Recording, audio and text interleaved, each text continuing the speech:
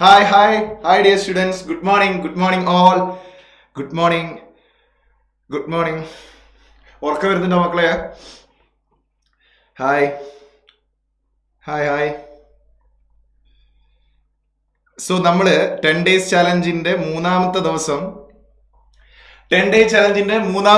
ഇന്ന് നമ്മൾ ഫിസിക്സ് തുടങ്ങുന്നത് ഓസിലേഷൻ വെച്ചിട്ടാണ്. ഓസിലേഷന്റെ ഒരു ക്വിക്ക് റിവിഷൻ. ഓസിലേഷനിൽ നിർബന്ധമായിട്ടും നീറ്റ് എക്സാം ഹാളിലേക്ക് കയറുന്നതിന് മുമ്പ് നിർബന്ധമായിട്ടും നിങ്ങൾ ചെയ്തിരിക്കേണ്ട ക്വസ്റ്റ്യൻസ് ആണ് നമ്മൾ ഡിസ്കസ് ചെയ്യുന്നത്. 2015 ഇങ്ങോട്ടേക്ക് നീറ്റിന് ചോദിച്ച ക്വസ്റ്റ്യൻസ് പരമാവധി നമ്മൾ ഡിസ്കസ് ചെയ്യുന്നു. So hi hello good morning. പുറത്ത് ചെറിയൊരു മഴ ഉണ്ട്. ഒരു ഗ്ലാസ് കട്ടൻ ചായ എടുത്തു വെക്കുക, വീഡിയോ ഓൺ ആക്കി വെക്കുക, ക്വസ്റ്റ്യൻസ് ഇങ്ങനെ ചെയ്യാം. മഴ, ചായ, ഫിസിക്സ്, പക്ക കോമ്പിനേഷൻ. ഓക്കെ മക്കളെ, എന്നാ സ്റ്റാർട്ട് ചെയ്യല്ലേ? സ്റ്റാർട്ട് ചെയ്യുന്നതിന് മുമ്പ് നിങ്ങൾ എന്ത് ചെയ്യാ? വീഡിയോന്റെ ലിങ്ക് നിങ്ങളുടെ ഗ്രൂപ്പിലേക്കൊക്കെ ഷെയർ ചെയ്യുക, ഫ്രണ്ട്സിനൊക്കെ അയച്ചു കൊടുക്കുക, സ്റ്റാറ്റസ് ആക്കാൻ പറ്റുന്ന ഒരു സ്റ്റാറ്റസ് ആക്കുക. എല്ലാവരും കാണട്ടെ, എല്ലാവരും പഠിക്കട്ടെ. ഓക്കെ മക്കളെ, സ്റ്റാർട്ട് ചെയ്യല്ലേ? Okay, set. നോക്കടാ, ഓസിലേഷനിൽ നമ്മൾ സ്റ്റാർട്ട് ചെയ്യുന്നത് തന്നെ, ഓസിലേഷൻ NCERT സ്റ്റാർട്ട് ചെയ്യുന്നത് തന്നെ പീരിയോഡിക് മോഷൻ ഓസിലേഷൻ നമ്മളെ ഡിഫറൻസ് ആണ്. പീരിയോഡിക് മോഷൻ, എല്ലാ ഓസിലേഷനും പീരിയോഡിക് ആണ്, പക്ഷെ എല്ലാ പീരിയോഡിക്കും എന്താവണമെന്നില്ല, ഓസിലേഷൻ ആവണമെന്നില്ല. ഇനി ഓസിലേഷനിൽ ഒരു ടൈപ്പ് ഓഫ് ഓസിലേഷൻ ആണ് സിമ്പിൾ ഹാർമോണിക് മോഷൻ. നിങ്ങൾ നീറ്റ് ഓറിയന്റഡ് ആയിട്ട് നോക്കുന്ന സമയത്ത് സിമ്പിൾ ഹാർമോണിക് മോഷൻ മുതലാണ് പഠിച്ചു തുടങ്ങേണ്ടത്. ബാക്കിയൊക്കെ അതിന്റെ ബേസിക്സ് ആണ്, അതൊന്നും ഞാൻ പറയുന്നില്ല, നിങ്ങൾക്ക് അറിയുന്ന ഞാൻ വിചാരിക്കുന്നു. നോക്കാം നമുക്ക് SHM. എപ്പോഴാണ് ഒരു ഓസിലേഷൻ SHM ആവുക? അപ്പൊ നോക്കാം, നിങ്ങൾക്ക് വെർട്ടിക്കലി ബോർഡിൽ വെർട്ടിക്കലി ബോർഡിൽ നിങ്ങൾക്ക് ഒരു സ്പ്രിംഗ് ആണ്, ശരിയല്ലേ? ആ സ്പ്രിങ്ങിനെ നമ്മൾ താഴത്തേക്ക് ഡിസ്പ്ലേസ്ഡ് ചെയ്താൽ, നോക്കുക, ഈ സ്പ്രിങ്ങിനെ താഴത്തേക്ക് ഡിസ്പ്ലേസ്ഡ് ചെയ്താൽ ഒരു എക്സ് ഡിസ്പ്ലേസ്മെന്റ് താഴേക്ക് ഉണ്ടായ സ്പ്രിംഗ് അവിടെ നിൽക്കില്ല. Spring will move upward direction. അപ്പൊ സ്പ്രിങ്ങിന്റെ ഉള്ളിൽ റീസ്റ്റോറിംഗ് ഫോഴ്സ് ഡെവലപ്പ് ചെയ്യുന്നുണ്ട്. ഇനി സ്പ്രിങ്ങിനെ നിങ്ങൾ മുകളിലേക്ക് എക്സ് ഡിസ്റ്റൻസ് കംപ്രസ് ചെയ്ത് കഴിഞ്ഞാൽ സ്പ്രിംഗ് അവിടെ നിൽക്കില്ല. Spring will come back to mean position. അപ്പോ ഫോഴ്സ് ഒന്നും ഇല്ല എങ്കിൽ ഫൈനലി വന്ന് നിൽക്കുന്ന സ്ഥലത്തിനെയാണ് നമ്മൾ എന്ത് വിളിക്കുക? മീൻ പൊസിഷൻ എന്ന് വിളിക്കുക. അപ്പൊ നമ്മൾ മീൻ പൊസിഷനിൽ മുകളിലേക്ക്, ദാറ്റ് മീൻസ് ഒരു സൈഡിലേക്ക് ഡിസ്പ്ലേസ് ചെയ്താലും അതർ സൈഡിലേക്ക് ഡിസ്പ്ലേസ് ചെയ്താലും തിരിച്ച് മീൻ പൊസിഷനിലേക്ക് തിരിച്ചു വരും. There will be A restoring force. There should be A restoring force F. There should be a restoring force F, and F should be proportional to X. Okay, then F is equal to minus of Kx. ആ minus ഉദ്ദേശിക്കുന്നത് എന്താന്ന് വെച്ചാൽ restoring force is opposite to the displacement. നിങ്ങൾ എങ്ങോട്ടേക്കാണോ displace ചെയ്യുന്നത് അതിന്റെ opposite ഡയറക്ഷനിലാണ് എന്തുണ്ടാവുക? റീസ്റ്റോറിംഗ് ഫോഴ്സ് ഉണ്ടാവുക. And restoring force MA is equal to minus of Kx. And M, acceleration നിങ്ങൾക്ക് ഇങ്ങനെ ചെയ്താൽ d²x/dt². ഇനി kx എടുത്ത് ഇപ്പുറത്തേക്ക് ഇട്ടാൽ plus kx is equal to 0. ഇതാണ് ജനറൽ ഇക്വേഷൻ ഓഫ് SHM. ഈ ഇക്വേഷൻ സാറ്റിസ്ഫൈ ചെയ്യുന്ന എല്ലാവരും സിമ്പിൾ ഹാർമോണിക് മോഷൻ എക്സിക്യൂട്ട് ചെയ്യുന്ന ആൾക്കാരാണ്. സിമ്പിൾ ഹാർമോണിക് മോഷൻ എക്സിക്യൂട്ട് ചെയ്യുന്നുണ്ടോ ഇല്ലയോ നോക്കാൻ മാത്തമാറ്റിക്കലി ഈ ഇക്വേഷൻ ആപ്റ്റ് ആവുന്നുണ്ടോ നോക്കിയാൽ മതി. അപ്പൊ നോക്കൂ, നിങ്ങൾക്ക് SHMന്റെ ജനറൽ ഇക്വേഷൻ ഇവിടെ എഴുതി വെച്ചിട്ടുണ്ട്. d²x/dt² is equal to minus k divided by m into x. അത് റീഅറേഞ്ച് ചെയ്ത് എഴുതിയാണ്. അല്ലെങ്കിൽ അതിന്റെ താഴെ d²x/dt² plus k by m into x is equal to 0. Whatever it may be, ഈ ഫോർമിൽ വരുന്ന ഇക്വേഷൻസ് എല്ലാം സിമ്പിൾ ഹാർമോണിക് മോഷൻ ഇക്വേഷൻ ആണ്. ഇനി ഒരു SHMന്റെ ടൈം പീരീഡിന്റെ general equation T is equal to 2π root of m/k. General equation is 2π root of m/k. ഇനി frequency ആണെങ്കിൽ frequency is the inverse of time period അല്ലേ? 1/2π root of k/m. ഇനി angular frequency ആണെങ്കിൽ ഒമേഗ ഇസ് ഈക്വൽ ടു 2π എടുത്തപ്പുറത്തേക്ക് ഇട്ടാൽ 2π nu ആയി. 2π nu എന്താടാ? Angular frequency is equal to root of k/m. ശരിയല്ലേ? നോക്കടാ, അപ്പോ ജനറൽ ഇക്വേഷന്റെ അകത്ത് ആക്സിലറേഷന്റെ അടുത്ത് വരുന്ന ആളാണ് M. ആക്സിലറേഷന്റെ അടുത്ത്, അതായത് ഡബിൾ ഡെറിവേറ്റീവ് ഓഫ് ഡിസ്പ്ലേസ്മെന്റിന്റെ അടുത്ത് വരുന്ന ആളാണ്, അതിന്റെ കോഎഫിഷ്യന്റ് ആണ് M എന്ന് പറയുന്ന സാധനം. മാസോ അല്ലെ മാസിന് സിമിലർ ആയോ ക്വാണ്ടിറ്റി. ഇനി എക്സിന്റെ കൂടെ വരുന്ന ഈ K, എക്സിന്റെ കൂടെ വരുന്ന force constant, that means K, അതാണ് ഇവിടെ ഡിനോമിനേറ്ററിൽ, ടൈം പീരീഡിന്റെ ഇക്വേഷന്റെ അകത്ത് ഡിനോമിനേറ്ററിൽ വരുന്ന K. ഇതെന്തിനാ അങ്ങനെ പറയുന്നതെന്ന് വെച്ചാൽ, ഫോർ എക്സാമ്പിൾ നോക്കൂ മക്കളെ, SHMന്റെ ജനറൽ ഇക്വേഷൻ എന്താ? M d²x/dt² plus kx is equal to 0. ഇതല്ലേ SHMന്റെ ജനറൽ ഇക്വേഷൻ. ഓക്കെ അല്ലടാ? അതിൽ d square x by dt square എന്ന് പറഞ്ഞാൽ എന്താ? It is acceleration. It is nothing but acceleration. ശരിയല്ലേ? നമ്മളോട് ഒരു ഇക്വേഷൻ പറയാണ്, SHMന്റെ ഒരു ജനറൽ ഇക്വേഷൻ തരികയാണ്. 2 into d square x by dt square plus 10x is equal to 0. And this is an SHM equation of differential equation of SHM. ഇങ്ങനെ നിങ്ങൾ ഇപ്പൊ ബോർഡിൽ കാണുന്ന പോലെ ഒരു SHMന്റെ ഇക്വേഷൻ തരികയാണ്. എന്താണ്? 2 into d square x by dt square plus 10x is equal to 0. Find the time period, find the angular frequency, find the linear frequency ചോദിക്കുകയാണെങ്കിൽ നിങ്ങൾക്ക് ചെയ്യാം. ജനറൽ ഇക്വേഷൻ എന്താണ്? ടൈം പീരീഡിന്റെ t is equal to 2 pi root of m by k. 2 pi root of m by k. 2 pi root of m by k. ഇതിൽ mass എന്ന് പറഞ്ഞാൽ എന്താ? d square x by dt square, അതായത് ആക്സിലറേഷന്റെ അടുത്ത് വരുന്ന ആള് d square x by dt square അല്ലെങ്കിൽ ആക്സിലറേഷന്റെ അടുത്ത് വരുന്ന കോഎഫിഷ്യന്റ്, അതാണ് m ന് സിമിലർ ആയ ആള്. അപ്പോ time period is equal to 2 pi root of m ന് പകരം നിങ്ങൾക്ക് 2 കൊടുക്കാം. റെഡി? ഇനി k, x ന്റെ കോഎഫിഷ്യന്റ് ആയിട്ട് വരുന്ന ആളാണ് k. k ന്റെ സ്ഥാനത്ത് നിങ്ങൾക്ക് എത്ര കൊടുക്കുക? 10 കൊടുക്കുക. അപ്പോൾ ഇവിടെ ഡിവൈഡ് ബൈ 10. അപ്പോൾ time period is equal to 2 pi root of 2 by 10. 2 ഉം 10 ഉം കട്ടായി പോയാൽ 2 pi divided by root 5 will be the time period. ഇനി ഫ്രീക്വൻസി ചോദിച്ചാൽ എന്തായിരിക്കും? Frequency is equal to root 5 divided by 2 pi. Angular frequency എന്തായിരിക്കും? Omega is nothing but root 5. ശരിയല്ലേ? അല്ലേടാ? അങ്ങനെ ഒരു SHMന്റെ ഇക്വേഷൻ കിട്ടി നമുക്ക് ടൈം പീരീഡ് കണ്ടുപിടിക്കാം. അത് സെറ്റ് അല്ലേ? ക്ലിയർ അല്ലേ? അടുത്ത് പറയട്ടെ. ഒരു എക്സാമ്പിൾ ആണിത്. നോക്കൂ. 4d square x by dt square plus 320 into x is equal to 0. ഇതിന്റെ അകത്ത് നിങ്ങൾക്ക് ടൈം പീരീഡ് കണ്ടുപിടിക്കാം. ടൈം പീരീഡ് കണ്ടുപിടിച്ച മെത്തേഡ് അവിടെ കൊടുത്തിട്ടുണ്ട്, നിങ്ങൾക്ക് കാണാൻ പറ്റും. സ്ലൈഡ് കിട്ടുമ്പോൾ ചെക്ക് ചെയ്യാൻ പറ്റും. ഓക്കെ, അടുത്ത ടോപ്പിക് പറയട്ടെ. നോക്കൂ, ഇവിടെ മുതൽ നിങ്ങൾ നന്നായി ശ്രദ്ധിക്കണം മക്കളെ. ഇവിടെ മുതൽ നിങ്ങൾ നന്നായി ശ്രദ്ധിക്കണം. പല കുട്ടികളും ടെലഗ്രാമിലായാലും അല്ലാതെ ആയാലും ഒക്കെ ഡൗട്ട് ചോദിക്കുന്ന ഒരു പോർഷൻ ആണ് ഡിസ്പ്ലേസ്മെന്റ് ഓഫ് SHMന്റെ ഇക്വേഷൻ ഡിറൈവ് ചെയ്യുന്നത്. NCERTയില് y പ്രൊജക്ഷൻ അല്ലെങ്കിൽ x projection of circular motion എന്നൊക്കെ പറഞ്ഞിട്ട് എക്സ്പ്ലെയിൻ ചെയ്യുന്ന ഒരു സാധനമാണ്. ഇത് മനസ്സിലാക്കി കഴിഞ്ഞാൽ ഒരുപാട് കോൺസെപ്റ്റ് നിങ്ങൾക്ക് ഇതിന്റെ അകത്ത് നിന്ന് ക്ലിയർ ആവും. നോക്കൂ മക്കളെ, ഞാനിവിടെ ഒരു സർക്കുലർ മോഷനാണ് ഈ വരച്ച് കാണിച്ചിരിക്കുന്നത്. കണ്ട, ഒരു സർക്കുലർ മോഷനാണ് വരച്ച് കാണിക്കുന്നത്. ഓക്കെ, 1K വ്യൂസ് ആയി, 1000 പേര് വാച്ചിങ് പോരാ, നിങ്ങൾ കുറച്ചും കൂടെ ഷെയർ ചെയ്യണം, കുറെ കൂടെ വ്യൂസ് നമുക്ക് ഉണ്ടാക്കണം. ഓക്കെ, നോക്കടാ, ഇവിടെ ഒരു സർക്കുലർ മോഷൻ ഇങ്ങനെ എക്സിക്യൂട്ട് ചെയ്യണം. ഈ സർക്കുലർ മോഷൻ സ്റ്റാർട്ട് ചെയ്യുന്നത് ഈ പോയിന്റിലാണ്. ഈ സർക്കുലർ മോഷന്റെ radius let it be a. ആ സർക്കുലർ മോഷന്റെ റേഡിയസ്, അതായത് സെന്ററിന് സർക്കിളിന്റെ സർക്കംഫേസിലേക്കുള്ള ഡിസ്റ്റൻസ് a. ഈ സർക്കുലർ മോഷൻ ഈ സർക്കംഫേസിലൂടെ ഇങ്ങനെ മൂവ് ചെയ്യുന്ന ആ മോഷനെ നമുക്ക് ആ y ആക്സിസിലേക്ക് പ്രൊജക്ട് ചെയ്യാം. ഇവിടെ നിങ്ങൾ കാണുന്ന y ആക്സിസിലേക്ക് പ്രൊജക്ട് ചെയ്യാം. എങ്ങനെയെന്ന് വെച്ചാൽ സർക്കംഫേസിൽ പാർട്ടിക്കിൾ ഇവിടെ നിൽക്കുമ്പോൾ, ദാറ്റ് മീൻസ് ഇതാണ് പാർട്ടിക്കിളിന്റെ ഇനീഷ്യൽ പൊസിഷൻ. ആ പാർട്ടിക്കിൾ സർക്കുലർ മോഷൻ സ്റ്റാർട്ട് ചെയ്യുന്നത് ഇവിടെയാണ്. t is equal to 0 പാർട്ടിക്കിളിന്റെ പൊസിഷൻ ഇവിടെ ആയിരിക്കും. t is equal to 0 പാർട്ടിക്കിളിന്റെ പൊസിഷൻ ഇവിടെ ആയിരിക്കും. അപ്പൊ ഇതല്ല ഇനീഷ്യൽ പൊസിഷൻ. ഈ പൊസിഷന്റെ y പ്രൊജക്ഷൻ കണ്ടുപിടിക്കാൻ ഇവിടുന്ന് നേരെ y ആക്സിസിലേക്ക് ഒരു സ്ട്രേറ്റ് ലൈൻ വരയ്ക്കുക, ലൈക്ക് ദിസ്. ആ particle t is equal to 0 സർക്കംഫേസിൽ എവിടെയാണോ നിൽക്കുന്നത് അവിടുന്ന് y ആക്സിസിലേക്ക് ഒരു ലൈൻ വരയ്ക്കുക, ലൈക്ക് ദിസ്. അപ്പൊ ഇവിടെ അല്ല അതിന്റെ സ്റ്റാർട്ടിംഗ് പോയിന്റ്. ഞാൻ ഇപ്പോഴത്തെ ഡോട്ട് അല്ലേ starting point. This will be the initial point. ഇനി ഈ പാർട്ടിക്കിൾ റൊട്ടേറ്റ് ചെയ്യാണ്, സർക്കുലർ മോഷൻ എക്സിക്യൂട്ട് ചെയ്യാണ്. ഇവിടെ നിന്ന് ഇങ്ങനെ മൂവ് ചെയ്ത് ഇവിടെ എത്തി. ഇപ്പൊ ഈ ലൊക്കേഷനിലെത്തി. ഞാനിപ്പോ ഒരു ബോക്സിൽ ഇട്ട് ആ ലൊക്കേഷനിലെത്തി. അപ്പൊ അവിടുത്തെ y പ്രൊജക്ഷൻ ആ പോയിന്റിന് കറസ്പോണ്ടിങ് ആയിട്ട് y ആക്സിസിന്റെ മുകളിൽ ആ പാർട്ടിക്കിൾ എവിടെയാണെന്ന് അറിയാൻ ഞാൻ നേരെ അവിടുന്ന് ഇങ്ങോട്ടേക്ക് നീട്ടി വരച്ചു. അപ്പൊ ഇവിടെ അല്ലേ ഉള്ളത്.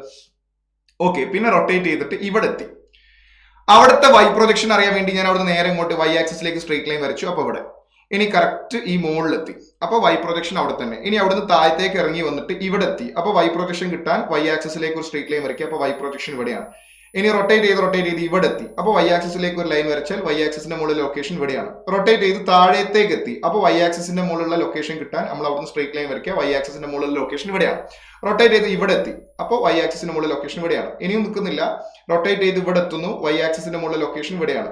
റൊട്ടേറ്റ് ചെയ്ത് ഇവിടെ എത്തുന്നു, y ആക്സിസിന്റെ മുകളിൽ ലൊക്കേഷൻ ഇവിടെയാണ്. ഒരു കംപ്ലീറ്റ് റൊട്ടേഷൻ പൂർത്തിയായപ്പോൾ എങ്ങനെയാണോ തുടങ്ങിയത് അവിടെ തന്നെ തിരിച്ചെത്തി. അപ്പൊ തുടങ്ങുന്ന സമയത്ത് y ആക്സിസിന്റെ മുകളിൽ ലൊക്കേഷൻ ഇവിടെയായിരുന്നു, അവസാനിച്ചപ്പോഴും y ആക്സിസിന്റെ മുകളിൽ ലൊക്കേഷൻ ഇവിടെയായിരുന്നു.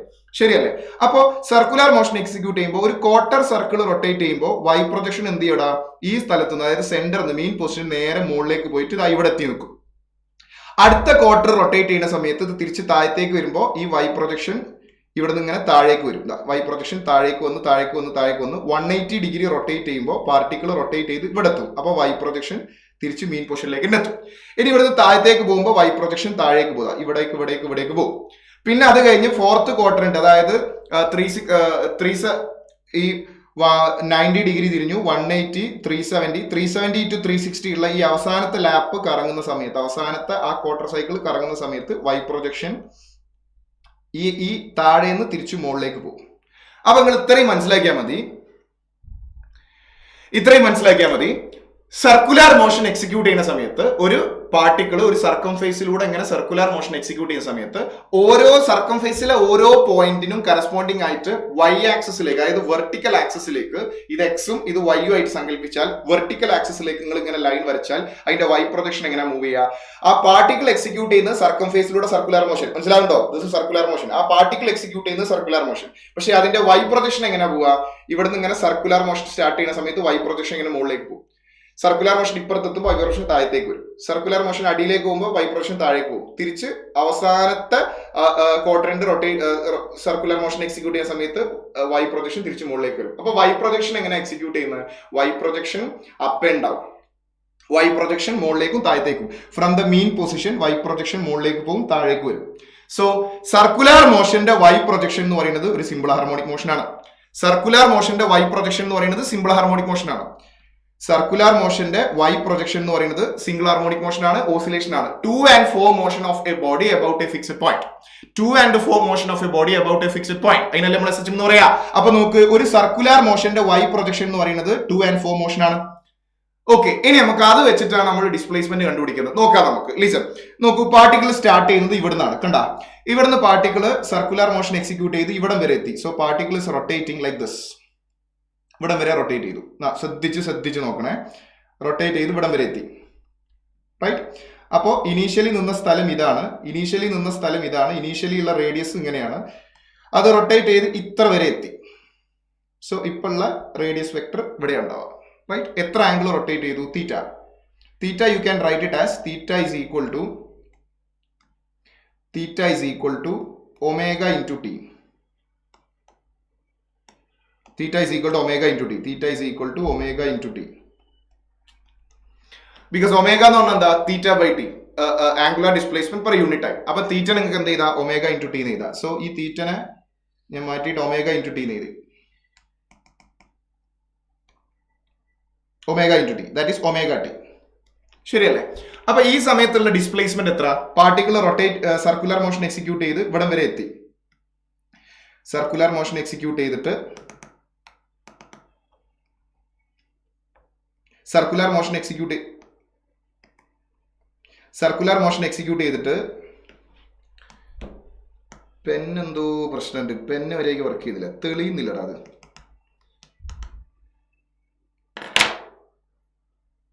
92% ചാർജ് ഉണ്ട്. പക്ഷെ എന്തായിരിക്കും അറിയാം. ഒരു മിനിറ്റ് മക്കളെ. സാറേ പെന്ന് വർക്ക് ചെയ്യണില്ല.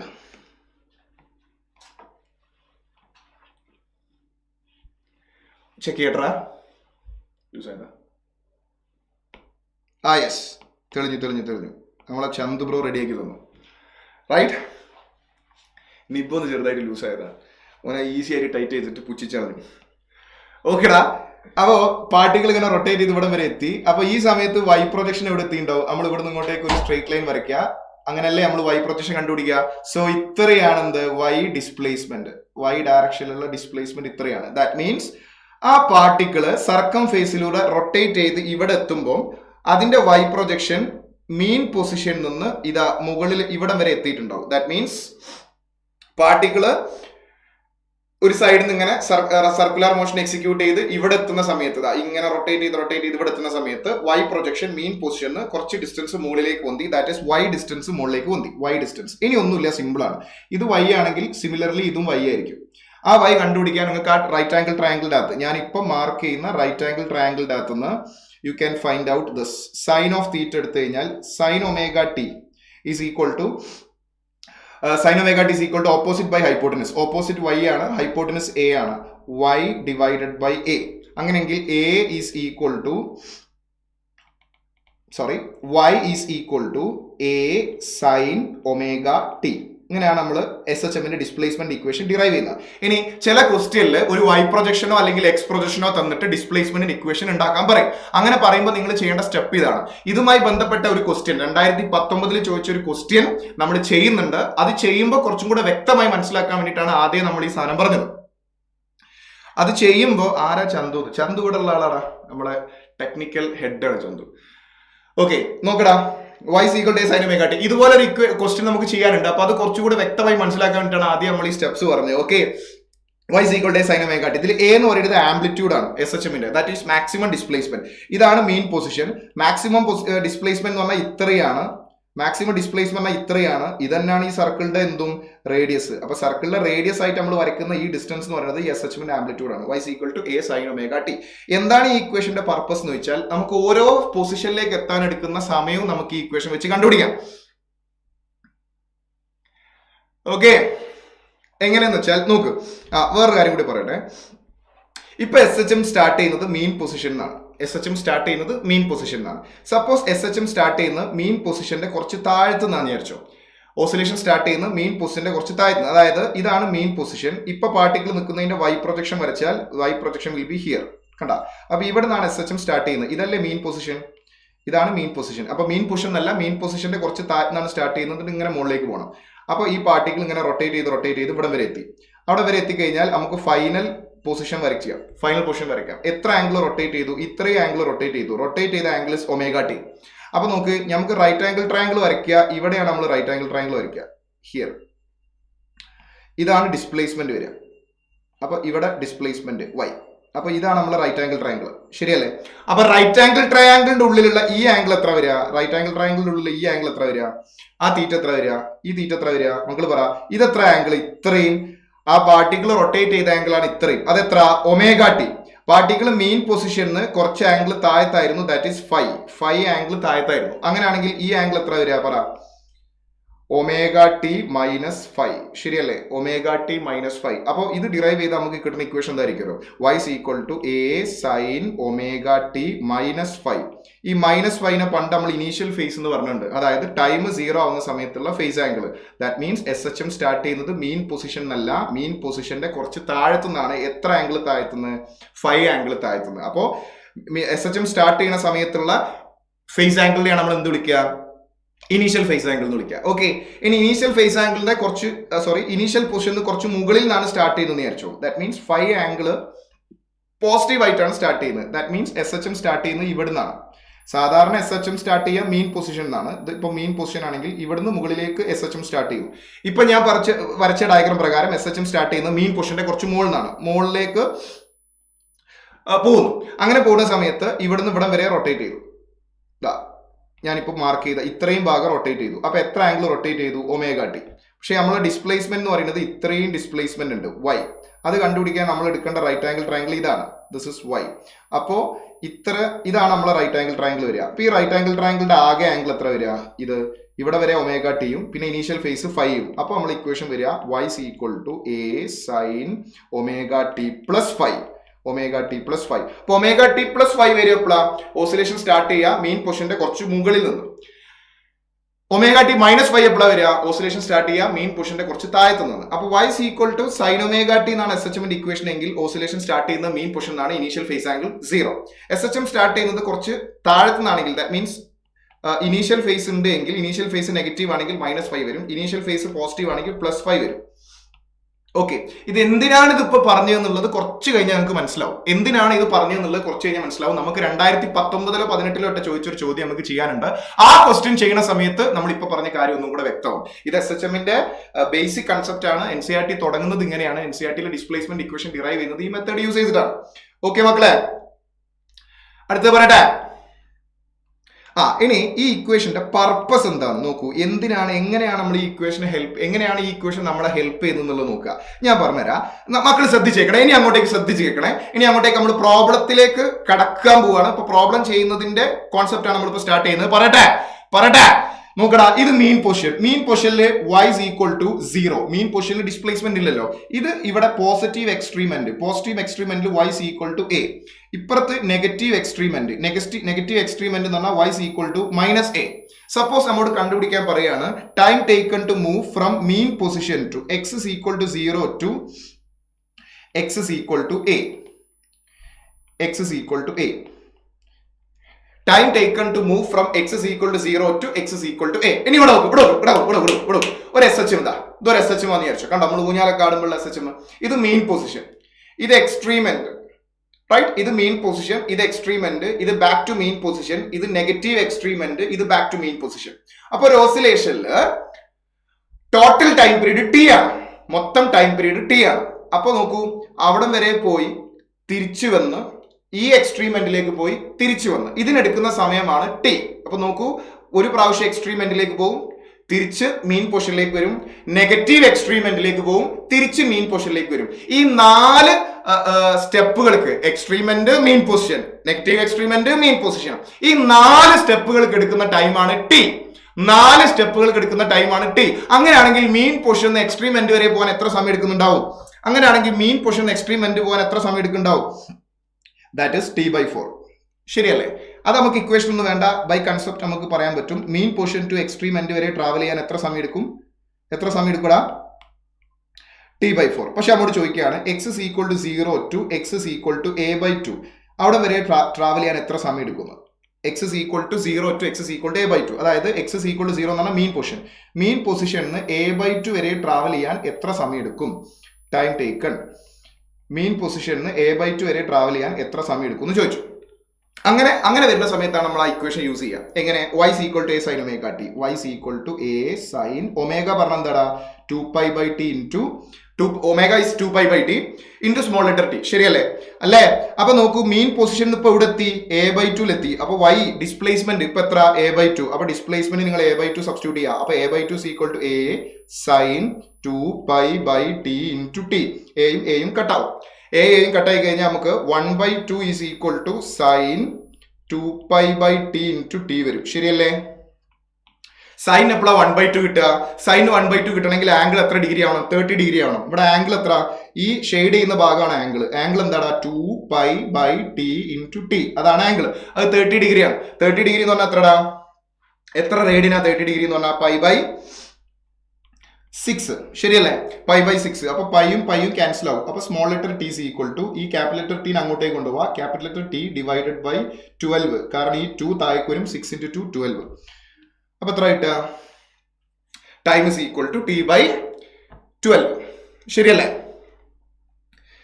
അല്ലേ? ഇതുപോലെ നമുക്ക് എന്ത് കണ്ടുപിടിക്കാന്നറിയോ? Time taken to move from mean position x is equal to 0 to x is equal to a/√2. x is equal to 0 to x is equal to a/√2. എങ്ങനെ കണ്ടുപിടിക്കുക? y is equal to a/√2 substitute ചെയ്യുക. അപ്പോ a/√2 is equal to a sin 2π/t into t. എയും കട്ടാവും. 1/√2 is equal to sin 2π/t into t. ശരിയല്ലേ? അപ്പൊ 1/√2 sign എപ്പോഴാണ് 1/√2 കിട്ടുക? Sign എപ്പോഴാണ് 1/√2 കിട്ടുക? 45 ഡിഗ്രി. 45 ഡിഗ്രി എന്ന് പറഞ്ഞാൽ π/4. So π/4 is equal to 2π/t into t. ശരിയല്ലേ? പൈയും ക്യാൻസൽ ആവും. അപ്പൊ small letter t is equal to capital letter T മുകളിലേക്ക് പോകും, 2 താഴത്തേക്ക് വരും. Small letter t is equal to t/8 വരും. ശരിയല്ലേ? t/8 വരും. അപ്പോൾ മീൻ പൊസിഷനിൽ a/√2 വരെ പോകാൻ എടുക്കുന്ന സമയം, മീൻ പൊസിഷനിൽ a/2ലേക്ക് പോകാൻ എടുക്കുന്ന സമയം, a/2 എക്സ്ട്രീമെന്റിലേക്ക് പോകാൻ എടുക്കുന്ന സമയം, അങ്ങനെയുള്ള കാര്യങ്ങളൊക്കെ കണ്ടുപിടിക്കാനാണ് നമ്മൾ ഇക്വേഷൻ യൂസ് ചെയ്യുന്നത്. ഇതെല്ലാം ഉപയോഗിച്ചാൽ കിട്ടുന്ന ആൻസർ ഞാൻ ഫൈനലി കാണിച്ചു തരാം. അത് ബൈ ഹാർട്ട് പഠിച്ചു വെച്ചാൽ നമുക്ക് കുറെ സമയം ലാഭിക്കാം. മീൻ പൊസിഷൻ ടു എക്സ്ട്രീമെന്റ് എത്ര സമയം? t/4. Mean position to extreme position t/4. Mean position to a/2 t/12. നമ്മൾ നേരത്തെ കിട്ടിയ answer t/12. Mean position to a/2 t/12. a/2 to extreme end t/6. a/2 to extreme end, അതായത് കൂടെ മീൻ പൊസിഷനിൽ a/2 വരെ പോകാൻ എത്ര സമയം എടുക്കും? മീൻ പൊസിഷനിൽ a/2 ആംപ്ലിറ്റ്യൂഡിന്റെ പകുതി വരെ പോകാൻ എത്ര സമയം എടുക്കൂടാ? t/12. Time പീരീഡിന്റെ 1/12 times. ഇനി a/2 അതായത് ആംപ്ലിറ്റ്യൂഡിന്റെ പകുതി സ്ഥലത്തുനിന്ന് എക്സ്ട്രീം എൻഡ് വരെ പോകാൻ എത്ര സമയം എടുക്കും? t/6. ശ്രദ്ധിക്കേണ്ട കാര്യം എന്താ വെച്ചാൽ ഈ രണ്ട് സമയം സെയിം അല്ല. അതായത് ആദ്യത്തെ ആംപ്ലിറ്റ്യൂഡിന്റെ പകുതി വരെയുള്ള ഡിസ്റ്റൻസ് ട്രാവൽ ചെയ്യാൻ എടുക്കാനും അടുത്ത ആംപ്ലിറ്റ്യൂഡിന്റെ പകുതി വരെ ട്രാവൽ ചെയ്യാൻ എടുക്കാനും. മൊത്തം ആംപ്ലിറ്റ്യൂഡ് അല്ലേ. അപ്പൊ മെയിൻ പൊസിഷൻ A/2 വരെ ട്രാവൽ ചെയ്യാൻ എടുക്കുന്ന സമയവും A/2 എക്സ്ട്രീം എൻഡ് വരെ ട്രാവൽ ചെയ്യാൻ എടുക്കുന്ന സമയവും സെയിം അല്ല. കാരണം അവിടെ വെലോസിറ്റിയിൽ വ്യത്യാസം ഉള്ളതുകൊണ്ടാണ്. വെലോസിറ്റി മാറുന്നതുകൊണ്ടാണ് ടൈം പീരീഡ് ടൈം സെയിം ആവാത്തത്. അപ്പൊ main position to A/2 T/12, A/2 to extreme end T/6, mean position to നമുക്ക് മീൻ പൊസിഷൻ ടു, അതായത് മീൻ പൊസിഷൻ എന്ന് പറഞ്ഞാൽ x is equal to 0, mean position to A/√2, mean position to A/√2 എടുക്കുന്ന സമയം T/8. Clear അല്ലേ?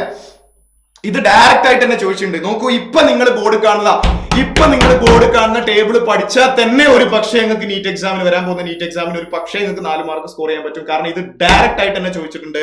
ഇത് ഓർത്ത് വെച്ച് കഴിഞ്ഞാൽ നമുക്ക് വിത്തിൻ 5 സെക്കൻഡ്സ് ബബിൾ ചെയ്യാൻ എടുക്കുന്ന സമയം മാത്രമേ ഉണ്ടാവുള്ളൂ. സോ ഇതൊക്കെ ചോദിക്കുകയാണെങ്കിൽ നമ്മുടെ ഭാഗ്യം, അത്രേ ഉള്ളൂ. നമ്മൾ അവസാന സമയം റിവൈസ് ചെയ്യേണ്ടത് എന്താ, മോസ്റ്റ് ഇമ്പോർട്ടന്റ് ടോപ്പിക് ആണ്. ഓക്കെ അല്ലേ? അടുത്ത പറയട്ടെ, വെലോസിറ്റി, ഡിസ്പ്ലേസ്മെന്റ്, ആക്സിലറേഷൻ. ഈ 3 സാധനത്തിന്റെ ഇക്വേഷൻ ഞാൻ വളരെ ഫാസ്റ്റ് ആയിട്ട് പറയാണ്. ഡിസ്പ്ലേസ്മെന്റിന്റെ ഇക്വേഷൻ എന്താ, നമ്മളിപ്പോ ഡിറൈവ് ചെയ്ത ഇക്വേഷൻ ആണ്. ഡിസ്പ്ലേസ്മെന്റ് ഇക്വേഷൻ എന്താ, y is equal to a sin omega t. അപ്പൊ ഡിസ്പ്ലേസ്മെന്റിന്റെ ഫംഗ്ഷൻ വരുന്നത് സൈൻ ഫംഗ്ഷൻ ആണ്. അപ്പൊ ഡിസ്പ്ലേസ്മെന്റിന്റെ ഗ്രാഫ് ഇങ്ങനെ ഉണ്ടാവുക. ഇപ്പൊ നിങ്ങൾ കാണുന്നതാണ് ഡിസ്പ്ലേസ്മെന്റിന്റെ ഗ്രാഫ്. ഇനി വെലോസിറ്റി എന്ന് പറഞ്ഞാൽ it is the derivative of displacement. ഈ ഫംഗ്ഷനെ ഡിഫറൻഷിയേറ്റ് ചെയ്താൽ നമുക്ക് എന്ത് കിട്ടും, വെലോസിറ്റി കിട്ടും. വെലോസിറ്റി ഇതിനെ ഡിഫറൻഷിയേറ്റ് ചെയ്യുമ്പോൾ ഈ സൈൻ എന്താവും, കോസ് ആവും. അപ്പൊ കോസ് ഒമേഗ ടിന്റെ ഫോമിലാണ് എന്ത് വരിക, വെലോസിറ്റിന്റെ ഗ്രാഫ് വരിക. വെലോസിറ്റി ഓഫ് SHM പ്രോബ്ലം ചെയ്യാൻ നമ്മൾ ഉപയോഗിക്കുന്ന വെലോസിറ്റിന്റെ equation v is equal to omega into root of a square minus y square. y എന്ന് പറഞ്ഞാൽ ഡിസ്പ്ലേസ്മെന്റ് ആണ്. ഡിസ്പ്ലേസ്മെന്റ് എന്നാൽ മെയിൻ പൊസിഷൻ എത്ര ഡിസ്റ്റൻസ് വിട്ടിട്ടാണ് ആ പാർട്ടിക്കിൾ നിൽക്കുന്നത് എന്നുള്ളതാണ്. ഡിസ്പ്ലേസ്മെന്റിന് നിങ്ങൾക്ക് വേണമെങ്കിൽ y എന്നും ഡിനോട്ട് ചെയ്യാം, x എന്നും ഡിനോട്ട് ചെയ്യാം. ഡിസ്പ്ലേസ്മെന്റിന് വേണമെങ്കിൽ y എന്നും ഡിനോട്ട് ചെയ്യാം, x എന്നും ഡിനോട്ട് ചെയ്യാം. അപ്പൊ ചില ടെക്സ്റ്റ് ബുക്കിൽ y എന്ന് കണ്ടാലും ചില ടെക്സ്റ്റ് ബുക്കിൽ x എന്ന് കണ്ടാലും രണ്ടും സെയിം ആണ്. ഡിസ്പ്ലേസ്മെന്റ് ആണ്, നിങ്ങൾക്ക് ഇഷ്ടമുള്ള ഡിനോട്ടേഷൻ ഉപയോഗിക്കുക. അത് depends upon the situation, y or x which is equal to displacement. അപ്പോൾ വെലോസിറ്റിന്റെ ഇക്വേഷൻ എന്താ, omega into root of a square minus y square, omega into root of a square minus y square. Velocity എപ്പോഴാണ് maximum ആവുമെന്ന് വെച്ചാൽ displacement 0 ആകുമ്പോൾ velocity maximum ആവും. അതായത് main പൊസിഷനിലാണ് വെലോസിറ്റി മാക്സിമം. അപ്പൊ മാക്സിമം വെലോസിറ്റി ഇക്വേഷൻ എന്താ വരിക, ഒന്നുമില്ലടാ, ഈ വൈക്ക് 0 കൊടുത്താൽ മതി. വൈക്ക് 0 കൊടുത്തു കഴിഞ്ഞാൽ ഈ റൂട്ടിന്റെ ഉള്ളിൽ പിന്നെ a square മാത്രമേ ഉണ്ടാവുള്ളൂ. a square റൂട്ട് ക്യാൻസൽ ചെയ്താൽ നമുക്ക് എന്താ കിട്ടുക, ഒമേഗ ഇൻടു a. ഇനി ആക്സിലറേഷൻ എന്ന് പറഞ്ഞാൽ വെലോസിറ്റിനെ ഡിഫറൻഷിയേറ്റ് ചെയ്താൽ, ഡിസ്പ്ലേസ്മെന്റ് ഡിഫറൻഷിയേറ്റ് ചെയ്താൽ വെലോസിറ്റി കിട്ടും. അപ്പൊ സൈൻ എന്താവും, കോസ് ആവും. ഓക്കെ, ഇനി വെലോസിറ്റിനെ വീണ്ടും ഡിഫറൻഷിയേറ്റ് ചെയ്താൽ നമുക്ക് എന്ത് കിട്ടും, ആക്സിലറേഷൻ കിട്ടും. അപ്പൊ കോസിനെ ഡിഫറൻഷിയേറ്റ് ചെയ്താൽ മൈനസ് സൈൻ ആവും. അതുകൊണ്ടാണ് മൈനസ് സൈൻ ഒമേഗ ടി ഫോമിലാണ് വരിക. അതുകൊണ്ടാണ് ഈ ഗ്രാഫ് ഇങ്ങനെ ആയത്. ക്ലിയർ അല്ലേ? ആക്സിലറേഷൻ ഇക്വേഷൻ നമ്മൾ പ്രോബ്ലം ചെയ്യാൻ ഉപയോഗിക്കുന്ന equation is equal to minus omega square y. y എന്ന് പറഞ്ഞാൽ ഡിസ്പ്ലേസ്മെന്റ്. എപ്പോഴാണ് ആക്സിലറേഷൻ മാക്സിമം ആവുക, a max. Acceleration will be maximum when velocity maximum ആവുക y is equal to 0 ആണെങ്കിൽ, ആക്സിലറേഷൻ മാക്സിമം ആവുക y is equal to a ആവുമ്പോഴാണ്. Extreme എൻഡിൽ ഇവിടെ പറയുന്നത് നല്ലോണം ശ്രദ്ധിച്ചോ, ഈ എക്സ്ട്രീം എൻഡിൽ acceleration will be maximum, velocity will be 0. Mean പൊസിഷനിൽ velocity will be maximum, acceleration will be 0. അതന്നെ കൈനറ്റിക് എനർജിക്കും പൊട്ടൻഷ്യൽ എനർജിക്കും വരും. അത് ഞാൻ അവസാനം പറഞ്ഞുതരാം. അതിന്റെ ഒരു ടേബിൾ ഉണ്ട് നമുക്ക് ഡിസ്കസ് ചെയ്യാൻ. അപ്പൊ ആക്സിലറേഷന്റെ മാക്സിമം വാല്യൂ എന്താ വരിക, മൈനസ് ഒമേഗ സ്ക്വയർ a. ഇതിന്റെ ഒക്കെ മിനിമം വാല്യൂ 0 വരും. ക്ലിയർ അല്ലേ? Okay, next. ഇനി വളരെ പ്രധാനപ്പെട്ട ഒരു കാര്യം കൂടി ഞാൻ പറയട്ടെ. ഡിസ്പ്ലേസ്മെന്റും വെലോസിറ്റിയും തമ്മിലുള്ള ഫേസ് ഡിഫറൻസ്. ഞാൻ ഇപ്പൊ പറയുന്നത് ഫേസ് ഡിഫറൻസ് ആണ്. ഫേസ് ഡിഫറൻസ് വെലോസിറ്റിയും ഡിസ്പ്ലേസ്മെന്റും തമ്മിലുള്ള ഫേസ് ഡിഫറൻസ്. ഇത് വെലോസിറ്റി, ഡിസ്പ്ലേസ്മെന്റ്. ഇവിടെ വെലോസിറ്റി, ഇവിടെ acceleration. Displacement, velocity and acceleration. വെലോസിറ്റിയും ഡിസ്പ്ലേസ്മെന്റും വെലോസിറ്റിയും തമ്മിലുള്ള ഫേസ് ഡിഫറൻസ്, അവരുടെ ഫേസ് ഡിഫറൻസ് അങ്ങനെ തന്നെ ചോദിക്കുക. നിങ്ങൾ അത് അങ്ങനെ തന്നെ പഠിച്ചു വെക്കുക. ഫേസ് ഡിഫറൻസ് π/2 ആണ്. നിങ്ങൾ ഗ്രാഫ് കണ്ടാൽ മനസ്സിലാവും. ഈ ഗ്രാഫും തമ്മിലുള്ള ഫേസ് ഡിഫറൻസ് π/2 ആണ്. ഒന്ന് സൈൻ ഗ്രാഫ് ആണ്, ഒന്ന് കോസ് ഗ്രാഫ് ആണ്. സൈൻ ഗ്രാഫും കോസ് ഗ്രാഫും തമ്മിലുള്ള ഫേസ് ഡിഫറൻസ് π/2 ആണ്. വെലോസിറ്റിയും ആക്സിലറേഷനും നമ്മൾ ഫേസ് ഡിഫറൻസ്. ഇതാണ് വെലോസിറ്റിന്റെ ഗ്രാഫ്, ഇതാണ് ആക്സിലറേഷന്റെ ഗ്രാഫ്. വെലോസിറ്റിന്റെയും ആക്സിലറേഷന്റെയും ഗ്രാഫ് നോക്കിയാൽ അവർ തമ്മിലുള്ള ഫേസ് ഡിഫറൻസ് π/2 ആണ്. ദാറ്റ് മീൻസ് ഡിസ്പ്ലേസ്മെന്റും വെലോസിറ്റിയും തമ്മിലുള്ള ഫേസ് ഡിഫറൻസ് π/2. വെലോസിറ്റിയും ആക്സിലറേഷൻ തമ്മിലുള്ള ഫേസ് ഡിഫറൻസ് π/2. അങ്ങനെയെങ്കിൽ ഡയറക്റ്റ് നിങ്ങൾ പറയുകയാണ് ഡിസ്പ്ലേസ്മെന്റും ആക്സിലറേഷൻ തമ്മിലുള്ള ഫേസ് ഡിഫറൻസ് ഈസ് π. ഓക്കെ, അപ്പൊ 3 കാര്യങ്ങൾ തമ്മിലുള്ള ഫേസ് ഡിഫറൻസ് പഠിച്ചു. അത് 3 ബൈ ഹാർട്ട് ചെയ്യണം. കാരണം ഡയറക്റ്റ് എക്സാമിന് ചോദിച്ചിട്ടുണ്ട്. നിങ്ങൾ ചെറിയ ക്ലാസ് മുതലേ പഠിച്ച ഓർഡർ എന്താ? Displacement velocity acceleration. അങ്ങനെയല്ലേ പഠിച്ചത്? Displacement velocity acceleration, displacement velocity acceleration. അപ്പൊ ഡിസ്പ്ലേസ്മെന്റ് വെലോസിറ്റി നമ്മുടെ phase difference π/2 90 degree. Displacement velocity π/2, വെലോസിറ്റിയും ആക്സിലറേഷനും π/2. വെലോസിറ്റിയും അങ്ങനെ തന്നെ പഠിച്ചു വെക്കുക. Phase difference between displacement velocity acceleration. വെലോസിറ്റിയും ആക്സിലറേഷൻ നമ്മുടെ ഫേസ് ഡിഫറൻസ് π/2. അപ്പോ ഡിസ്പ്ലേസ്മെന്റും വെലോസിറ്റിയും π/2. വെലോസിറ്റി ആക്സിലറേഷനിലേക്ക് പോകുമ്പോൾ π/2. അപ്പൊ ഡിസ്പ്ലേസ്മെന്റിന് ഒരു π/2 വെലോസിറ്റി, ഒരു π/2 കൂടെ പോയ ആക്സിലറേഷൻ. അപ്പൊ ഡിസ്പ്ലേസ്മെന്റിന് 2 π/2 പോയിട്ടാണ് ആക്സിലറേഷനിലേക്ക് എത്തുന്നത്. അപ്പൊ ഡിസ്പ്ലേസ്മെന്റിന് വെലോസിറ്റിയിലേക്കുള്ള ഫേസ് ഡിഫറൻസ്, ഡിസ്പ്ലേസ്മെന്റിന് ആക്സിലറേഷനിലേക്കുള്ള ഫേസ് ഡിഫറൻസ് വരിക π. അപ്പൊ π/2 π. ഓക്കെ, ക്ലിയർ അല്ലേ? ഇനി പറയണ്ടല്ലോ. Okay, next energies of SHM. Energies of SHM നോക്കൂ, ഞാൻ ഒറ്റടി ഇക്വേഷൻ പറയണേ. Kinetic energy of SHM, kinetic energy of SHM m omega square root of a square minus y square. m omega square root of a square minus y square. ഈ m omega സ്ക്വയറിന് നിങ്ങൾക്ക് k എന്ന് എഴുതട്ടോ. അപ്പൊ kinetic k എന്ന് പറഞ്ഞാൽ force constant. കാരണം എന്താ വെച്ചാല് അത് നമുക്ക് ഡിറൈവ് ചെയ്യാൻ ഞാനിപ്പോൾ അത് പറയുന്നില്ല, സമയമില്ലാത്തോട്ട് k എന്ന് വിളിക്കുക. k into root of, sorry റൂട്ടില്ല, കാരണം ഈ ഇക്വേഷൻ ഉണ്ടാവുന്നത് നോക്കൂ, listen, half m v square, അതല്ലേ കൈനറ്റിക് എനർജിന്റെ ഇക്വേഷൻ. അപ്പൊ kinetic energy is equal to half m into വെലോസിറ്റിനെ സ്ക്വയർ ചെയ്യുക. വെലോസിറ്റിന്റെ ഇക്വേഷൻ എന്താ? എന്താ? Omega into root of a square minus y square. അപ്പൊ അതിനെ സ്ക്വയർ ചെയ്താൽ നമുക്ക് എന്താ വരിക? ഒമേഗ സ്ക്വയർ ബ്രാക്കറ്റിൽ a square minus y square. ഇനി m ഒമേഗ സ്ക്വയർ നിങ്ങൾക്ക് k എന്ന് എഴുതാം, ദാറ്റ് ഈസ് ഫോഴ്സ് കോൺസ്റ്റന്റിന്റെ k. So half k a square minus y square. Velocity എപ്പോഴാണോ മാക്സിമം ആവുക അപ്പോഴാണ് കൈനറ്റിക് എനർജി മാക്സിമം ആവുക. അപ്പോൾ കൈനറ്റിക് എനർജിയുടെ മാക്സിമം വാല്യൂ, വെലോസിറ്റി എപ്പോഴാണ് മാക്സിമം ആവുക? Half m omega square. വെലോസിറ്റിയുടെ maximum value omega into a ആണ്. അപ്പോൾ ഒമേഗ സ്ക്വയർ a സ്ക്വയർ. ഇതാണ് maximum value of kinetic energy. ഇത് എവിടെ ഉണ്ടാവുക എന്ന് വെച്ചാൽ മീൻ പൊസിഷനിലാണ്. വെലോസിറ്റി എവിടാണോ മാക്സിമം ആവുക അവിടെയാണ് കൈനറ്റിക് എനർജി മാക്സിമം ആവുക. വെലോസിറ്റി എവിടെ മാക്സിമം ആവുക? മീൻ പൊസിഷനിൽ. അപ്പോൾ കൈനറ്റിക് എനർജി എവിടെ മാക്സിമം ആവുക? മീൻ പൊസിഷനിൽ. ക്ലിയർ അല്ലേ? ഓക്കെ, ഇനി പൊട്ടൻഷ്യൽ എനർജിന്റെ equation. Potential energy is equal to m omega square y square. m omega square y square. y എന്ന് പറഞ്ഞാൽ displacement. m omega square y square. Half ഉണ്ട്, സോറി പുറത്തൊരു ഹാഫ് ഉണ്ട്. Half m omega square y square. അപ്പൊ potential energy എപ്പോഴാണ് maximum ആവുക? y is equal to a. y is equal to എന്ന് പറഞ്ഞാൽ ഇവിടെ സ്ഥലം എക്സ്ട്രീമെന്റ്. അപ്പൊ maximum value of potential energy PE max is equal to half m omega square a square. ഈ half എമ്മിനെ വേണമെങ്കിൽ m ഒമേഗ സ്ക്വയറിനെ വേണമെങ്കിൽ നിങ്ങൾക്ക് k എന്ന് എഴുതാം. അപ്പൊ പൊട്ടൻഷ്യൽ എനർജിയുടെ മാക്സിമം വാല്യൂ നിങ്ങൾക്ക് ഇങ്ങനെ എഴുതാം, ഹാഫ് k a സ്ക്വയർ എന്ന് എഴുതാം. No problem. ഇതെവിടെ മാക്സിമം ആവുക? എക്സ്ട്രീമെന്റ്. അപ്പൊ നോക്കൂ, കൈനറ്റിക് എനർജി മാക്സിമം ആവുമ്പോൾ പൊട്ടൻഷ്യൽ എനർജി 0 ആയിരിക്കും. പൊട്ടൻഷ്യൽ എനർജി മാക്സിമം ആവുമ്പോൾ കൈനറ്റിക് എനർജിയും 0 ആയിരിക്കും.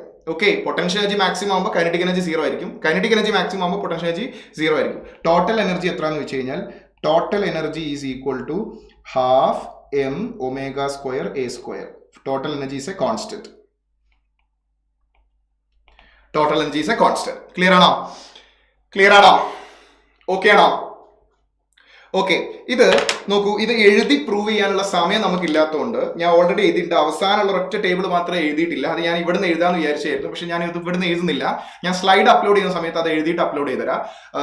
അത് അല്ലെങ്കിൽ നിങ്ങളത് ഫില്ല് ചെയ്താലും മതി. ഇത് വളരെ ഇമ്പോർട്ടൻ്റ് ആയ ഒരു കമ്പാരിസൺ ആണ്. പൊസിഷൻ നോക്കൂ, position y is equal to x is equal to x or y, അതായത് മീൻ പൊസിഷനിൽ വെലോസിറ്റി മാക്സിമം. നിങ്ങൾ ഇതിന്റെ കൂടെ പറഞ്ഞു, മീൻ പൊസിഷനിൽ velocity maximum, acceleration 0, kinetic energy maximum, potential energy 0 and note that total energy is fully equal to kinetic energy. അവിടെ പൊട്ടൻഷ്യലേ ഇല്ല, കാരണം പൊട്ടൻഷ്യൽ എനർജി 0 ആണ്. അപ്പൊ കംപ്ലീറ്റ് എനർജി എന്തിനാണ് യൂസ് ചെയ്യുന്നത്? അതിന്റെ മോഷൻ, അതായത് വെലോസിറ്റിക്കാണ് യൂസ് ചെയ്യുന്നത്. That means total energy is exactly equal to kinetic energy. അടുത്ത് x is equal to a. x is equal to a എന്ന് പറഞ്ഞാൽ ഏതാ സ്ഥലം? എക്സ്ട്രീം എൻഡിൽ velocity is equal to 0. velocity 0 ആയതുകൊണ്ട് kinetic energy 0 ആയിരിക്കും. and acceleration is maximum, potential energy is maximum, total energy is equal to potential energy. അപ്പോ മീൻ പൊസിഷനിൽ നോക്കൂ, മീൻ പൊസിഷനിൽ എക്സ്ട്രീം എൻഡിലേക്ക് പോകുന്ന സമയത്ത് kinetic energy fully transferred into potential energy. അപ്പൊ എക്സ്ട്രീം എൻഡിൽ potential energy maximum, kinetic energy 0. ഇനി എക്സ്ട്രീം എൻഡിൽ നിന്ന് തിരിച്ച് മീൻ പൊസിഷനിലേക്ക് വരുമ്പോൾ എന്താ സംഭവിക്കുന്നത്? potential energy is transferred into kinetic energy. ഇനി അടുത്ത സ്ഥലം ഏതാ? x is equal to a/2.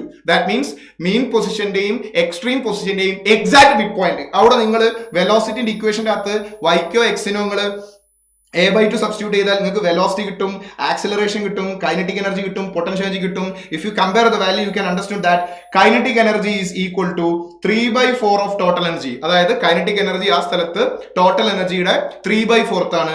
And potential energy is equal to 1/4. ഒന്ന് 3/4 ഒന്ന് 1/4. കറക്റ്റ് ഈ രണ്ടും ആഡ് ചെയ്താൽ നമുക്ക് ഇത് കിട്ടണ്ടേ, ടോട്ടൽ എനർജി കിട്ടണ്ടേ.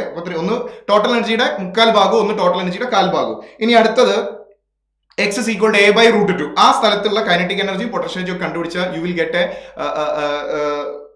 Point from that. ആ പോയിന്റ് എന്താന്ന് വെച്ചാൽ ആ പോയിന്റിൽ കൈനറ്റിക്കും പൊട്ടൻഷ്യലും ഈക്വൽ ആണ്. കൈനറ്റിക് എനർജിയും പൊട്ടൻഷ്യൽ എനർജിയും ഈക്വൽ ആവുന്ന സ്ഥലം ഏതാന്ന് വെച്ചാൽ that is a by root 2. Kinetic എനർജിയും പൊട്ടൻഷ്യൽ എനർജിയും ഈക്വൽ ആവുന്ന സ്ഥലം ഏതാന്ന് വെച്ചാൽ that is a by root 2. Kinetic എനർജിയും പൊട്ടൻഷ്യൽ എനർജി ഈക്വൽ ആവുന്ന സ്ഥലം ഏതാ വെച്ചാൽ a by root 2. രണ്ടിന്റെയും മാഗ്നിറ്റ്യൂഡ് ഈക്വൽ ആയി നിങ്ങൾക്ക് ചെയ്ത് നോക്കിയാൽ കറക്റ്റ് കിട്ടും. വേണമെങ്കിൽ നിങ്ങൾ സ്ലൈഡ് കിട്ടിയതിനു ശേഷം ഒന്ന് എഴുതി നോക്കുക. ഇനി ഏത് സമയത്താണ് kinetic energy potential energy equal ആവുന്ന വെച്ചാൽ a by root 2 എത്താൻ എടുക്കുന്ന സമയം നമ്മൾ ഓൾറെഡി പഠിച്ചിട്ടുണ്ട്. Mean position to a by root 2 t/8. അപ്പൊ mean position to a by root 2 travel ചെയ്യാൻ t/8 സമയം എടുക്കും. അപ്പൊ നോക്കുക, എക്സാമിന് ചോദിക്കാൻ സാധ്യതയുള്ള വളരെ പ്രധാനപ്പെട്ട ഒരു പോയിന്റ് ആണ് നമ്മൾ പറയുന്നത്. ഒരു SHM-ല് കൈനറ്റിക് എനർജിയുടെ മാഗ്നിറ്റ്യൂഡും പൊട്ടൻഷ്യൽ എനർജിയുടെ മാഗ്നിറ്റ്യൂഡും ഈക്വൽ ആവുക ഇവിടെ at a by root 2 at A time of t/8. Okay, clear ആണോ? ക്ലിയർ ആണോ?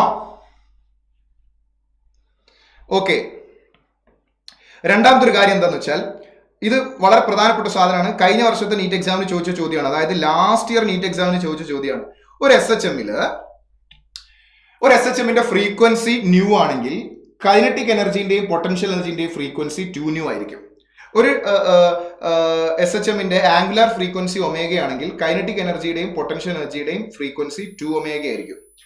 ടൈം പീരീഡ് ടി ആണെങ്കിൽ കൈനറ്റിക്കിന്റെയും പൊട്ടൻഷ്യലിന്റെയും ടൈം പീരീഡ് t/2 ആയിരിക്കും. അതെന്താ സംഭവം എന്ന് വെച്ചാൽ ഒരു ഓസിലേഷൻ നടക്കുന്ന സമയത്ത് ഒരു ഓസിലേഷൻ എന്ന് പറഞ്ഞാൽ മെയിൻ പൊസിഷനിൽ എക്സ്ട്രീം പൊസിഷൻ വരെ ട്രാവൽ ചെയ്യും. എക്സ്ട്രീമിൽ നിന്ന് തിരിച്ച് മെയിൻ പൊസിഷൻ വരെ ട്രാവൽ ചെയ്യും. മെയിൻ പൊസിഷൻ അടുത്ത എക്സ്ട്രീം എൻഡിലേക്ക് പോകും. അടുത്ത എക്സ്ട്രീം എൻഡിൽ നിന്ന് തിരിച്ച് മെയിൻ പൊസിഷനിലേക്ക് വരും. ഇതല്ലേ ഒരു ഓസിലേഷൻ എന്ന് പറയുന്നത്. അപ്പോൾ ഒരു ഓസിലേഷനിൽ നടക്കുന്ന കാര്യങ്ങൾ എന്താ? Main to extreme end, extreme end to main position, again main position to extreme end, extreme end to main position. ശരിയല്ലേ? ഇതാണ് ഒരു SHM നടക്കുന്ന കാര്യം. ഇത് ഓക്കെ അല്ലേ? അടുത്ത പറയട്ടെ. ആ ഒരു മെയിൻ പൊസിഷന് എക്സ്ട്രീം എൻഡിലേക്ക് പോകുമ്പോൾ kinetic energy fully transferred into potential energy. Clear? Extreme പൊസിഷന് തിരിച്ച് മെയിൻ പൊസിഷനിലേക്ക് വരുമ്പോൾ potential energy fully transferred into kinetic energy. കാരണം ഇവിടെ പൊട്ടൻഷ്യൽ എനർജി മാക്സിമം ആയിരുന്നു, കൈനറ്റിക് എനർജി 0 ആയിരുന്നു. തിരിച്ച് മെയിൻ പൊസിഷനിലേക്ക് എത്തിയപ്പോൾ എന്താ സംഭവിച്ചത്? പൊട്ടൻഷ്യൽ എനർജി 0 ആയി, കൈനറ്റിക് എനർജി മാക്സിമം ആയി. അതിന്റെ അർത്ഥം എന്താ? Potential energy completely converted into kinetic energy. അപ്പോൾ മെയിൻ പൊസിഷന് എക്സ്ട്രീം എൻഡിൽ പോയിട്ട് തിരിച്ചു വരുന്ന സമയത്ത്, മെയിൻ പൊസിഷൻ എക്സ്ട്രീം എൻഡിലേക്ക് പോകുമ്പോൾ കൈനറ്റിക് ടു പൊട്ടൻഷ്യൽ, എക്സ്ട്രീം എൻഡിൽ തിരിച്ച് മെയിൻ പൊസിഷനിലേക്ക് വരുമ്പോൾ പൊട്ടൻഷ്യൽ ടു കൈനറ്റിക്. അപ്പോൾ എനർജി ഒരു തവണ ഫുള്ളി ട്രാൻസ്ഫർ ആയി കഴിഞ്ഞു, kinetic to potential, potential to kinetic. അപ്പൊ എനർജിയുടെ ഒരു സൈക്കിൾ കംപ്ലീറ്റ് ആയി. ഒരു സൈക്കിൾ എന്ന് പറഞ്ഞാൽ kinetic to potential, potential to kinetic. ഇനി തിരിച്ച് ഈ മെയിൻ പൊസിഷന് അടുത്ത നെഗറ്റീവ് എക്സ്ട്രീം എൻഡ് പോയി തിരിച്ചു വരുമ്പോൾ ഇത് വീണ്ടും നടക്കും. അപ്പൊ ഒരു ഓസിലേഷൻ കംപ്ലീറ്റ് ആവുന്ന സമയത്ത് 2 തവണ കൈനറ്റിക്കും പൊട്ടൻഷ്യൽ അങ്ങോട്ടും ഇങ്ങോട്ടും മാറും. അപ്പോൾ ഒരു കംപ്ലീറ്റ് ഓസിലേഷനിൽ 2 പ്രാവശ്യം മാറുന്നുണ്ടെങ്കിൽ 2 കംപ്ലീറ്റ് ഓസിലേഷനിൽ 4 പ്രാവശ്യം മാറും. അപ്പോൾ ഒരു സെക്കൻഡിൽ 10 ഓസിലേഷൻസ് ഉണ്ട് എങ്കിൽ കൈനറ്റിക് എനർജിയും പൊട്ടൻഷ്യൽ എനർജിയും 20 പ്രാവശ്യം അങ്ങോട്ടും ഇങ്ങോട്ടും മാറിയിട്ടുണ്ടാവും. ദാറ്റ് മീൻസ് ഓസിലേഷന്റെ ഫ്രീക്വൻസിന്റെ ഡബിൾ ആണ് എനർജി ട്രാൻസ്ഫർ ചെയ്യുന്ന ഫ്രീക്വൻസി. ഓസിലേഷൻ ആംഗുലാർ ഫ്രീക്വൻസിന്റെ ഡബിൾ ആണ് എനർജി ട്രാൻസ്ഫർ ചെയ്യുന്ന ആംഗുലാർ ഫ്രീക്വൻസി. ഓസിലേഷൻ ടൈം പീരീഡിന്റെ ഹാഫ് ആണ് എനർജി ട്രാൻസ്ഫർ ചെയ്യുന്ന ടൈം പീരീഡ്. അത് ക്ലിയർ ആണോ? ആ പറഞ്ഞ പോയിന്റ് ക്ലിയർ ആണോ മക്കളെ? അങ്ങനെയെങ്കിൽ നിങ്ങൾ ഇതിന്റെ ആൻസർ പറ. Yes, let us start to discuss the question. പെട്ടെന്ന് നമുക്ക് ക്വസ്റ്റ്യനിലേക്ക് പോകണം. ഓക്കെ, പറ. 2021 നീറ്റ്, കഴിഞ്ഞ വർഷം നീറ്റ് എക്സാം എഴുതിയ ആൾക്കാർക്ക് ഓർമ്മ ഉണ്ടാവും. നോക്കൂ, കഴിഞ്ഞ വർഷം നമ്മൾ ലെങ്തി ആണ്, ടഫ് ആണെന്നൊക്കെ പറയപ്പെടുന്ന നീറ്റ് എക്സാമിന് ചോദിച്ച ഓസിലേഷൻ എന്നുള്ള ചോദ്യം. നിങ്ങൾ ഇതിന്റെ ആൻസർ പറ. A body is execute simple harmonic motion, the frequency is n, the frequency of its potential energy. ഇനി ഇത് പൊട്ടൻഷ്യൽ അല്ല കൈനറ്റിക് എന്ന് ചോദിച്ചാൽ ഒരു കുഴപ്പമില്ല. ട്രാൻസ്ഫർ ചെയ്യുക കൈനറ്റിക് പൊട്ടൻഷ്യൽ ആട്ടോ. Total energy remains constant. നിങ്ങൾ ഈ ഗ്രാഫ് കണ്ടല്ലോ, ഈ ഗ്രാഫ് ഉണ്ടല്ലോ, ഇതൊന്നും ഞാൻ പറയേണ്ട ആവശ്യമില്ല, നിങ്ങൾക്ക് ഓൾറെഡി അറിയുന്ന സാധനമാണ്. നമ്മൾ വളരെ ഷാർപ്പായ പോയിന്റ് മാത്രമേ ഡിസ്കസ് ചെയ്യുന്നുള്ളൂ. അത് വീണ്ടും ഇങ്ങനെ ആവർത്തിച്ച് പറയുന്നു, നിങ്ങളെ മനസ്സിലേക്ക് നിൽക്കാനാണ്. കാരണം ഇത് റിവൈസ് ചെയ്യാന്ന് പറഞ്ഞാൽ പിന്നെ നിങ്ങൾ പോയി പഠിക്കാനുള്ള സമയം നമുക്കില്ല. ഇവിടെ നിന്ന് പഠിക്കണം കംപ്ലീറ്റ്. ഇതൊന്ന് ചോദിക്കുന്ന ചോദ്യം എക്സാമിന് വന്നു കഴിഞ്ഞാൽ നമുക്ക് ഈ പഠിച്ച എക്സ്പീരിയൻസ് കൊണ്ട് മാത്രം എഴുതാൻ പറ്റണം. അതാണ് നമ്മുടെ 10 ഡേ ചാലഞ്ചിന്റെ purpose. A body is execute simple harmonic motion, the frequency is n, the frequency of its potential energy. ഞാൻ ഇനി ഒരു അക്ഷരം പറയില്ല. 2n will be the answer. That is option B. Clear അല്ലേ? അടുത്ത question. The equation of equation of motion of a particle executing simple harmonic motion. Simple harmonic മോഷന്റെ equation ക്വസ്റ്റിൽ തന്നിട്ടുണ്ട്. എന്താണ് equation? a plus 16 pi square x is equal to 0. കണ്ടാ? What is the general equation of SHM? What is the general equation of SHM? മക്കളെ ഉറങ്ങല്ലേ, നിങ്ങൾ ഉറങ്ങല്ലേ, നിങ്ങൾ എന്റെ മുന്നിലുണ്ടെങ്കിൽ നിങ്ങൾ ഉറക്കാതെ ഞാൻ നോക്കിയിരുന്നു. നിങ്ങൾ ഇപ്പൊ എനിക്ക് പറയാനേ പറ്റുള്ളൂ, ഉറങ്ങല്ലേ. ഇത് പറ, ജനറൽ ഇക്വേഷൻ ഓഫ് SHM എന്താ? ma plus 16 pi square x is equal to 0. ഇവിടെ നോക്കടാ, ആക്സിലറേഷൻ ഉണ്ട്. ആക്സിലറേഷന്റെ അടുത്ത് മാസ് വേണം, പക്ഷെ ഇവിടെ മാസ് ഇല്ല. അതിന്റെ അർത്ഥം മാസ് 0 ആണെന്നല്ല, മാസ് 1 ആണ്. ഇവിടെ അയ്യോ സോറി ട്ടോ, ഇവിടെ kx² ആണ്. ആവേശത്തിൽ ഇതിപ്പോ മാറിപ്പോയതാണ്, ക്ഷമിക്കുക കേട്ടോ. kx is equal to 0. അവിടെ kx ആണ് വേണ്ടത് കേട്ടോ. kx ഇവിടെ നോക്ക്, k ന്റെ സ്ഥലത്ത് ആരാളുള്ളത്? 16 pi square. അങ്ങനെയാണെങ്കിൽ what we want to find the time period of simple harmonic motion is time period t is equal to 2 pi root of m by k. m എത്ര? 1 divided by k എത്ര? 16 pi square. ആ 16 റൂട്ടിന്റെ പുറത്തേക്ക് എടുത്താൽ 2 pi divided by 4 pi square പോയല്ലോ. റൂട്ടിന്റെ പുറത്തേക്ക് എടുക്കുമ്പോൾ pi square പോയി, അപ്പോൾ pi cancel ആയി. time period is equal to 1/2 seconds. that is option 1 is the correct answer. Clear അല്ലേ? Next question. Identify the function which is represent periodic motion. ഒരു 2010 ചോദിച്ച ചോദ്യമാണ്. ഇതേതാ ചോദ്യം? ഇത് ഇയർ ഇതൊരു പ്രീവിയസ് ഇയർ ക്വസ്റ്റ്യൻ തന്നെയാണ്, പക്ഷേ അതിന്റെ ഇയർ ഇല്ല. Okay, identify the function which is represent periodic motion. Periodic motion represent ചെയ്യുന്ന ഫംഗ്ഷൻസ് ഏതൊക്കെയാണെന്നാ ചോദിച്ചത്. നിങ്ങൾ ശ്രദ്ധിക്കുക, സൈനും കോസും, സൈനിന്റെയും കോസിന്റെയും അഡിഷനും സൈനിന്റെയും കോസിന്റെയും മൾട്ടിപ്ലിക്കേഷനും ഒക്കെ പീരിയോഡിക് ആയിരിക്കും. സൈനും കോസും, സൈനിന്റെയും കോസിന്റെയും അഡിഷനും മൾട്ടിപ്ലിക്കേഷനും ഒക്കെ പീരിയോഡിക് ആയിരിക്കും. ഡിവിഷൻ പീരിയോഡിക് അല്ല. സൈൻ ഫംഗ്ഷനും കോസ് ഫംഗ്ഷനും പീരിയോഡിക് ആണ്. സൈന് പീരിയോഡിക് ആണ്, കോസ് പീരിയോഡിക് ആണ്. സൈൻ പ്ലസ് കോസും പീരിയോഡിക് ആയിരിക്കും. സൈൻ ഇൻറ്റു കോസും പീരിയോഡിക് ആയിരിക്കും. But sine by cos periodic അല്ല, കാരണം അത് ടാൻ ആണ്. ടാൻ പീരിയോഡിക് അല്ല. ടാൻ്റെ ഗ്രാഫ് നിങ്ങൾക്ക് വരച്ചാൽ മനസ്സിലാവും. ടാൻ്റെ ഗ്രാഫ് ഇങ്ങനൊരു ഗ്രാഫാണ് വരിക, ഇങ്ങനെയൊക്കെ ഒരു ഗ്രാഫാണ് വരിക. അതെന്തല്ല? പീരിയോഡിക് അല്ല. പീരിയോഡിക് പറഞ്ഞാൽ ആവർത്തിച്ചുകൊണ്ടിരിക്കണ്ടേ. സൈനിന്റെയും കോസിന്റെയും ഗ്രാഫ് അങ്ങനെ റിപ്പീറ്റ് ചെയ്തുകൊണ്ടിരിക്കുന്നില്ലേ? ശരിയല്ലേ? അപ്പോ ഇനി ലോഗ് ഫംഗ്ഷൻസും എക്സ്പോണൻഷ്യൽ ഫംഗ്ഷൻസും ഒന്നും പീരിയോഡിക് അല്ല. അപ്പൊ നിങ്ങൾക്ക് ഇതിൽ ആകെ പീരിയോഡിക് ഉള്ള ഏതാ? Sine omega t plus cos omega t. It is periodic. ശരിയല്ലേ? ഇനി ഞാൻ പറയുന്ന പോയിന്റ് ശ്രദ്ധിച്ചോ മക്കളെ, ഒന്നും കൂടെ ശ്രദ്ധിക്കുക, നല്ലോണം ശ്രദ്ധിക്കുക, ശരിക്കും നോക്കട്ടോ. പല കുട്ടികളായിട്ട് പല സന്ദർഭങ്ങളിൽ ചോദിച്ച ഒരു ചോദ്യമാണ് സൈൻ സ്ക്വയർ ഒമേഗ ടി. ഇത് പീരിയോഡിക് ആണോ പീരിയോഡിക് അല്ലേ? ഇനി പീരിയോഡിക് ആണോ SHM ആണോ? ദാറ്റ് മീൻസ് ഇത് SHM ആണോ പീരിയോഡിക് ആണോ അല്ല രണ്ടും ആണോ? നിങ്ങൾ പറ. Sign square omega t periodic ആണോ SHM ആണോ അല്ല രണ്ടും ആണോ? രണ്ടും ആണെങ്കിൽ ബോത്ത് എന്ന് പറയാ. പീരിയോഡിക് ആണെങ്കിൽ പീരിയോഡിക് എന്ന് പറയാ. SHM ആണ് SHM എന്ന് പറയാ. Sine square omega t periodic ആണോ SHM ആണോ?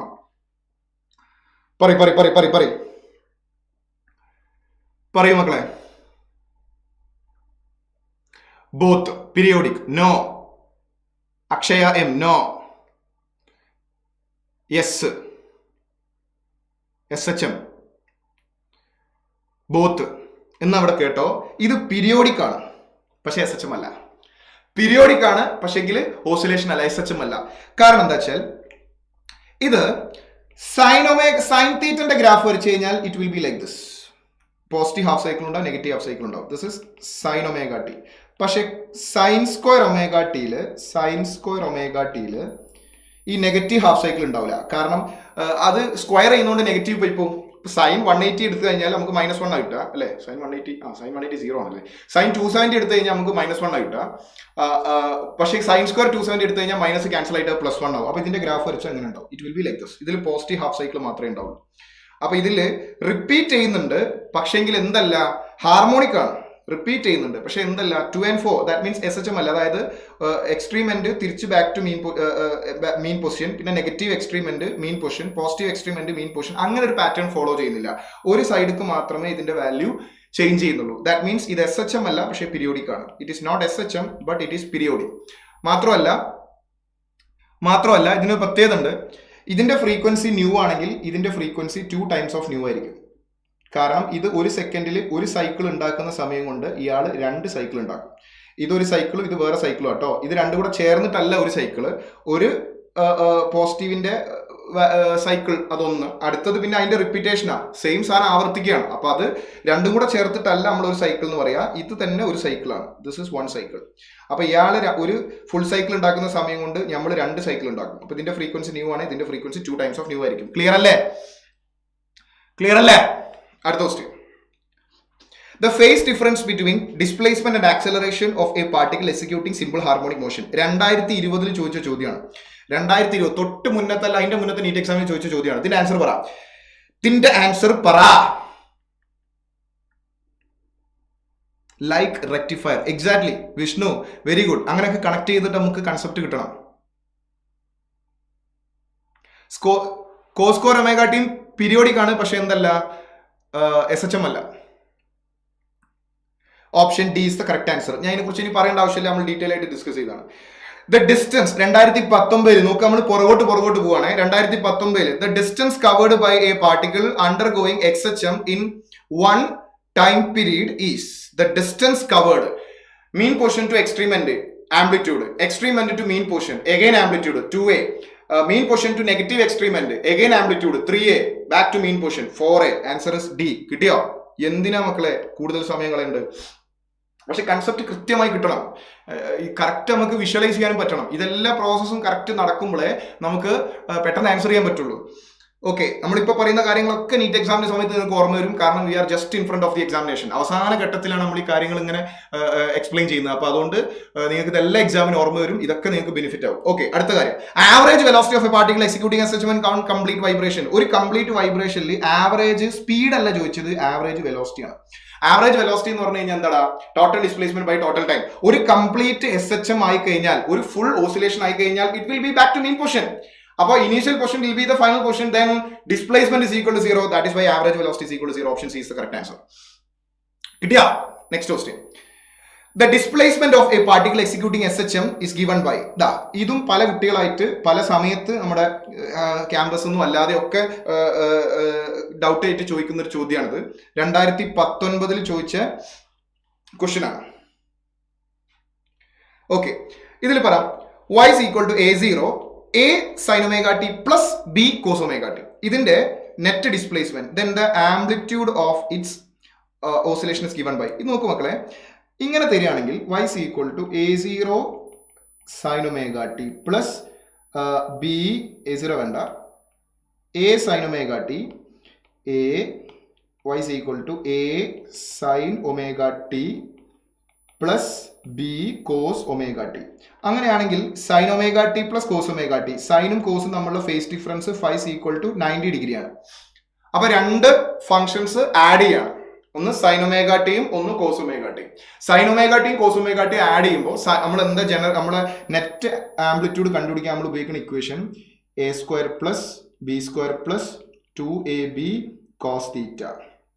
തീറ്റ എന്ന് പറഞ്ഞാൽ ഫേസ് ഡിഫറൻസ് ആണ്, 2 ഫംഗ്ഷൻസും തമ്മിലുള്ള ഫേസ് ഡിഫറൻസ്. ഇവിടെ സൈനും കോസും തമ്മിലുള്ള ഫേസ് ഡിഫറൻസ് 90 ആണ്. അപ്പോൾ നമുക്ക് ഡയറക്റ്റ് ആയിട്ട് ഇങ്ങനെ എഴുതാം, √a² പ്ലസ് b². പക്ഷേ ഇവിടെ ചെറിയൊരു പ്രശ്നം എന്താ വെച്ചാൽ അതിന്റെ മുന്നൊരു a0 ഉണ്ട്, അതിന്റെ തൊട്ട് മുന്നൊരു a0 ഉണ്ട്. ഓക്കെ, അതിന്റെ തൊട്ട് മുന്നൊരു a0 ഉണ്ട്. പക്ഷെ ഇത് നിങ്ങൾ ബോധർ ചെയ്യേണ്ട ആവശ്യമില്ല. അതാണ് അത് പഠിച്ചു വെക്കുക, അത് ആ കൺസെപ്റ്റ് മനസ്സിലാക്കുക. ഇത് നിങ്ങൾ ബോധർ ചെയ്യേണ്ട ആവശ്യമില്ല. കാരണം ഇതിന്റെ കൂടെ സൈനും ഇല്ല, കോസും ഇല്ല, ആരുമില്ല. ഇതൊരു ഒറ്റക്ക് നിൽക്കുന്ന കോൺസ്റ്റന്റ് ആണ്. അതിന് നിങ്ങൾ ബോധർ ചെയ്യേണ്ട ആവശ്യമില്ല. അത് നമ്മൾ ഇക്വേഷനിൽ എവിടെയും വരില്ല. സൈന്റെയോ കോസിന്റെയോ കോഎഫിഷ്യന്റുകൾ മാത്രം എടുത്തിട്ട് a² plus b² plus 2ab cos തീറ്റ ആണ് ചെയ്താൽ മതി. ഇവിടെ സൈന്റെ കോഎഫിഷ്യന്റ് a, കോസിന്റെ കോഎഫിഷ്യന്റ് b, സൈനും കോസും തമ്മിലുള്ള ഫേസ് ഡിഫറൻസ് π/2. അപ്പൊ നിങ്ങൾ equation a² plus b² plus 2ab cos π/2 അത്രയും മതി. ഈ കോഎഫിഷ്യന്റ് ഇല്ല, ദാറ്റ് മീൻസ് സൈനോ കോസോ ഇല്ലാതെ, ഒരു ഫംഗ്ഷൻ ഇല്ലാതെ വെറുതെ ഒരു കോൺസ്റ്റന്റ് പ്ലസ് ചെയ്തിട്ട് ഇങ്ങനെ ചെയ്യുന്ന സമയത്ത് പ്രോബ്ലം ചെയ്യാൻ വേണ്ടിയിട്ടാണ് പറയുന്നത് കേട്ടോ. അതിന്റെ ബാക്കി കോൺസെപ്റ്റിലേക്കോ ഡീറ്റെയിലേക്കോ ഞാൻ കിടക്കുന്നില്ല. ഇങ്ങനെ ഒരു a0 അവിടെ വന്നു കഴിഞ്ഞാൽ ഇത് നമ്പർ ആവാം, 5, ഇത് 3ഉം ഇത് 6ഉം അങ്ങനെയൊക്കെ നമ്പർ ആവാം. സൈനും കോസും ഒന്നും ഇല്ലാതെ ഒരു കോൺസ്റ്റന്റ് മാത്രമാണെങ്കിൽ അത് നിങ്ങൾ നോക്കണ്ട, ബാക്കിയുള്ളതിന്റെ നെറ്റ് വാല്യൂ കണ്ടാൽ മതി. സോ ഏതാ നമ്മൾ ആൻസർ വരിക? Option A is the correct answer. കിട്ടിയാ? നെക്സ്റ്റ് ക്വസ്റ്റ്യൻ പറയട്ടെ. ഇതാണ് ഞാൻ നിങ്ങളോട് നേരത്തെ പറഞ്ഞത്. നമുക്ക് 2019, സോറി ഞാൻ 18 17 എന്ന് പറഞ്ഞു, 19 കേട്ടോ, ജസ്റ്റ് മാറിപ്പോയതാ, ക്ഷമിക്കണേ. ഈ ക്വസ്റ്റ്യൻ ചെയ്യാൻ ഞാൻ അങ്ങോട്ട് നേരത്തെ ഒരു കോൺസെപ്റ്റ് പറഞ്ഞു തന്നിരുന്നു. അത് ഒരു പക്ഷേ ആ പറഞ്ഞ സമയത്ത് എല്ലാവർക്കും 100% കൺവിൻസ്ഡ് ആയിട്ട് ഉണ്ടാവില്ല. കാരണം എന്താ വെച്ചാൽ അത് അത്ര സമയം കൊണ്ട് പറയേണ്ട ഒരു സാധനമല്ല. നമ്മളത് വളരെ ഫാസ്റ്റ് ആയിട്ടൊന്ന് ബ്രഷ് ചെയ്ത് പോയിന്നുള്ളൂ. അത് ഓൾറെഡി പഠിച്ച ആളുകൾക്ക് അത് ക്ലിയർ ആയിട്ടുണ്ടാവും. അല്ലാതെ ആദ്യമായിട്ട് കേൾക്കുന്ന ആളുകൾക്ക് അത് പൂർണ്ണമായിട്ട് മനസ്സിലാവണമെന്നില്ല, എനിക്കറിയാമത്. പക്ഷേ ഞാനത് പറഞ്ഞു എന്തിനാന്ന് വെച്ചാൽ നമുക്ക് ഈ ക്വസ്റ്റ്യൻ ചെയ്യണം. കാരണം 2019 എന്നൊക്കെ പറഞ്ഞു കഴിഞ്ഞാൽ നമ്മൾ ആ ക്വസ്റ്റ്യൻ ഒന്നും വിടാൻ പാടില്ല. ഒരു പക്ഷേ നിങ്ങൾ ഇത് ചെയ്തിട്ടുണ്ടാവും. നോക്കൂ, the radius of A circle, the period of revolution of initial position in sense of revolution are indicated in the figure. അതായത് റേഡിയസ് തന്നിട്ടുണ്ട്. റേഡിയസ് ആണ് ആംപ്ലിറ്റ്യൂഡ് ആണ്. ആംപ്ലിറ്റ്യൂഡ് ഇസ് നത്തിങ് ബട്ട്, ഈ പെന്നിന്റെ സെൻസറിന് എന്തോ ഒരു പ്രശ്നം ഉണ്ട് മക്കളെ. ചന്തുവിനെ വീണ്ടും വിളിക്കേണ്ടി വരുമോ? ഓക്കെ, നോക്കടാ, ഇതിന്റെ റേഡിയസ് ദാറ്റ് മീൻസ് ആംപ്ലിറ്റ്യൂഡ് ആണ് a, that is equal to 3 metre തന്നിട്ടുണ്ട്. Time period is equal to 4 second തന്നിട്ട്. സെൻസ് ഓഫ് റെവല്യൂഷൻ ഇത് ആന്റി ക്ലോക്ക് വൈസ് അല്ലേ? ഇതല്ല, ക്ലോക്ക് വൈസ് അല്ലെ? Okay, clockwise. ഇത് സ്റ്റാർട്ട് ചെയ്യുന്നത് ഇവിടെ നിന്നാണ്. ഇതാണ് മെയിൻ പൊസിഷൻ. ഇതാണ് മെയിൻ പൊസിഷൻ. അങ്ങനെ റൊട്ടേറ്റ് ചെയ്ത് പോവാണ്. നമുക്ക് കണ്ടുപിടിക്കേണ്ടത് y projection of the radius vector of rotating particle p is. നമുക്ക് y പ്രൊജക്ഷൻ ആണ് കണ്ടുപിടിക്കേണ്ടത്. y projection. അപ്പൊ നമുക്ക് y പ്രൊജക്ഷൻ കണ്ടുപിടിക്കുക എന്ന് പറഞ്ഞു കഴിഞ്ഞാൽ ഇതിങ്ങനെ റൊട്ടേറ്റ് ചെയ്ത് ഇവിടം വരെ എത്തിയിട്ടുള്ളൂ എന്ന് വിചാരിക്കുക. അപ്പോൾ നമുക്ക് മെയിൻ പൊസിഷനിൽ ആ പുതിയ ലൊക്കേഷനിലേക്ക് ഒരു ലൈൻ വരച്ചാൽ this is will be the line. Main പൊസിഷനിൽ പഴയ location t is equal to 0 ആകുമ്പോൾ അത് ഇവിടെയാണ്. കാരണം t is equal to 0 എന്ന് പറഞ്ഞിട്ട് അവർ കാണിക്കുന്നത് ഈ പോയിന്റിലാണ്. അപ്പോൾ ഇവിടെയാണ് അതിന്റെ ഇനീഷ്യൽ പൊസിഷൻ. അപ്പോൾ അത് റൊട്ടേറ്റ് ചെയ്ത് ഇവിടം വരെ എത്തി എന്ന് വിചാരിച്ചു. ഞാൻ എടുക്കുകയാണ്, എനിക്ക് എന്റെ സൗകര്യത്തിന് വേണ്ടി ഞാൻ എടുക്കുന്നതാണ്. അപ്പോൾ ഇതിന്റെ ആംഗിൾ വരിക ω t. റൊട്ടേറ്റ് ചെയ്ത ആംഗിൾ ω t. ക്ലിയർ അല്ലേ? ഇനി y പ്രൊജക്ഷൻ കിട്ടാൻ നമ്മൾ എന്ത് ചെയ്യുക? ആ സർക്കംഫേസിൽ എവിടെയാണോ പാർട്ടിക്കിൾ നിൽക്കുന്നത് അവിടുന്ന് y ആക്സിസിലേക്ക് ഒരു സ്ട്രേറ്റ് ലൈൻ വരയ്ക്കുക. So this is will be the displacement. ഞാനിപ്പോൾ മാർക്ക് ചെയ്യുന്നതാണ് ഡിസ്പ്ലേസ്മെന്റ് y. ഞാൻ ഇവിടെ ഒരു സ്ട്രേറ്റ് ലൈൻ വരയ്ക്കും. വേണ്ട, അതിന്റെ ആവശ്യമില്ല. നമുക്ക് ഈ ട്രയാങ്കിൾ മാത്രം നോക്കി നമുക്ക് ആൻസർ കിട്ടുക. ഈ ട്രയാങ്കിൾ നോക്കുക. ആ ട്രയാങ്കിൾ നോക്കിയിട്ട്, ആ റൈറ്റ് ആംഗിൾ ട്രയാങ്കിൾ നോക്കിയിട്ട് അതിൻ്റെ അകത്ത് പറയാം സൈൻ എടുക്കണോ കോസ് എടുക്കണോ. കാരണം നമുക്ക് നോക്കൂ, ഇതാണ് ω t. നമ്മുടെ ഡിസ്പ്ലേസ്മെന്റ് y ഇവിടെയാണ്. This is our displacement y. ഇത് ഹൈപ്പോട്ടനസ്. ഹൈപ്പോട്ടനസ് പറഞ്ഞാൽ എ ആണ്. എ അവിടെ ഉണ്ട്. അപ്പൊ നോക്കൂ, നമുക്ക് ഏതാ എടുക്കേണ്ടത്? സൈൻ ആണോ കോസ് ആണോ? Adjacent by hypotenuse. Adjacent by hypotenuse. Sine ആണോ കോസ് ആണോ? y is equal to, sorry y അല്ല, സൈൻ ആണോ കോസ് ആണോ? അഡ്ജസന്റ് ബൈ ഹൈപ്പോട്ടനസ് പറഞ്ഞാൽ cos. Cos is equal to, cos ω t is equal to adjacent by hypotenuse, that is y by a. അപ്പോൾ y is equal to a cos ω t. ഇങ്ങനെ വരും. y is equal to a cos ω t. അപ്പോൾ നമുക്ക് എഴുതാം y is equal to a എത്ര? 3 into cos ω 2π/t 4 into t. ഇതും കട്ടാവും. അപ്പോൾ y is equal to 3 cos π/2 into t. This will be the answer. കിട്ടിയോ? സോ ഏതാണ് answer? 3 cos πt divided by 2, where y in meter. Yes, option C is the correct answer. കിട്ടിയോ മക്കളെ? Clear അല്ലേ? അടുത്ത് പറയട്ടെ.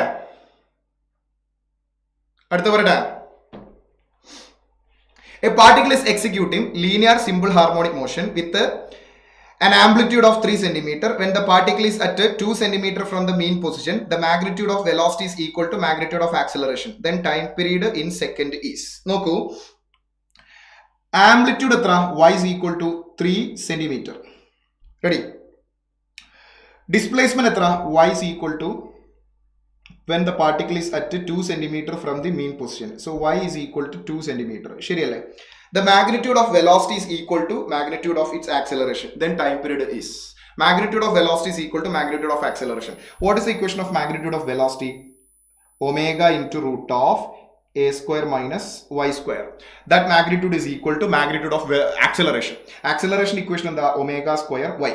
ഇവിടെ വെച്ചിട്ട് തന്നെ നിങ്ങൾക്ക് ഒരു ഒമേഗ കട്ട് ചെയ്യാം. അപ്പോൾ root of a square minus y square is equal to omega into y. അപ്പുറം ഇപ്പുറം സ്ക്വയർ ചെയ്യാം. അപ്പോൾ a square minus y square is equal to omega square y എന്ന് കിട്ടും. ശരിയല്ലേ? അല്ലേടാ? ഇനി നമ്മൾ വാല്യൂ സബ്സ്റ്റിറ്റ്യൂട്ട് ചെയ്യാം. എല്ലാം സെന്റിമീറ്ററിലാണ്. നമ്മളത് മീറ്ററിലേക്ക് മാറ്റേണ്ട, കാരണം അത് നമുക്ക് അവസാനം നോക്കാതെ ആവശ്യമുണ്ടെങ്കിൽ മാത്രം മാറ്റിയാൽ മതി. വാല്യൂസ് സബ്സ്റ്റിറ്റ്യൂട്ട് ചെയ്യുക. എ സ്ക്വയർ, എന്റെ വാല്യൂ എത്ര?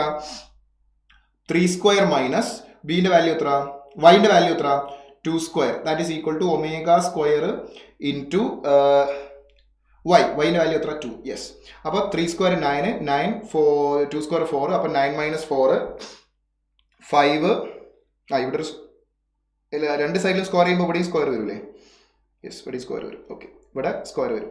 അപ്പോൾ 9 minus 4 that is 5 is equal to omega square into 4. Right? ഈ 4 അങ്ങോട്ടേക്ക് കൊണ്ടുവന്നാൽ 5 divided by 4 is equal to omega square. അപ്പുറം അപ്പുറം റൂട്ട് എടുത്താൽ √5 divided by 4ന്റെ √2 that is equal to omega. Omega പറഞ്ഞാൽ എന്താ? 2π/t.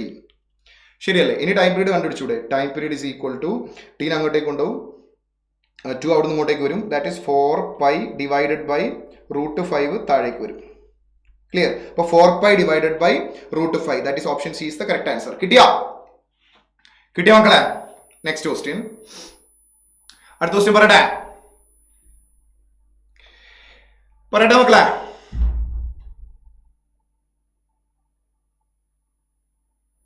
അത് ക്ലിയർ അല്ലേ? സംശയമില്ലല്ലോ. Next question. A particle is executing SHM. 2015 ചോദ്യം കേട്ടോ.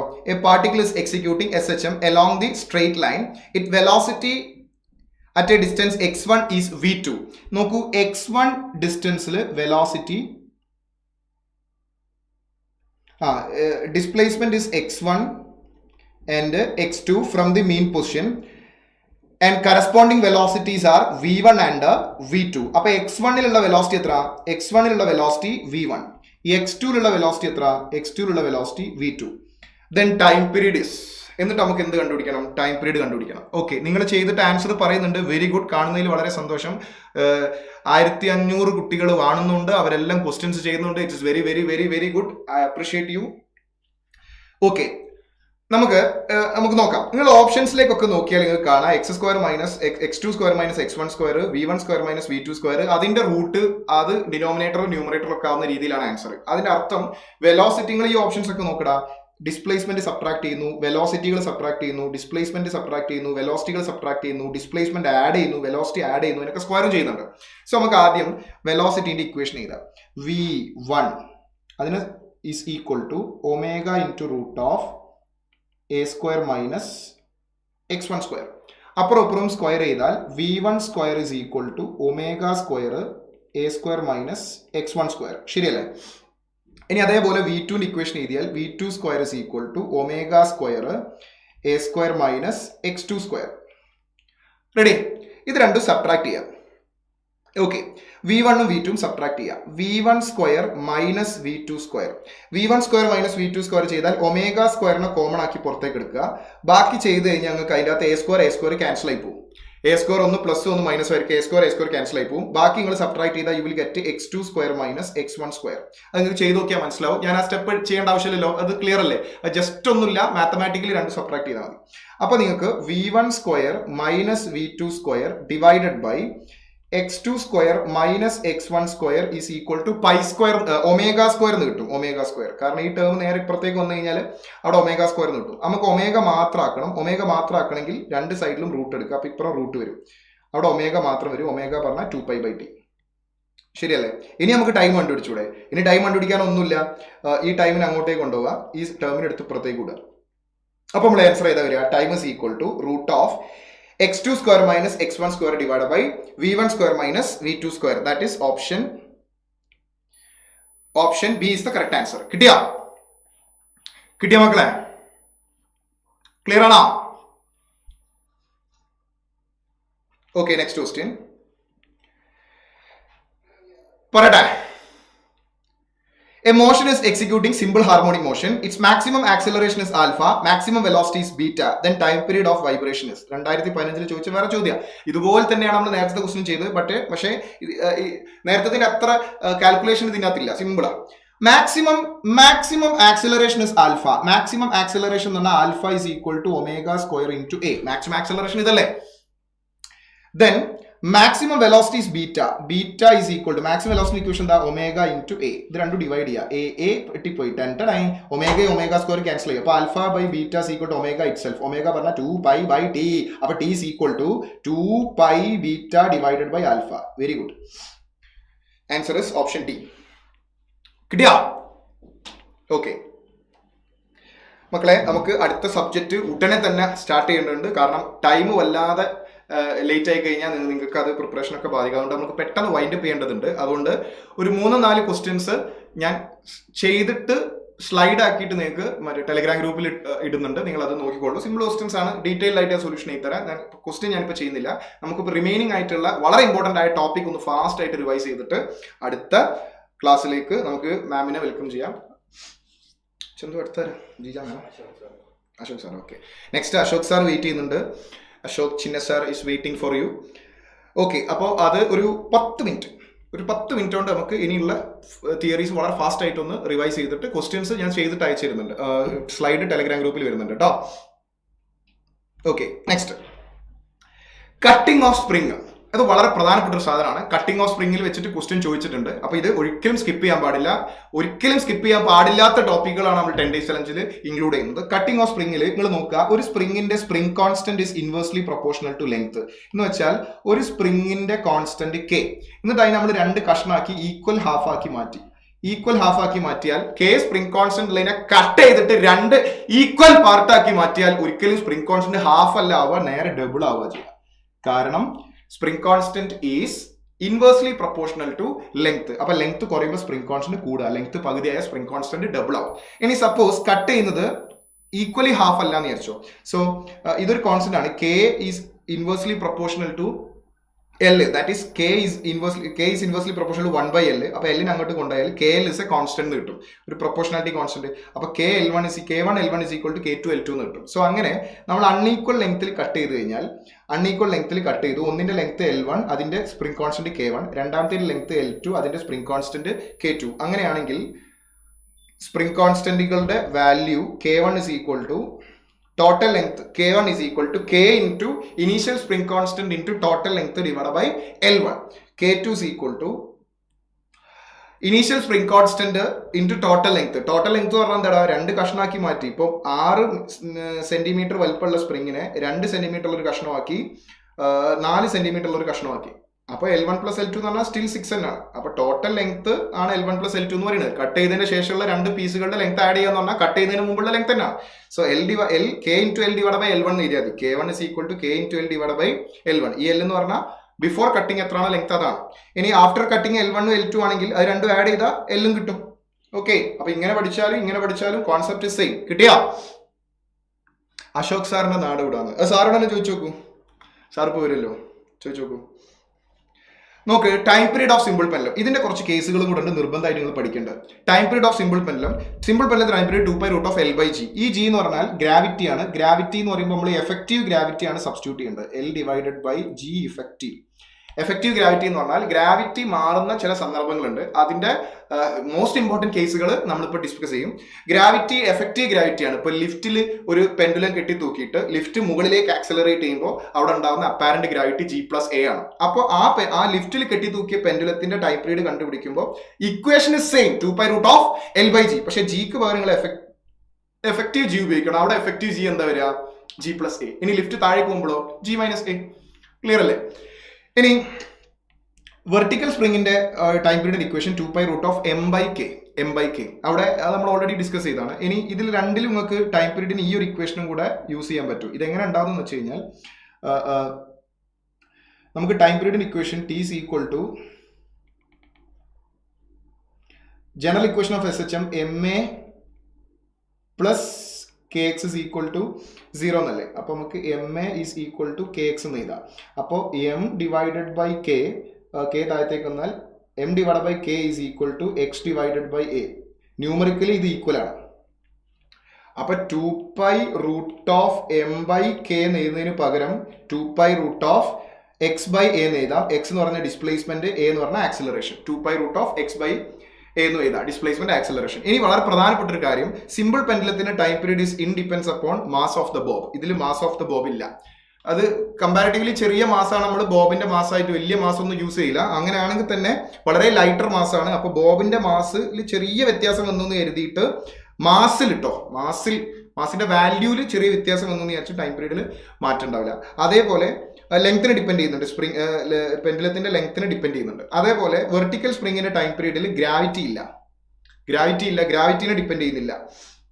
പക്ഷേ എന്തിനെ ഡിപ്പെൻഡ് ചെയ്യുന്നുണ്ട്? മാസ് ഓഫ് ദ സ്പ്രിങ്ങിനെ ഡിപ്പെൻഡ് ചെയ്യുന്നുണ്ട്. മാത്രമല്ല ഈ സ്പ്രിങ്ങിന്റെ ലെങ്ത്തിനെയും ഡിപ്പെൻഡ് ചെയ്യുന്നില്ല. സ്പ്രിങ്ങിന്റെ ലെങ്ത് മാറുമ്പോൾ സ്പ്രിങ് കോൺസ്റ്റന്റ് മാറും, അങ്ങനെ മാറ്റം വരുന്നുണ്ട് എന്നല്ലാതെ ഡയറക്റ്റ് ഇതിൻ്റെ അകത്ത് എന്തില്ല, ലെങ്ത് ഇല്ല. അപ്പോൾ സ്പ്രിങ് കട്ട് ചെയ്തെന്ന് പറയുമ്പോൾ എന്താ മാറുക? സ്പ്രിങ് കോൺസ്റ്റന്റ് ആണ് മാറുക. ഓക്കെ, ഇവിടെ ലെങ്ത് കൂടി എന്ന് പറയുമ്പോൾ ഡയറക്റ്റ് ഇവിടെ എല്ല് മാറും. സോ അങ്ങനെയൊക്കെ ചെറിയ ചെറിയ ചേഞ്ചുകളൊക്കെ വരുത്തിയിട്ട് ചേഞ്ച് ഒക്കെ വരുത്തിയിട്ടുള്ള പ്രോബ്ലംസ് നിങ്ങൾക്ക് എക്സ്പെക്ട് ചെയ്യാം. ഈ ഇക്വേഷൻ വ്യക്തമായി മനസ്സിലാക്കി കഴിഞ്ഞാൽ ചെയ്യാവുന്നതേ ഉള്ളൂ. ഇനി നോക്കൂ, സ്പ്രിങ് സീരീസിൽ കണക്ട് ചെയ്ത് കഴിഞ്ഞാൽ എഫക്റ്റീവ് സ്പ്രിങ് കോൺസ്റ്റന്റിന്റെ equation K1 K2 divided by K1 plus K2. നമ്മുടെ series combination of resistance parallel combination of resistance പോലെ. അപ്പോൾ ടൈം പീരീഡ് വരിക 2π√m/K എഫക്റ്റീവ്. ഇനി രണ്ട് സ്പ്രിങ് സെപ്പറേറ്റ്ലി ഓസിലേറ്റ് ചെയ്യുമ്പോൾ ഉണ്ടാകുന്ന ടൈം പീരീഡ് T1. ഒരു സ്പ്രിങ് ഓഫ് കോൺസ്റ്റന്റ് K1, അത് ഓസിലേറ്റ് ചെയ്യുമ്പോൾ ടൈം പീരീഡ് T1. രണ്ടാമത്തെ സ്പ്രിങ് അതിന്റെ കോൺസ്റ്റന്റ് K2, ആ സ്പ്രിങ് മാത്രം കെട്ടിത്തൂക്കിയിട്ട് ഓസിലേറ്റ് ചെയ്യുമ്പോൾ ടൈം പീരീഡ് T2. അങ്ങനെയെങ്കിൽ ഇത് സീരീസ് ആയിട്ട് കണക്ട് ചെയ്താൽ ഉണ്ടാവുന്ന ടോട്ടൽ ടൈം പീരീഡ് ആയ T of series effective is equal to root of T1 square plus T2 square. അതായത് ക്വസ്റ്റ്യൻ ഇങ്ങനെ പറയും, a spring of constant something when it oscillating the time period is 2 seconds. Another spring when it is oscillating the time period is 3 seconds. അങ്ങനെയെങ്കിൽ ഇത് രണ്ടും series ആയിട്ട് connect ചെയ്തിട്ട് അവർ ഒന്നിച്ച് ഒരു മാസ് അറ്റാച്ച് ചെയ്ത് ഓസിലേറ്റ് ചെയ്യുമ്പോൾ ടൈം പീരീഡ് എത്രയാണ്? Root of 2 square plus 3 square. Clear ആണോ? ഇതിലുള്ളത് മാത്രം പഠിച്ചാൽ മതിയോ? നിരന്തരമായി ചോദിക്കുന്ന ഒരു ചോദ്യമാണ്, ഇത് മാത്രം പഠിച്ചാൽ മതിയോ, ഇത് മാത്രം പഠിച്ചാൽ മതിയോ? ഇതൊരു റിവിഷൻ ആണ്. ദാറ്റ് മീൻസ് ഒരു ക്വിക്ക് റിവിഷൻ ആണ്. ഇത് മാത്രം പഠിച്ചാൽ മതിയോ എന്ന് ചോദിച്ചു കഴിഞ്ഞാൽ ഈ ചാപ്റ്ററിൽ എന്തെങ്കിലും അറ്റ്ലീസ്റ്റ് പഠിക്കണം എന്ന് തോന്നുന്ന ഒരു സ്റ്റുഡന്റിനെ സംബന്ധിച്ചിടത്തോളം അയാൾ പഠിക്കേണ്ടത് മോസ്റ്റ് ഇമ്പോർട്ടൻറ്റ് ടോപ്പിക്കും ചെയ്യേണ്ടത് ഫ്രീക്വന്റ്ലി ചോദിച്ച നീറ്റിന്റെ പ്രീവിയസ് ഇയർ ക്വസ്റ്റ്യൻസും ആണ്. നീറ്റിന് അപ്പർ എന്ന സ്റ്റുഡന്റ് അയാളെ സംബന്ധിച്ചിടത്തോളം ഒരു റിവിഷൻ ആണ്, ഒരു ഫൈനൽ എന്താ പറയുക, ഏതൊക്കെ ടോപ്പിക്ക് പഠിച്ചു പോകണം എന്നുള്ളതിനെ കുറിച്ച് ഒരു ധാരണയാണ് ശരിക്കും നമ്മൾ ഈ 1 hour ഡിസ്കസ് ചെയ്യുമ്പോൾ കിട്ടുക. Most important topic. ഇത് പഠിക്കാതെ നീറ്റ് എക്സാമിന് പോകരുത്. പക്ഷെ ഇത് മാത്രം പഠിച്ച് നീറ്റ് എക്സാമിന് പോകണം എന്നല്ല പറയുന്നു. മനസ്സിലായോ? I think you get my point. Okay, ഇനി അങ്ങനെ ചോദിക്കരുത് കേട്ടോ. ഒരിക്കലും ചാറ്റ് ബോക്സിൽ വന്നിട്ട് ഇത് മാത്രം പഠിച്ചാൽ മതി അങ്ങനെ ചോദിക്കരുത്. അതൊരു ശരിയായ ചോദ്യമല്ല. ഓക്കെ, ഇനി നോക്കടാ, സ്പ്രിങ് ഇങ്ങനെ കണക്ട് ചെയ്താലും പാരലലാണ്. അതായത് ഒരു മാസ് ഇങ്ങനെ സ്പ്രിങ് ഒരറ്റത്ത് റിജിഡ് ബോഡി, ഈ അറ്റത്തും റിജിഡ് ബോഡി, ഇവിടെയും സ്പ്രിങ്. ഇത് ഇങ്ങനെ ഡയഗ്രം കണ്ടാൽ അത് പാരലൽ കോമ്പിനേഷൻ ആണ്. ചന്തുവിന്റെ ഐഫോൺ റിങ് ചെയ്യുന്നു. ഇങ്ങനെ കണക്ട് ചെയ്താൽ അത് പാരലൽ കോമ്പിനേഷൻ ആണ്. ഏത് ബ്ലോക്ക്, ഇവിടെയും സ്പ്രിങ് ഇവിടെയും സ്പ്രിങ്. അത് സീരീസ് അല്ല, കാണുമ്പോൾ സീരീസും തെറ്റിദ്ധരിക്കരുത്. It is parallel. ഇതും പാരലൽ ആണ്. ഇങ്ങനെ കണക്ട് ചെയ്താലും പാരലൽ ആണ്. ഈ ഡയഗ്രാംസ് ഒക്കെ ശ്രദ്ധിക്കുന്നതൊക്കെ പാരലൽ ആണ്. പാരലൽ ആയിട്ട് കണക്ട് ചെയ്ത effective spring constant K1 plus K2. ഇനി ഒരു സ്പ്രിങ് ഇൻഡിവിജ്വലി വൈബ്രേറ്റ് ചെയ്യുമ്പോൾ ഉണ്ടാവുന്ന ഒരു സ്പ്രിങ്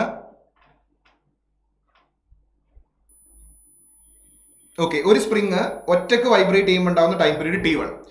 വേറെ സ്പ്രിങ് ഒറ്റക്ക് വൈബ്രേറ്റ് ചെയ്യുമ്പോൾ ഉണ്ടാവുന്ന ടൈം പീരീഡ് T2. അങ്ങനെയാണെങ്കിൽ അവർ രണ്ടുപേരും പാരലൽ ആയിട്ട് കണക്ട് ചെയ്തിട്ടുണ്ടാവും. പാരലൽ ആയിട്ട് കണക്ട് ചെയ്തതിന്റെ ശേഷം ഓസിലേറ്റ് ചെയ്യുമ്പോൾ ഉണ്ടാവുന്ന time period 1/P parallel effective time period effective is equal to 1/T1 plus 1/T2. ഇവിടെ ഇതാണ് ഇക്വേഷൻ, ഇവിടെ ഇതാണ് ഇക്വേഷൻ. ജസ്റ്റ് ഇക്വേഷൻ നോക്കി വെച്ചാൽ പോലും നിങ്ങൾക്ക് ബബിൾ ചെയ്യാനുള്ള സമയം മാത്രം എടുത്തുകൊണ്ട് ചില ക്വസ്റ്റ്യൻസ് ചെയ്യാൻ പറ്റും.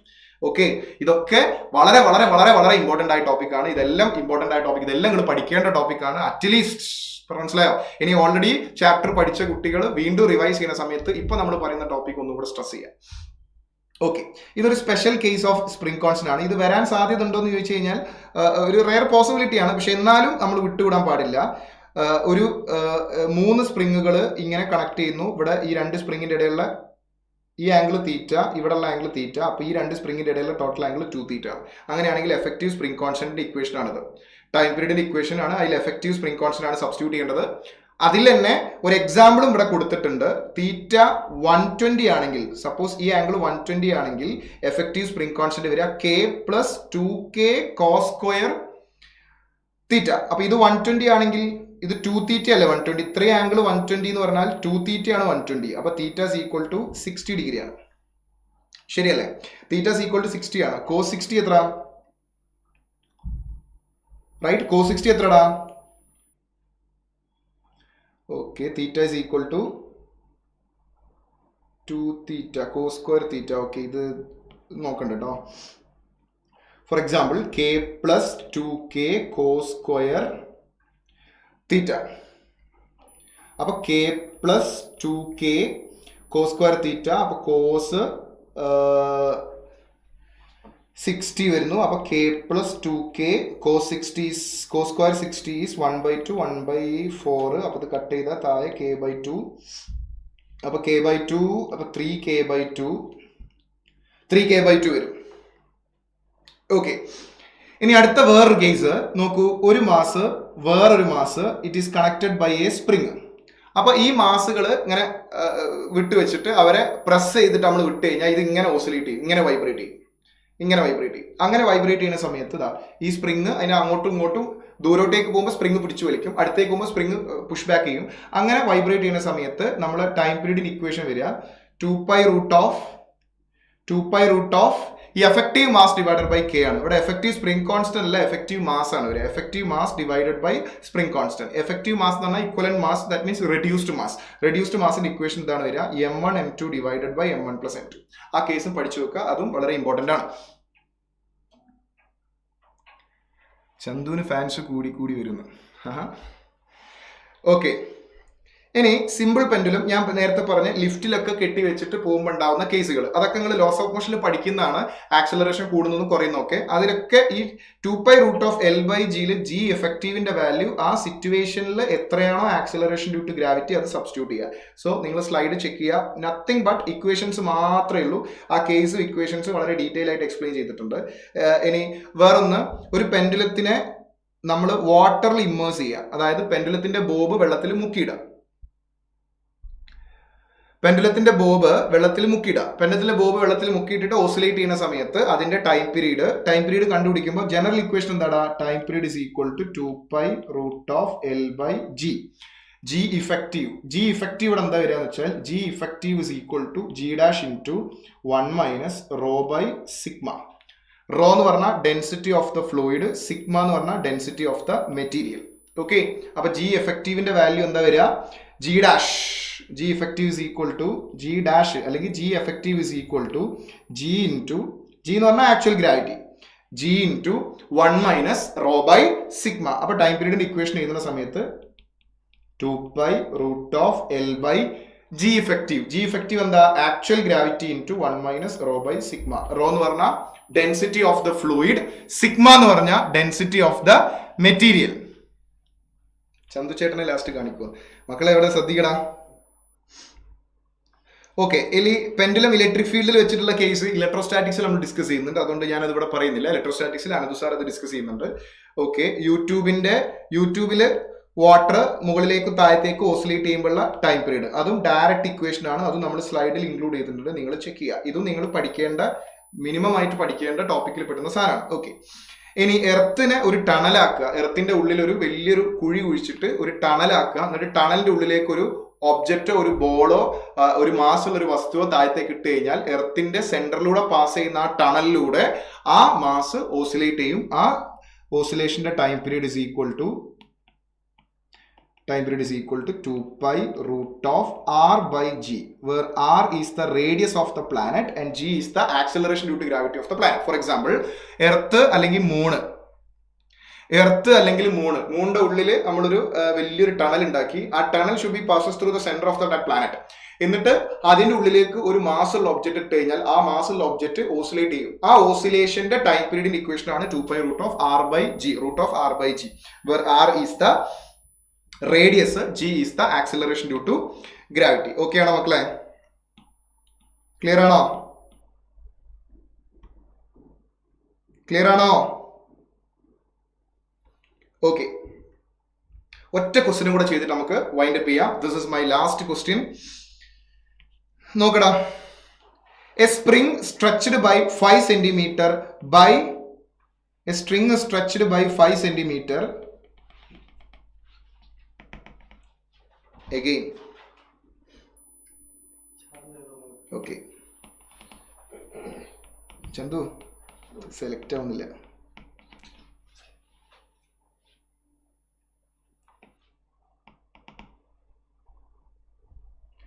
ഇറേസർ സെലക്ട് ആവുന്നില്ല മക്കളെ, പെന്നിന് ചെറിയ പ്രശ്നമുണ്ട്. എഗെയിൻ ചന്തു,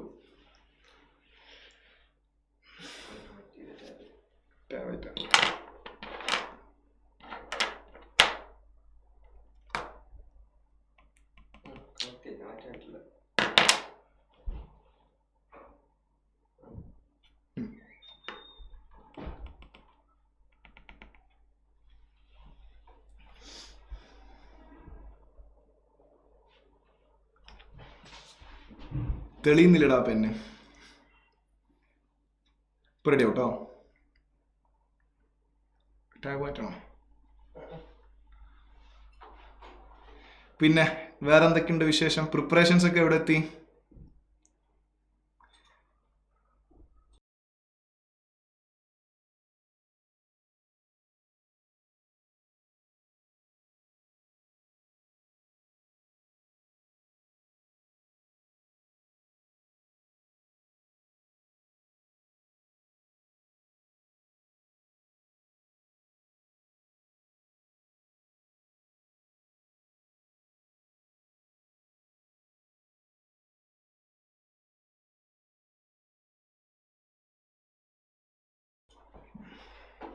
പോയില്ല. ഓക്കെ, ലാസ്റ്റ് ക്വസ്റ്റ്യൻ നോക്കൂ. ഇത് ചെയ്ത് കഴിഞ്ഞാൽ സുവോളജി സ്റ്റാർട്ട് ചെയ്യും.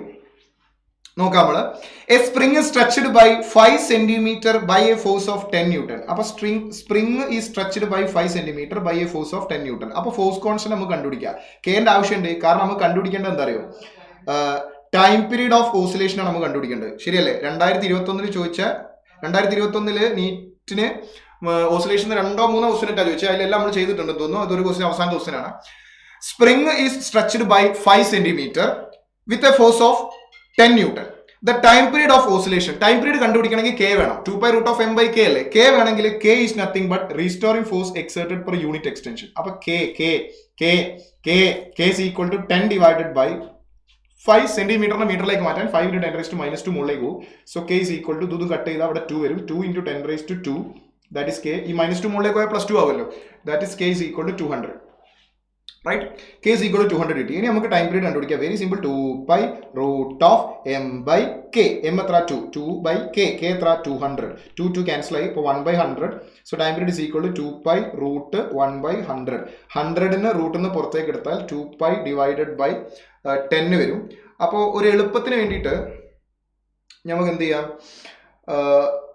2π വേണ്ട, അല്ലാണ്ട് ചെയ്യാം. 2π എന്ന് പറഞ്ഞാൽ 2 × 3.14 ആണ്. 2πയുടെ വാല്യൂ 6.28 ആണ്. 2π 4π നിങ്ങൾ ബൈഹാർട്ട് പഠിച്ചു വെക്കണം. ബൈഹാർട്ട് ചെയ്യേണ്ടത് ഓട്ടോമാറ്റിക്കലി ബൈഹാർട്ട് ആയിക്കോളും. 2π എന്ന് പറഞ്ഞാൽ 6.28ഉം 4π എന്ന് പറഞ്ഞാൽ 12.56ഉം. അപ്പോൾ 2π എന്ന് പറഞ്ഞാൽ 6.28 divide by 10, that is equal to 0.628. നിങ്ങൾക്ക് ആൻസർ കിട്ടിയിട്ടുണ്ട്. നിങ്ങൾക്ക് അറിയാം. Option D is the correct answer. സാറിന് നത്തിങ് ബട്ട് ഇല്ലാതെ പറ്റൂല. അറിയാതെ വരുന്നു എന്നാടാ. സോറി, ഇനി ഞാൻ ശ്രദ്ധിച്ചോളാം. Sir can we see Chandu? Chandu അങ്ങനെ ക്യാമറയുടെ മുന്നിലേക്ക് വരില്ല. ക്യാമറയുടെ പിന്നിൽ പ്രവർത്തിക്കുന്ന സിംഹമാണ് ചന്തു. ഓക്കെ മക്കളെ, so that is the end of today's discussion. Physics is over.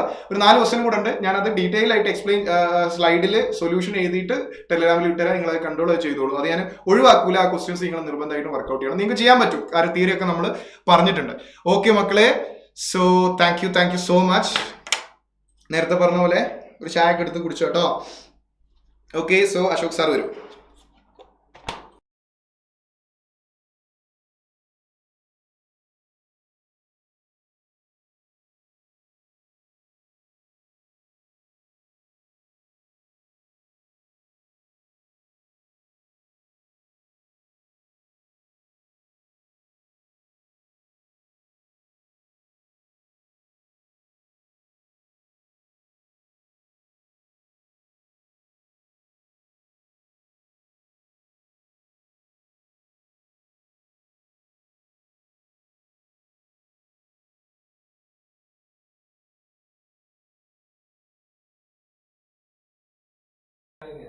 Okay, so എല്ലാരും ചായ കുടിച്ചോ? എല്ലാരും ചായ കുടിച്ചോ?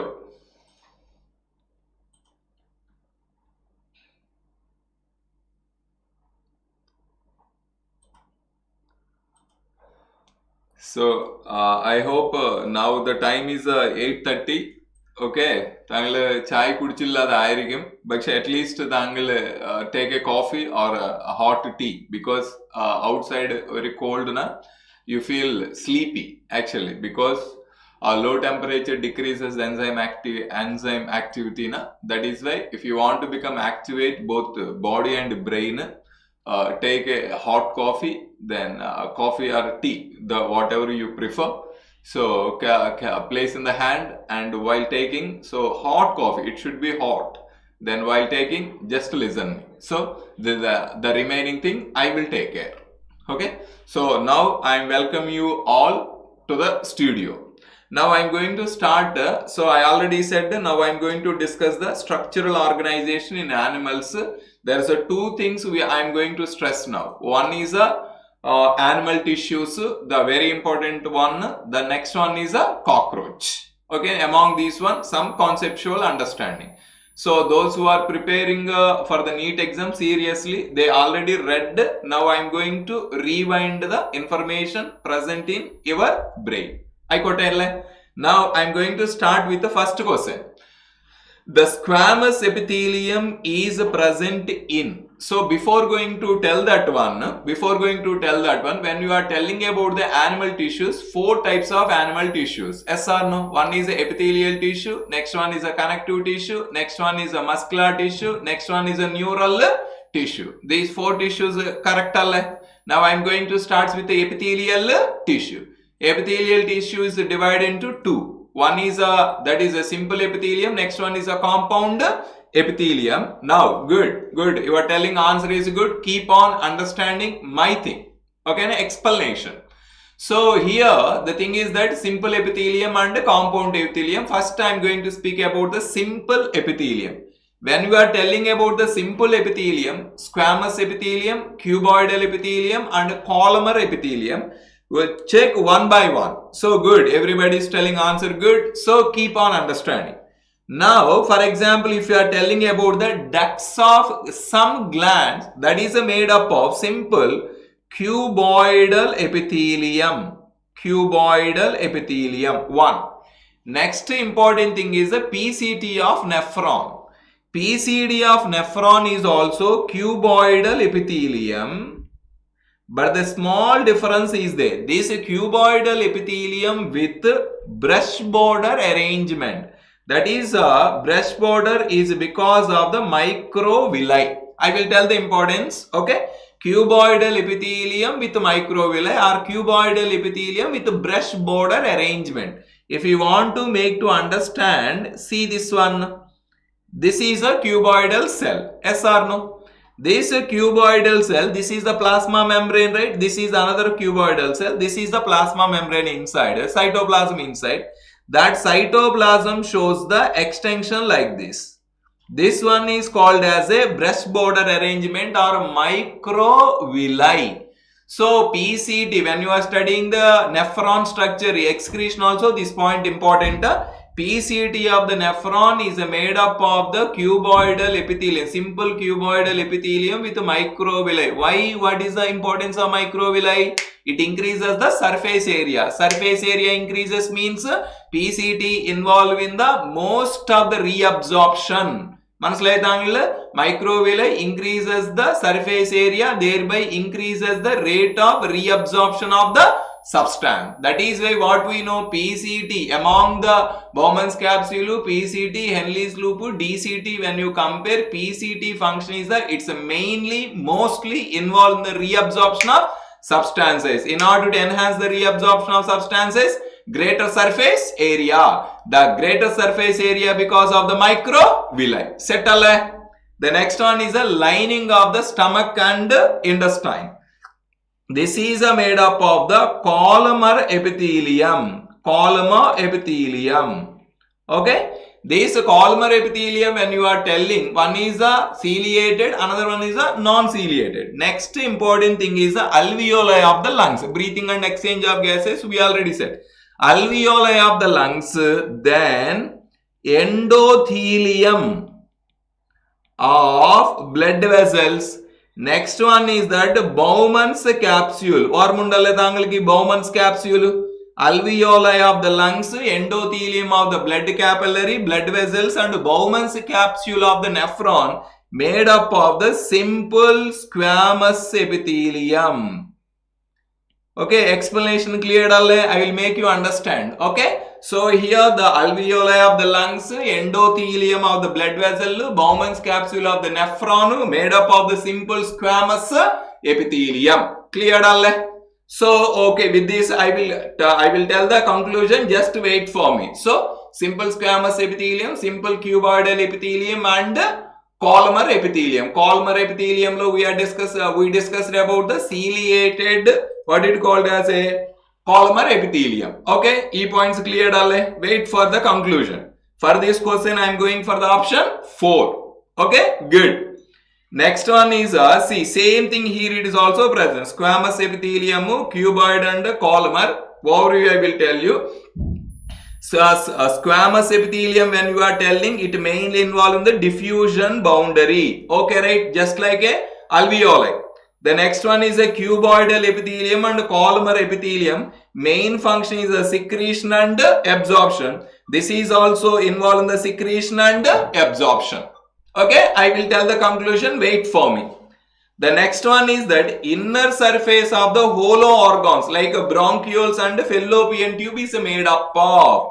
Direct answer is a ciliated columnar epithelium. Columnar epithelium lo ciliated undu, non-ciliated undu. Yes or no? In case of that particular lining of the intestine and stomach is a non-ciliated columnar epithelium. In case of the bronchioles, bronchioles and fallopian tube. So it's a part of the female reproductive part, made up of the ciliated columnar epithelium. Can you stay there? So I am concluding option 4. What is importance of, while we are reading the reproductive system, what is importance of the ciliated columnar epithelium in case of fallopian tube? Nammadu kariyam, ovary produces the ovum alle. Just correlate it along with me.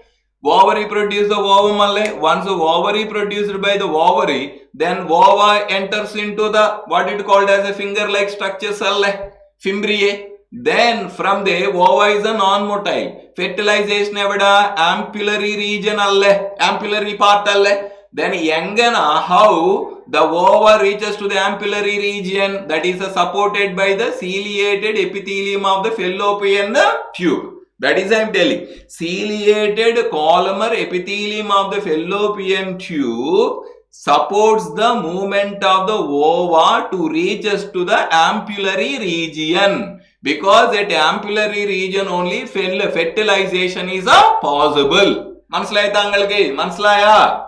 So this is a good question. Wait for me the conclusion. The next one is goblet cells are examples of. See here. Ivada nammadu cuboidal epithelium and columnar cells undale. They modifies into glands. Modifies into glands. Gland means either one cell or the group of cell that produces the chemicals. Our chemicals either enzymes aikote, certain hormones aikote, or different types of chemicals. Can you hear me properly, right? So gland is defined as some of the cuboidal cell or columnar cells are modified into gland. What is the definition of gland? Gland is either unicellular or multicellular that responsible for producing certain chemicals. Ivada nammadu glands, when we are speaking, unicellular glands undu, multicellular glands undu. Okay? Unicellular glands example enda goblet cell alle. Goblet cell alle, good.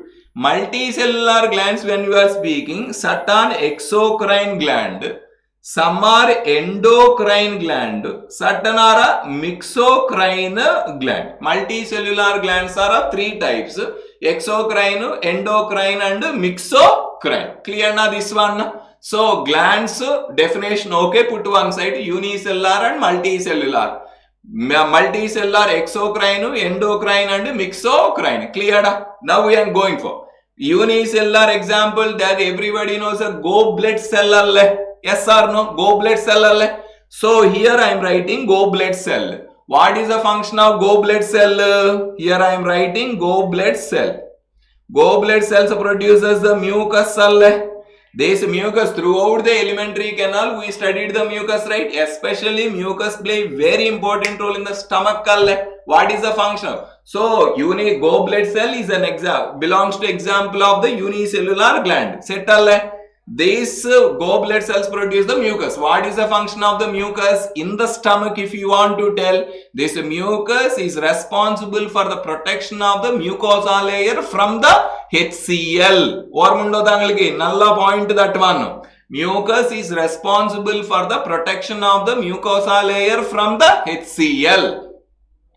Okay, next one comes to the exocrine gland. Exocrine gland means what? The gland releases the chemicals either out of the body or into the body cavities. Appo exocrine glands duct glands ano, ductless glands ano? Definitely exocrine glands are called as a duct glands, because through the duct they releases the chemicals either out of the body or through the what it called into the cavity. What are the examples for the exocrine glands? Nammade salivary gland undalle, yes or no? Sweat glands, sebaceous glands, mammary glands, yes or no? മനസ്സിലായി താങ്കൾക്ക്? Salivary gland, next one is a gastric glands, sweat glands, sebaceous glands, mammary glands. These are all are examples of the exocrine glands or duct glands. Set alle. Next one is a endocrine gland. No need to introduce the endocrine gland. Endocrine glands also called as a ductless glands. We know from the pituitary gland you can tell pituitary gland, pineal gland, thyroid gland, yes or no? Total the endocrine secretions are called as a hormones. Next one is what is the meaning of mixocrine gland? Mixocrine gland is also called as heterocrine gland or composite gland. This particular mixocrine gland consists of both exocrine part and also endocrine part. What is the one example, best example of the mixocrine gland?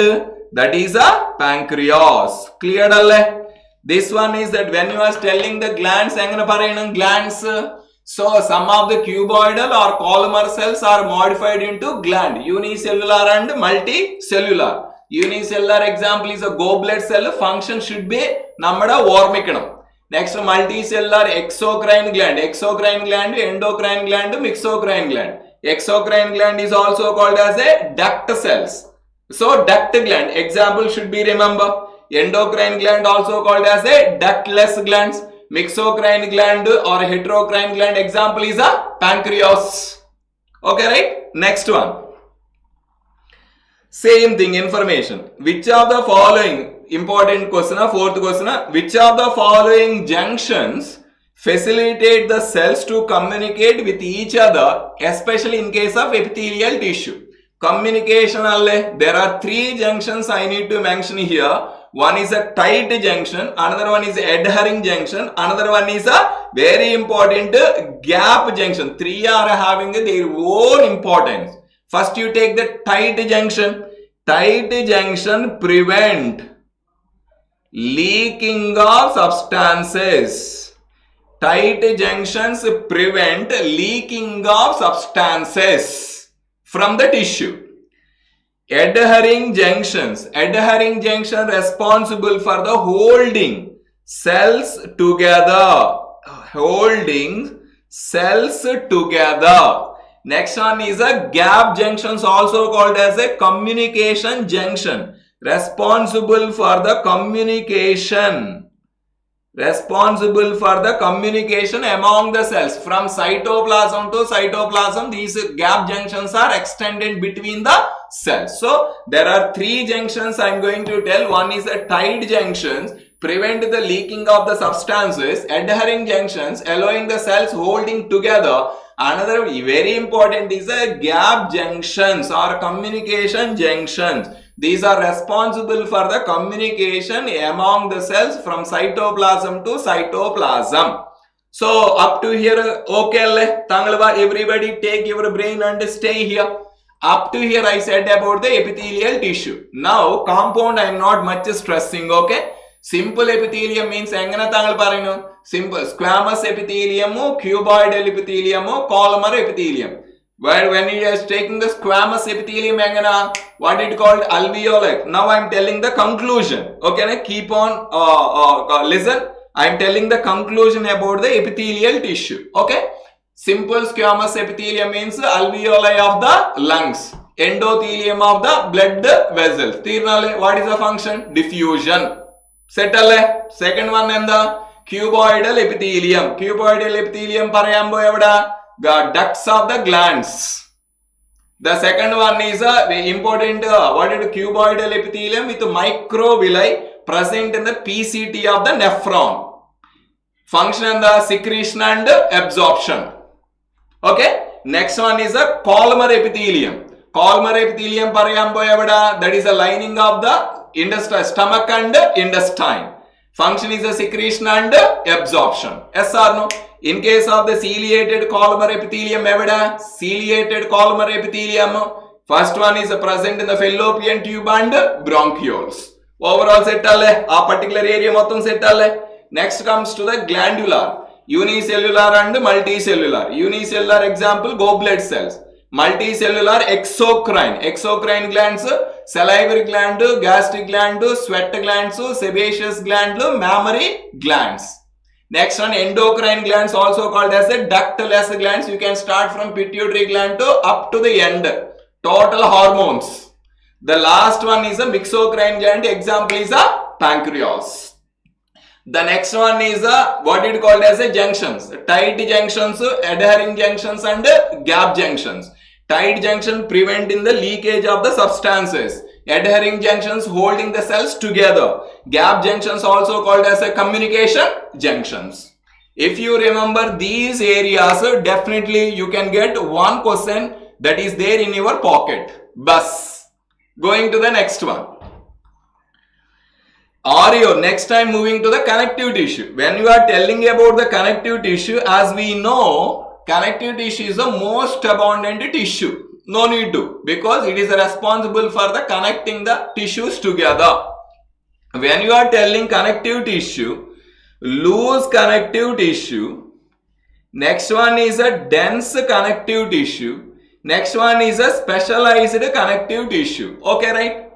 Loose connective tissue examples and the areolar connective tissue and adipose tissue. Loose connective tissues example, areolar connective tissue and adipose tissue.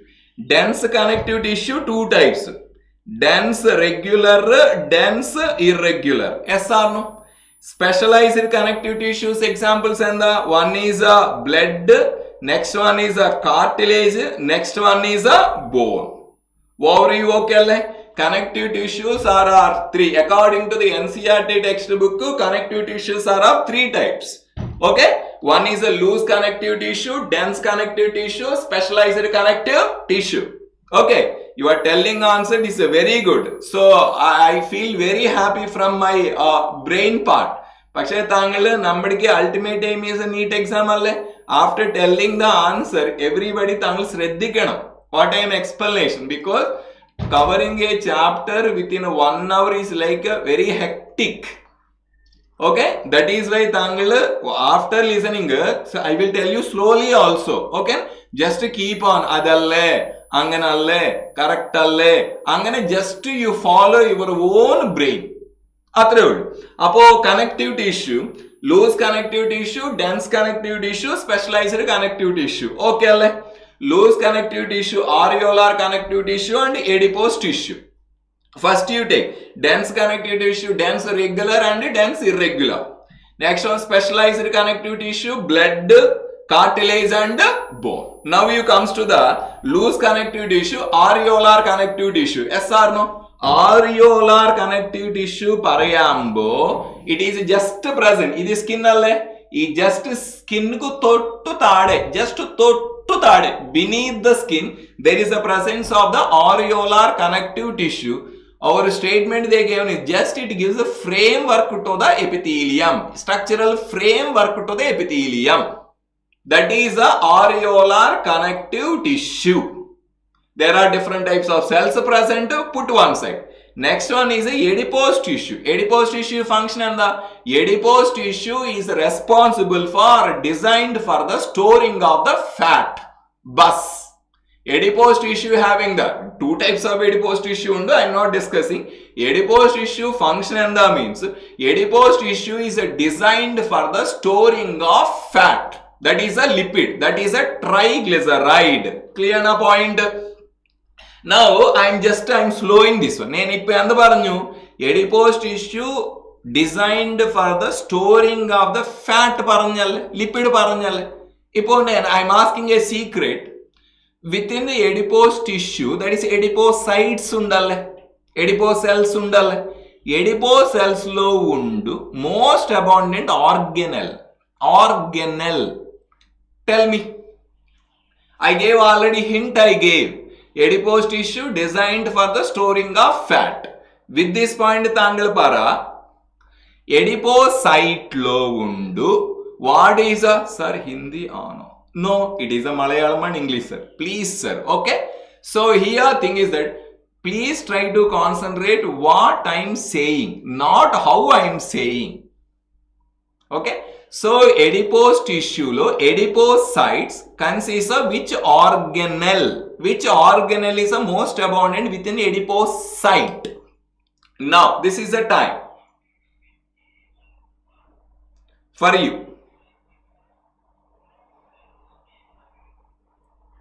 Golgi complex, don't speak about the personal or something. You tell the answer. Listen what I am telling. Here we are telling.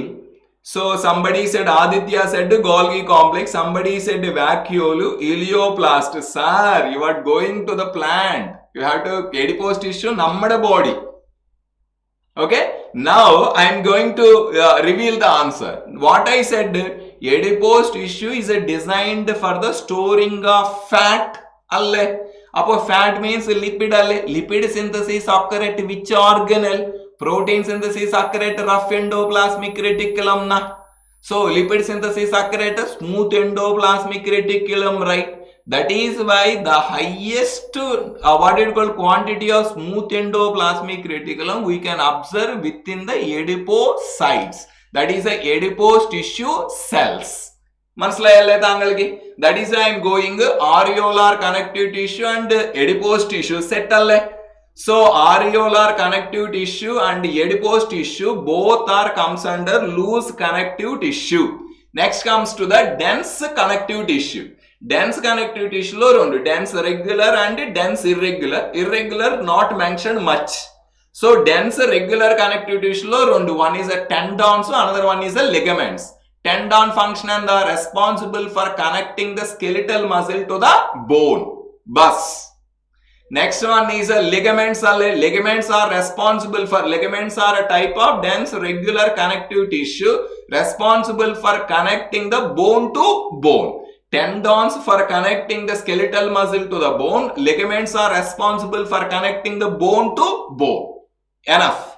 Next one is a specialized connective tissue. One is a blood, another one is a cartilage, another one is a bone. These blood, cartilage, blood anyhow we will study in the body fluids and circulation. Bone probably we will study in the locomotion.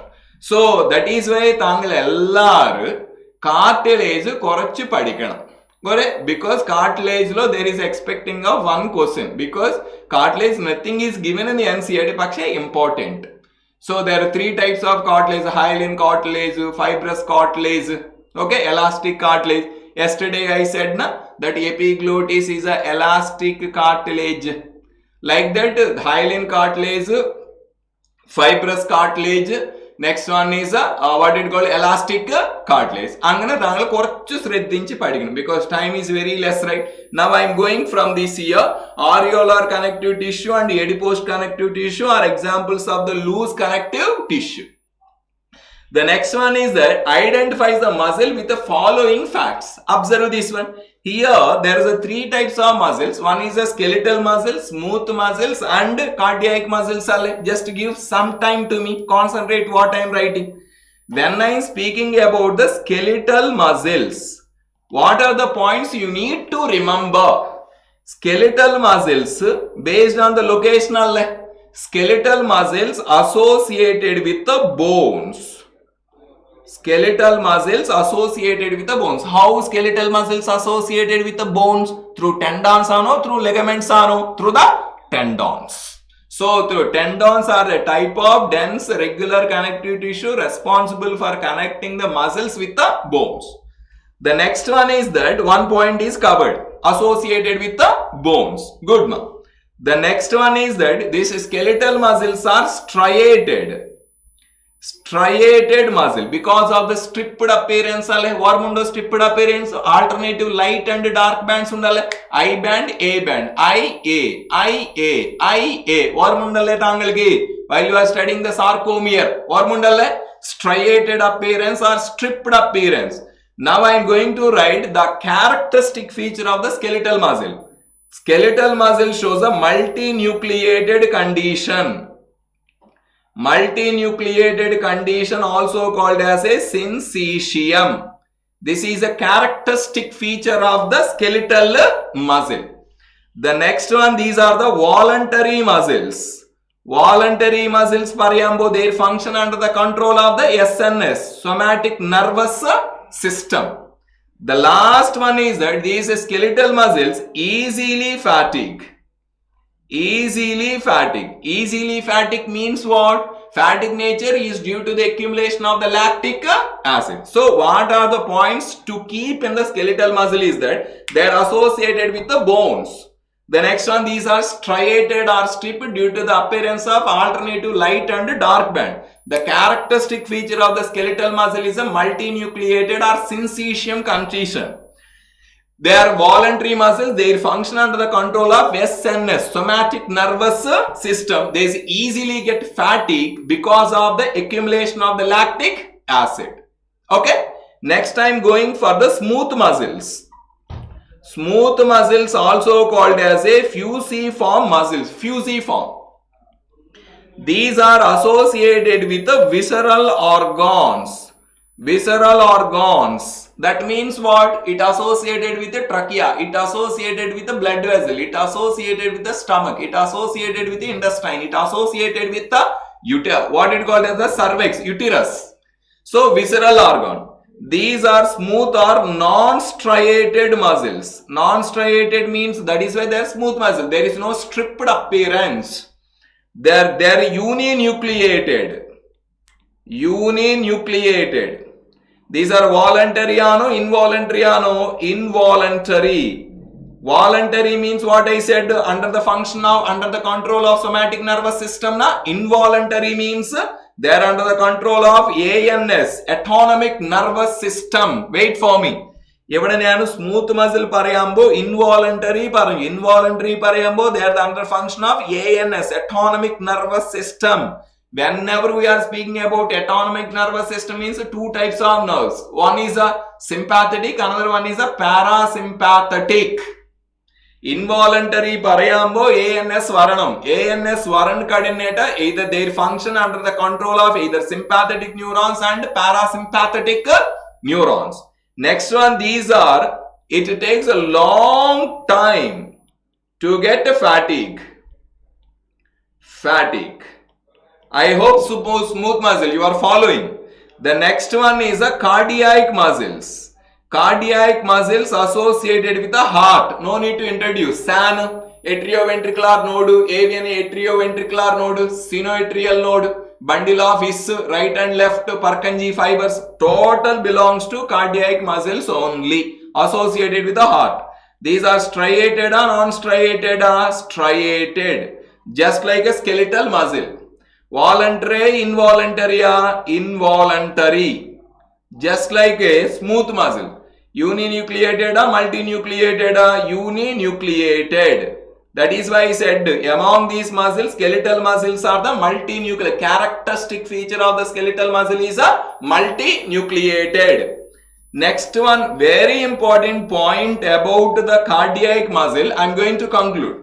Characteristic feature of the cardiac muscle is the presence of ID, intercalated disc. Intercalated disc are nothing but communication junction, just like a gap junctions only.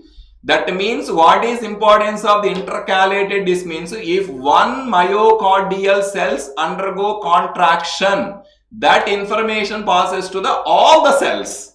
Now I am concluding that cardiac muscles and the characteristic feature is the presence of the intercalated disc. Now see overall this one, I am going to conclude the muscles. Okay na? Based on the arrangement, association, three types of muscles. Skeletal muscles, smooth muscles and cardiac muscle. Skeletal muscles, parayambo, they are associated with the bones. They are striated. Characteristic feature is the presence of multinucleated or syncytium. Voluntary function, easily fatigue due to the accumulation of lactic acid. Smooth muscles, they are associated with the visceral organs, non-striated, uninucleated, involuntary, and a long time takes the fatigue. Cardiac muscles associated with the heart, striated, involuntary, uninucleated. Cardiac muscle and characteristic feature is the presence of the intercalated disc. Okay? Now, with this one I am telling striated, involuntary, uninucleated and presence of the intercalated disc. I am going for option 3, that is a cardiac muscles. Clear darling? Now, cardiac muscle, this is what they given in the NCERT, they gave like this one. Communication junctions or intercalated disc at some fusion allows the cells contract as a unity. Point important, people will neglect that point. Those who are preparing seriously, I am telling to them, this point you will neglect. So that is as a unit, that is because of the presence of the communication junction present in the intercalated disc. Okay, now next one. I am entering into the cockroach. Kore peru endige 1 or 2 times avaru choichi. Sare, what did frog undu, cockroach undu, earthworm? Which one I need to focus? Absolutely, you need to focus on the cockroach. Pakshe cockroach mottam arinam. Everybody, those who are preparing seriously, everybody should know about the cockroach. Should not miss one question. Okay, going 7th question. Which of the following structure helps in the grinding the food particles in the cockroach in the alimentary canal? Good. You will tell the answer. That's very good. Gizzard. That's very good. Everybody is replying very fast. Okay, good. I think you are taking the coffee.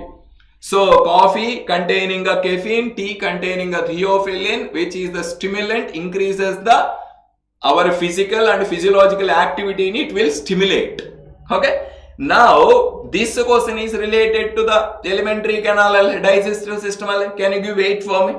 See this one, this diagram. When you are seeing this cockroach is having the mouth. Okay. Mouth is a continue. What are the points you need to remember? Just give to me. First I will tell you. Mouth is opens into the pharynx. Pharynx is opens into the esophagus. Esophagus is a dilate into crop, bigger one. The next one, it continues with the gizzard or proventriculus. From mouth to gizzard, this is comes under foregut. The next one is a midgut. Midgut is also called as a mesenteron. Next one is this ileum, colon, rectum and anus. It 4 comes under what is called a hindgut. Is it clear? Is it clear? So foregut, midgut and hindgut. Okay. Now, what are the points we need to remember here? Okay, that one is first thing is that crop point I am telling. 4 points I will tell you. Keep on. Okay, crop is a part of the alimentary canal in the cockroach. Is responsible for the storing of the food. Bus. Second one is a gizzard. Gizzard is also called as a proventriculus. Gizzard containing inside it containing there is a chitinaceous teeth, 6 number of the teeth. They are responsible for the grinding. That is why gizzard is also called a grinding chamber. Second point. First one is a crop is responsible for the storing of the food. Second one is a gizzard or proventriculus is responsible for the grinding because it containing a 6 number of chitinaceous teeth. Third one, at the junction of between the foregut and midgut, at the junction of foregut and midgut, there are 6 to 8 number of ring. They are called as a hepatic ceca or gastric ceca. These are responsible for the producing of a digestive juice containing a digestive enzymes.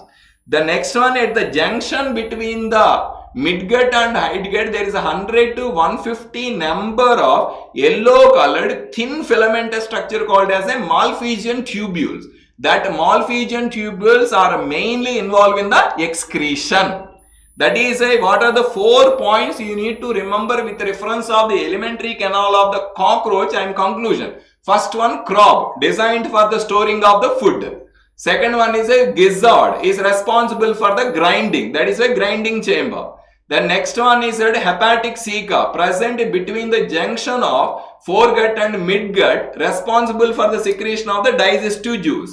Next one is the Malpighian tubules are located at the junction between the midgut and hindgut. They are responsible for the involved in the excretion. Settle? E 4 points settle. E 4 points settle. Now, so going for the question. See this one. Which of the following structure helps in the grinding the food particle in the cockroach and the alimentary canal is a gizzard or grinding chamber or proventriculus. Clear? Next one. Same thing. Same description is present in the NCERT also. Okay. Next one. A ring of 6 to 8 number of blind tubules are called as hepatic or gastric ceca, present at the junction of foregut and midgut. Option 2. Okay. Next one. Which of the following statement is incorrect about the cockroach blood vascular system? Now this is the time for concentrating on me. Then now I am going to speak about the blood vascular system. There are 4 points I will tell you. Keep on with me because I am using the so much things, right? So this is a form of energy. That is why keep on understanding. Okay. Now first point is that cockroach, it is a open type of circulatory system. Nammadiki ariyam. Circulatory system 2 types, closed circulatory system and open circulatory system. I am not going to discuss about that because you already know. Cockroach lo unna circulatory system is a open circulatory system, no blood vessels. All the visceral organs present within the blood. That is I am telling, first point I am telling is that cockroach and blood circulatory system is a open type. Okay na? Second point. Here I mentioned is called as a hemolymph. I mentioned because if you take our body, there is a difference present between the blood and the lymph. Yes or no? Blood is a one thing, lymph is a tissue fluid. Pakshe here it is a open circulatory system. Na? There is no blood vessels. Na? There is no difference between the blood and the lymph. That is why it is called as a hemolymph. You can call it as a blood also. No problem. Here the thing is that this hemolymph and importance is that this hemolymph or blood does not containing any respiratory pigment. Manasalayi thangalki? Nammade body lo thangal edikkambo, if you take our body, blood containing RBC containing hemoglobin responsible for the transport of oxygen, carbon dioxide, you know, right? That hemoglobins like substances is not present in the cockroach. That means that blood or the hemolymph of the cockroach is not at all involved in the respiration. Okay, right? Because there is absence of the respiratory pigment. Okay, so that means the plasma is colorless, cells also colorless due to the absence of the respiratory pigment. Clear na? Second point clear, right? One important point I will tell you, it is out of NCERT. Just this hemolymph of the cockroach insect, there is a presence of the tracheolose. So nammadam thangal sucrose ketittundu. Sucrose means thangalkariyam, but most common transportable sugar in the plant is a sucrose because it is a non-reducing disaccharide alle. Ormundalle? Same. Insect also there is a non-reducing disaccharide. It is a characteristic feature of the insect. That is a tracheolose. Hemolymph kinds of insects containing a characteristic non-reducing disaccharide is a tracheolose. Clear? Next one, point. Next I am going for the heart. When I am telling the heart here is also called dorsal blood vessel because dorsal side lo na blood vessel. It consists of elongated chambers with ostiole. There are 13. How many? 13. Number of the elongated chambers. 13. 1, 3. 3 are in the thoracic region. 10 in the abdominal region. Manasalayi thangalki? Thoracic region lo 3 segments undalle. Each segment containing a 1 heart chamber. Okay? 3 chambers in the thoracic region and 10 in the abdomen. So total 13 chambers are present. These 13 chambers, if you observe, the these 13 chambers are connected through the osteo. For example, this is a one chamber if you take, this is another chamber if you enter, here this is a osteo. Ostium or ostia. That means from the outside, blood enters into the heart chambers through this ostia. So I am telling like heart consists of 13 number of elongated chamber. The first chamber is called as a aorta. That is one is called as a anterior aorta. First chamber is called as a anterior aorta. So how many chambers? There are 10 chambers that are interconnected with the pores, that is a osteo. Okay. The next one important point here I will tell you is that there is a presence of 12 pairs of triangular alary muscles. Triangular alary muscles. Because here I am somewhat going out of the NCERT pedikanda, because these are required things only. Okay. So just believe Ashok. So heart consists of 13 elongated chambers. Okay. So what did you call 3 here? 3 in the 10 in the abdomen. One important point is that there are presence of the 12 pairs of the triangular alary muscles. These alary muscles contraction play important role during the blood circulation. Alary muscles 12 pairs. Next one is that here no. Blood from the sinus enters through the heart through the osteo and is pumped anterior to the sinus again. Same statement. Apo, what are the all points you need to remember in case of the blood circulatory system of the cockroach? 4 points. Elementary canal 4 points. Here also 4 points. One is the open type of the circulatory system. Okay. Second one is that hemolymph, there is a hemolymph or blood does not containing any respiratory pigment. That means the blood of the cockroach is not involved in the respiration. So that is it. Heart consists of 13 number of the contractile chambers that are opened or connected to the osteo. There are next point is that there are 12 pairs of the triangular alary muscles. Their contraction play important role in this one circulation. That is the thing. These are the 4 points you do. The first one is a first chamber is a anterior aorta. Here no second. The hemolymph composed of the colorless plasma. Okay. Here I wrote the colored hemocytes. That is why this statement is wrong. Okay. Now understand this one. Anterior aorta is which one? Anterior aorta is the first contractile chamber. And how many chambers are present? 13. This Ormunda, why I said alary muscles. The next one is these are the chambers of the heart. Okay. Same thing is present. If you read this paragraph, you will understand. Promise you will understand. Okay. Going. Next one, how many number of spiracles present in the lateral side of the cockroach? Now I am going to discuss about the respiratory system. Just to focus on me explanation. When you are telling about the respiratory system of the cockroach, we need to speak about the spiracles. Spiracles.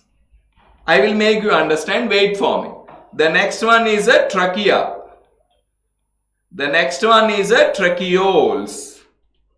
Tracheoles. What did you remember? While you are telling about the respiratory system of the cockroach, spiracles, trachea and tracheoles. Yes or no?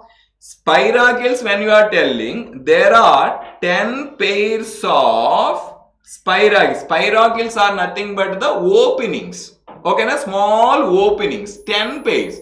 2 pairs associated with the thorax, 8 pairs associated with the abdomen. Okay, that openings are called as a spiral. How many pairs? 10 pairs. Okay, I will make you understand. The next one is a trachea. There are 3 pairs of trachea, longitudinal of the body, from the anterior portion to the posterior portion. Here 3 and back side 3. So there are 3 pairs of the trachea. The next one, tracheoles. Trachea ends with the tracheoles.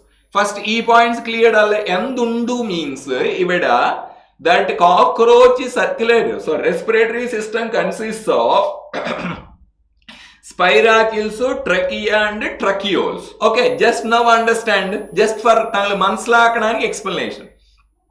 ഇവിടെ താങ്കൾ this opening undalle like this. This opening we are calling as a spiracles. Okay, they here is spiracle associated with a type of spincher, and that spincher is responsible controlling the air enters into the spiracle and enters into the trachea. The split like opening we are calling as a spiracles. These spiracles associated with the spincher. This spiracles continues with the trachea. This one is a trachea. See this one? This long one is called as a trachea. Okay. Then this trachea passes, finally reaches to the tissues. Because tissues consist of cells. Cells requires the oxygen, right? Simultaneously tissues produces the carbon dioxide, right? Here, finally they divide into like this. This one is called as a tracheoles. These tracheoles containing a tissue fluid. Avada fluid venam. Okay? Ivada noku. Automatically assume this is a tissue.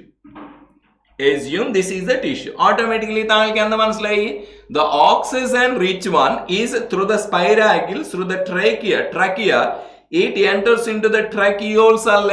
That oxygen get dissolves in the tissue fluid of the tracheoles. Automatic tissue lo less PO2 that oxygen is moving from here to here. That is by diffusion. Here the tissue is producing the carbon dioxide, right? That carbon dioxide is moving from the tissue to here. I hope you can understand a little bit. So, how many number of spiracles present in the lateral side means now I am confirming the answer is a 10 pairs. So, when you are studying about the respiratory system means spiracles 10 pairs. Next one is what it called as a trachea 3 pairs. Tracheoles. Trachea ends with the tracheoles containing a tissue fluid. There only at a tracheoles only diffusion, because tracheoles is a close contact with the tissues. So that is why tracheoles are the site where diffusion of gases takes place by means of the diffusion. Clear? Set now, the 10th question is a 10 pairs. Next going. Exchange of the gases in the cockroach respiratory system takes place at trachea ano, spiracles ano, alveoli ano, tracheoles ano. You can go for the option is a tracheoles. Diffusion of the gases are the number body lo exchange of the gases takes place at alveoli alle. That is why here in case of cockroach exchange of the gases takes place at tracheoles. Manaslayaya thangalki? Okay? Now, same thing. Okay? Next one. What are the main excretory structure in the cockroach? No need of discussion. If it only 2 or 3 points only I will tell you. Here this one, the excretory systems parayambo in the cockroach lo, first one is the Malpighian tubules. Thangal bara? Malpighian tubules evadundu? Malpighian tubules are present 100 to 150 number of thin yellow colored filaments called as a Malpighian tubules present at the junction of the midgut and hindgut. Yes or no? So Malpighian tubules are mainly responsible. Along with the Malpighian tubules, fat cells are there. The next one is called as a nephrocytes are there. Next one is a uricose glands. Uricose gland especially in the male. These 4 involved in the, what are those? Malpighian tubules, fat cells, nephrocytes, uricose gland. These 4 involved in the excretion. The thing which is mainly involved in the excretion is the Malpighian tubules. First point cleared. Second point is that this cockroach belongs to, it excrete the uric acid. That is why this is a uricotelic.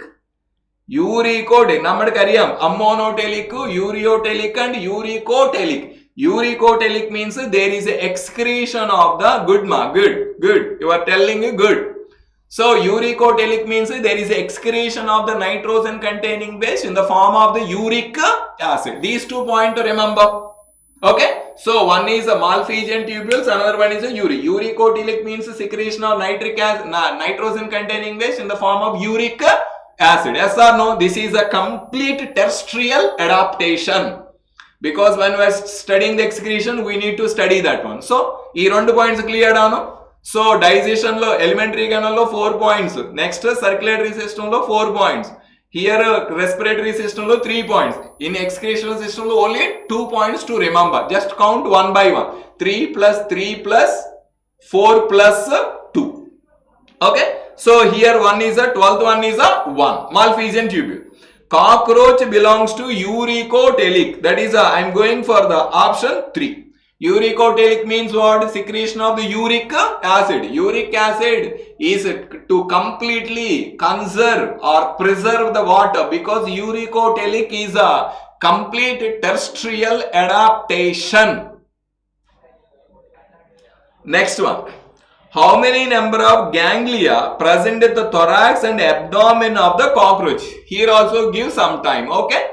Here, this one, when now I am going to speak about the nervous system, can you concentrate on me? There is a presence of, here I am writing a small dot. I hope you can see the blue well. Okay. This one I am calling as a supraesophageal ganglion. Supraesophageal, above the esophagus. This supraesophageal ganglion is called as a brain, present in the head region. Okay. Down to this, there is a small sub-esophageal, below the esophageal. Okay. Supraesophageal and sub-esophageal. These two are connected. Circumesophageal connective. Okay. Just move on. Okay. From the sub-esophageal, there is a ventral nerve cord. I am speaking about the non-chordatal. That means that nerve cord ventral dorsal adi characteristic difference. In case of non-chordate, that is a non-chordate chordate lo the nerve cord is a dorsal. Here it is a ventral. This is a single. This is a double. That is I am telling, from the sub-esophageal ganglion, there is a ventral double nerve cord. Here I am writing like this. From here, this is a one nerve cord. This is another one. From anterior to up to posterior varepo. What is this one? Double ventral nerve cord. Okay. This one, because what it called as a cockroach is a segmented body. Here, in case of thorax, there are 3 segments are present. So, in case of thorax, there are 3 segments. Means, this is a one ganglia. This is a second ganglia. This is a third ganglia. Here up to here I am writing. This one is a thoracic ganglia. Okay. Thoracic lo 3 segments undu, 3 ganglia undu. Okay. These ganglia gives the nerves to the respective body parts. Ingana.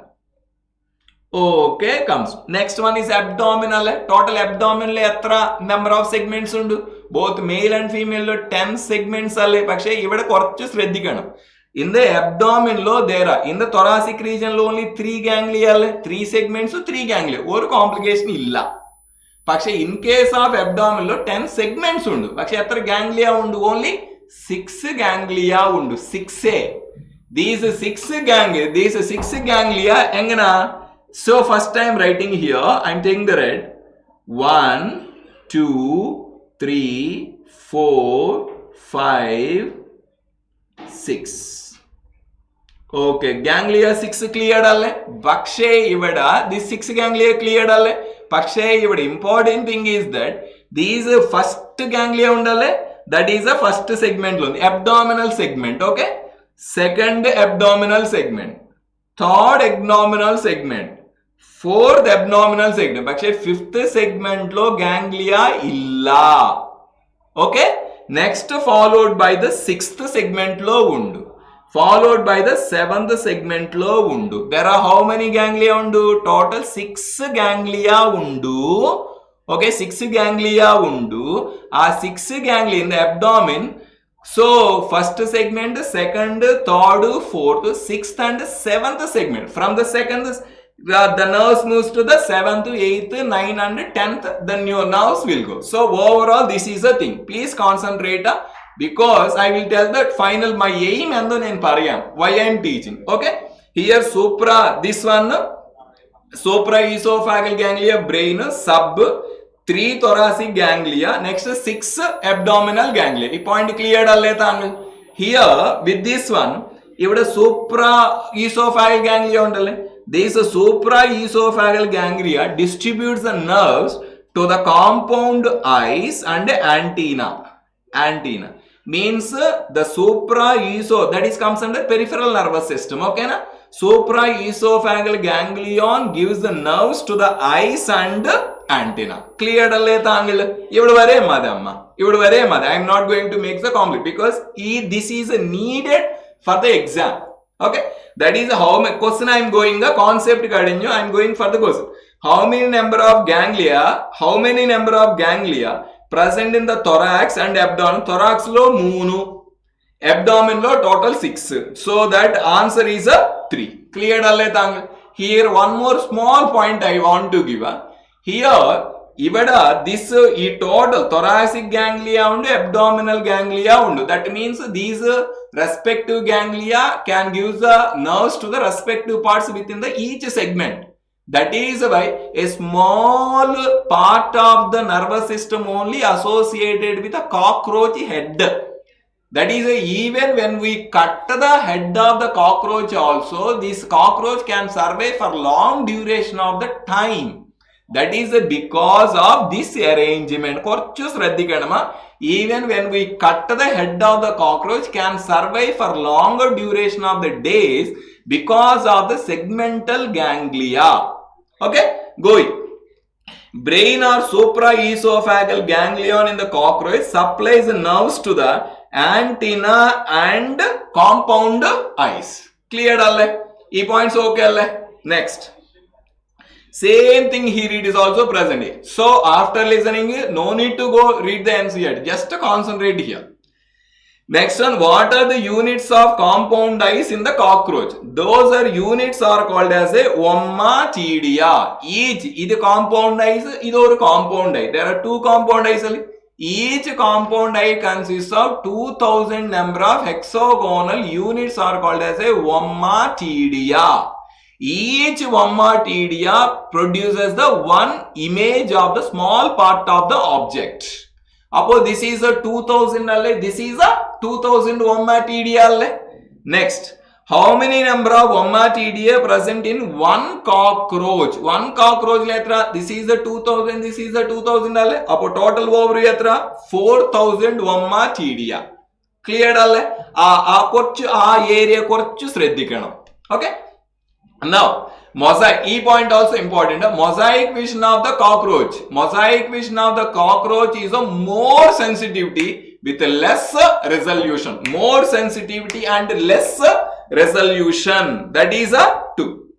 So, our points when you are telling the eyes, nervous system I already conclude cheyidundu. Okay? So, eyes parayambo compound eyes parayanam. Units are called as a ommatidia. Each compound eyes consists of 2000 undu. That type of vision is called as a mosaic vision. Mosaic vision is having the more sensitivity and less resolution. These are the points you need to grip there. The next one is that now I am going to the reproductive system. Some persons having a small doubt, give some time to me. So here when you are speaking about this one, first male reproductive system when you are speaking, here this is I am telling, this is a testis, this is a testis, this is also testis, a pair of testis. Give small time to me, okay? Listen, after that I will conclude. This testis consists of this testis function the responsible testis responsible for the production of the sperm cell. This testis extended between the 4th and 6th abdominal segment. So a pair of testis extended between the 4th and 6th abdominal segment. Okay, this testis is continuous with the vas deferens. This testis continues with the vas deferens. See this one is a vas deferens, this is a vas deferens, and through which sperms are moving. Finally, this sperm, this vas deferens is continuous through the ejaculatory duct. Here there is a medulla, there is a presence of the seminal vesicle undu. That is why I am telling here, vas deferens continues through the ejaculatory duct through the seminal vesicle. ഇവിടെ വരെ clear ആണ്. Between the vas deferens and ejaculatory duct there is a presence of the seminal vesicle. Okay alle? Here, okay, some points are covered. Next one I am speaking about the very important accessory gland is a mushroom-like gland or utricular gland. Mushroom-like gland or utricular gland undu. These mushroom or utricular gland present between the 6th to 7th abdominal segment. Okay. Even when you are telling about the mushroom or utricular glands, when you are speaking, here there is a presence of a utricular gland. It consists of long tubules undu, small tubules undu, and also seminal vesicle undu. Okay, 3 parts present within the mushroom gland or utricular gland. Long tubules, small tubules, and a seminal vesicle. Before going to tell the function of the utricular gland, first namadu testes are producing the sperm cell. Here what is happening, you know, these sperms or spermatic fluid is present within the one capsule. Manasalayi thangalki a spermatic fluid undalu. There is a spermatic fluid present within the capsule. This capsule is a 3-layered capsule that is called as a spermatophore. Spermatophore is a 3-layered capsule containing a spermatic fluid. Okay, 3-layered capsule. What is happening? First time speaking about the long tubule. Long tubules also called as a uricose gland. Uricose gland. This is responsible for the secretion of the innermost layer of spermatophore. 3-layered innermost layer undalle. That innermost layer is secreted by the long tubular uricose gland. Uricose gland also it also involves the excretion also paranjalle. Next one is a small tubules undu. There is a small tubule responsible for the nutrition to the sperms. Next one is a seminal vesicle is responsible for the storing of the sperms. Okay, just slowly come along with me. So, utric gland or mushroom gland present between the 6th and 7th abdominal segment. Clear alle thangalki. Ivada long tubules undu, short tubules undu, and seminal vesicle also present. Okay. So each function thangal work. Next one is now I am going with this one is ejaculatory duct. This ejaculatory duct, vas deferens is continuous as ejaculatory duct. This ejaculatory duct produces the middle layer of spermatophore. Middle layer. Okay. This ejaculatory duct is releasing out through the male genital pore. Okay, release out this one. Here the one important thing they mention is called as a phallic gland. This phallic gland produces the outermost layer, secretes the outermost layer of the spermatophore. Clear na? Ivada vare thangal clear alle? Please kekavo thangal ellaru. Ivada testis paranju. Automatically testis and ipo deen function okay. Next one is that phallic gland function and the outermost layer of the spermatophore. Small tubules function and the nutritional. Long tubules are uricose glands, innermost layer of the spermatophore. Seminal vesicle responsible for the storing. Vas deferens through which the sperms are coming out from the testis. Next one, ejaculatory duct and the produces the middle layer of the spermatophore.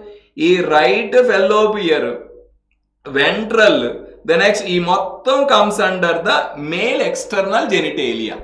Okay, here one point I am going to mention. This anal cerci, next time I will not explain. Anal cerci present both male and female cockroaches lo undu. Both.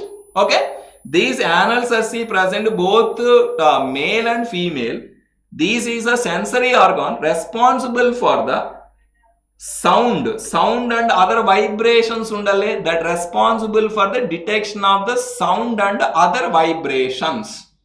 The next one is a caudal style undalle, anal style undalle. It is present only in the male. So male and female can you discriminate with the caudal style. Okay, male undu. It is responsible for the sensitizing the touch. Okay, ഈ മൊത്തം ഒരു പ്രാവശ്യം താങ്കൾ എല്ലാവരും ശ്രദ്ധിക്കണം. ഇവിടെ എല്ലാവരും ഒരുപാട് കൺഫ്യൂസ് ആവും. That is why test is producing the sperm, what it called as a enter into the vas deferens, seminal vesicle lo store avu, avada the sperms all over is packed in the form of 3-layered capsule is called as a spermatophore.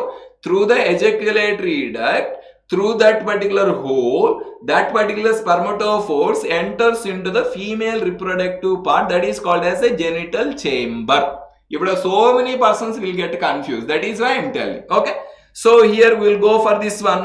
In male cockroach, testes are located between the 4th and 6th abdominal segment. That is I am writing. This is a 3. Okay. Next one is this. Next question. In male cockroach, sperms are stored in the seminal vesicle or glued, attaches together in the form of bundles are called as a spermatophore.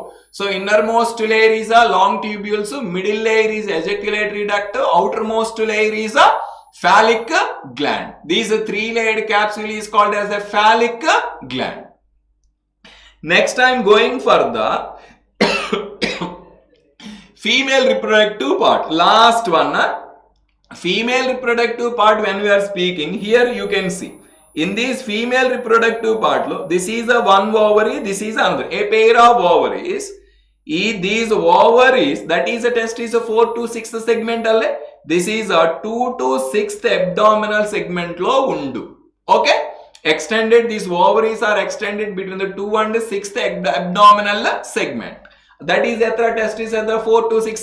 The importance of the ovaries then, these ovaries consist of each ovary consists of 8 ovarioles. 8 ovarioles are ovarian tubules. 8 each ovary. Appo oru female cockroach edukkumbol 16 These ovarioles are ovarian tubules only responsible for the production of the ova. Clear alle? This each ovary is continuous a oviduct. Means this is a one oviduct, this is another oviduct. These two oviducts combine to form the common oviduct or a vagina. That means I am telling you about the movement, how the ova is moving. Finally, the ova released into the genital pouch. Genital pouch, genital chamber look release out. So finally, ova produced by the ovarioles of the ovary released into the genital chamber through the common oviduct. Clear? Next here the important thing to mention is a collateral gland. A collateral gland is responsible for the secretion of oothecal case. Oothecal, and the oothecal case I will tell you that the oothecal case, in order to prepare, there is a need of secretion. That secretions are secreted by the collateral gland. So finally I am telling the conclusion. There is a presence of spermatheca also. Spermatheca is responsible for the storing of the sperm. That is why overall when these male and female cockroaches met, what happened? With the help of the external genitalia, phelomeres, automatically that spermatophore from the male are released into the genital chamber. Same way, ova is also present. Our fertilization takes place in genital chambers where fertilization takes place. So there, what happened there? After fertilization happened, these fertilized eggs are there in zygotes.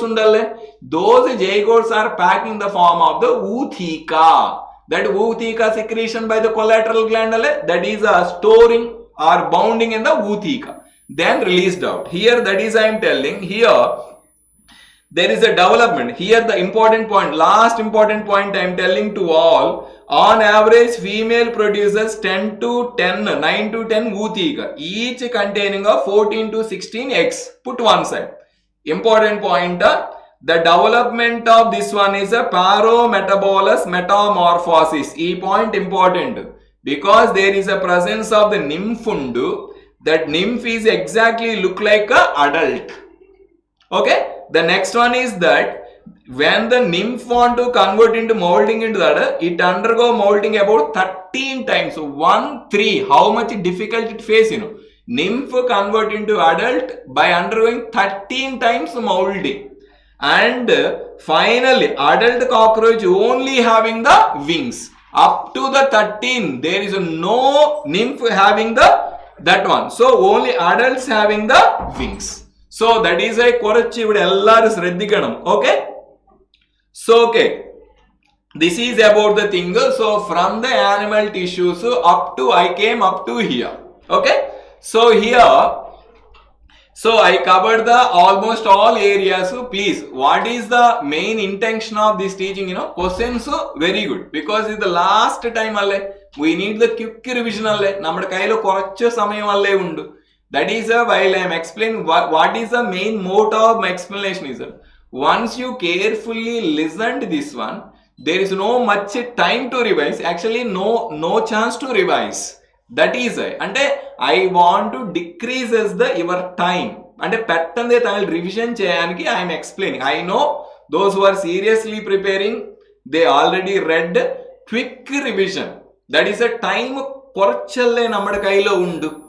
That is the main motto. So elementary and animal tissues lo okay. Next one is digestive system and the points undu oormikkanam. Next one is the circulatory system, respiratory system lo endu. Next one is excretory system lo endu, nervous system lo endu, and reproductive system. So even I am seeing towards the camera, here I can see all the points what I said here. Can you try to imagine all the points here? Simple squamous epithelium up to the parametabolous metamorphosis vare. Okay, I hope I did my work. Okay, because they gave the 1 hour time duration. I already taken more than 1 hour. Okay, so next sir is going to waiting for you. Okay, na? So even though I don't like to leave, ellarki thank you, nanni.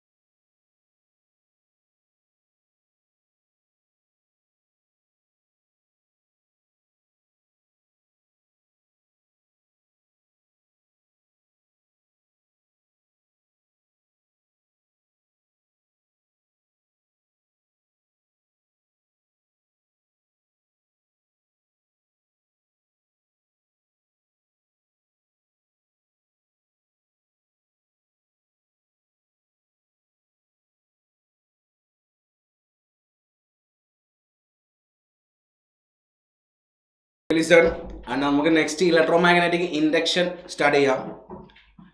Okay ആണല്ലോ എല്ലാവരും? Okay എല്ലാവരും breakfast കഴിച്ചോ?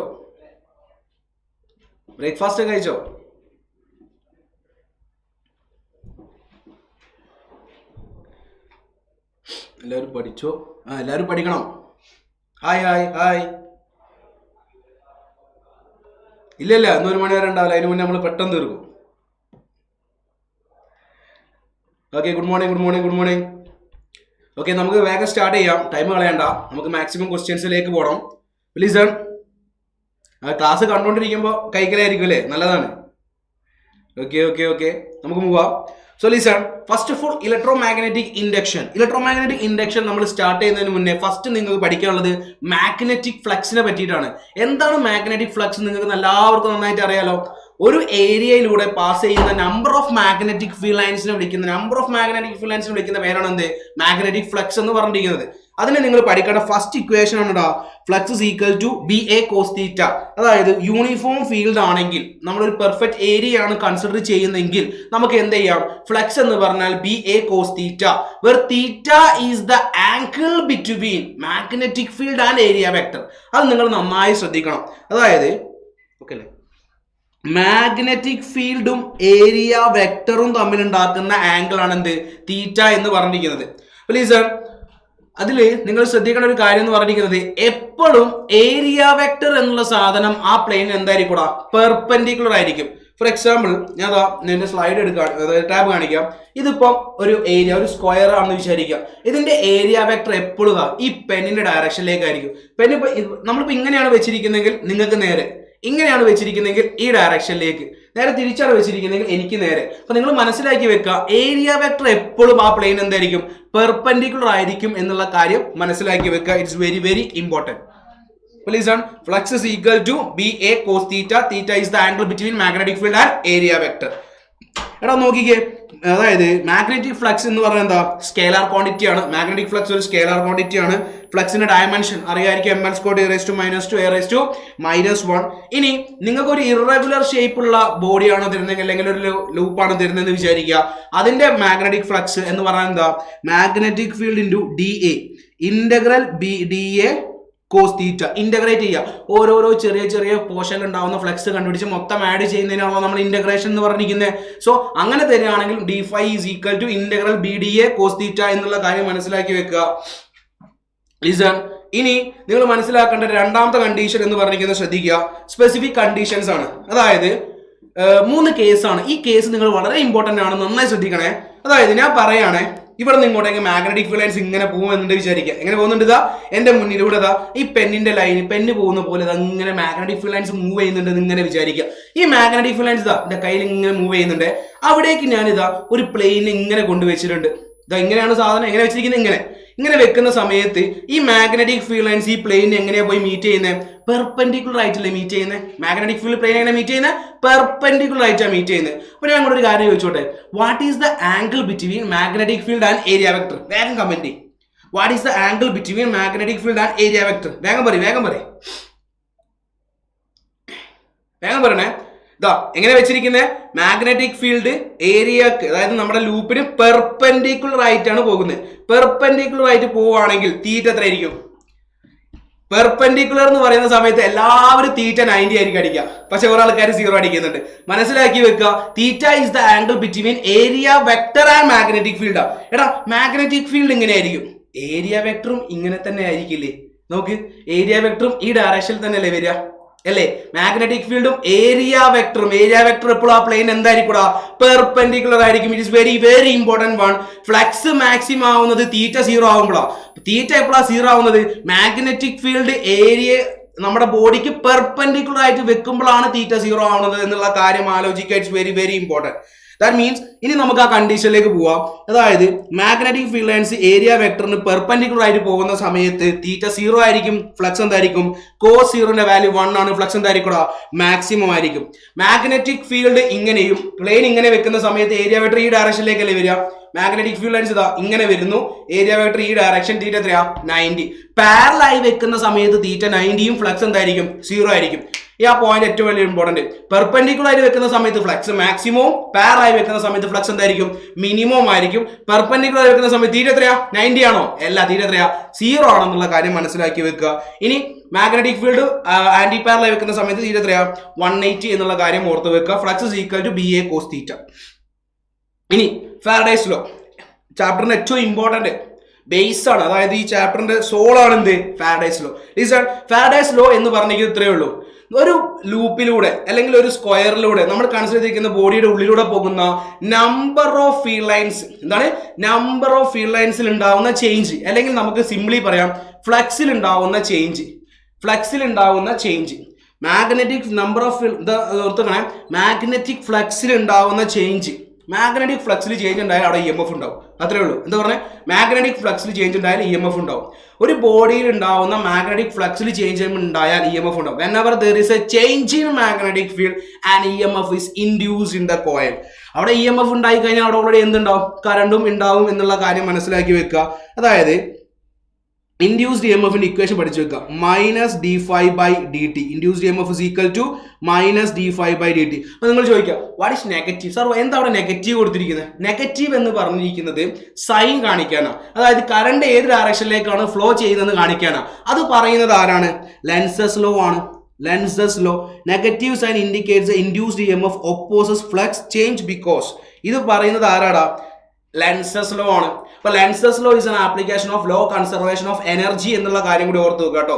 Lenses law, law of conservation of energy. Lenz's law ആണ് അതിന്റെ direction പറയുന്നത് എന്നുള്ള കാര്യം മനസ്സിലാക്കി വെക്കുക. ഫ്ലക്സിൽ ചേഞ്ച് ഉണ്ടായി കഴിഞ്ഞാൽ EMF ഇൻഡ്യൂസ് ചെയ്യപ്പെടും എന്നുള്ള കാര്യം കൂടി മനസ്സിലാക്കി വെക്കുക.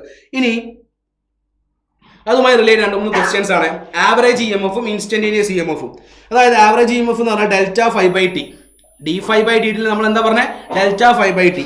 ഇൻസ്റ്റന്റേനിയസ് ആണെങ്കിൽ d∅dt. ലിസൺ, d∅dt ആണ് ഇൻഡ്യൂസ്ഡ് EMF ആണ്. ഇൻഡ്യൂസ്ഡ് കറണ്ട് എന്ന് പറഞ്ഞാൽ എന്താ E/R. I is equal to E/R. That means minus 1/R into d∅dt. Simply നിങ്ങൾ പഠിക്കുന്ന ഓർഡർ നോക്കിക്കേ, E is equal to minus d∅dt. If there are n number of turns, minus n into d∅dt. I എന്ന് പറഞ്ഞാൽ E/R ആണ്, minus n/R into d∅ divided by dt. ഇതാണ് induced കറണ്ടിന്റെ equation. അവിടെ നിങ്ങൾ പഠിക്കേണ്ട അടുത്ത പോയിന്റ് ആണ് എന്ത്? സ്ലൈഡ് പോയുടെ ബാക്കോട്ട്. ലൈബ്രറി സെമിറ്റി എങ്ങനെ ബാക്കടിക്കുക? ഓക്കെ ഓക്കെ അല്ലേ? ലിസൺ ശ്രദ്ധിക്കുക. I is equal to E/R minus n/R into d∅ divided by dt. എടാ സ്ലൈഡ് ഒന്ന് ജസ്റ്റ് ബാക്ക് അടിച്ചു പോയതാ കേട്ടോ. Okay, minus n/R into d∅ dt. അവിടെ ഉണ്ടാവുന്ന ചാർജ് എന്ന് പറഞ്ഞാൽ ഡിസ്ക് ഈസ് ഫുൾ എന്ന് പിന്നെ വന്നിട്ടുണ്ട്. Q is equal to delta phi by R. Another relation ആണ്. ചാർജിന്റെ ഇക്വേഷൻ എന്ന് പറഞ്ഞാൽ change in flux divided by resistance ആണ്. Q is equal to phi2 minus phi1 divided by R. Okay, phi2 minus phi1 divided by R. കാരണം നിങ്ങൾ ഇവിടെ I ന്റെ equation എന്താ? dq divided by dt is equal to minus n/R into d∅ dt എന്ന് എഴുതിയില്ലേ? ഈ dt cut ചെയ്താൽ dq is equal to minus n into d∅ divided by R. ഇതാണ് relation ശരിക്കും വന്നിരിക്കുന്നത്. അപ്പൊ നിങ്ങൾ ചാർജിന്റെ ഇക്വേഷൻ പഠിക്കുക. Q is equal to change in flux divided by resistance. എന്താ ഇക്വേഷൻ എന്താ? Change in flux divided by resistance. ആകെ രണ്ട് റിലേഷൻ പഠിച്ച്. Flux is equal to BA cos theta. രണ്ട് E is equal to minus d∅dt or minus n into d∅dt. ഈ minus n into d∅dt കാരണം നിങ്ങൾ പഠിക്കുന്ന ചാർജ് ഫ്ലോ എന്താ? Change in flux divided by resistance. Change in flux divided by resistance എന്നുള്ള കാര്യമാണ് നിങ്ങൾ പഠിക്കുന്നത് എന്നുള്ള കാര്യം മനസ്സിലാക്കി വെക്കുക. ഇതാണ് നിങ്ങൾ പഠിച്ച റിലേഷൻസ്. അപ്പോൾ ഞാൻ നിങ്ങളോട് ചോദിക്കട്ടെ, എപ്പോഴാണ് ഫ്ലക്സിൽ ചേഞ്ച് ഉണ്ടാവുക? What's equation for flux? Phi is equal to BA cos theta. അപ്പോൾ ഫ്ലക്സിലെ ചേഞ്ച് എന്ന് പറഞ്ഞാൽ മാഗ്നറ്റിക് ഫീൽഡ് ഒന്നെങ്കിൽ ചേഞ്ച് ചെയ്യാം, ഒന്നെങ്കിൽ ഏരിയ ചേഞ്ച് ചെയ്യാം, ഒന്നെങ്കിൽ കോസ് തീറ്റ ചേഞ്ച് ചെയ്യാം. ഈ ഒരു കൺസെപ്റ്റ് വെച്ചാണ് കുറേ ക്വസ്റ്റ്യൻസ് നമുക്ക് വർക്കൗട്ട് ചെയ്യാനുണ്ട് എന്നുള്ള കാര്യം മനസ്സിലാക്കി വെക്കുക. അതുകൊണ്ടാണ് ഞാൻ ഇതൊന്ന് എക്സ്പ്ലെയിൻ ചെയ്തിരിക്കുന്നത്.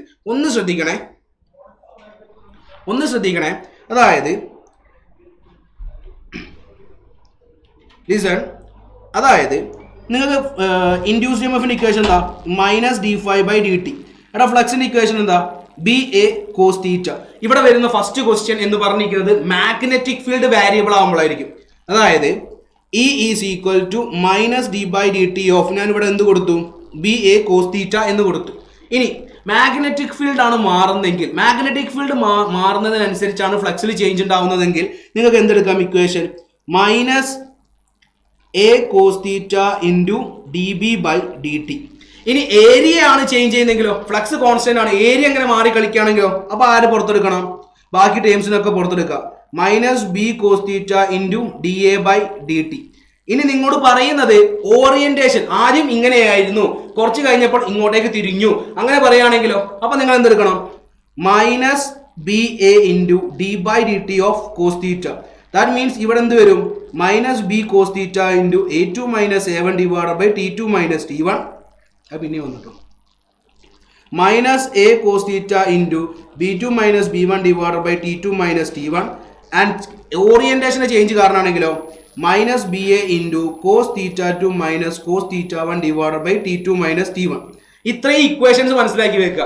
BA cos ഫ്ലക്സ് മാറിയാൽ മതി. ഫ്ലക്സ് എങ്ങനെയൊക്കെ മാറാം? മാഗ്നറ്റിക് ഫീൽഡ് മാറാം, അല്ലെങ്കിൽ ഏരിയ മാറാം, അല്ലെങ്കിൽ ആംഗിൾ മാറാം, ഓറിയന്റേഷൻ മാറാം എന്നുള്ള രീതിയിൽ മനസ്സിലാക്കി വെക്കുക. അപ്പൊ നമ്മൾ ഡയറക്റ്റ് ചോദിച്ചാൽ, ലാസ്റ്റ് ഇയർ ചോദിച്ച ഫസ്റ്റ് ക്വസ്റ്റ്യനിലേക്ക് മൂവ് ചെയ്യണേ. ക്വസ്റ്റ്യൻ വായിച്ചേ, എല്ലാവരും ക്വസ്റ്റ്യൻ വായിച്ചേ.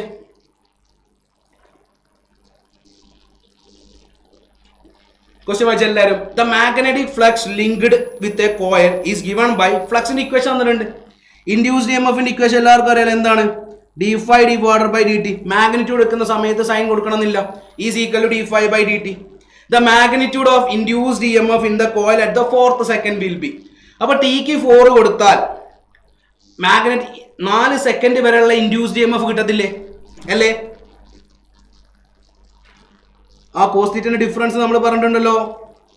cos theta 2 minus cos theta 1 divided by T2 minus T1 എന്നാണ് വരിക. ദേവിക ഒന്ന് നോക്കി നോക്കൂ. യെസ്, എല്ലാവരും ഓപ്ഷൻ ബി ആണ് ടിക്ക് ചെയ്യുന്നത്. അവിടെയാണ് നിങ്ങൾ ശ്രദ്ധിക്കേണ്ട കാര്യം.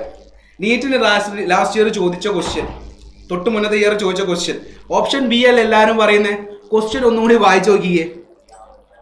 The magnitude of induced EMF in the coil at the 4th second.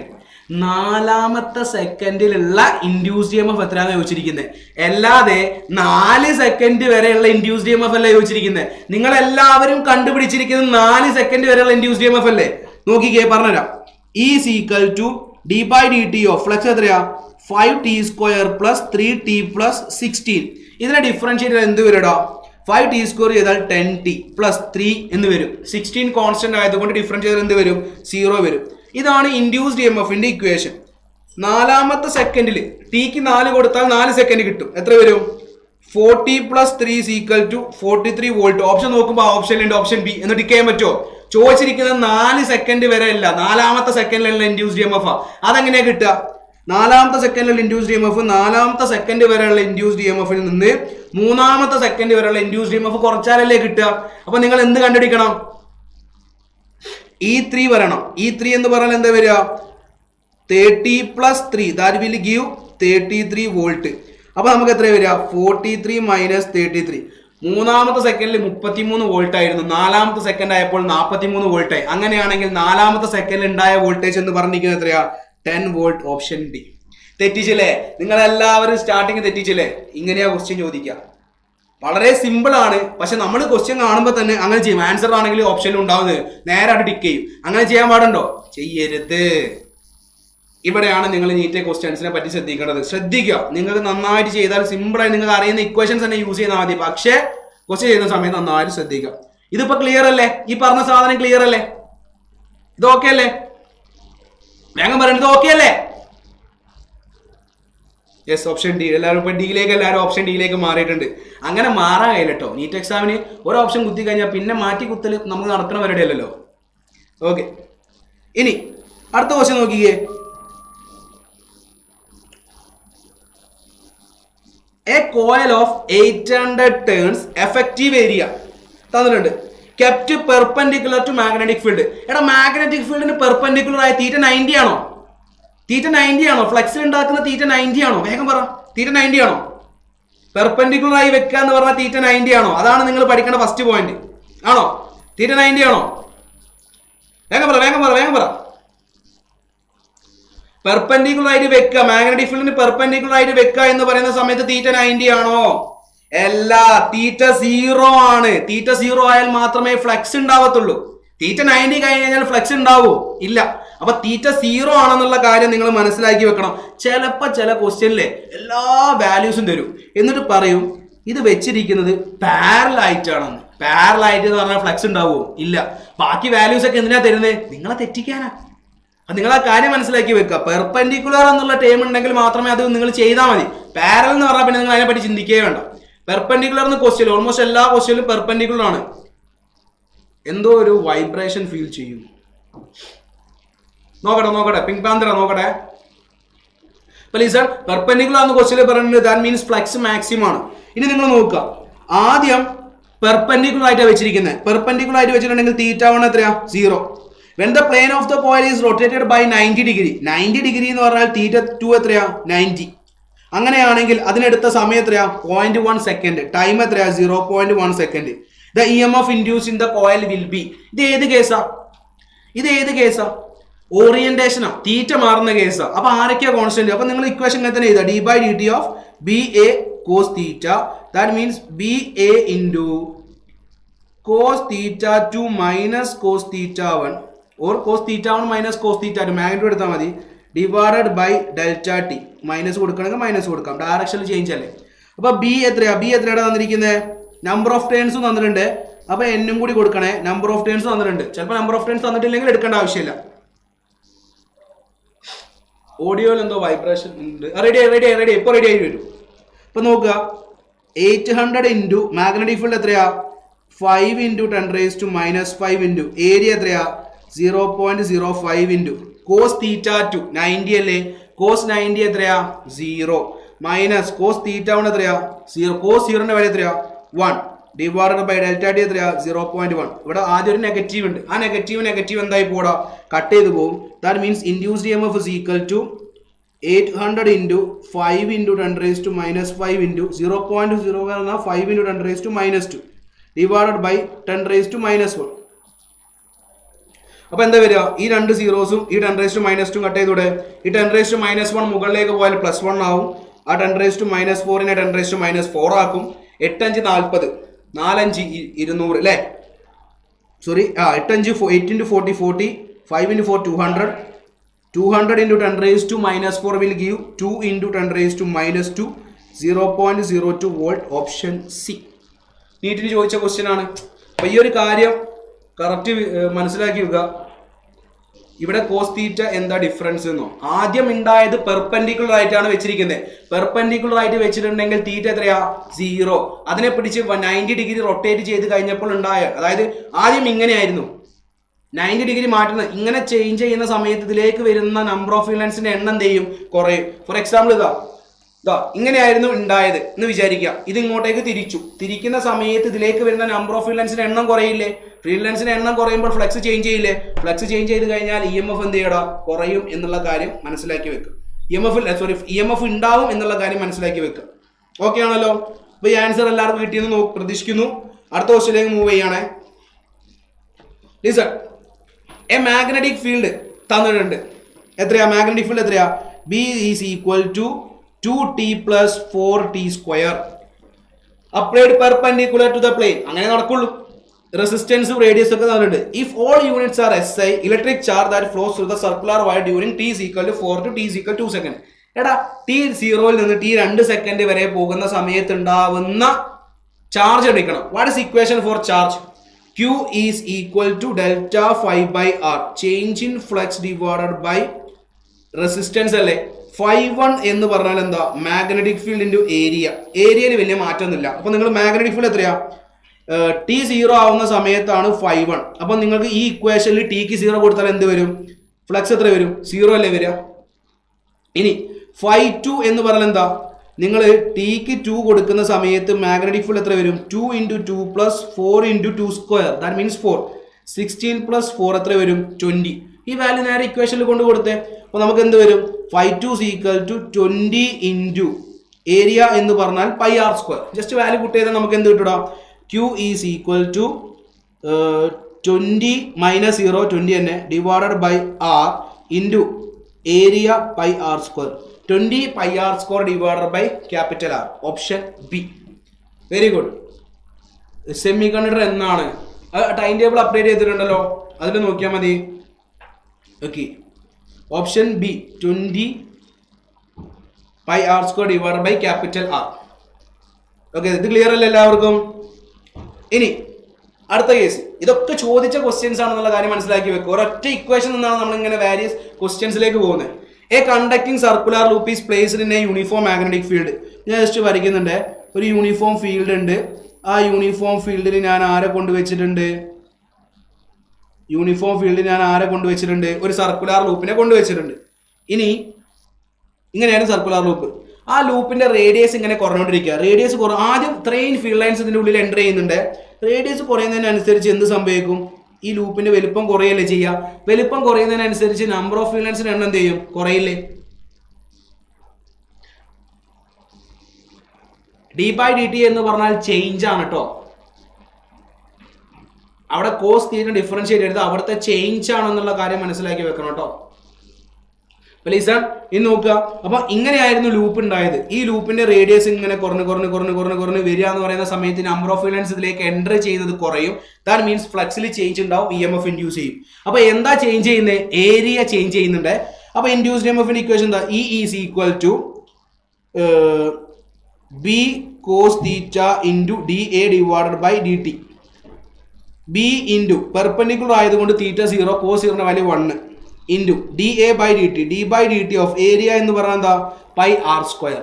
ഓറിയന്റേഷന്റെ കേസിൽ നിങ്ങൾ ചേഞ്ച് ആണ് കൺസിഡർ ചെയ്യേണ്ടത് കേട്ടോ. ചേഞ്ച് ആണ്. ഇവിടെ നിങ്ങൾ ഡിഫറൻസ് ചെയ്താൽ എന്ത് വരും? B into pi into R സ്ക്വയറിനെ ഡിഫറൻസ് ചെയ്താൽ 2 പൈ അല്ല 2r into dr by dt. ഈ ടേം നിങ്ങൾ പഠിച്ചു വെക്കുകയാണെങ്കിൽ നല്ലത്. Is equal to B into pi into 2r dr by dt. നമ്മളോട് ചോദിച്ചിരിക്കുന്നത് 2 സെന്റിമീറ്റർ റേഡിയസ് ഉള്ള സമയത്ത് ഉണ്ടാവുന്ന ഇൻഡ്യൂസ്ഡ് EMF എത്രയാണെന്ന് ചോദിച്ചിരിക്കുന്നത്. അപ്പോൾ E is equal to 2 into magnetic field എത്രയാ 0.025 ഇൻറ്റു പൈ ഇൻറ്റു റേഡിയസിന് എത്ര കൊടുക്കണം 2 into 10⁻⁻2 into dr by dt. Radius കുറയുന്ന dr ബൈ dt എന്ന് പറഞ്ഞാൽ 1 മില്ലിമീറ്റർ പെർ സെക്കൻഡ് അല്ലേ. അതിനെ മീറ്ററിലേക്ക് മാറ്റിയാൽ എന്താവും 1 ഇൻറ്റു 10⁻³ എന്ന് വരില്ലേ. അത് ഇക്വേഷനിൽ കൊടുത്താൽ ഇതാണ് നിങ്ങൾ ചെയ്യേണ്ട സ്റ്റെപ്പ്. ഇത് സ്ഥിരമായി ചോദിക്കുന്ന ക്വസ്റ്റ്യൻ ആണ്, മനസ്സിലാക്കി വെച്ചുകൂടാ. അപ്പം നിങ്ങൾ നോക്കുക, വാല്യൂസ് എടുക്കുകയാണെങ്കിൽ 2 ഇൻറ്റു 2 4 പൈ ഇൻറ്റു 25 എടുക്കുന്ന സമയത്ത് അതിൻ്റെ 10⁻³ എന്നുള്ള ചേഞ്ചിലേക്ക് മാറ്റണം. 10⁻², 10⁻³ 25 4 100, 100 10⁻² കൂടി കട്ട് ചെയ്ത് പോകും. ബാക്കി എന്താ ഉണ്ടാവുക പൈ ഇൻറ്റു 10⁻⁻6.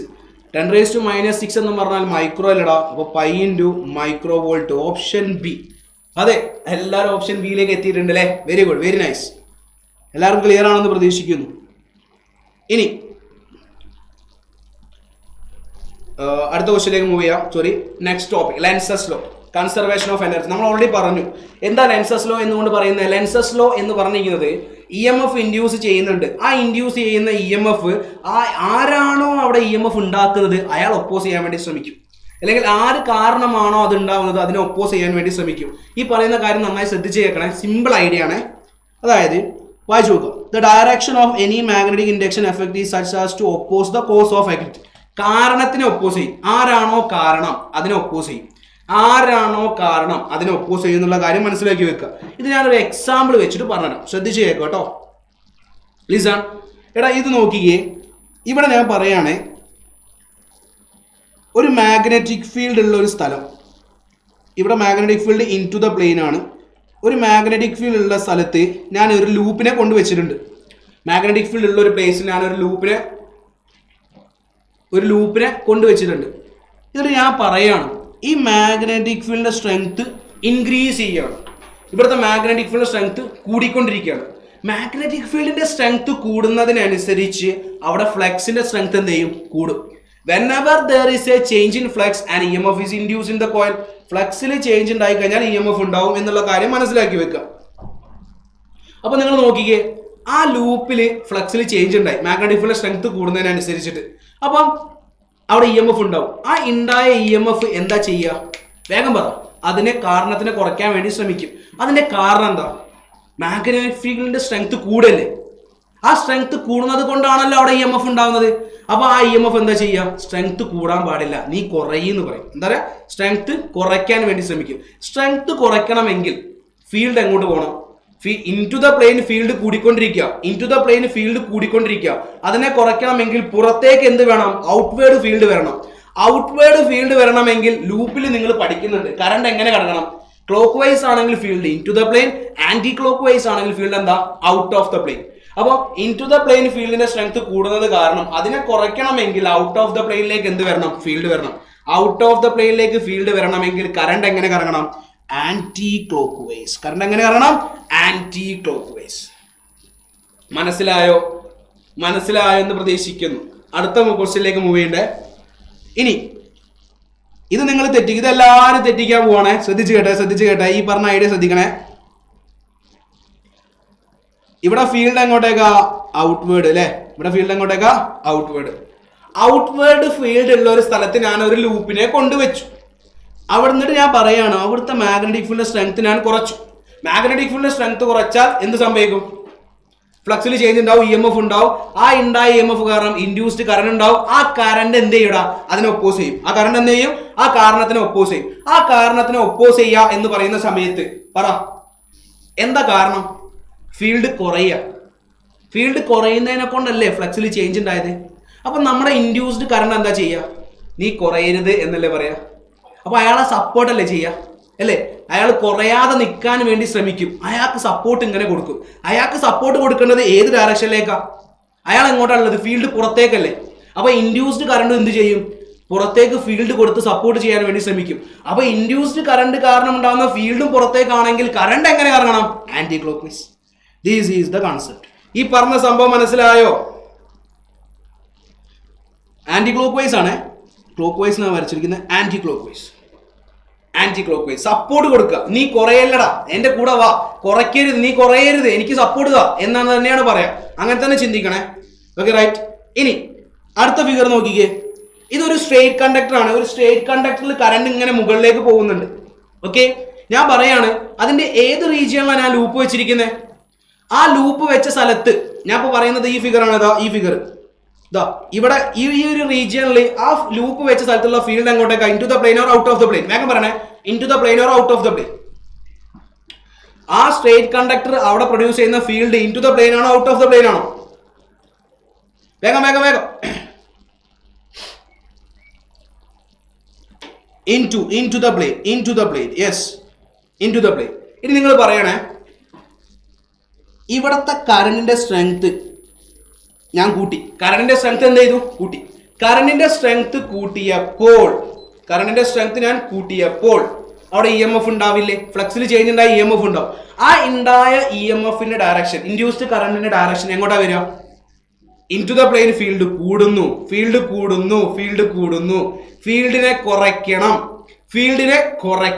കുറയ്ക്കണമെങ്കിൽ ഫീൽഡ് എങ്ങോട്ട് വരണം? ഇൻഡ്യൂസ്ഡ് കറണ്ട് പ്രൊഡ്യൂസ് ചെയ്യുന്ന ഫീൽഡ് പുറത്തേക്ക് വരണമെങ്കിൽ കറണ്ട് എങ്ങനെ കറങ്ങണം? Anticlockwise. ഏത് clock vice? Anticlockwise. Very right. Good. Very good. പ്ലീസർ മനസ്സിലാക്കി വെക്കുക. ഈ സ്ട്രേറ്റ് കണ്ടക്ടറിന്റെ രണ്ട് റീജിയൻസ്, ഇവിടെ ഇൻ ടു ദ പ്ലെയിൻ ആണ്, അപ്പുറത്ത് എന്താണ്? ഔട്ട് ഓഫ് ദ പ്ലെയിൻ ആണ് ഫീൽഡ് വരിക. എവിടെയാണോ ലൂപ്പ് വെക്കുന്നത് നോക്കുക, അവിടെ ഫീൽഡിന് എന്താ സംഭവിക്കുന്നത് നോക്കുക. ഫീൽഡ് കൂടുകയാണെങ്കിൽ കുറയ്ക്കണം, ഫീൽഡ് കുറയുകയാണെങ്കിൽ സപ്പോർട്ട് ചെയ്യണം. എന്ത് ചെയ്യണം? സപ്പോർട്ട് ചെയ്യണം. അങ്ങനെയാണെങ്കിൽ അടുത്ത ക്വസ്റ്റ്യൻ, ഇവിടെ കറണ്ട് കുറയാ മക്കളെ.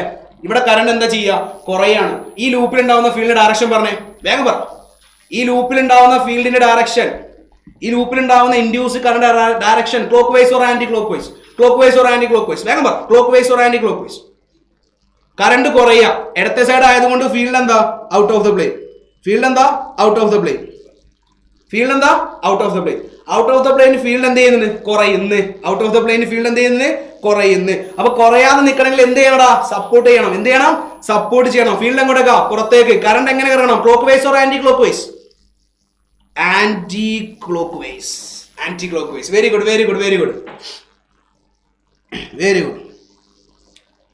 ഇനി നിങ്ങൾ പഠിക്കേണ്ട അടുത്ത ഏറ്റവും ഇമ്പോർട്ടന്റ് പോയിന്റ്, ഒരു ബാർ മാഗ്നറ്റ് എടുത്തിട്ടുള്ള പരിപാടിയാണ്. ഞാൻ പറയുന്ന പോയിന്റ് മാത്രം പഠിച്ചാൽ മതി. ഞാനിതാ ഒരു ലൂപ്പ് എടുത്തിട്ടുണ്ട്. ലൂപ്പ് ഇങ്ങനെയാണ് വെച്ചിരിക്കുന്നത്. ഒരു ബാർ മാഗ്നറ്റിന്റെ എന്റെ ഫിഗർ പ്രകാരം, ഫസ്റ്റത്തെ ഫിഗർ പ്രകാരം ഞാൻ പറയുന്നത് ഈ ഒരു പോയിന്റ് നോർത്ത് പോള്, എനിക്ക് നേരെ നിൽക്കുന്ന പോയിന്റ് സൗത്ത് പോള്. അപ്പൊ ഇങ്ങനെയാണ് ശരിക്കും ഫിഗർ ഉള്ളത്. നമ്മൾ ഇങ്ങനെ വെക്കുമ്പോൾ ഇങ്ങനെ കാണത്തുള്ളൂ. പ്ലീസ്, ഞാനൊരു ബാർ മാഗ്നറ്റ് നോർത്ത് പോള് അതിന്റെ അടുത്തേക്ക് കൊണ്ടുപോകുന്ന സമയത്ത് എന്താ സംഭവിക്കുക? ലിസൺ, ഇതിന്റെ ഫീൽഡ് ലൈൻസ് ഇതിലൂടെ എൻ്റർ ചെയ്യില്ലേ? ഫീൽഡ് ലൈൻസിന്റെ എണ്ണം കൂടി കഴിഞ്ഞാൽ ഫീൽഡ് ലൈൻസ് കുറയ്ക്കാൻ വേണ്ടിയല്ലേ ശ്രമിക്കുക. അപ്പൊ ഞാൻ ഈ പറഞ്ഞ കാര്യം നല്ല വൃത്തിയിൽ മനസ്സിലാക്കണം.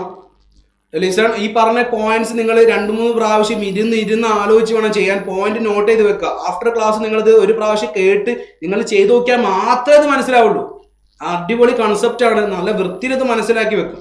ലിസൺ, നോർത്ത് പോൾ ആണ് നിങ്ങൾ ലൂപ്പിന്റെ അടുത്ത് കൊണ്ടുപോകുന്നെങ്കിൽ അവിടെ എക്സ്പീരിയൻസ് ചെയ്യുന്നത് എന്തായിരിക്കും? നോർത്ത് പോൾ ആയിരിക്കും. North Paul. അപ്പൊ നിങ്ങൾ പഠിക്കണ ഒരു കാര്യമുണ്ട്. കറണ്ട് ക്ലോക്ക് വൈസ് ആണെങ്കിൽ അത് ഏത് പോളാ? South pole. Current anti clock vice ആണെങ്കിൽ അത് ഏത് പോളാ? North Paul. ഇത് പഠിച്ചു വെച്ചാൽ മതി. കറണ്ട് ക്ലോക്ക് വൈസ് ആണെങ്കിൽ ഏത് പോളാ? South pole. Current anti clock vice ആണെങ്കിൽ ഏത് പോളാ? North pole. Current clockwise south pole, field into the plane. Current പോകുന്നത് anticlockwise, north pole, out of the plane എന്നുള്ള കാര്യം മനസ്സിലാക്കി വെക്കുക. അപ്പൊ നിങ്ങൾ നോക്കണേ, ശ്രദ്ധിക്കണേ. അതായത് നോർത്ത് പോൾ അങ്ങോട്ട് കൊണ്ടുപോയാൽ എന്തായിരിക്കും? എന്ത് ചെയ്യും? ഈ ഇങ്ങോട്ടേക്ക് വരണ്ടെന്നല്ലേ ലൂപ്പ് പറയാ? ഇയാൾ വരുന്നതാണല്ലോ ഈ പ്രശ്നമൊക്കെ. ഫ്ലക്സ് ചേഞ്ച് ചെയ്ത് കറണ്ട് ഉണ്ടാവുന്ന എന്തുകൊണ്ടാ? ഈ ബാർ മാഗ്നറ്റ് അതിന്റെ അടുത്തേക്ക് പോണതുകൊണ്ടല്ലേ. അപ്പൊ ലൂപ്പ് എന്ത് പറയും? ജി വരണ്ട, ഈ അവിടെ തന്നെ നിന്നോ. അപ്പൊ വരാതെ നിൽക്കണമെങ്കിൽ റിപ്പൽ ചെയ്യണമെങ്കിൽ അവിടെ ഏത് പോൾ വരണം? നോർത്ത് പോൾ വരണം. അത്ര ആലോചിച്ചാൽ മതി. ഓക്കെ, അതായത് നീ വരരുത്, വന്നാലാണ് പ്രശ്നങ്ങളൊക്കെ. അപ്പൊ വരാതെ നിൽക്കണമെങ്കിൽ ഞാൻ ആരായിട്ട് മാറും? North Paul. അയാൾ റിപ്പൽ ചെയ്യും. അപ്പൊ ഇത് നോർത്ത് പോൾ ആണെങ്കിൽ കറണ്ട് എങ്ങനെ കറങ്ങണടാ? Anti clock vice. ഇനി രണ്ടാമത്തെ ഫിഗർ നോക്കിക്കേ. ഇയാൾ ഇവിടെ നിന്ന് ഇങ്ങോട്ടേക്ക് പോവാ, ഒരു ലൂപ്പിന്റെ അടുത്ത് നിന്ന് ഇയാൾ ഇങ്ങോട്ടേക്ക് പോവാ. ഇയാൾ പോയിട്ടുണ്ടെങ്കിൽ ഫ്ലക്സിൽ ചേഞ്ച് ഉണ്ടാവും, ഫീൽഡ് കുറയും, സ്ട്രെങ്ത് കുറയും. അപ്പൊ ഇയാൾ പോവാതെക്കാൻ വേണ്ടിയിട്ട് ആരല്ലേ ശ്രമിക്കുക നമ്മുടെ ലൂപ്പ്. അപ്പൊ ലൂപ്പ് എന്ത് പറയും? ജിന്റെ അടുത്ത് നിൽക്കുന്നല്ലേ പറയാ. ഈ പോവാതെ നിൽക്കണമെങ്കിൽ അയാൾ എന്ത് ചെയ്യും? അയാളെ പിടിച്ചിങ്ങോട്ടേക്ക് വലിക്കാനാ ശ്രമിക്കുക. നീ പോവരുത്, നീ പോവരുത്. പോവാതെ നിൽക്കണമെങ്കിൽ നമ്മൾ എന്താ ചെയ്യുക? അട്രാക്ഷൻ അല്ലേ കൊടുക്കുക. ജീവിതത്തിൽ നമ്മൾ പല ആൾക്കാരോട് പോവാതെ നിൽക്കാൻ വേണ്ടി അല്ലേ പല കാര്യങ്ങൾ പറയാറില്ലേ. അതേപോലെ തന്നെ ഇവിടെ നിന്ന് അങ്ങോട്ടേക്ക് പോവാതെ നിൽക്കണമെങ്കിൽ ഞാൻ എന്ത് ചെയ്യും? അട്രാക്ട് ചെയ്യണം അയാളെ അല്ലെ. ഇതിന്റെ അടുത്ത് നിൽക്ക്. അട്രാക്ട് ചെയ്യണമെങ്കിൽ കറണ്ട് ഏത് ഡയറക്ഷനിൽ കറങ്ങണം? ഇവിടെ സൗത്ത് പോൾ വരണം അല്ലെ. സൗത്ത് പോൾ വരണമെങ്കിൽ കറണ്ട് എങ്ങനെ കറങ്ങണം? Clockwise, clockwise, clockwise, clockwise. Idea മനസ്സിലാക്കി വെക്കുക. നോർത്ത് പോൾ ആണ് ലൂപ്പിന്റെ അടുത്തേക്ക് വരുന്നെങ്കിൽ അത് നോർത്ത് പോൾ, സൗത്ത് പോൾ ആണ് വരുന്നെങ്കിൽ സൗത്ത് പോൾ. ഇവിടെ നിന്ന് ഇങ്ങോട്ടേക്ക് പോകുന്നത് ആരാണോ പോവാതെ നിൽക്കാൻ, ഇങ്ങോട്ട് നോർത്ത് പോൾ ആണ് ഈ സൈഡിൽ നിന്ന് അങ്ങോട്ട് പോകുന്നെങ്കിൽ ഇയാൾ സൗത്ത് പോൾ ആയിട്ട് ആക്ട് ചെയ്യും. സൗത്ത് പോൾ ഇവിടെ നിന്ന് അങ്ങോട്ട് പോകുകയാണെങ്കിൽ ഇയാൾ നോർത്ത് പോൾ ആയിട്ട് ആക്ട് ചെയ്യും എന്നുള്ള കാര്യം മനസ്സിലാക്കി വെക്കുക. It's very very important. ഇങ്ങനെയാണെങ്കിൽ ഇത് മനസ്സിലായെന്ന് പ്രതീക്ഷിക്കുന്നു. Lenses law, law of conservation of energy, then ഈ ഡയറക്ഷൻ ഐഡിയ മനസ്സിലാക്കി വെക്കുക. ഈ ക്വസ്റ്റ്യൻ വായിച്ച് നിങ്ങൾ പെട്ടെന്ന് ആൻസർ പറയും.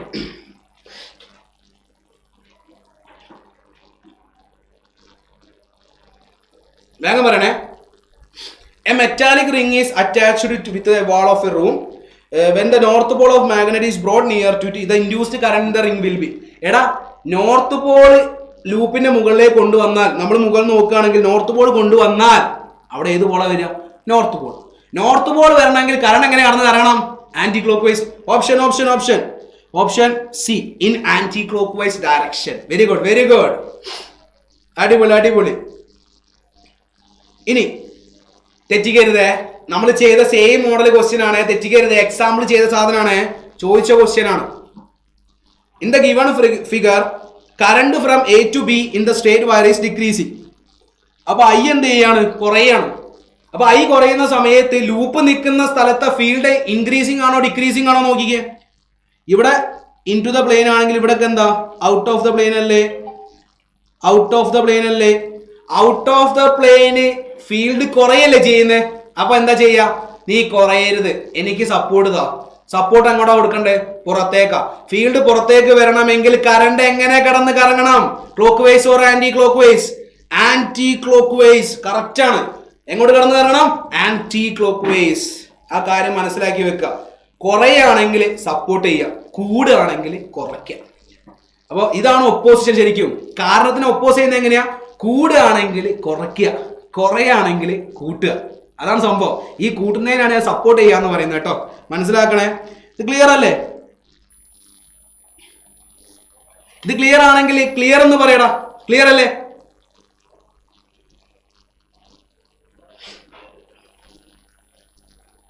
ക്ലിയർ അല്ലേ? ക്ലിയർ അല്ലേ? ക്ലിയർ അല്ലേ? Yes yes yes yes.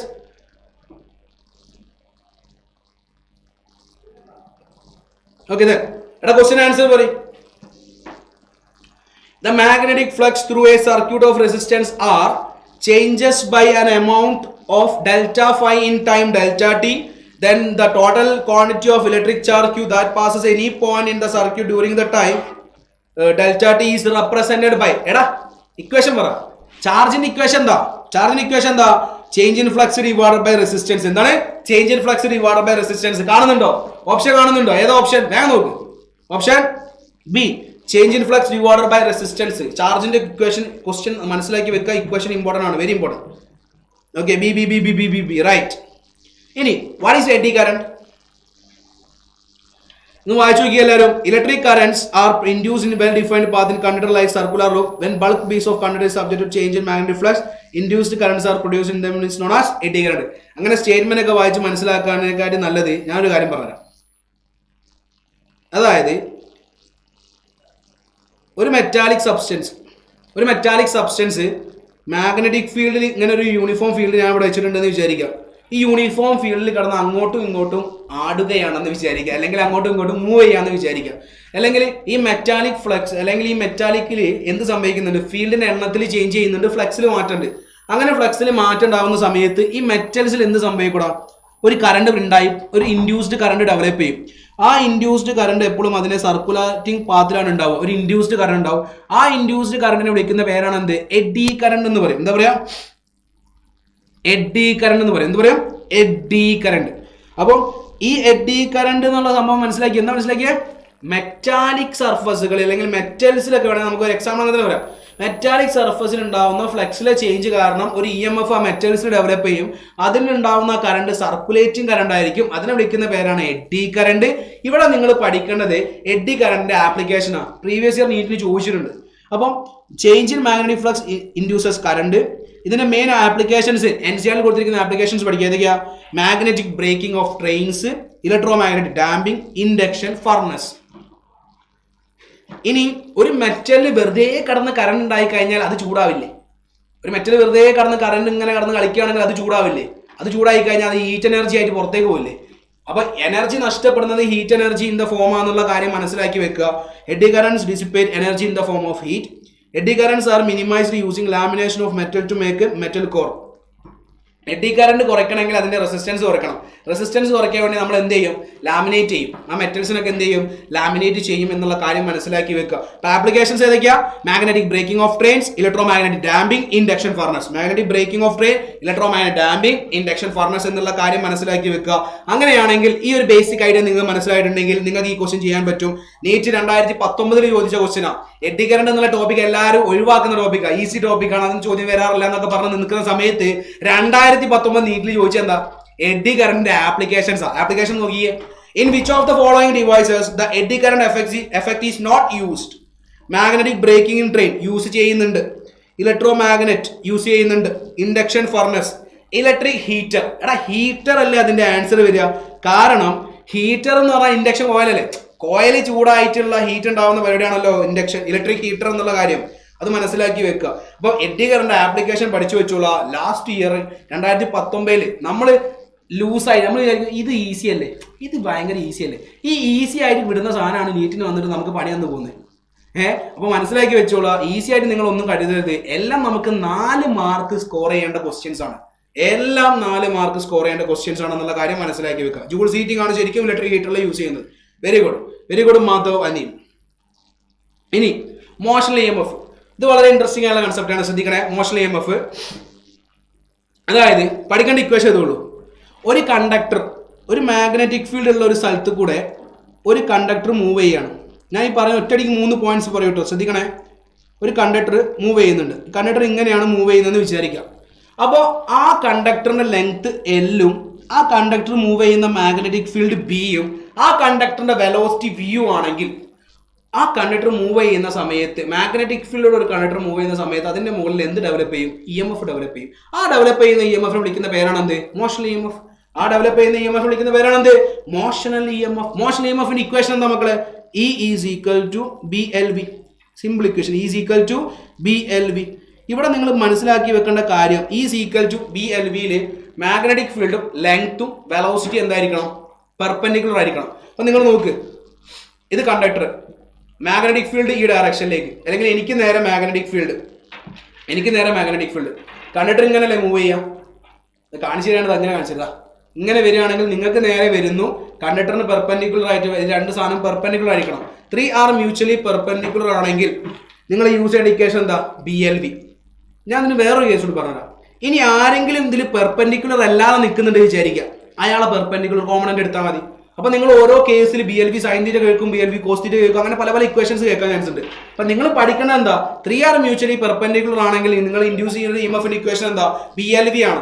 ആരെങ്കിലും എന്തല്ല പെർപെൻഡിക്കുലർ അല്ലെങ്കിൽ അയാളെ പെർപെൻഡിക്കുലർ കോമ്പണന്റ് കൺസിഡർ ചെയ്യണം എന്നുള്ള കാര്യം മനസ്സിലാക്കി വെക്കുക. This is the equation for motional EMF. എന്താ ഇക്വേഷൻ? BLV. എന്താ ഇക്വേഷൻ? BLV. എപ്പോഴത് യൂസ് ചെയ്യുക? ഈ 3 ആൾക്കാർ മ്യൂച്വലി പെർപെൻഡിക്കുലർ ആണ്. അപ്പൊ നിങ്ങൾക്ക് ചോദിക്കുക, സാർ 2 ആൾക്കാർ പാരലൽ ആയിട്ട് വന്നാലോ? ഇൻഡ്യൂസ്ഡ് EMF 0 ആണ്. ഇതിൽ ഏതെങ്കിലും 2 ക്വാണ്ടിറ്റീസ് പാരലൽ ആണെങ്കിൽ ഇൻഡ്യൂസ്ഡ് EMF എന്തായിരിക്കും? 0 ആയിരിക്കും. If any quantities in the above equation is parallel the induced EMF is 0. കാര്യം മനസ്സിലാക്കി വെക്കണം. 3 പെർപെൻഡിക്കുലർ ആണെങ്കിൽ BLV, ആരെങ്കിലും 2 ആൾക്കാർ പാരലൽ ആണെങ്കിൽ ഇൻഡ്യൂസ്ഡ് EMF എന്താ? 0. ഇനി അവിടെ നിങ്ങൾ ഇൻഡ്യൂസ്ഡ് EMF കിട്ടിക്കഴിഞ്ഞാൽ കറണ്ട് എന്ന് പറഞ്ഞാൽ എന്താ? E/R. എന്ത് വരും? BLV divided by R. Power എന്ന് പറഞ്ഞാൽ എന്താ? I × I²R അപ്പൊ എന്താ കിട്ടുക? അതിന്റെ equation B² L² V² by R² into R. R ഉം R² കട്ട് ചെയ്താൽ B² L² V² divided by R. Please ഇതാണ് ഈ എഴുതിയിരിക്കുന്ന ഇക്വേഷൻസ്. ഫസ്റ്റ് BLV, രണ്ടാമത് കറണ്ട്, പിന്നെ പവർ B², L² V²/R. ഇനി ഒരൊറ്റ കാര്യം കൂടി പറഞ്ഞു തരട്ടെ, ഒരു ഇമ്പോർട്ടൻസ് ആണ് ഫ്ലെമിങ്സ് റൈറ്റ് ഹാൻഡ് റൂൾ. നമ്മൾ ഇന്നലെ ലെഫ്റ്റ് ഹാൻഡ് റൂൾ പഠിച്ച്, ഇന്ന് റൈറ്റ് ഹാൻഡ് റൂളാണ്. റൈറ്റ് ഹാൻഡ് റൂൾ ശ്രദ്ധിച്ചോളാം. 4 finger represent magnetic field, thumb represent motion of the conductor, middle finger represent induced current. അപ്പോൾ പഠിക്കണേ, ഒന്നുകൂടി പറയാൻ പോണേ, ശ്രദ്ധിക്കണേ. അതായത് മോഷൻ ഓഫ് ദ കണ്ടക്ടർ എങ്ങോട്ടേക്കാ മൂവ് ചെയ്യുന്നത് നോക്കാം. ഇപ്പോൾ കണ്ടക്ടർ എങ്ങോട്ടാ മൂവ് ചെയ്യുന്നത്? ഈ ഡയറക്ഷൻ. ഫീൽഡ് എങ്ങോട്ടേക്കാ? Into the plane. Current എങ്ങോട്ടേക്കാ ഉണ്ടാവുക? മുകൾക്കല്ലേ. അപ്പോൾ ഇവിടെ ചോദിക്കുന്ന ഒരു ക്വസ്റ്റ്യൻ ഉണ്ടോ? ക്വസ്റ്റ്യൻ എങ്ങനെയാണ് ചോദിക്കുക? ഇതിൽ ആർക്കാണ് ഹയർ പൊട്ടൻഷ്യൽ? ഇവിടെ എ ബി എന്ന് കൊടുക്കുകയാണെങ്കിൽ ചോദിക്കണേ, അല്ലെങ്കിൽ AC B എന്ന് പറഞ്ഞാൽ മാഗ്നറ്റിക് ഫീൽഡ് വിചാരിക്കണം. എയും സിയും എന്നുള്ള കണ്ടക്ടറിൽ ആർക്കാ ഹൈ പൊട്ടൻഷ്യൽ? എക്കാണോ സിക്കാണോ ചോദിച്ചാൽ നിങ്ങൾ എങ്ങനെ കണ്ടുപിടിക്കും? അതിനെയാണ് ഈ പറയുന്ന ഐഡിയ നിങ്ങൾ യൂസ് ചെയ്യുക. സിമ്പിൾ ഐഡിയ ആണ്. അതായത് നിങ്ങൾ മോഷനും ഫീൽഡും വെച്ച് ചെയ്യുന്ന സമയത്ത് മിഡിൽ ഫിംഗർ ഒരു ഡയറക്ഷനിലേക്ക് പോയിന്റ് ചെയ്യില്ലേ? ആ പോയിന്റ് ചെയ്യുന്നത് ഏത് ഡയറക്ഷൻ ആണോ അത് ഹൈ പൊട്ടൻഷ്യൽ. കിട്ടിയോ? എന്താ പറഞ്ഞേ? ഏത് ഡയറക്ഷനിലേക്കാണോ ക്വസ്റ്റ്യൻ ചെയ്യുമ്പോൾ റൂള് മാറിപ്പോകും. ഫോഴ്സ് ആണ് ചോദിക്കുന്നതെങ്കിലാണ് ലെഫ്റ്റ് ഹാൻഡ് റൂള്. നിങ്ങളോട് പൊട്ടൻഷ്യൽ ഒക്കെ ചോദിക്കുകയാണ്, current direction, high potential, low potential ഒക്കെ ചോദിക്കുകയാണ്, നിങ്ങൾ യൂസ് ചെയ്യേണ്ട റൈറ്റാ. മോഷൻ ഒക്കെ തരുന്ന കേസാണ് റൈറ്റ്. മറ്റേത് ഫോഴ്സാ, ലെഫ്റ്റ് ഫുള്ള് ഫോഴ്സാ. മനസ്സിലാക്കണേ. എടാ നോക്കണേ, എന്താ പറഞ്ഞ ഞാൻ ഇപ്പൊ പറയുന്ന കാര്യം കേൾക്ക്. അതായത് നിങ്ങളോട് ഹൈ പൊട്ടൻഷ്യലും ലോ പൊട്ടൻഷ്യലും ചോദിക്കുകയാണെങ്കിൽ മിഡിൽ ഫിംഗർ എങ്ങോട്ടേക്കാണോ പോയിന്റ് ചെയ്യുന്നത്, ആ പോയിന്റ് ചെയ്യുന്ന ഭാഗം എന്താ? High potential. അങ്ങനെയാണെങ്കിൽ നിങ്ങൾ പറ. ഞാൻ ഇവിടെ വേറൊരു ഇക്വേഷൻ കൂടി എഴുതിയിട്ടുണ്ട്. ഇക്വേഷൻ പറയാം. അതിന് മുന്നേ ലിസൺ. ഫീൽഡ് ഈ ഡയറക്ഷൻ, കണ്ടക്ടർ ഈ ഡയറക്ഷനിലാണ് മൂവ് ചെയ്യുന്നതെന്ന് വിചാരിക്കാം. ഇത് എ, ഇത് സി. ആർക്കാ ഹൈ പൊട്ടൻഷ്യൽ? എക്കാണോ സിക്കാണോ?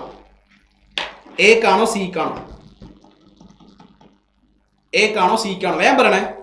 ഇപ്പൊ മോഷൻ ഓഫ് ദ കണ്ടക്ടർ എങ്ങോട്ടേക്കാ?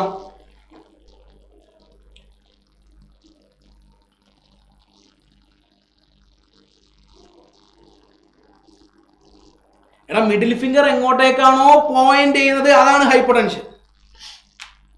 കുറെ ആൾക്കാർക്ക് സി വരുന്നുണ്ടല്ലോ. നോക്ക്, ഇതാ ഈ ഡയറക്ഷൻ ഇങ്ങനല്ലേ വരിക? നോക്ക്, ഇപ്പൊ മിഡിൽ ഫിംഗർ എങ്ങോട്ടേക്കാ പോയിന്റ് ചെയ്യുന്നത്? മുകളിലേക്കല്ലേ, ഏറ്റവും ടോപ്പിലേക്കല്ലേ മിഡിൽ ഫിംഗർ പോയിന്റ് ചെയ്യുന്നത്. മിഡിൽ ഫിംഗർ എങ്ങോട്ടേക്കാണോ പോയിന്റ് ചെയ്യുന്നത് അതെന്താണ്? High potential. അപ്പൊ എ എന്തായിരിക്കും? High potential. സി എന്തായിരിക്കും? ലോ പൊട്ടൻഷ്യൽ എന്നുള്ള കാര്യം മനസ്സിലാക്കി വെക്കുക. A high potential and C എന്താ? Low potential. ഈ കാര്യം മനസ്സിലായോ? ഇനി തെറ്റിക്കോ? അങ്ങനെ തെറ്റിക്കാൻ ചാൻസ് ഉണ്ട് അല്ലേ? ഞാൻ വേറൊരു ക്വസ്റ്റ്യൻ തരാം.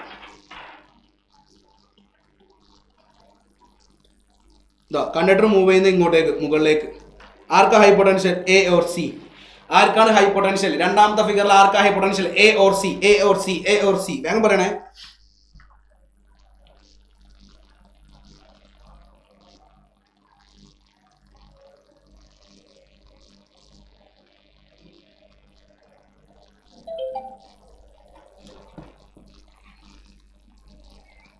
ലിസൺ.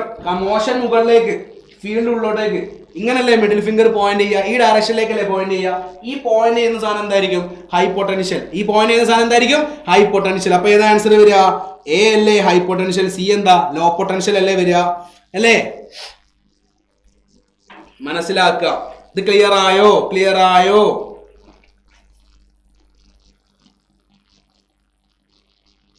അങ്ങനെയാണെങ്കിൽ ഈ ക്വസ്റ്റ്യൻ നന്നായിട്ട് വായിച്ചു നോക്കുക. കറണ്ട് പോകുന്ന ഈ ഡയറക്ഷൻ ആണെങ്കിൽ ഫീൽഡ് എങ്ങോട്ടാണ് ഉണ്ടാവുക? ഇവിടെയാണ് കറണ്ട് പോകുന്ന ഡയറക്ഷൻ ആണെങ്കിൽ മാഗ്നറ്റിക് ഫീൽഡ് ഇങ്ങോട്ടേക്കാണ് ഉണ്ടാവുക. പറ, എക്കാണോ ബിക്കാണോ ഹൈ പൊട്ടൻഷ്യൽ? വേഗം പറ, എക്കാണോ ബിക്കാണോ ഹൈ പൊട്ടൻഷ്യൽ?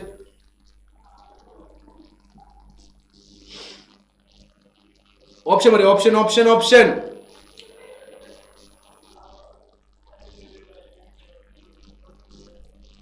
ഓപ്ഷൻ ഏതാ വരിക? ആർക്കാ high potential? Potential at A ആയിരിക്കും കൂടുതൽ, പൊട്ടൻഷ്യൽ അറ്റ് ബി കുറവായിരിക്കും. A high potential, B low potential. That means potential at A will be higher than potential at B. Option 3. Question clear ഇല്ലേ? ഒന്നുമില്ലടാ. എക്കാണോ ബിക്കാണോ high potential എന്നാ ചോദിച്ചിരിക്കുന്ന ആ figure വെച്ചിട്ട്. കറണ്ട് പോകുന്ന ഈ ഡയറക്ഷൻ, ഇവിടെ പ്ലെയിൻ, ഇതാ ഇവിടെയാണ് ലൂപ്പ്, ഇങ്ങോട്ടേക്കാണോ പോകുന്നത്. അപ്പൊ ആ മുകളിൽ കൊടുത്തിരിക്കുന്ന കറണ്ട് തന്നിരിക്കുന്നത് ഇതിന്റെ ഫീൽഡ് ഡയറക്ഷൻ എങ്ങോട്ടേക്കെന്ന് മനസ്സിലാക്കാൻ വേണ്ടിയിട്ടാണെന്നുള്ള കാര്യം ഓർക്കുക. Option C. ഇത് ക്ലിയർ അല്ലേ? ഇനി ഇനി ഒരു എന്താ പറയാ നോക്കണേ, ഒരു കണ്ടക്ടർ നമ്മളിപ്പോൾ പറഞ്ഞ മൂവ് ചെയ്യുന്ന മോഷൻ EMF അല്ലേ, ഇത് ഇങ്ങനെ കടന്ന് കറങ്ങാന്ന് വിചാരിക്കാം. ഇങ്ങനെ കടന്ന് കറങ്ങുന്ന സമയത്ത് അതിൽ ഡെവലപ്പ് ചെയ്യുന്ന EMF വിളിക്കുന്ന പേരാണെന്ന് റൊട്ടേഷണൽ EMF. മോഷൻ EMF കഴിഞ്ഞാൽ പിന്നെ ഏതാ rotational EMF. Rotational EMF equation by heart പഠിച്ച എന്താ ഇക്വേഷൻ എന്താ ഹാഫ് BL സ്ക്വയർ ഒമേഗ. എന്താ half BL square omega. E is equal to half BL square omega. Induced EMF is equal to half BL square omega. ഒരു രക്ഷയില്ല, അടിപൊളി question ആണ്, അടിപൊളി equation ആണ്. is equal to half BL square omega.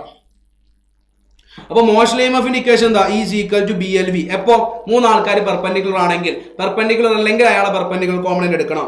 Rotation EMF ആണെങ്കിൽ എന്താ? Half BL square omega. Omega എന്ന് പറഞ്ഞാൽ 2πf അല്ലേ? ഒമേഗ എന്ന് പറഞ്ഞാൽ എന്താ വരിക? 2πf ആണ്.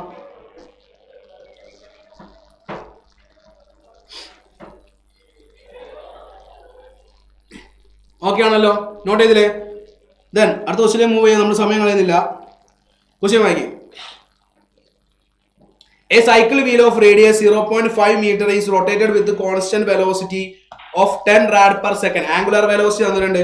In a region of magnetic field 0.1 Tesla which is perpendicular to the plane of the wheel, the EMF generated between the center and the rim is. എടാ നിങ്ങൾ പഠിക്കേണ്ട ഒരു കാര്യമുണ്ട്.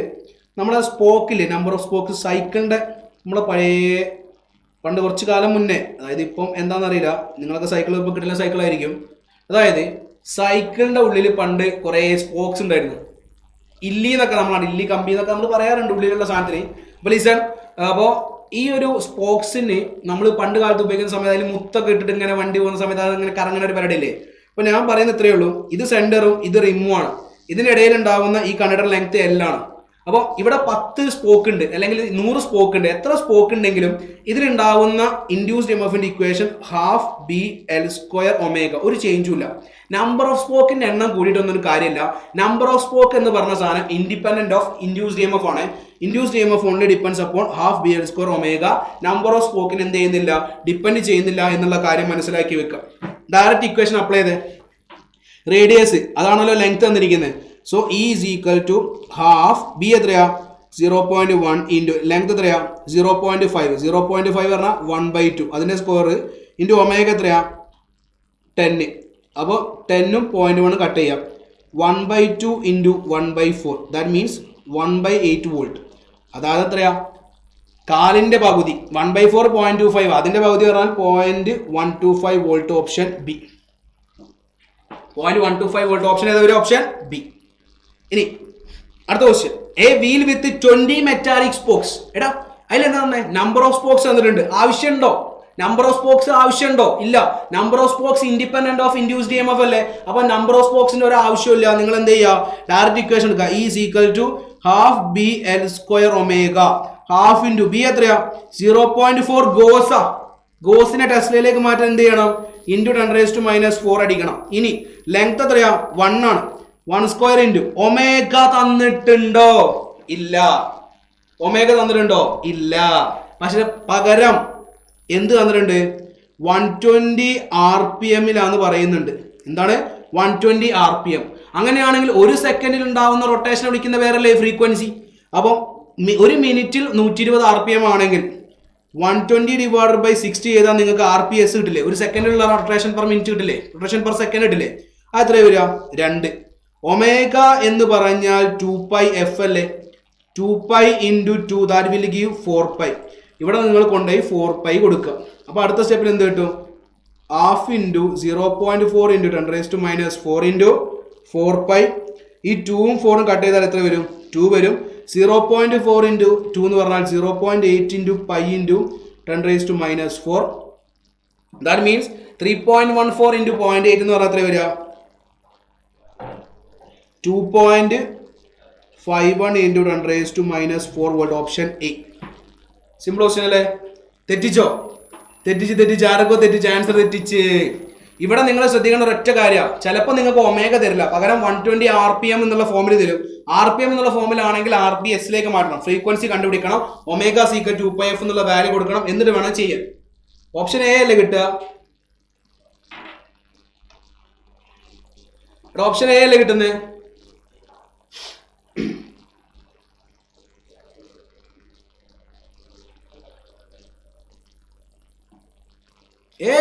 നിങ്ങൾ നോക്കുക, കാൽക്കുലേഷൻ നോക്ക്. 1/2 into 0.4 കട്ട് ചെയ്താൽ 2 വരും. 2 into 0.4 എത്ര വരിക? 0.8 അല്ലേ? ഇതാ കട്ട് ചെയ്യുക. 2 into 0.4 0.8 into പൈ എന്ന് പറഞ്ഞാൽ 3 അല്ലേ? 8 3 എന്ന് പറഞ്ഞാൽ 24 25 സംതിങ് അല്ലേ വരിക? ഓപ്ഷൻ ക്ലിയർ ആവാത്ത പ്രശ്നമാണോ? ഓക്കെ. ഇത് 2.51 into 10⁻⁻4, ഇത് 2.1 into 10⁻⁵, ഇത് 2.51. അത് നിങ്ങൾ കാൽക്കുലേഷൻ ചെയ്ത് നോക്കുക. നിങ്ങളെ കാൽക്കുലേഷൻ നിങ്ങൾ ചെയ്യുന്നത് നിങ്ങൾ ശരിയാണെന്നുള്ള കോൺഫിഡൻസിലേക്ക് എത്തണം. കാൽക്കുലേഷൻ 10ന്റെ പവേഴ്സ് ആദ്യം എടുത്തിട്ട് ചെയ്ത് പഠിക്കണം കേട്ടോ. അല്ലാതെ 10ന്റെ പവേഴ്സ് അതായത് 10ന്റെ പവേഴ്സ് എടുത്ത് ചെയ്യണം. 10ന്റെ പവേഴ്സ് ഓൾറെഡി എടുത്ത് പുറത്തിട്ടിട്ട് വേണം, അത് ചെയ്തിട്ട് വേണം നിങ്ങൾ ഫൈനൽ ആൻസറിലേക്ക് എത്താൻ. ഓപ്ഷൻ നോക്കിയിട്ട് വേണം ചെയ്യാൻ. ഓപ്ഷൻ നിങ്ങൾ നോക്കുക, എല്ലാം ഏകദേശം ഒരേ വാല്യൂ ആണ്. അപ്പൊ അത് ഏതെങ്കിലും ഒന്നായിരിക്കും എന്നുള്ള കാര്യം മനസ്സിലാക്കി വെക്കുക കേട്ടോ. ഓക്കെ, ഇനി self induction. What is self induction?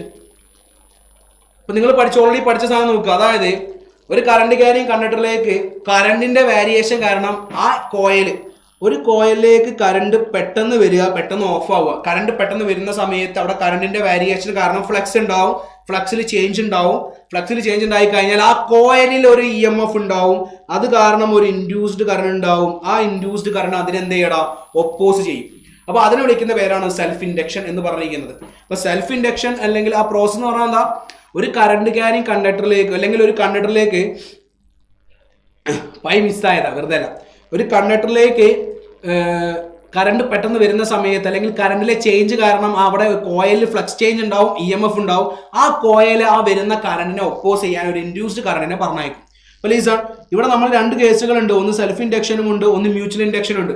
ഒരൊറ്റ കോയിലാണെങ്കിൽ അത് സെൽഫ് ഇൻഡക്ഷനും, ഒരു കോയിൽ കാരണം അതിന്റെ തൊട്ടടുത്തുള്ള കോയിലാണ് ഇത് സംഭവിക്കുന്നതെങ്കിൽ ഇൻഡ്യൂസ്ഡ് കറണ്ട് ഉണ്ടാവുന്നെങ്കിൽ അതിന് വിളിക്കുന്ന പേരാണ് എന്ത്? മ്യൂച്വൽ ഇൻഡക്ഷൻ എന്ന് പറഞ്ഞിരിക്കുന്നത്. സെൽഫ് ഇൻഡക്ഷൻ വിളിക്കുന്ന അടുത്തൊരു പേരാണ് ഇലക്ട്രിക്കൽ ഇനേർഷ്യ എന്നുള്ള കാര്യം. ഇലക്ട്രിക്കൽ ഇനേർഷ്യ എന്ന് പറയാറുണ്ട് കേട്ടോ, ശ്രദ്ധിക്കണേ. ഇനി മനസ്സിലാക്കി വെക്കുക. ഫസ്റ്റ് കേസ് ഇതാ, ഇവിടെ കറണ്ട് പെട്ടെന്ന് കൂടുക. കറണ്ട് കൂടുകയാണെങ്കിൽ സെൽഫ് ഇൻഡ്യൂസ്ഡ് EMF എന്ത് ചെയ്യും? കറണ്ടിനെ കുറയ്ക്കും. കറണ്ട് കുറയാണെങ്കിലോ ആലോചിക്കാം, കുറയാതിരിക്കാൻ സപ്പോർട്ട് ചെയ്യും. ദാറ്റ് മീൻസ് ഇവിടെ കറണ്ട് കുറയുകയാണെങ്കിൽ സെൽഫ് ഇൻഡ്യൂസ്ഡ് EMF എന്ത് ചെയ്യും? സെൽഫ് ഇൻഡ്യൂസ്ഡ് കറണ്ട് എന്ത് ചെയ്യും? സപ്പോർട്ട് ചെയ്യും. കറണ്ട് കൂടുകയാണെങ്കിലോ ഒപ്പോസ് ചെയ്യും. അപ്പൊ നിങ്ങൾ ഇവിടെ പഠിക്കേണ്ട ഇക്വേഷൻസ് ഞാൻ പറഞ്ഞുതരാം. ഇക്വേഷൻസ് പഠിക്കേണ്ട ഇത്രയേ ഉള്ളൂ. ഫസ്റ്റ് ഇക്വേഷൻ ഇൻഡക്ടൻസിന്റെ ഇക്വേഷൻ എന്താ? ഇൻഡക്ടൻസിന്റെ ഇക്വേഷൻ എന്താ? L is equal to N∅/I. L is equal to N∅/I. ഇനി സെൽഫ് ഇൻഡ്യൂസ്ഡ് EMF ഇക്വേഷൻ എന്താ? -L into di/dt. -L into di/dt. അതായത് N∅ is equal to Li എന്ന് വരില്ലേ? Induced EMF is equal to -N∅/dt അല്ലേ? Change ചെയ്യുക, -d/dt of Li. That will give -L into di/dt. ഇതാണ് equation. Self induced EMF is equal to -L into di/dt എന്നുള്ള കാര്യം മനസ്സിലാക്കി വെക്കുക. It's very very important. So 2 equation. Self induction equation എന്താ? Flux divide by current N∅ divide by I. Self induced EMF എന്താ? -L into di/dt എന്നുള്ള കാര്യം ഓർക്കുക. ഇനി ഒരു സർക്കുലർ കോയിലിന്റെ എങ്ങനെയാണ് സെൽഫ് ഇൻഡക്ഷൻ കണ്ടുപിടിക്കുന്നത് എന്നുള്ള സ്റ്റെപ്പാണ് കൊടുത്തിരിക്കുന്നത്. നന്നായി ശ്രദ്ധിക്കണേ. ആദ്യം ഇതിന്റെ ഫ്ലക്സ് കണ്ടുപിടിക്കുക. അതിന് മാഗ്നറ്റിക് ഫീൽഡ് അറിയണം. എന്താ magnetic field equation? Circular coil μ0I/2r. ഇന്നലെ നമ്മൾ പഠിച്ചു. B is equal to μ0I/2r. അങ്ങനെയാണ് ഫ്ലക്സ് എന്ന് പറഞ്ഞാൽ എന്താ? Magnetic field into area. അപ്പൊ ഈ ലൂപ്പിന്റെ magnetic field into area, magnetic field എത്രയാ? μ0I/2r ഇൻറ്റു അതിന്റെ ഏരിയ എന്താ? πr². അതിന്റെ ഏരിയ എന്താ? πr². അപ്പൊ ഇവിടെ ഈ r-ഉം r² വേണമെങ്കിൽ നമുക്ക് കട്ട് ചെയ്യാം അല്ലേ? അപ്പൊ എന്ത് വരും? μ0πr/2 into I. ഈ ഒരു ടേമിനെ കറണ്ടിന് മുന്നിലുള്ള കോൺസ്റ്റൻസിനെ വിളിക്കുന്ന പേരാണ് ആക്ച്വലി എന്ത്? ഇൻഡക്റ്റൻസ് എന്ന് പറഞ്ഞിരിക്കുന്നത്. കാരണം flux is equal to 5/I അല്ലേ L എന്ന് പറഞ്ഞിരിക്കുന്നത്. So flux is equal to L into I എന്നല്ലേ വരിക.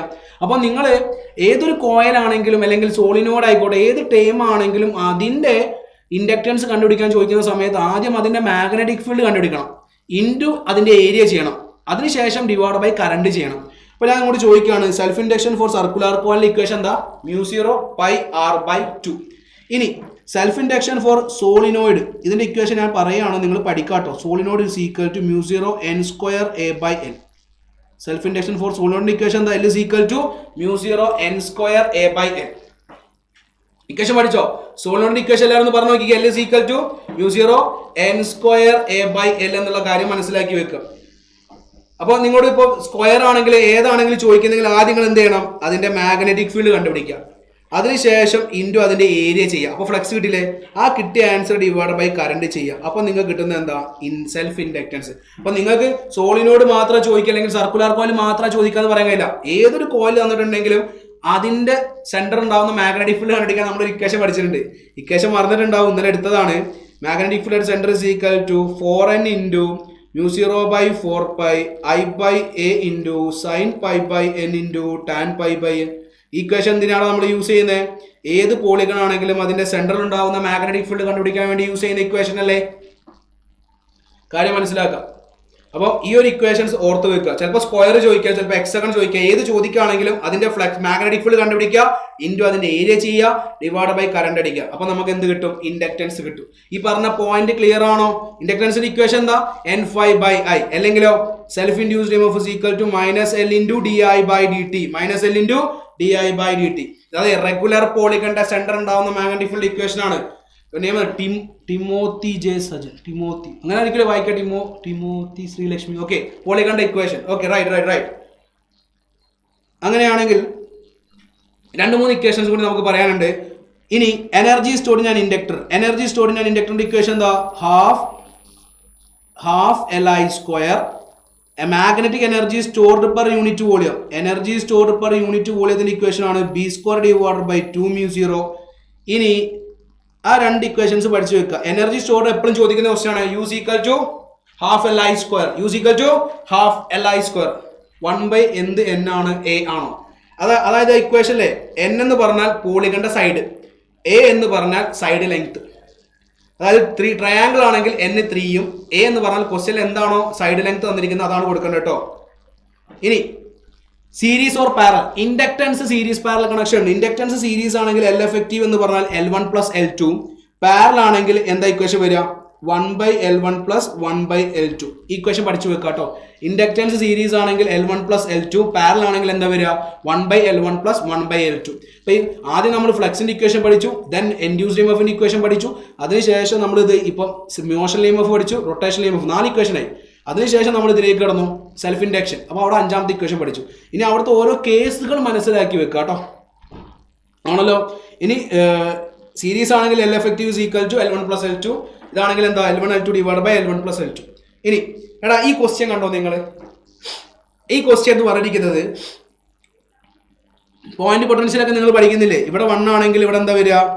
ഇവിടെ 1 കൊടുത്താൽ ഇവിടെ 1, ഇവിടെ 2 കൊടുത്താൽ ഇവിടെ 2 അല്ലേ? അപ്പോൾ നിങ്ങൾ ഇത് എന്ത് കണക്ഷനാണ്? അത്യാവശ്യം നിങ്ങൾ ബേസിക് ആയിട്ട് പഠിച്ചിട്ടുണ്ടെങ്കിൽ ഇങ്ങനെ ഒരു കൊടുത്തിട്ടുണ്ടെങ്കിൽ അത് എന്ത് കണക്ഷനാണ് നിങ്ങൾക്ക് പറയാൻ പറ്റണം. പാരൽ ആണോ സീരീസ് ആണോ? പാരൽ ആണോ സീരീസ് ആണോ?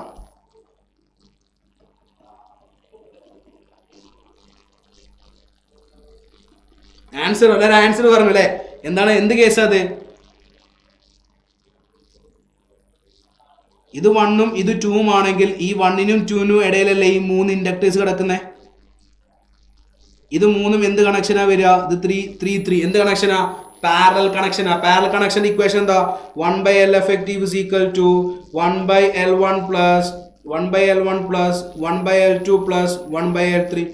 1/3 plus 1/3 plus 1/3.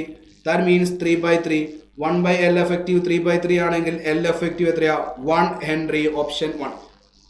ഈ ഫിഗർ കണ്ടാൽ മനസ്സിലാക്കിക്കോ. റെസിസ്റ്റേഴ്സ് ആയിക്കോട്ടെ, കപ്പാസിറ്റർ ആയിക്കോട്ടെ, ഇൻഡക്ടേഴ്സ് ആയിക്കോട്ടെ, എല്ലാണെങ്കിൽ എന്താണ്? Parallel connection. Parallel connection. ഇനി വേഗം നോക്കണേ. A long solenoid has 1000 turns. When a current of 4 ampere flows through it, the magnetic flux linked with each turn of the solenoid is 4 into 10⁻³ Weber.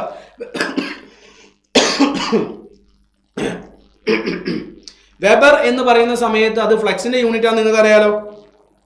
Self inductance of the solenoid. അപ്പോൾ self inductance of solenoid equation നമ്മൾ പഠിച്ചത് എന്താ? L is equal to μ0 n² A/L. ഇതാണോ ഇവിടെ use ചെയ്യേണ്ടത്? കാരണം ഇവിടെ flux തന്നിട്ടില്ലേ. So ഇൻഡക്റ്റൻസിന്റെ equation എന്താ? Inductance is equal to N∅/I. Number of turns എത്രയാ? 1000. ഫ്ലക്സ് എത്രയാ? 4 into 10⁻³ കറണ്ട് എത്രയാ? 4. ഈ 4ഉം 4ഉം കട്ട് ചെയ്ത് ഈ 3 0യും 10⁻³ കട്ട് ചെയ്താൽ എന്ത് വരും? 1 ഹെൻറി. നീറ്റിന് ചോദിച്ച ക്വസ്റ്റ്യൻ കണ്ടോ? എന്തൊരു സിമ്പിൾ ക്വസ്റ്റ്യനാ. ഈ ഇക്വേഷൻ അറിഞ്ഞാൽ മാത്രമല്ല നമുക്ക് അത് ചെയ്യാൻ പറ്റുള്ളൂ. വെറൈറ്റീസ് ഓഫ് ക്വസ്റ്റ്യൻസ് മനസ്സിലാക്കി വെക്കുക. ഏറ്റവും ഈസി മെത്തേഡിൽ നമുക്ക് ആൻസറിലേക്ക് എത്താൻ പറ്റുമെന്ന് നോക്കാം കേട്ടോ. ഇനി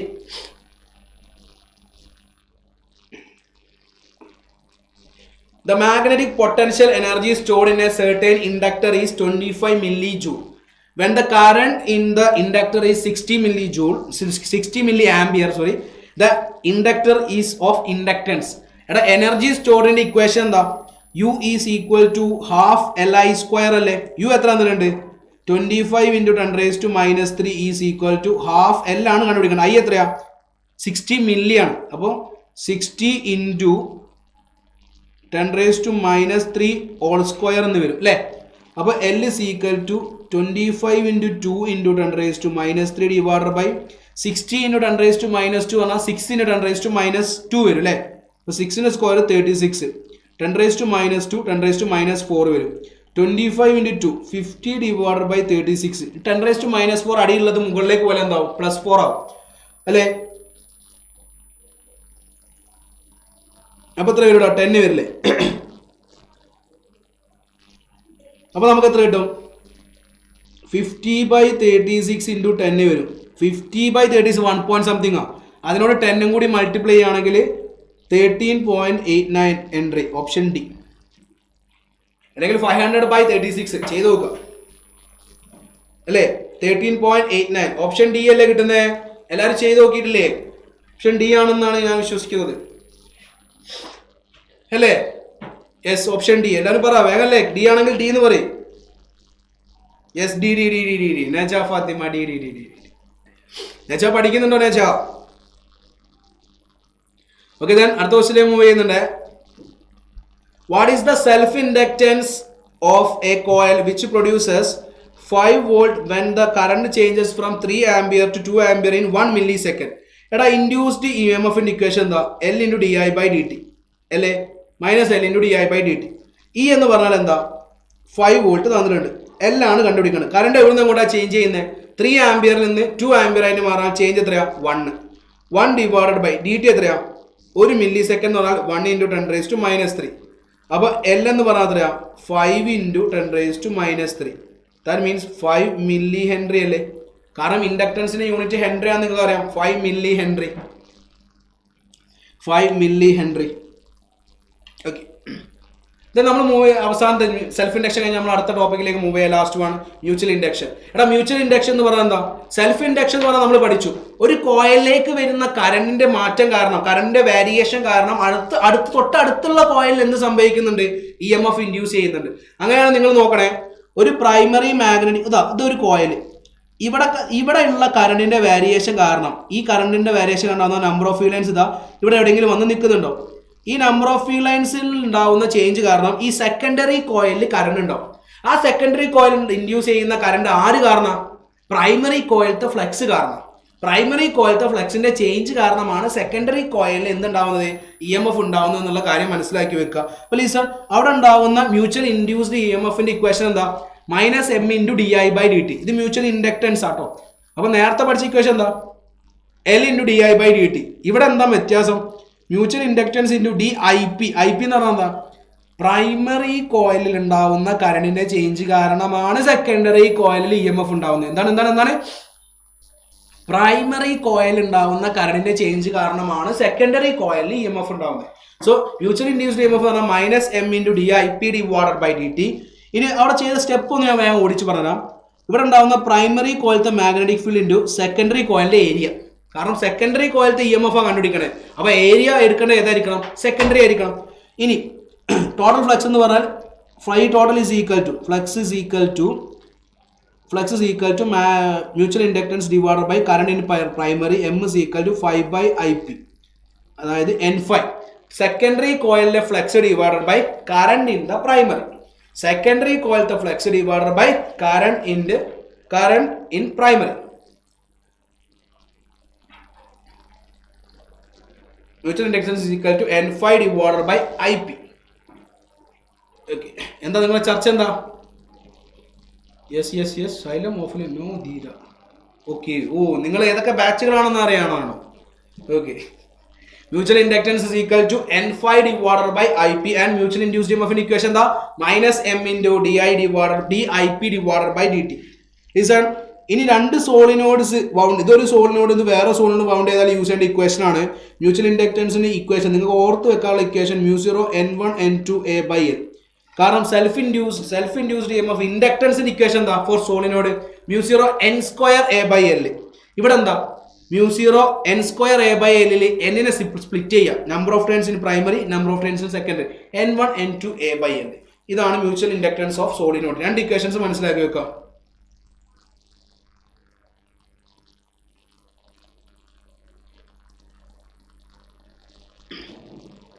ഈ മെഡിക്കൽ ഗേൾ ഇത്രമാത്രം ചെയ്താൽ മതി. ഇയാൾ വെറുതെ ഓവർ സ്ട്രെസ്ഡ് ഓവർ ടെൻഷനോ അടിക്കണ്ട.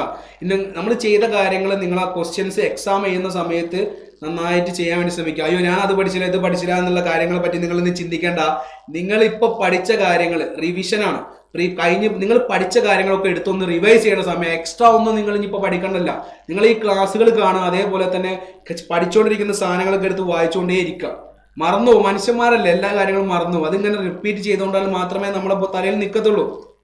ഓക്കെ, നിങ്ങൾ ക്വസ്റ്റ്യൻസ് കൂടുതൽ പ്രാക്ടീസ് ചെയ്യും, സംഭവം പ്രാക്ടീസ് ചെയ്തുകൊണ്ടിരിക്കും. പഠിച്ച കാര്യങ്ങൾ ഒന്നുകൂടി പ്രാക്ടീസ് ചെയ്തുകൊണ്ടേ നിൽക്ക്. പറ്റും, നമ്മളെ കൊണ്ട് പറ്റാത്ത കാര്യങ്ങളില്ലല്ലോ, എല്ലാം നമ്മളെ കൊണ്ട് പറ്റില്ലേ. പ്ലീസ്. ഇനി ക്വസ്റ്റ്യൻ നോക്കിയേ. Two conducting circular loops of radius R1 R2 are placed in the same plane with their center coinciding. R1 greater than R2.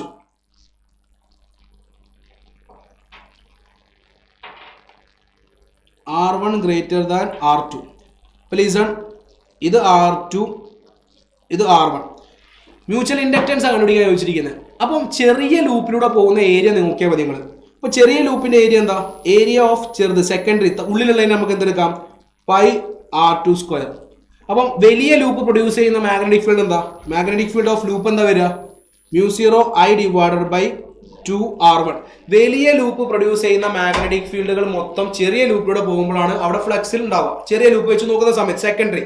അപ്പം ഫ്ലക്സ് എന്ന് പറഞ്ഞാൽ എന്താ? വലിയ ലൂപ്പിന്റെ മാഗ്നറ്റിക് ഫീൽഡ് ഇൻറ്റു ചെറിയ ലൂപ്പിന്റെ area. So μ0 I by 2R1 into pi R2² എന്ന് വരില്ലേ? ഹിയർ മ്യൂച്വൽ ഇൻഡക്റ്റൻസ് എന്ന് പറഞ്ഞാൽ അതിന്ന് കറണ്ട് എടുത്ത് ഒഴിവാക്കിയാൽ പോരെ. കറണ്ട് എടുത്ത് ഒഴിവാക്കിയാൽ വരുന്ന ടേം എന്താ? ആ ടേമിൽ എനിക്ക് പ്രൊപ്പോർഷണൽ ടു എന്ന് മാത്രമേ ചോദിച്ചിട്ടുള്ളൂ. Mutual inductance is directly proportional to R2² divide by R1. R2² divide by R1. എടാ അടുത്ത ടോപ്പിക് മുതൽ നമുക്ക് അത് ക്ലിയർ ആക്കാം കേട്ടോ. ഓപ്ഷൻ ക്വസ്റ്റ്യൻസിന്റെ ക്ലാരിറ്റി കുറവ് ഒന്ന് അഡ്ജസ്റ്റ് ചെയ്യും. ഓക്കെ,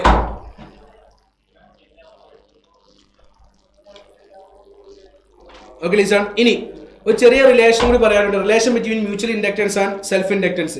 മ്യൂച്വൽ ഇൻഡക്റ്റൻസും സെൽഫ് ഇൻഡക്റ്റൻസും നമ്മുടെ റിലേഷൻ ആണ് M is equal to K into root L1 L2. K എന്ന് പറഞ്ഞാൽ കോയിഫിഷ്യന്റ് ഓഫ് കപ്ലിംഗ് ആണ്. Secondary flux linked in secondary divided by flux linked in പ്രൈമറിനെ വിളിക്കുന്ന പേരാണ് എന്ത്? K. Flux linked in secondary divided by flux linked in primary. എടാ രണ്ട് coils, ഒരു കോയിൽ ഇങ്ങനെയും മറ്റേ കോയിൽ ഇങ്ങനെയും നിൽക്കുമ്പോൾ ആദ്യത്തെ കോയിൽ ഉണ്ടാവുന്ന കംപ്ലീറ്റ് ഫ്ലക്സ് രണ്ടാമത്തെ കോയിലായിട്ട് ലിങ്ക് ചെയ്യില്ലേ? കംപ്ലീറ്റ് അതിലൂടെ കടന്നു പോയില്ലേ? അങ്ങനെ ആവുന്ന സമയത്ത് K എത്ര വരിക? 1 വരിക. ഒരാൾ ഇങ്ങനെ വെക്കുമ്പോഴും ഒരാൾ ഇതാ കുറച്ച് ദൂരെയാണ് വെക്കുന്ന സമയത്ത് കംപ്ലീറ്റ് ഫീൽഡ് ലൈൻസ് ഇയാളെ കംപ്ലീറ്റ് ഫീൽഡ് ലൈൻസ് ഇതിലൂടെ എൻ്റർ ചെയ്യുന്നുണ്ടാവോ? ഇല്ല. അവിടെ K less than 1 ആയിരിക്കും. അപ്പൊ Kന്റെ വാല്യൂ ലൈ ചെയ്യുന്നത് 0 less than or equal to K less than or equal to 1 ആണ്. അപ്പൊ ഇത് എപ്പോഴാണ് മാക്സിമം ആവുക? പെർഫെക്റ്റ് കപ്ലിംഗ് ആണ്. അല്ലെങ്കിൽ രണ്ടാൾക്കാരും ഒരേ ആക്സിൽ ചേർന്ന് കിടക്കുകയാണ്, കെട്ടിപ്പിടിച്ചിരിക്കുകയാണെങ്കിൽ Kന്റെ വാല്യൂ എത്രയായിരിക്കും? 1 ആയിരിക്കും എന്നുള്ള കാര്യം മനസ്സിലാക്കി വെക്കുക. Kന്റെ വാല്യൂ 1 ആണെങ്കിൽ mutual inductance M is equal എന്ത് വരും? √ L1 L2. അല്ലെങ്കിൽ എന്തുണ്ടാവും? Kന്റെ വാല്യൂ കൊടുക്കണം. M is equal to K into √ L1 L2. മനസ്സിലായോ? അങ്ങനെയാണ് ഈ ക്വസ്റ്റ്യൻ നോക്ക്. 2 coils of self inductance 2 millihenry and 8 millihenry are placed so close together that the effective flux in one coil is completely linked with the other. എടേ effective ഒന്നിലുണ്ടാവുന്ന flux complete ആയിട്ട് മറ്റൊന്നുമായിട്ട് link ചെയ്ത് കഴിഞ്ഞാൽ Kന്റെ value എത്രയാ? 1. Mutual inductance അല്ലേ ചോദിച്ചിരിക്കുന്നത്? M is equal to K √ L1 L2. L1 K 1 ആണെങ്കിൽ √ L1 എത്രയാ? 2 into 8. √16 എത്രയാ മക്കളെ? 4 millihenry. Option C. Option C. Clear അല്ലേ? സംഭവം ക്ലിയർ അല്ലേ? സംഭവം സിമ്പിൾ അല്ലേ? ഇനി coefficient of coupling between 2 coils of self inductance L1 and L2 is unity. കെന്റെ വാല്യൂ 1 ആണെന്നാണ് ഇവിടെ പറഞ്ഞിരിക്കുന്നത്. കെന്റെ വാല്യൂ എത്രയാ? 1. കെന്റെ വാല്യൂ 1 ആണെങ്കിൽ ഇറ്റ് മീൻസ് കെന്റെ വാല്യൂ 1 ആണെങ്കിൽ എന്താ സംഭവിക്കുക? ഓപ്ഷൻ പറയും. അതായത് ആദ്യത്തെ ലൂപ്പിന്റെ കംപ്ലീറ്റ് ഫ്ലക്സ് രണ്ടാമത്തെ ലൂപ്പുമായിട്ട് ലിങ്ക് ചെയ്തിട്ടുണ്ടാവില്ലേ? കെന്റെ വാല്യൂ 1 ആണെങ്കിൽ flux linked in secondary is completely in flux linked in പ്രൈമറിയിലേക്ക് വരില്ലേ? ദാറ്റ് മീൻസ് അത് 100% of flux linked in with L2 അല്ലേ വരിക? Option B 100% of flux of L1 is linked with L2. Okay, please done. അപ്പോൾ EMI എന്നുള്ള ചാപ്റ്ററിൽ നിങ്ങൾ basically നോക്കേണ്ട മാക്സിമം കാര്യങ്ങൾ നമ്മൾ ഡിസ്കസ് ചെയ്തിട്ടുണ്ട്. ഈ ക്വസ്റ്റ്യൻസ് നിങ്ങൾ നോക്കുക, നല്ല അടിപൊളിയായിട്ട് പ്രിപ്പയർ ചെയ്യുക. ലെൻസസ് ലോന്റെ ഡയറക്ഷൻ ഓഫ് ഇൻഡ്യൂസ്ഡ് കറണ്ട് നോക്കുക, clock vice anticlockwise concept നോക്കുക, mutual induction, self induction, motional EMF, rotational EMF, flux, induced EMF, ഈ കാര്യങ്ങളാണ് നിങ്ങൾ ഇമ്പോർട്ടൻ്റ് ആയി നോക്കേണ്ടത്. ഓക്കെ, പ്രാക്ടിക്കലും നല്ലടാ. കംപ്ലീറ്റ് ആയാലും എന്തായാലും ഒരു എന്താ പറയുക, ഒരു നഷ്ടം സംഭവിക്കില്ലേ? ഇത്ര കംപ്ലീറ്റ്ലി പ്രാക്ടിക്കൽ ആയിട്ട് നടക്കില്ല. ഓക്കെ ലിസൺ, അങ്ങനെയാണെങ്കിൽ നിങ്ങൾ അടുത്ത ചാപ്റ്ററുമായിട്ട് രാജേഷ് സാർ വരുന്നുണ്ട്. Okay, bye. പഠിക്കട്ടോ.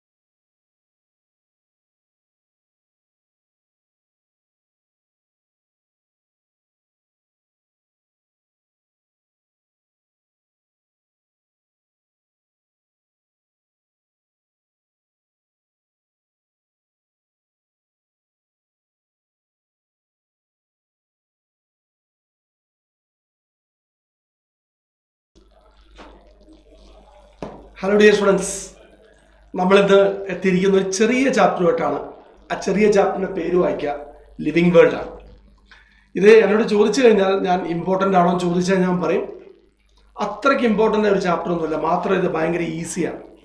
ഏതൊരു കുട്ടിക്കും വായിച്ച് മനസ്സിലാക്കാൻ പറ്റിയ സിമ്പിൾ ഒരു ടോപ്പിക്കാണ്. അതിൽ പ്രധാനപ്പെട്ട പാർട്ടുകൾ, ഇതുവരെ ചോദിച്ചിട്ടുള്ള പ്രധാനപ്പെട്ട പാർട്ടുകൾ ഏതൊക്കെ മേഖലകളിൽ നിന്നാണുള്ളത് എന്ന് ഞാനിപ്പോൾ പറഞ്ഞുതരും. അപ്പോൾ നിങ്ങൾ ഫണ്ടമെൻ്റലി ചെയ്യേണ്ടത് NCERT ടെക്സ്റ്റ് എടുത്തിട്ട് അടുത്ത് വെക്കുക. ഞാൻ പറയുന്ന പാരഗ്രാഫുകൾ കൃത്യമായിട്ട് നോട്ട് ചെയ്യുക. ഓക്കെ, അത് കമ്പൽസറി ആണ്. അപ്പോൾ കൃത്യമായിട്ട് നോട്ട് ചെയ്യുക. അപ്പോൾ എല്ലാവർക്കും വെരി ഹാപ്പി ഗുഡ് മോർണിംഗ്. വളരെ സ്മാർട്ടായിട്ടിരിക്കണം, അടിപൊളിയായിട്ടിരിക്കണം, സൂപ്പറായിട്ടിരിക്കണം. ഓക്കെ, ലിവിങ് വേൾഡിലേക്ക് കിടക്കാം. ആദ്യത്തെ question, what are the twin characteristics of growth? ഇവിടെ തന്നിരിക്കുന്ന option increase in mass, increase in number, both A and B, none of the above. നമ്മൾ ഈ ചാപ്റ്ററിൻ്റെ ഫസ്റ്റ് പഠിക്കുന്നത് ദ ക്യാരക്ടേഴ്സ് ഓഫ് ലൈഫ് ആണ്. അതിൽ പഠിക്കുന്ന characters number 1 growth, number 2 reproduction, number 3 metabolism, number 4 cellular organisation, number 5 metabolism, number 5 consciousness. ഒന്നുകൂടി ഞാൻ repeat ചെയ്യാം. Growth, reproduction, metabolism, cellular organisation, consciousness. ഇത്രയാണ് തന്നിരിക്കുന്നത്. ഇതിൽ ചോദ്യം നമ്പർ 1 ഗ്രോത്തിനെ ബേസ് ചെയ്തിട്ടാണ്. Twin characteristics of growth. ഇതാ ഈ പാരഗ്രാഫ് നോക്കുക, പേജ് നമ്പർ 3 എടുത്തേ. പേജ് നമ്പർ 3 ഞാൻ ഈ അണ്ടർലൈൻ ചെയ്ത ഭാഗം നോക്ക്. All organisms grow, that is increase in mass, increase in number of individuals are twin characteristics of growth. അവിടെ എഴുതി വെച്ചിട്ടുണ്ട്. അപ്പോൾ നമുക്ക് ഉത്തരം കിട്ടി. അപ്പം ഞാനൊരു എക്സാമ്പിൾ പറയാം. ഞാൻ വളരുമ്പോൾ എൻ്റെ ബോഡിയിലെ സെൽസ് ഡിവൈഡ് ചെയ്യും. ആ സെൽസ് ഡിവൈഡ് ചെയ്യുന്നതുകൊണ്ടാണ് ഞാൻ വളരുന്നത്. അപ്പോൾ വളരുമ്പോൾ എൻ്റെ മാസ് കൂടും, വെയിറ്റ് കൂടും. അതെന്തുകൊണ്ടാണെന്ന് ചോദിച്ചാൽ സെൽ ഡിവൈഡ് ചെയ്തുകൊണ്ടാണ്. അപ്പോൾ ഇൻക്രീസ് ഇൻ മാസ് അത് സെൽ ഡിവിഷൻ കൊണ്ടാണ്. 2 ഇൻക്രീസ് ഇൻ നമ്പർ, ബാക്ടീരിയ പോലുള്ള ജീവികൾ, അമീബ, ഇവരൊക്കെ ഗ്രോ ചെയ്യുന്ന ഡിവൈഡ് ചെയ്താണ് അല്ലേ? അപ്പോൾ യൂണിസെൽ ഓർഗാനിസംസ് ഡിവൈഡ് ചെയ്ത് അവരുടെ ഗ്രോത്ത് നടത്തും. നമ്മളെപ്പോലുള്ള ഓർഗാനിസംസ് സെല്ല് ഡിവൈഡ് ചെയ്തിട്ട് ഗ്രോ ചെയ്യുക, അപ്പോൾ മാസ് കൂടും. So it is both increase in mass, increase in number. So the answer should B both A and B. എല്ലാവരും ചെയ്തു സി ആൻസർ. ഇനി അടുത്ത നോക്കാം. അടുത്ത ക്വസ്റ്റ്യൻ, രണ്ടാമത്തെ ചോദ്യം. Growth is synonymous with reproduction for which of the following organism? Unicellular algae, amoeba, bacteria, all of these. ഇതാണ് ചോദ്യം. പറയാമോ? ഉത്തരം പറയാമോ? Growth is synonymous with reproduction. നമ്മളെങ്ങനെ വളരുന്നത്? നമ്മളിങ്ങനെ വലിപ്പം കൂടി കൂടി വളരും. ഇല എങ്ങനെ വളരുക? അതിൻ്റെ ഏരിയ കൂടും. എന്നതാ യുവന്മാരൊക്കെ ഒറ്റ സെല്ലുള്ള ആൽഗെ നോക്കാം. ഒറ്റ സെല്ലുള്ള ആൽഗെ, അതാണ് ഞാൻ പറഞ്ഞത് യൂണിസെല്ലർ ആൽഗെ. ഒറ്റ സെല്ലുള്ള അമീബ, ഒറ്റ സെല്ലുള്ള ബാക്ടീരിയ. ഇവരെങ്ങനെ ഗ്രോ ചെയ്യാന്ന് വെച്ച് കഴിഞ്ഞാൽ ഡിവൈഡ് ചെയ്തിട്ടാണ്. അവരുടെ ഡിവിഷന്റെ പേര് റീപ്രൊഡക്ഷൻ ആണ്. ബൈനറി ഫിഷൻ കേട്ടിട്ടുണ്ടാവും, ഫിഷൻ എന്നൊക്കെ പറയും. അങ്ങനെ ഡിവൈഡ് അവർ വളരും അല്ലേ? അപ്പൊ അവരുടെ കേസിൽ ഗ്രോത്ത് എന്ന് പറയുന്നത് സിനോണിമസ് വിത്ത് റീപ്രൊഡക്ഷൻ ആണ്, ഡിവിഷൻ ആണ്. ദാ ഈ പാരഗ്രാഫ് നോക്ക്, പേജ് നമ്പർ 4 എടുക്ക്. പേജ് നമ്പർ 4 ഞാൻ അണ്ടർലൈൻ ചെയ്ത ഭാഗം ഒന്ന് വായിച്ചേ. When it comes to unicellular organisms like bacteria, unicellular algae, amoeba, reproduction is synonymous with the growth. അവിടെ എഴുതി വെച്ചിട്ടുണ്ട്. അപ്പം മക്കള് പേജ് നമ്പർ 4 ഈ പാരഗ്രാഫ് നോട്ട് ചെയ്ത് വെക്കാം. നോട്ട് ചെയ്ത് വെച്ചാ അപ്പൊ ഇവിടെ ആൻസർ ചെയ്താൽ മക്കളെ ഓൾ ഓഫ് ദീസ് അല്ലേ?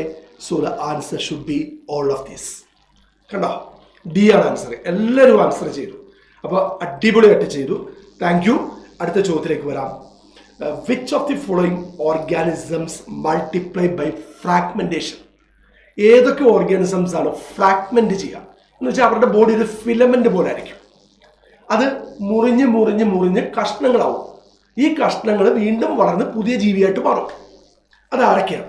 തന്നിരിക്കുന്ന option fungi, filamentous algae, protonema of moss, all of these. അറിയോ ഫ്രാഗ്മെന്റേഷൻ കാണിക്കുന്ന ആരാണ്? ദാ ഈ പാരഗ്രാഫ് നോക്കി. ഈ പാരഗ്രാഫ് മുമ്പേ പറഞ്ഞ അതേ പാരഗ്രാഫ്. ഫഞ്ചൈ കണ്ടോ? അവിടുന്ന് 2 ചോദ്യങ്ങൾ വന്നുണ്ടോ? ഫഞ്ചൈ ഞാൻ ഹൈലൈറ്റ് ചെയ്യാം. Filamentous algae, protonema of moss, all easily multiply by fragmentation. ഇനി ആനിമൽ കിങ്ഡം എടുത്തു കഴിഞ്ഞാൽ സ്പോഞ്ചും അത് കാണിക്കാറുണ്ട്. സ്പോഞ്ചും. അപ്പം ഞാൻ എൻ്റെ സൈഡിൽ സ്പോഞ്ച് എന്നുകൂടെ എഴുതും. ചിലപ്പോൾ അങ്ങനെയും കൂടെ അതിനെ കൂടി കൂട്ടിയിട്ട് ചോദിക്കാം. അപ്പോൾ ഇവിടെ ആൻസർ ഏതാന്ന് ചോദിച്ചാൽ ഇവരെല്ലാവരും കാണിക്കും. So the answer should be all of these. D ആണ് ആൻസർ. അപ്പം ഞാൻ പറഞ്ഞ ഈ പാരഗ്രാഫ് പേജ് നമ്പർ 4 റീപ്രൊഡക്ഷൻ എന്നുള്ള പാരഗ്രാഫ് ഇമ്പോർട്ടൻ്റ് ആണ്, നോട്ട് ചെയ്ത് വെക്കാം.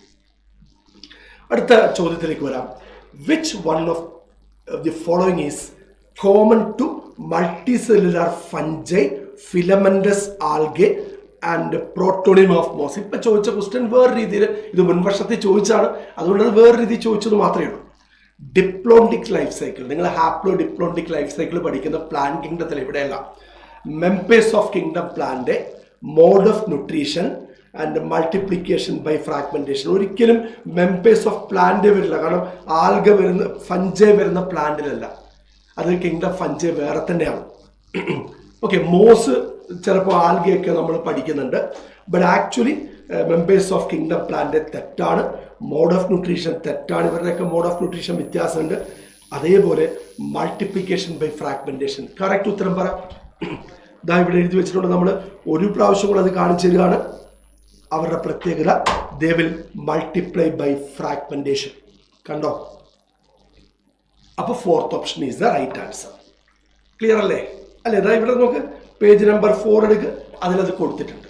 അപ്പോൾ പേജ് നമ്പർ 4 ഞാൻ ഒരു തവണ കൂടി അടിപൊളിയായിട്ട് നോട്ട് ചെയ്ത് വെക്കാൻ പറയാം. അടുത്ത ചോദ്യം.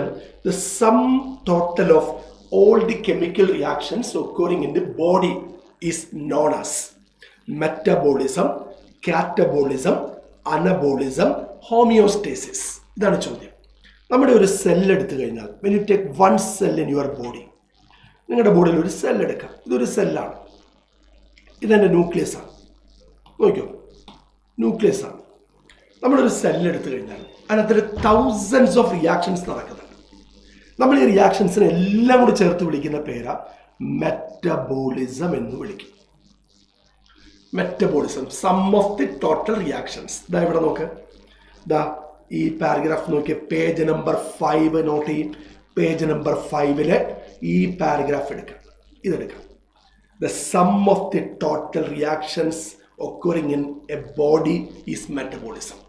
നമ്മൾ ഈ മെറ്റബോളിസം രണ്ടായിട്ട് ഡിവൈഡ് ചെയ്യും, അത് ഓർത്തിരിക്കണം. First one is catabolism. ഇത് NCERT കൊടുത്തിട്ടില്ല എന്നാലും അറിഞ്ഞിരിക്കണം. The second one is anabolism. Catabolism anabolism നമ്മൾ വ്യത്യാസം എന്താ മക്കളെ? Catabolism is the destructive reactions. ഒരു കോമ്പൗണ്ട് സ്പ്ലിറ്റ് ചെയ്ത് പോകുന്ന റിയാക്ഷനാണ് catabolism. Anabolism is the constructive reaction. അതായത് ഒരു കോമ്പൗണ്ട്, ഇപ്പോൾ എക്സാമ്പിൾ പറഞ്ഞു കഴിഞ്ഞാൽ സ്റ്റാർച്ച് സ്പ്ലിറ്റ് ചെയ്ത് ഗ്ലൂക്കോസ് ആയി, അത് സ്പ്ലിറ്റിംഗ് അല്ലേ, അപ്പോൾ അത് ഡിസ്ട്രക്ഷൻ അല്ലേ, അതെന്താ? കാറ്റബോളിസമാണ്. ഇനി ഗ്ലൂക്കോസ് കൂടിച്ചേർന്ന് ഗ്ലൈക്കോജനായിട്ട് മാറി, അപ്പം അവിടെ ബിൽഡിംഗ് നടക്കുക, അപ്പം അത് അനബോളിസം. ഇങ്ങനെ രണ്ടായിട്ട് ഡിവൈഡ് ചെയ്യും. പക്ഷേ എല്ലാം കൂടെ ചേർത്ത് വിളിക്കുന്ന പേരെന്താണെന്നാണ് ചോദ്യം. എല്ലാം കൂടെ ചേർത്ത് വിളിക്കുന്ന പേര് മെറ്റബോളിസം എന്നാണ്. So the right answer is A. കണ്ടോ, എ ആണ് കറക്റ്റ് ആൻസർ. ഇതെല്ലാവരും ചെയ്തിട്ടുണ്ട്. Very good, congratulations. അപ്പൊ ഏത് പാരഗ്രാഫോടെ നോട്ട് ചെയ്യണം? പേജ് നമ്പർ 5 പാരഗ്രാഫ്, മെറ്റബോളിസം വരുന്ന പാരഗ്രാഫ് നോട്ട് ചെയ്യാം. നോട്ട് ചെയ്താ. അടുത്തത് നോക്കാം. Which of the following is self conscious? Which of the following has self conscious? Self conscious ഉള്ള ആർക്കാണ്? Human being, salamander, cat, house fly. Self consciousness ഉള്ളത് ആർക്കാണ്? ഇതാണ് ചോദ്യം. ഉത്തരം പറയാമോ?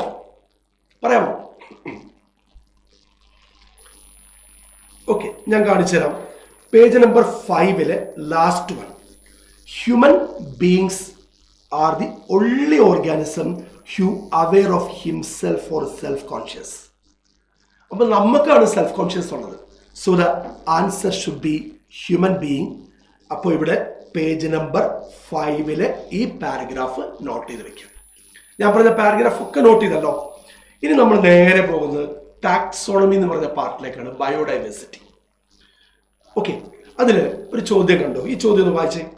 The number of species that are known and described range between dash. Fill in the blanks with the correct option from the following. ഇവിടെ options തന്നിട്ടുണ്ട്. 1.4 to 1.5 million, 1.6 to 1.7 million, 1.7 to 1.8 million, 1.9 to 2 million. ദാ പറയാമോ എത്രയാ? ആദ്യം right answer എന്ന് പറഞ്ഞേ, എത്രയാ? ഇത് IUCN എന്ന് പറഞ്ഞ ഓർഗനൈസേഷൻ പറഞ്ഞാണ്, international union of conservation of nature and natural resources. സാരമില്ല, അതുകൊണ്ട് പേടിക്കണ്ട, IUCN കേട്ടാൽ മതി. അവര് പറഞ്ഞ കണക്കാണ്. ആ കണക്ക് 1.7 to 1.8 മില്യൺ ആയിരിക്കും. സോ ദ പേജ് 6 എടുക്കുക. ഞാൻ പറഞ്ഞ പാരഗ്രാഫ് നോട്ട് ചെയ്യാം. The number of species that are non and described should be between 1.7 to 1.8 million. അപ്പോൾ ഒരുപാട് ജീവികളുള്ളതുകൊണ്ട് അതിനെ വിളിക്കുന്ന പേര് ബയോഡൈവേഴ്സിറ്റി എന്ന് വിളിക്കും.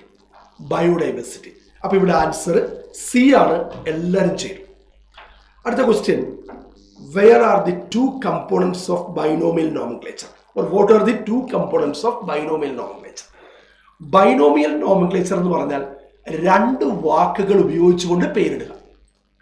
ഒരു ജീവിക്ക് സയന്റിഫിക് ആയിട്ട് നെയിം കൊടുക്കും. ഇപ്പം നമ്മുടെ പേര് ഹോമോസാപ്പിയൻസ് അല്ലേ? നമ്മുടെ പേര് ഹോമോസാപ്പിയൻസ്. ഇവിടെ 2 വാക്ക് വന്നു. ഇതിലെ ആദ്യത്തെ വാക്കിന്റെ പേര് ജീനസ് എന്ന് പറയും, ജീനസ് നെയിം. രണ്ടാമത്തത് species name or specific epithet എന്ന് വിളിക്കും. എന്നുവെച്ചാൽ സ്പീഷീസ് നെയിം, സ്പെസിഫിക് എപ്പിത്തറ്റ്. ആ വാക്കാണ് നമ്മുടെ NCERT കൊടുത്തിരിക്കുന്നത്. Mangifera indica, Felis domestica, Musca domestica, ഇതൊക്കെ എന്താണ്? ബൈനോമിയൽ നോമൻക്ലേച്ചറിൽ വരുന്നതാണ്. ഇവിടെ ചോദിച്ചിരിക്കുന്നത് അതിലെ 2 കമ്പോണന്റ് ഏതൊക്കെയാണ്? ഒന്ന് ജീനസ്, ഒന്ന് സ്പീഷീസ്. അപ്പൊ ഇവിടെ എയും വന്നു, ബിയും വന്നു. ആൻസർ ഏതാ? Both A and B. C option is the right answer. C is the right answer. അപ്പൊ ഞാൻ പറയുന്ന പേജ് നമ്പർ 6 ഈ പാരഗ്രാഫ് നോക്കി. Each name has 2 components. One, the generic name and specific epithet. ഇങ്ങനെ 2 വാക്ക് ഉപയോഗിച്ച് പേരിടുന്നതിന് വിളിക്കുന്ന പേരാണ് ഈ അണ്ടർലൈൻ ചെയ്ത് വെച്ചിരിക്കുന്നത് ബൈനോമിയൽ നോമൻക്ലേച്ചർ. അപ്പോൾ മക്കളെ NCERT-യിലെ പേജ് 6-ലെ ഈ പാരഗ്രാഫ് ഒന്ന് നോട്ട് ചെയ്ത് വെക്കാം, അതൊന്ന് നന്നായിട്ട് പഠിക്കാം. ഓക്കെ, അടുത്ത ചോദ്യത്തിലേക്ക് വരാം. നല്ല ചോദ്യമാണ്. Which of the following is against the rules of ICBN? ICBN എന്ന് പറഞ്ഞാൽ എൻ്റെ ഫുൾ നെയിം പറയാമോ? International code for botanical nomenclature. അതായത് നോമൻക്ലേച്ചറിന്റെ റൂൾസ് ആണ്, ആ റൂൾസ് എഴുതി വെച്ച കോഡാണ്. പ്ലാന്റിന് അവര് അനിമലിനുള്ളതുണ്ട് international code of zoological nomenclature ICZN. ഇതിലൊക്കെ പറയുന്ന ഏതാണ്ട് റൂൾസ് ഒക്കെ ഏതാണ്ട് സെയിം ആണ്. നമുക്ക് ആ റൂൾസ് വായിക്കാം, ഓരോന്നായിട്ട് വായിക്കാം. Hand written scientific names should be underlined.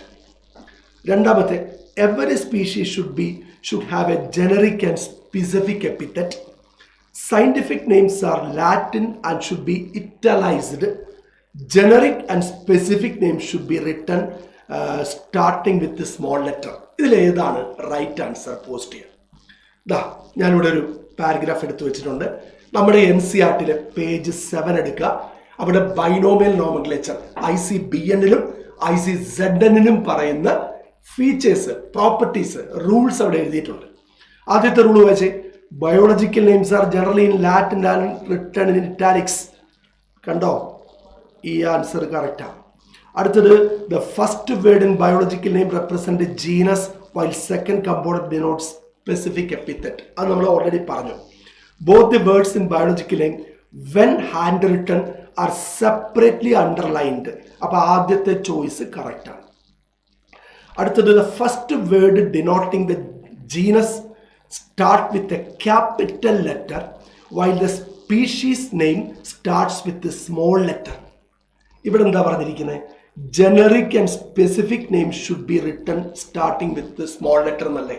അങ്ങനെയല്ല, genus start with capital letter, species starts with small letter. Example ഇത് നോക്കിക്കേ. മാൻജിഫെറ നിങ്ങളുടെ ബുക്കിൽ കൊടുത്തിരിക്കുന്ന എക്സാമ്പിളാ. ഇൻഡിക്ക, ഇത് 6 ഞാൻ കൈകൊണ്ട് എഴുതിക്കൊണ്ട് അണ്ടർലൈൻ ചെയ്തു. ഇത് മാംഗോയുടെ സയന്റിഫിക് നെയിമാണ്. ഫസ്റ്റ് ലെറ്റർ കണ്ടോ ക്യാപിറ്റൽ, ഇതിന്റെ ഫസ്റ്റ് ലെറ്റർ കണ്ടോ small. So the answer should B, മക്കൾ പറ, എല്ലാവരും ഇട്ടു. Last option is the correct answer. 4th is the correct answer. Very good, എല്ലാവരും ഇട്ടു. എല്ലാവരും ഭയങ്കര മിടുക്കന്മാരാ, ഇത് പഠിച്ചിട്ടാണ് വന്നത്. അടുത്ത ചോദ്യത്തിലേക്ക്. അപ്പൊ ഈ പാരഗ്രാഫ് നോട്ട് ചെയ്യണം. പേജ് നമ്പർ 7-ലെ ഡെഫിനറ്റ് ആയിട്ട് നോട്ട് ചെയ്യണം. ഇതിൽ നിന്ന് ചോദ്യം വന്നിരിക്കും. ലിവിംഗ് വേൾഡിൽ നിന്ന് വരികയാണെങ്കിൽ ഇതൊരു വലിയ പ്രിഫറൻസ് ഉള്ള പാർട്ടാണ്. ബൈനോമിയൽ നോമൻക്ലേച്ചറിന്റെ റൂൾസ് പേജ് 7 ആണ്. അതൊന്ന് നോട്ട് ചെയ്ത് വെക്കാം. അടുത്ത ചോദ്യത്തിലേക്ക് വരാം. ICBN stands for Indian Congress of Biological Names, International Code for Botanical Nomenclature, International Congress for Biological Names, Indian Code of Botanical Name. ഏതാണ് കറക്റ്റ് ആൻസർ? നമുക്കറിയാം, പ്ലാന്റ്സിന് പേരിടാനുള്ള സിസ്റ്റമാണ്. International code for botanical nomenclature 2 ആണ് റൈറ്റ് ആൻസർ. ദാ ഇവിടെ കൊടുത്തിട്ടുണ്ട്. Page 6 എടുക്കുക. പേജ് 6-ൽ ദാ കൊടുത്തിരിക്കുന്നു international code of botanical nomenclature ICBN. തൊട്ട് താഴെ അനിമലിന് പേരിടാൻ വേണ്ടി international code of zoological nomenclature ICZN. അപ്പം മക്കളെ ഡെഫിനറ്റ് ആയിട്ട് പേജ് 6-ലെ ഈ പാരഗ്രാഫ് നോട്ട് ചെയ്ത് വെക്കാം. അപ്പൊ ഇവിടെ ആൻസർ 2 ആണ്. അപ്പൊ ഈ പാരഗ്രാഫ് നോട്ട് ചെയ്ത് വെക്കാം. പേജ് 6. ഓക്കെ, റെഡി അല്ലേ? അടുത്ത ചോദ്യത്തിലേക്ക് പോവാം. In Mangifera, indica, Linn, what does Linn stands for? Latin, Lamarck, Linnaeus, lower organism. പറഞ്ഞു ആൻസർ പോസ്റ്റ് ഇട്ടോ. ഇപ്പൊ തന്നെ ആൻസർ ഇട്ടു. ഓക്കെ, ഏതാ ആൻസർ? യെസ്, നമുക്ക് വേണമെങ്കിൽ ഇത് ഡിസ്ക്രൈബ് ചെയ്ത ആള് നമ്മൾ പറയും. ഇപ്പം മാൻജിഫ്ര, ഇൻഡിക്ക, അത് ഫസ്റ്റ് ഡിസ്ക്രൈബ് ചെയ്ത ആള് ആരാണോ അയാളുടെ പേര്, ആ സ്പീഷീസിനെ ഡിസ്ക്രൈബ് ചെയ്ത ആളുടെ പേര് വേണമെങ്കിൽ ചുരുക്കി അവസാനം കൊടുക്കാം, അബ്രിവിയേഷൻ ആയിട്ട് അവസാനം കൊടുക്കാം. ഇവിടെ മാൻജിഫ്ര, ഇൻഡിക്ക ഫസ്റ്റ് ഡിസ്ക്രൈബ് ചെയ്ത ലിനേസ് ആണ്. അതുകൊണ്ടാണ് അദ്ദേഹത്തിന്റെ പേര് ചുരുക്കി ലിൻ എന്ന അവസാനം കൊടുത്തത്, ലിനേസിന്റെ. ഈ പാരഗ്രാഫ് നോക്കിയ പേജ് 6-ലെ നോക്ക്, Mangifera indica Linn. It indicates that this species was first described by Linnaeus. Definite ആയിട്ട് പേജ് നമ്പർ 6 ഈ ഒരു പാരഗ്രാഫ് നോട്ട് ചെയ്ത് വെക്കാം. ഓക്കെ, അപ്പൊ ഇവിടെ ആൻസർ സി ആണ്. ഓക്കെ, അടുത്ത ചോദ്യത്തിലേക്ക് വരാം. Basic unit of hierarchy is. നമ്മുടെ ഹൈറാർക്കി എന്ന് പറഞ്ഞ ഒരു കോൺസെപ്റ്റ് നമ്മൾ പഠിച്ചിട്ടുണ്ട്. Species, kingdom, class, phylum. അപ്പൊ എന്താ ഹൈറാർക്കി നമുക്ക് നോക്കാം. നമ്മൾ ഈ ബയോളജി പഠിക്കുന്നതിന്, പ്രത്യേകിച്ച് ടാക്സോണമി പഠിക്കുന്നതിന് കുറെ റാങ്കുകൾ ഉപയോഗിക്കാറുണ്ട്, കാറ്റഗറീസ് ഉപയോഗിക്കാറുണ്ട്. ആ കാറ്റഗറീസ് ഞാൻ കാണിച്ചു തരാം. ഇതാ ആദ്യത്തെ പേര് മുകളിൽ നിന്ന് താഴോട്ടെടുക്കുകയാണ്. Kingdom, phylum or division, class, order, family, genus, species. Clear അല്ലേ? ഓരോ റാങ്കുകളാണ്. ഇതൊരു റാങ്കാണ്, ഇതൊരു റാങ്കാണ്, ഇതൊരു റാങ്കാണ്, ഇതൊരു റാങ്കാണ്, ഇതൊരു റാങ്കാണ്, ഇതൊരു റാങ്കാണ്, ഇതൊരു റാങ്ക്. അതിൽ ഫൈലം ഓർ ഡിവിഷൻ, ഫൈലം സൂളജിക്കാരും ഡിവിഷൻ ബോട്ടണിക്കാരും ഉപയോഗിക്കുന്ന രണ്ട് വാക്കുകൾ, രണ്ടും തുല്യമാണ്, ഒന്ന് തന്നെയാണ്. അപ്പൊ ഇവിടെ ചോദ്യം ചോദിക്കാൻ പോവാണ്. ഇങ്ങനെ നമ്മൾ റാങ്കുകൾ അറേഞ്ച് ചെയ്യുന്നതിന് വിളിക്കുന്ന പേരാണ് hierarchical system or taxonomic hierarchy എന്ന് വിളിക്കും. ഇതവിടെ എഴുതി വെച്ചിട്ടുണ്ട്. All ranks together constitute taxonomic hierarchy. ഇതെല്ലാം കൂടെ ചേർത്ത് വിളിക്കുന്ന പേരാണ് ടാക്സോണമിക് ഹൈറാർക്കി. ഇതിലേറ്റവും വലുത് കിങ്ഡം ആണ്, ഏറ്റവും ചെറുത് സ്പീഷീസ് ആണ്. അപ്പൊ മോളിയും താഴ്ത്തു പറയുന്നത് kingdom, phylum or division, class, order, family, genus, species. തിരിച്ചെടുക്കുമ്പോൾ species, genus, family, order, class, phylum or division, kingdom. ഇതിലേറ്റവും ബേസിക് യൂണിറ്റ് ഏതാണെന്ന് ചോദിച്ചാൽ ഞാൻ വട്ടം വരച്ച് വെച്ചിട്ടുണ്ട്. നോക്കിയോ, ഇതാണ് ഏറ്റവും ചെറുത്. ബേസിക് യൂണിറ്റ്, അടിസ്ഥാന യൂണിറ്റ് ഒരു സ്പീഷീസ് ആണ്. അപ്പൊ പേജ് നമ്പർ 10 ഈ ഒരു ചാർട്ട് വരയ്ക്കുക, കാണുക, വരയ്ക്കാനല്ല കാണുക. ഇത് വെച്ചിട്ട് ചോദ്യങ്ങൾ ചോദിച്ചിട്ടുണ്ട്. അതായത് ഈ ചാർട്ട് തന്നിട്ട് ഏതെങ്കിലും ഒന്ന് മിസ്സിംഗ് ആയിട്ട് തരും, അത് നമ്മൾ ഫില്ല് ചെയ്യണം. അതേപോലെ പേജ് 8 കൊടുത്തിരിക്കുന്ന ഈ പാരഗ്രാഫും മക്കളെ ഡിനോട്ട് ചെയ്യണം.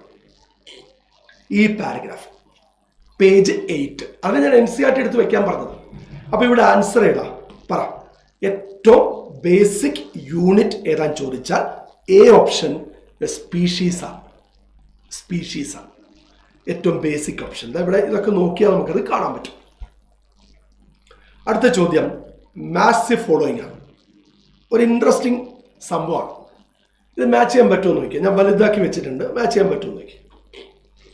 നമ്മൾ ഫാമിലി, ഓർഡർ, ക്ലാസ്, ഫൈലം ഇതൊരു സൈഡിൽ കൊടുത്തിട്ടുണ്ട്. അപ്പുറത്ത് ഡൈറ്ററ, ആർത്രോപോഡ, മസ്കിഡ്, ഇൻസെക്ട. നമ്മൾ പഠിച്ചിട്ടുണ്ട് ആനിമൽസിൽ ഡേ എന്ന് അവസാനിക്കുന്നത്, DAE എന്ന് അവസാനിക്കുന്നത് ഫാമിലിയാണ്.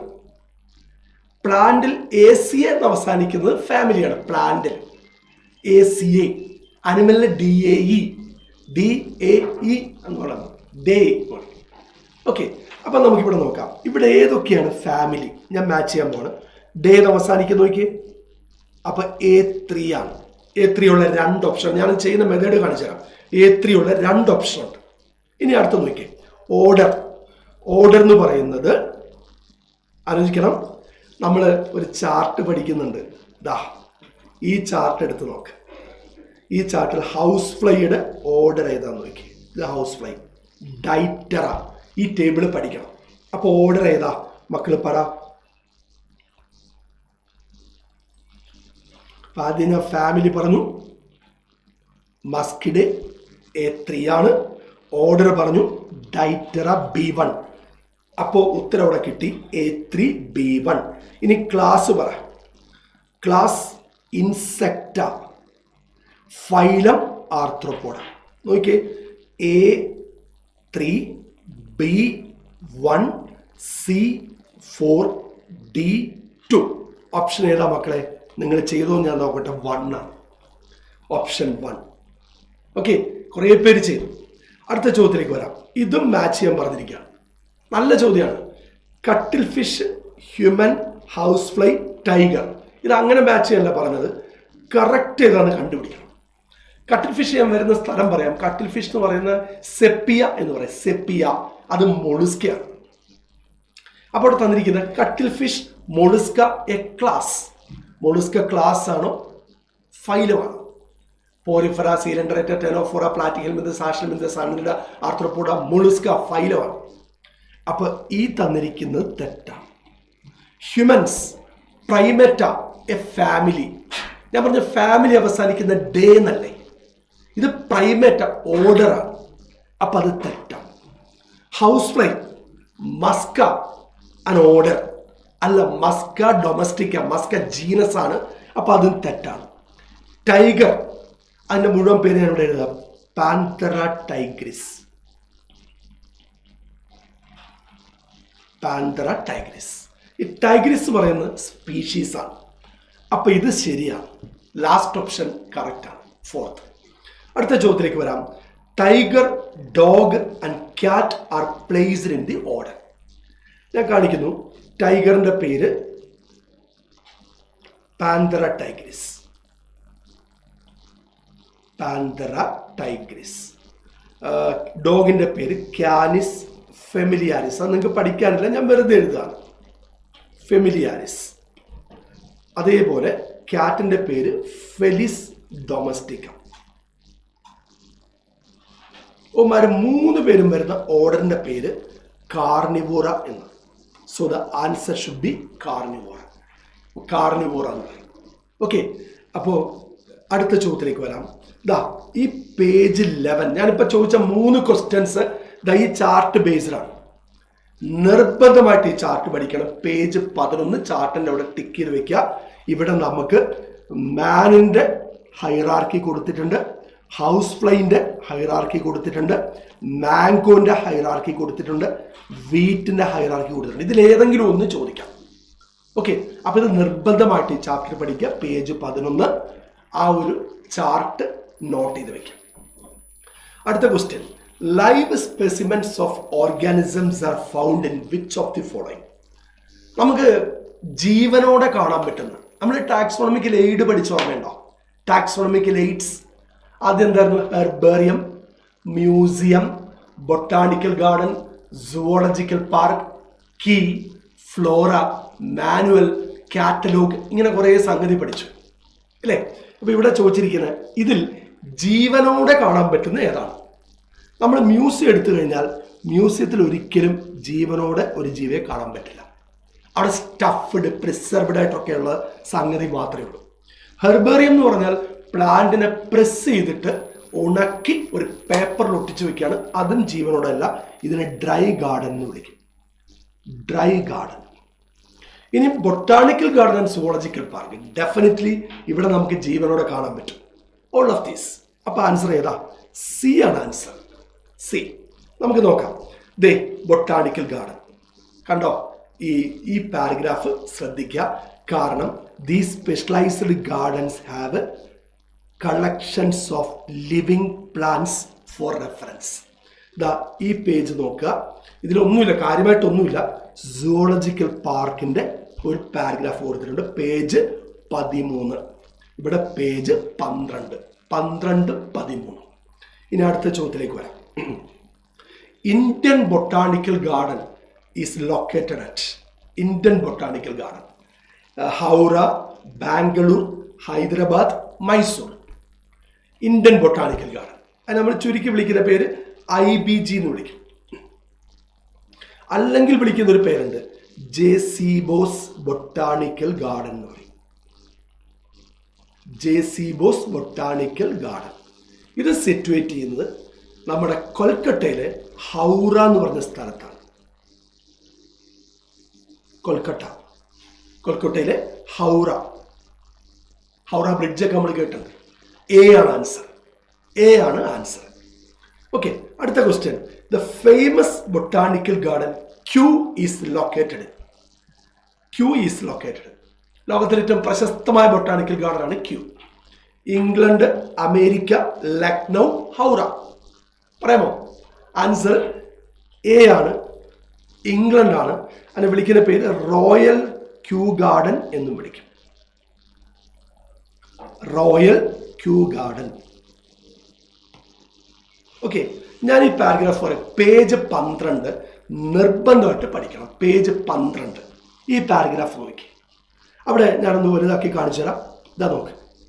Famous botanical gardens are Kew England, Indian botanical garden Howrah and national botanical research institute Lucknow. ഇത് മൂന്നും നിർബന്ധമായിട്ട് പഠിച്ചിരിക്കണം, ഡെഫിനറ്റ് ആയിട്ട് പഠിച്ചിരിക്കണം. മാർക്ക് ചെയ്യുക പേജ് 12. അടുത്ത question, monograph contains information on. Monograph എന്ന് പറയുന്നത് എന്തിനെ സംബന്ധിച്ചുള്ള സംഗതിയാണ്? Family, species, habitat and distribution of plant of A particular area, any taxon, any one taxon. ഇതാണ് ചോദ്യം. പറയാമോ മക്കളെ ആൻസർ? പറയാമോ? ഞാനത് ഡിസ്ക്രൈബ് ചെയ്യുന്ന ഈ പാരഗ്രാഫ് നോക്കിയേ. ഈ പാരഗ്രാഫ് ലാസ്റ്റ് പാരഗ്രാഫ്, നമ്മുടെ ലിവിംഗ് വേൾഡിന്റെ ലാസ്റ്റ് പാരഗ്രാഫ്. ദാ നോക്കൂ. Flora, manual, monograph and catalogues are some other means of recording description. Recording എന്ന് പറഞ്ഞാൽ നമ്മൾ എഴുതി വെക്കപ്പെട്ടത് ബുക്കുകളാണ്. അതിൽ ഓരോന്ന് വായിച്ചു നോക്കി. ഫ്ലോറ എന്ന് പറയുന്നത് the actual account of habitat and distribution of plants of A given area. ഒരു സ്ഥലത്തുള്ള പ്ലാന്റുകളുടെ ഡിസ്ട്രിബ്യൂഷനെ പറ്റി, അല്ല അവരുടെ നെയിംസും ഡിസ്ട്രിബ്യൂഷനെ പറ്റി പഠിക്കുന്ന ബുക്കാണ് ഫ്ലോറ. ഓക്കെ, അടുത്ത നോക്ക്. മാനുവൽ എന്ന് പറയുന്നത് providing informations for identification of names of species found in an area. ഒരു സ്ഥലത്തുള്ള എല്ലാ സ്പീഷീസുകളുടെ പേരുകൾ പഠിക്കുന്ന, അല്ലെ പേരുകൾ എഴുതി വെക്കപ്പെട്ട ബുക്കാണ് മാനുവൽ. മോണോഗ്രാഫ് എന്ന് പറഞ്ഞാൽ it contains information of any one taxon. ഏതെങ്കിലും ഒരു ടാക്സോണിനെ പറ്റി ഇൻഫർമേഷൻ ആണ് മോണോഗ്രാഫ്. അപ്പോൾ നമ്മൾ ഇവിടെ ടിക്ക് ഇടാൻ പോകുന്നത് എനി വൺ ടാക്സോൺ, ഡി ആണ് ആൻസർ, ഡി. അപ്പോൾ ഈ പാരഗ്രാഫ്, ലാസ്റ്റ് പാരഗ്രാഫ് മക്കൾ അണ്ടർലൈൻ ചെയ്യാം, ലാസ്റ്റ്. ഓക്കെ, ഇനി അടുത്ത question. This is A final question. ഇതോടെ നമ്മുടെ ഈ ചാപ്റ്ററുടെ അവസാനിക്കുകയാണ്. ലാസ്റ്റ് ക്വസ്റ്റ്യൻ ആണ്. The contrasting characteristics generally in a pair used for identification of animals and taxonomic key are referred to as lead, couplet, doublet, monograph. ഒന്ന് answer ഇട്ടേ കേൾക്കട്ടെ. ഏത് answer? Key എന്ന് പറയുന്ന ഒരു ടാക്സോണമിക്കൽ എയ്ഡാണ്. അതിനെപ്പറ്റി ഒരു ചെറിയ ഡിസ്ക്രിപ്ഷൻ നിങ്ങളുടെ ബുക്കിൽ കൊടുത്തിട്ടുണ്ട്, ഒരു ചെറിയ പാരഗ്രാഫ് ആയിട്ട് കൊടുത്തിട്ടുണ്ട്. ആ പാരഗ്രാഫ് ഒന്ന് വായിച്ചു നോക്കി. Key is another taxonomical aid used for identification of plants and animals. നമുക്കൊരു പ്ലാന്റിനെ പറ്റിയോ അനിമലിനെ പറ്റിയോ ഐഡന്റിഫൈ ചെയ്യാവുന്നത്. ഇപ്പം ഞാനൊരു പ്ലാന്റിനെ ഇവിടെ കൊണ്ടുവച്ചു, അതൊരു അനിമലിനെ ഇവിടെ കൊണ്ടുവച്ചു, അത് ഏതാണ് എന്ന് ഐഡന്റിഫൈ ചെയ്യാനുള്ള മെത്തേഡാണ് കീ. അതിനൊരു സ്റ്റേറ്റ്മെന്റ്സ് ഉണ്ട്, അത് കണ്ടുപിടിക്കാൻ കുറേ സ്റ്റേറ്റ്മെന്റ്സ് ഉണ്ട്. അത് റെക്കോർഡഡ് സ്റ്റേറ്റ്മെന്റ്സ് ആണ്. ആ സ്റ്റേറ്റ്മെന്റ്സിനെ നമ്മൾ രണ്ടായിട്ട് ഡിവൈഡ് ചെയ്യും. ഒന്ന്, രണ്ട് കോൺട്രാസ്റ്റിംഗ് ആണ്. നിങ്ങൾ ഇത്ര ഓർത്താൽ മതി, രണ്ട് കോൺട്രാസ്റ്റിംഗ് ആണ്. ഇപ്പോൾ ഒരു സ്റ്റേറ്റ്മെന്റ് എടുത്തു, അതായത് ഒരു കൺസെപ്റ്റ് എടുത്തു, നമ്പർ 1. അവിടെ രണ്ട് കോൺട്രാസ്റ്റിംഗ് സ്റ്റേറ്റ്മെന്റ്സ് ഉണ്ടായിരിക്കും. അതിൽ ഓരോന്നിനും വിളിക്കുന്ന പേര് ലീഡ് എന്നായിരിക്കും, ലീഡ്. ആ രണ്ട് സ്റ്റേറ്റ്മെന്റും കൂടി ഒരുമിച്ച് വിളിക്കുന്ന പേരാണ് കപ്ലറ്റ്. ആ കപ്ലറ്റ് കൂടാതെ each statement of the key is called lead. മക്കൾ ഇങ്ങനെ തന്നെ അങ്ങ് പഠിക്കണം കേട്ടോ. ഈ കീ നമുക്ക് ഒരുപാട് എക്സ്പ്ലെയിൻ ചെയ്ത് പഠിക്കാനൊന്നുമില്ല. ഈ പാരഗ്രാഫ് ഇതുപോലെ പഠിക്കാം. കീ എന്ന് പറഞ്ഞാൽ ഒരു പ്ലാന്റിനെയോ അനിമലിനെയോ കണ്ടുപിടിക്കാനുള്ള മെത്തേഡ്. അതിൽ കുറെ ഓൾട്ടർനേറ്റീവ് ആയിട്ടുള്ള സ്റ്റേറ്റ്മെന്റുകൾ ഉണ്ടാവും. ഓരോ സ്റ്റേറ്റ്മെന്റും വിളിക്കുന്ന പേര് പറ, എന്താ? ലീഡ് എന്ന് പറയും. രണ്ട് ലീഡുകളെ ഒരുമിച്ച് വിളിക്കുന്ന പേരാണ് കപ്ലറ്റ്. പേജ് 13 കീ എന്ന് പറഞ്ഞ പാരഗ്രാഫ് നോട്ട് ചെയ്ത് വെക്കാം. അപ്പൊ ഇവിടെ ചോദിച്ചിരിക്കുന്നത് the contrasting characteristics generally in a pair used to identify animals in taxonomical key are referred to as lead, couplet, doublet, monograph. പറയൂ, ഇവിടെ ചോദിച്ചിരിക്കുന്ന കോൺട്രാസ്റ്റിംഗ് ക്യാരക്ടറിസ്റ്റിക്സ് ആണ്. ഇൻ എ പെയർ ആണ്, പെയർ, ഒരു പെയർ. അപ്പൊ ഏത് ആൻസർ മക്കൾ പറ? Answer is 2. Second option is a correct answer. Second is a correct answer. അപ്പൊ ഇത്രയാണ് ഇതിൽ നിന്ന് വരാവുന്ന പ്രധാനപ്പെട്ട, ഇതൊരു സിമ്പിൾ ചാപ്റ്റർ ആണ്, ഏത് കുട്ടിക്കും മനസ്സിലാവുന്ന ഒരു ചാപ്റ്ററാണ്. ഇതിൽ നിന്നാണ് ഇത്രയേ ഉള്ളൂ ഇതിൽ നിന്ന് വരാവുന്ന പ്രധാനപ്പെട്ട ചോദ്യങ്ങൾ, മുൻ വർഷങ്ങളിൽ ചോദിച്ച ക്വസ്റ്റ്യൻസ്.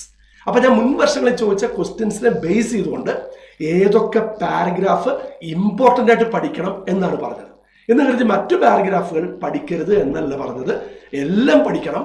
മുൻ വർഷങ്ങളിൽ ചോദിച്ചതിനെ ബേസ് ചെയ്തിട്ട് സ്ട്രെസ് ചെയ്ത് പഠിക്കേണ്ടത് ഏതൊക്കെ പാരഗ്രാഫാണ്. അതാണ് ഞാനിപ്പോൾ മാർക്ക് ചെയ്ത് പേജ് നമ്പർ അടക്കം പറഞ്ഞത്. ഓക്കെ ആണോ? അപ്പൊ നമ്മുടെ ക്ലാസ് ഇവിടെ അവസാനിക്കുകയാണ്. അപ്പൊ എല്ലാവർക്കും ഒരു വെരി ഹാപ്പി ഗുഡ് മോർണിംഗ്. നന്നായിട്ട് സ്മാർട്ടായിട്ട് അടുത്ത ക്ലാസ് കേൾക്കണം. ആരാണ് ഇനി വരാൻ പോകുന്നത് അറിയോ? നമ്മുടെ CEO ആണ്, നമ്മുടെ സൈലത്തിന്റെ ഉടമസ്ഥനാണ് ഡോക്ടർ അനന്തു. അദ്ദേഹം വന്നിട്ട് ഫിസിക്സിന്റെ ഒരു ചാപ്റ്റർ നിങ്ങൾക്ക് വേണ്ടി എടുക്കും. അപ്പൊ അദ്ദേഹം ദാ ഇവിടെ ഉണ്ട്. ഉടനെ തന്നെ ക്ലാസ് സ്റ്റാർട്ട് ചെയ്യുന്നതായിരിക്കും. ആരും പോകരുത്, ലൈവായിട്ടിരിക്കുക. Thank you.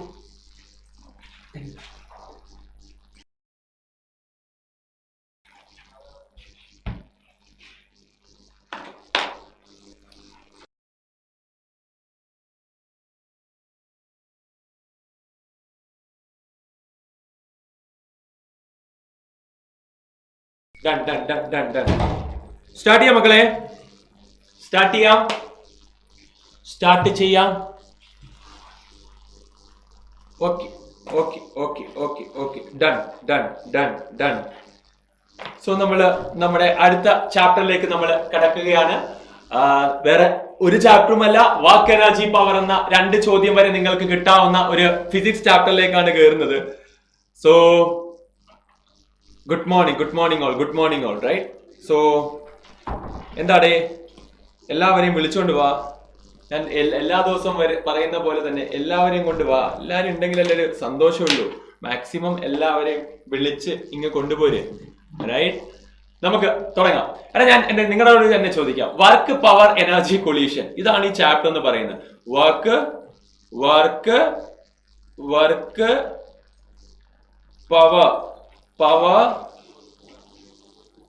Power energy collision.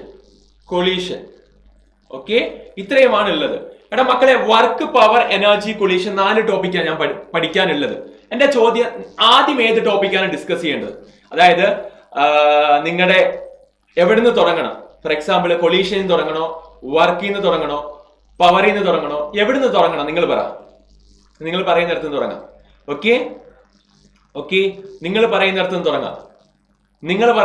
നിങ്ങൾക്ക് ഏതാണ് ഏറ്റവും ടഫ്, അവിടെ നിന്ന് തുടങ്ങാം. Okay, hi. വർക്കിൽ നിന്ന് തുടങ്ങണോ, പവറിൽ നിന്ന് തുടങ്ങണോ, കൊളീഷൻ തുടങ്ങണോ? ഏറ്റവും കൂടുതൽ ആളുകൾ പറയുന്നിടത്ത് നിന്ന് തുടങ്ങും. അമ്മോ, എനിക്കറിയാം എല്ലാരും പറയാ കൊളീഷൻ ആയിരിക്കും കാര്യം. അതാ ഡൗട്ട്, നിങ്ങൾക്ക് പ്രശ്നമുള്ള സ്ഥലം അതാണെന്നറിയാം. സോ കൊളീഷനെ മിക്ക ആൾക്കാരും പറയുള്ളൂ. നല്ല collision. Very good, right. So നമുക്ക് കൊളീഷനിൽ തന്നെ നമുക്ക് എന്ത് ചെയ്യാം, സ്റ്റാർട്ട് ചെയ്യാം. ഓക്കെ, കൊളീഷനിൽ തന്നെ നമുക്ക് സ്റ്റാർട്ട് ചെയ്യാം. കൊളീഷൻ തുടങ്ങട്ടെ. കൊളീഷനിൽ തുടങ്ങിക്കോട്ടെ. ഞാൻ കൊളീഷൻ ബാക്കിൽ നിന്ന് വരാം. അങ്ങനെയാണെങ്കിൽ ബാക്കിലെ കൊളീഷനിൽ നിന്ന് വരാം. വൺ ഡയമെൻഷണൽ കൊളീഷൻ ആണ് ആദ്യം പറയാൻ പോകുന്നത്. വളരെ വേഗത്തിൽ എല്ലാവരും എനർജറ്റിക് ആയിട്ടിരിക്കുക. വളരെ വേഗത്തിൽ നമ്മൾ ഇത് ഫിനിഷ് ചെയ്ത് പോകും. കൊളീഷൻ എന്ന ടോപ്പിക്കിൽ നിന്നാണ് നമ്മൾ തുടങ്ങാൻ പോകുന്നത്. എല്ലാവരിലേക്കും ഷെയർ ചെയ്യണം. ഷെയർ ചെയ്യാത്ത ആൾക്കാരുണ്ടെങ്കിൽ ഷെയർ ചെയ്ത് മുമ്പോട്ട് പോകണം. ലൈക്കും ഒക്കെ കുറവാണ്. സോ അതൊക്കെ ഒരു 2K ലൈക്കൊക്കെ എല്ലാ ദിവസവും തരുന്നതാണ്. അതിലേക്ക് എത്തണം. റൈറ്റ്, കുഴപ്പമുണ്ടോ? ക്യാമറ ഒന്ന് റേസ് ചെയ്തൊന്നല്ലേക്ക് ഹെഡ് കട്ട് ചെയ്യുന്നത്. Okay, thank U. സോ ഞാൻ അടിപൊളിയായിട്ടിരിക്കണം. റൈറ്റ്, ക്ലിയർ അല്ലേ? റൈറ്റ്. സോ വൺ ലുക്ക് ആയിരിക്കണം ക്യാമറയിൽ, ഒരു മാറ്റം ഉണ്ടാവാൻ പാടില്ല. അടിപൊളിയായിട്ട് പഠിപ്പിക്കാം. റൈറ്റ്. സോ ചുമ്മാ പറഞ്ഞ തമാശയായിട്ട് പറഞ്ഞിട്ട് നമുക്ക് മുമ്പോട്ട് പോകാം. 3 തരം വൺ ഡയമെൻഷണൽ കൊളീഷൻ ആണ് ഏറ്റവും കൂടുതൽ ഇമ്പോർട്ടന്റ് ആയിട്ട് ചോദിക്കാൻ സാധ്യതയുള്ളൂ. അതിനെ 3 ആയിട്ട് നമുക്ക് ക്ലാസിഫൈ ചെയ്യാം. Perfectly elastic, inelastic and perfectly inelastic എന്ന് നമുക്ക് 3 ആയി ക്ലാസിഫൈ ചെയ്യാം. വൺ ഡയമെൻഷൻ എന്ന് പറയുന്നത് ആദ്യം ഞാൻ ഇൻഇലാസ്റ്റിക് ആണ് പറയാൻ പോകുന്നത്. അപ്പൊ ഇത് 3ന്റെയും തമ്മിലുള്ള വ്യത്യാസം നമുക്ക് തുടങ്ങാം. ഇത് 3ഉം തമ്മിലുള്ള വ്യത്യാസത്തിൽ നിന്ന് പറഞ്ഞു തുടങ്ങാം. Right, 1 second guys, 1 second. ഇതിനകത്ത് ഫുൾ ആണെന്ന് പറയുന്നത്. എന്റെ കണക്ട് ചെയ്തോ. റൈറ്റ്, ഒന്ന് ഐപാഡ് ഒന്ന് ഓഫ് ചെയ്തോ. ഞാൻ ഒന്ന് ജസ്റ്റ് കണക്ട് ചെയ്തോട്ടെ. ഈ ഐപാഡ് ഒന്ന് ക്ലിയർ ചെയ്യാൻ കേട്ടോ. Thank you. ഓക്കെ അല്ലേ? ക്ലിയർ അല്ലേ? കിട്ടുന്നുണ്ടല്ലോ? Right, done. Okay. Right, done. So നമുക്ക് കൊളീഷൻ എന്ന ടോപ്പിക് ഇന്നും തുടങ്ങാം. എടാ മക്കളെ, കൊളീഷനകത്തുള്ളത് ഞാൻ ക്ലാസിഫൈ ചെയ്തു മൂന്നായിട്ട് ക്ലാസിഫൈ ചെയ്തു. പെർഫെക്റ്റ്ലി ഇലാസ്റ്റിക് വന്നിട്ടില്ല, കിട്ടിയോ? സ്റ്റാർട്ട് ചെയ്തു, സ്റ്റോപ്പ് ചെയ്യണ്ട. ഓക്കെ അല്ലേ? Done. Okay, right, clear. So perfectly elastic ഉണ്ട്, ഇൻഇലാസ്റ്റിക് ഉണ്ട്, ആൻഡ് അവസാനത്തെ നമ്മുടെയാണ് പെർഫെക്റ്റ്ലി ഇൻഇലാസ്റ്റിക് എന്ന് പറയുന്നത്. എടാ മക്കളെ, ആദ്യം നമുക്ക് ഇൻഇലാസ്റ്റിക് തുടങ്ങാം. അതായത് ഒരാളുടെ മൊമെന്റവും കൈനറ്റിക് എനർജിയും രണ്ടും കൺസേർവ് ചെയ്താൽ രണ്ടും കൺസേർവ്ഡ് ആണെങ്കിൽ അതിനെ വിളിക്കുന്ന പേരാണ് എന്ത്? Perfectly elastic. എന്നാൽ മൊമെന്റം കൺസേർവ്ഡ് ആണ്, കൈനറ്റിക് എനർജി കൺസേർവ്ഡ് അല്ല എങ്കിൽ അതാണ് ഇൻഇലാസ്റ്റിക് എന്ന് പറയുന്നത്. ഇൻഇലാസ്റ്റിക് എന്ന് പറയുന്നത് പെർഫെക്റ്റ്ലി ഇൻഇലാസ്റ്റിക്കിലും അങ്ങനെ തന്നെ മൊമെന്റം കൺസേർവ്ഡ് ആയിരിക്കും, കൈനറ്റിക് എനർജി എന്താകില്ല? കൺസേർവ്ഡ് ആകില്ല.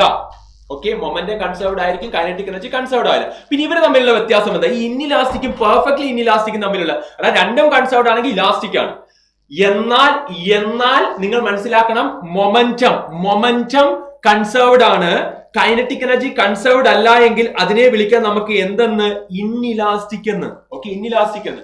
അതിൽ തന്നെ പെർഫെക്റ്റ്ലി ഇൻഇലാസ്റ്റിക് എന്താന്ന് ചോദിച്ചാൽ രണ്ടുപേരും കൂടെ ചേർന്ന് പോകുകയാണെങ്കിൽ, അതായത് കൊളീഷന് ശേഷം രണ്ടുപേരും കൂടെ ഒട്ടിപ്പോവുകയാണെങ്കിൽ, they are joined together എന്ന് പറയുകയാണെങ്കിൽ that is actually perfectly inelastic collision എന്ന് പറയുന്നത്. നമുക്ക് അതിൽ നിന്നൊക്കെ ഏതിൽ നിന്ന് വേണേലും ചോദ്യം വരാം, ഏതിൽ നിന്നും വരാവുന്ന ടൈപ്പ് ഓഫ് ക്വസ്റ്റ്യൻസ് നമുക്ക് ഡിസ്കസ് ചെയ്ത് പോകാം. ശ്രദ്ധിച്ചിരിക്കുക, ഇന്ന് പറയാൻ പോകുന്ന കൊളീഷൻ ഇന്നൊരു ചോദ്യം ഉണ്ടെങ്കിൽ അത് ചിലപ്പോൾ ഇന്ന് പറയാൻ പോകുന്ന ചോദ്യങ്ങളിൽ ഒന്നായിരിക്കാം. റൈറ്റ്? സോ അതുകൊണ്ട് തന്നെ ശ്രദ്ധിച്ചിരിക്കുക, വരാവുന്നതായി വളരെ കുറച്ച് സമയമുള്ളൂ. വലിയൊരു കൊളീഷൻ സെഷൻ ഒക്കെ ആണെങ്കിൽ 2 മണിക്കൂർ ഡിസ്കസ് ചെയ്യേണ്ടതിനെ ഞാൻ 20 മിനിറ്റ് കൊണ്ട് നിങ്ങളിലേക്ക് എത്തിക്കാൻ പോവാണ്. ശ്രദ്ധിച്ചിരിക്കണം. സോ നമുക്ക് മുമ്പോട്ട് പോകാം മക്കളെ. ആദ്യം ഇൻഇലാസ്റ്റിക് കൊളീഷൻ ആണ് ഞാൻ പറയാൻ പോകുന്നത്. ഇൻഇലാസ്റ്റിക്കിൽ നിന്ന് തന്നെ നിങ്ങൾക്ക് അതിനെ രണ്ടായി ക്ലാസിഫൈ ചെയ്യാം. പെർഫെക്റ്റ്ലി ഇൻഇലാസ്റ്റിക് ആൻഡ് ഇലാസ്റ്റിക് എന്ന് നമുക്ക് അതിൽ നമുക്ക് വേണമെങ്കിൽ 2 സെഷൻസ് നമുക്ക് കൊണ്ടുവരാൻ പറ്റും. അത് ഞാൻ എന്താണെന്ന് പറയാം. ഇൻഇലാസ്റ്റിക് കൊളീഷനിൽ ആദ്യം ഒരാൾ പോവുകയാണ്, മാസ് m1 അടുത്താൾ m2 ആണ്, moving with velocity u1 and u2. അങ്ങനെ പോകുന്നിടയിൽ ഇവർ നേരെ മുമ്പോട്ട് പൊക്കോണ്ടിരിക്കുക, വിത്ത് വെലോസിറ്റി u1 ആൻഡ് u2 പൊക്കോണ്ടിരിക്കുകയാണ്. അപ്പൊ ഫോർ എക്സാമ്പിൾ ഞാൻ ഓടുകയാണ്, എന്റെ ഫ്രണ്ട് ഒരാള് പതുക്കെ നടന്നു പോകുന്നുണ്ടായിരുന്നു വിത്ത് വെലോസിറ്റി. ഞാൻ ഓടിച്ചെന്ന് അയാൾക്ക് ഇട്ടൊരു തള്ളു കൊടുത്തു. അപ്പോൾ അയാൾ കുറച്ചും കൂടെ സ്പീഡിൽ പോയി, എന്റെ സ്പീഡ് കുറഞ്ഞു. അതാണ് ഒരു ഇൻഇലാസ്റ്റിക് കൊളീഷൻ ഒരു എക്സാമ്പിൾ ആയിട്ട് നമുക്ക് പറയാം. നോർമലി കാണുന്നതെല്ലാം ഇലാസ്റ്റിക് ആണ്. ഇലാസ്റ്റിക് കൊളീഷൻ എന്നൊക്കെ പറയുന്നത് സബാറ്റോമിക് പാർട്ടിക്കിളിലൊക്കെ കാണുന്ന ഒരു ഫാസ്റ്റ് മൂവിംഗ് ആയിട്ടുള്ള സ്മോളർ പാർട്ടിക്കിൾസിലൊക്കെയാണ് ഇലാസ്റ്റിക് കൊളീഷൻസ് ഒക്കെ നമ്മൾ കാണുന്നത്. നോർമലി നമ്മുടെ ഡെയിലി ലൈഫിലൊക്കെ കാണുന്ന ഇൻഇലാസ്റ്റിക് ആണ്, where energy is lost. Kinetic energy totally conserved ഒന്നും അല്ല, എനർജി ലോസ്ഡ് അല്ല. എനർജി പല അളവിൽ സൗണ്ട് ആയിട്ടും ഹീറ്റ് ആയിട്ടും ഒക്കെ എനർജി നഷ്ടപ്പെടും. സോ അതുകൊണ്ട് എനർജി കൺസേർവ്ഡ് ആയിരിക്കത്തില്ല. നോർമലി നമ്മൾ പ്രാക്ടിക്കലി കാണുന്ന അല്ലെങ്കിൽ നമ്മുടെ നേച്ചറിൽ കാണുന്ന കൊളീഷൻസ് ഒക്കെ മിക്കതും ഇൻഇലാസ്റ്റിക് തന്നെയാണ്. സോ ശ്രദ്ധിക്കുക. അപ്പൊ ഞാൻ ഓടിച്ചെന്ന് അവനിട്ടൊരു തള്ളു കൊടുത്തപ്പോ അവന്റെ സ്പീഡ് കൂടി എന്റെ സ്പീഡ് കുറഞ്ഞു, അവന്റെ സ്പീഡ് കൂടി എന്റെ സ്പീഡ് കുറഞ്ഞു. ഓക്കെ, സോ അപ്പൊ ആദ്യത്തെ കേസിൽ എന്റെ സ്പീഡാണ് കൂടുതൽ, u1 ആണ് കൂടുതൽ, u2 കുറവായിരുന്നു. അതായത് m1 with a velocity u1, m2 with a velocity u2 രണ്ടും കൂടെ കൊളൈഡ് ചെയ്യുന്നു. After collision they are moving with a velocity v1 and v2. So where v2 is greater than v1. അവന്റെ വെലോസിറ്റിയോ കൂടുതൽ, എന്റെ വെലോസിറ്റി ആയ v1 കുറവാ, അവന്റെ velocity കൂടും. അവൻ നടന്നു പോവുകയായിരുന്നു, ഞാൻ ഓടിച്ചെന്ന് തള്ളു. ക്ലിയർ ആണോ? സിനാരിയോ ഓർക്കണല്ലോ? ക്ലിയർ അല്ലേ? അപ്പൊ അങ്ങനെയാകുമ്പോഴത്തേക്കും ഒരു തള്ളു കൊടുക്കുന്നു, അവന്റെ വെലോസിറ്റി എന്ത് ചെയ്യുന്നു? ചെറുതായിട്ട് കൂടുന്നു. സോ അപ്പം അതിനകത്ത് മനസ്സിലാക്കേണ്ടത് ഇവിടെ മൊമെന്റം കൺസേർവ്ഡ് ആണ്, കൈനറ്റിക് എനർജി നോട്ട് കൺസേർവ്ഡ് ആണ്. Momentum is conserved but kinetic energy is not conserved എന്നാണ് നിങ്ങൾ മനസ്സിലാക്കേണ്ടത്. അത് നിങ്ങൾ ക്ലിയർ ആയി ഓർത്തു വെക്കണം. Let's move to what is the coefficient of restitution. Coefficient of restitution എന്ന ടേം ആണ് അടുത്ത് നിങ്ങൾ മനസ്സിലാക്കേണ്ട കാര്യം. സോ അടുത്ത് നിങ്ങൾ മനസ്സിലാക്കേണ്ട കാര്യം കോഎഫിഷ്യന്റ് ഓഫ് റെസ്റ്റിറ്റ്യൂഷൻ ആണ്. ഇടി കഴിഞ്ഞുള്ള വെലോസിറ്റിയുടെ റിലേറ്റീവ് വെലോസിറ്റിയും ഇടിക്ക് മുമ്പുള്ള റിലേറ്റീവ് വെലോസിറ്റിന്റെ റേഷ്യോ ആണ്. അതായത് velocity of separation divided by velocity of approach എന്ന് പറയും coefficient of restitution. Class start ചെയ്യുന്നേ ഉള്ളൂ. നിങ്ങളുടെ ഫ്രണ്ട്സ് ആരെങ്കിലും റൈറ്റ് വർക്ക് പവർ എനർജി അവർക്ക് ബുദ്ധിമുട്ടാന്ന് എപ്പോഴെങ്കിലും പറഞ്ഞ ഓർമ്മയുണ്ടെങ്കിൽ, ഫിസിക്സ് ബുദ്ധിമുട്ടാന്ന് എപ്പോഴെങ്കിലും പറഞ്ഞ ഓർമ്മയുണ്ടെങ്കിൽ അയച്ചു കൊടുക്കണം. കൊടുത്തിട്ട് അവരുമായിട്ട് ഇരുന്ന് ക്ലാസ് കാണുക, ഹാപ്പി ആയിട്ട് എന്ത് ചെയ്യുക, പഠിച്ച് മുമ്പോട്ട് പോവുക. റൈറ്റ്? സോ അതാണ് നിങ്ങൾ ചെയ്യേണ്ട കാര്യം. ക്ലിയർ ആയിട്ട് നമുക്ക് മുമ്പോട്ട് പോകാം. സോ അപ്പൊ വെലോസിറ്റി ഓഫ് എന്താണ്? സെപ്പറേഷനും വെലോസിറ്റി ഓഫ് അപ്രോച്ചിന്റെയും റേഷ്യോ ആണ്. നിങ്ങൾ നോക്കണം, വെലോസിറ്റി ഓഫ് സെപ്പറേഷൻ നിങ്ങൾക്ക് മനസ്സിലാകും. കോഎഫിഷ്യന്റ് ഓഫ് റെസ്റ്റിറ്റ്യൂഷൻ എന്ന് പറഞ്ഞാൽ v2 - v1 by u1 - u2. ഇടി കഴിയുമ്പോൾ v2 വലുത്, അതായത് വലുത് മൈനസ് ചെറുത്, താഴെയും വലുത് മൈനസ് ചെറുത്. ഇടി കഴിയുമ്പോൾ V2 അല്ലേ വലുത്, V1 ചെറുതല്ലേ, അപ്പൊ V2 മൈനസ് V1 മുകളിൽ വരണം. എന്നാൽ താഴെ എന്ന് പറയുന്നത് ഇടിക്ക് മുമ്പാണ്, ഇടിക്ക് മുമ്പ് എന്റെ വെലോസിറ്റിയാ കൂടുതൽ, അപ്പൊ U1 മൈനസ് U2 ആയിരിക്കും. സോ വലുത് മൈനസ് ചെറുത്, താഴെയും വലുത് മൈനസ് ചെറുത്, ഇടി കഴിഞ്ഞും ഇടിക്ക് മുമ്പും. അപ്പം ആഫ്റ്റർ സെപ്പറേഷൻ, ഡ്യൂറിംഗ് അപ്രോച്ച്, അതായത് ഇടിക്കുന്നതിന് മുമ്പും ഇടി കഴിഞ്ഞുമുള്ള രണ്ട് വെലോസിറ്റികളിലെ വലുതിൽ നിന്ന് ചെറുത് കുറച്ചിട്ട് അവരുടെ റേഷ്യോ എടുത്താൽ അതിനെ വിളിക്കുന്ന പേരാണ് കോഎഫിഷ്യന്റ് ഓഫ് റെസ്റ്റിറ്റ്യൂഷൻ E എന്ന് പറയുന്നത്. ഈ രണ്ട് ടേമാണ് നിങ്ങൾ ഇൻഇലാസ്റ്റിക്കിൽ ആദ്യം പഠിക്കേണ്ട കാര്യങ്ങൾ. സോ നിങ്ങൾക്ക് അതിൽ നിന്ന് മനസ്സിലാകും ഈ വൺ ആയാൽ ദാറ്റ് ഈസ് പെർഫെക്റ്റ്ലി ആരായിരിക്കും, ഇലാസ്റ്റിക് ആയിരിക്കും. എന്നാൽ ഈ 0 ആണെങ്കിൽ ദാറ്റ് ഈസ് പെർഫെക്റ്റ്ലി ഇൻഇലാസ്റ്റിക് ആയിരിക്കും. അപ്പൊ ഈ വെച്ച് നമുക്ക് പറയാം ഈയുടെ വാല്യൂ 1 ആണെങ്കിൽ that is perfectly elastic, where the energy and momentum is conserved. ഇനി ഈ 0 ആണെങ്കിൽ അതിനെ വിളിക്കുന്ന പേരാണ് മക്കളെ ദാറ്റ് ഈസ് പെർഫെക്റ്റ്ലി ഇൻഇലാസ്റ്റിക്. രണ്ടുപേരും കൂടെ ഒട്ടിപ്പോകുന്ന കേസ്, ഇൻഇലാസ്റ്റിക്, ഒട്ടിപ്പോകുന്ന case. Okay, that is perfectly inelastic. എന്നാൽ ഈ 0യ്ക്കും 1നും ഇടയിലാണെങ്കിൽ that is a case of inelastic collision. That is a case of inelastic collision എന്ന് നമുക്ക് പറയാം. നമുക്ക് മുമ്പോട്ട് പോകാം. എങ്ങനെയാണ് ഒരു ഇൻഇലാസ്റ്റിക് കൊളീഷന്റെ ക്വസ്റ്റ്യൻ നിങ്ങൾ ചെയ്യേണ്ടത്?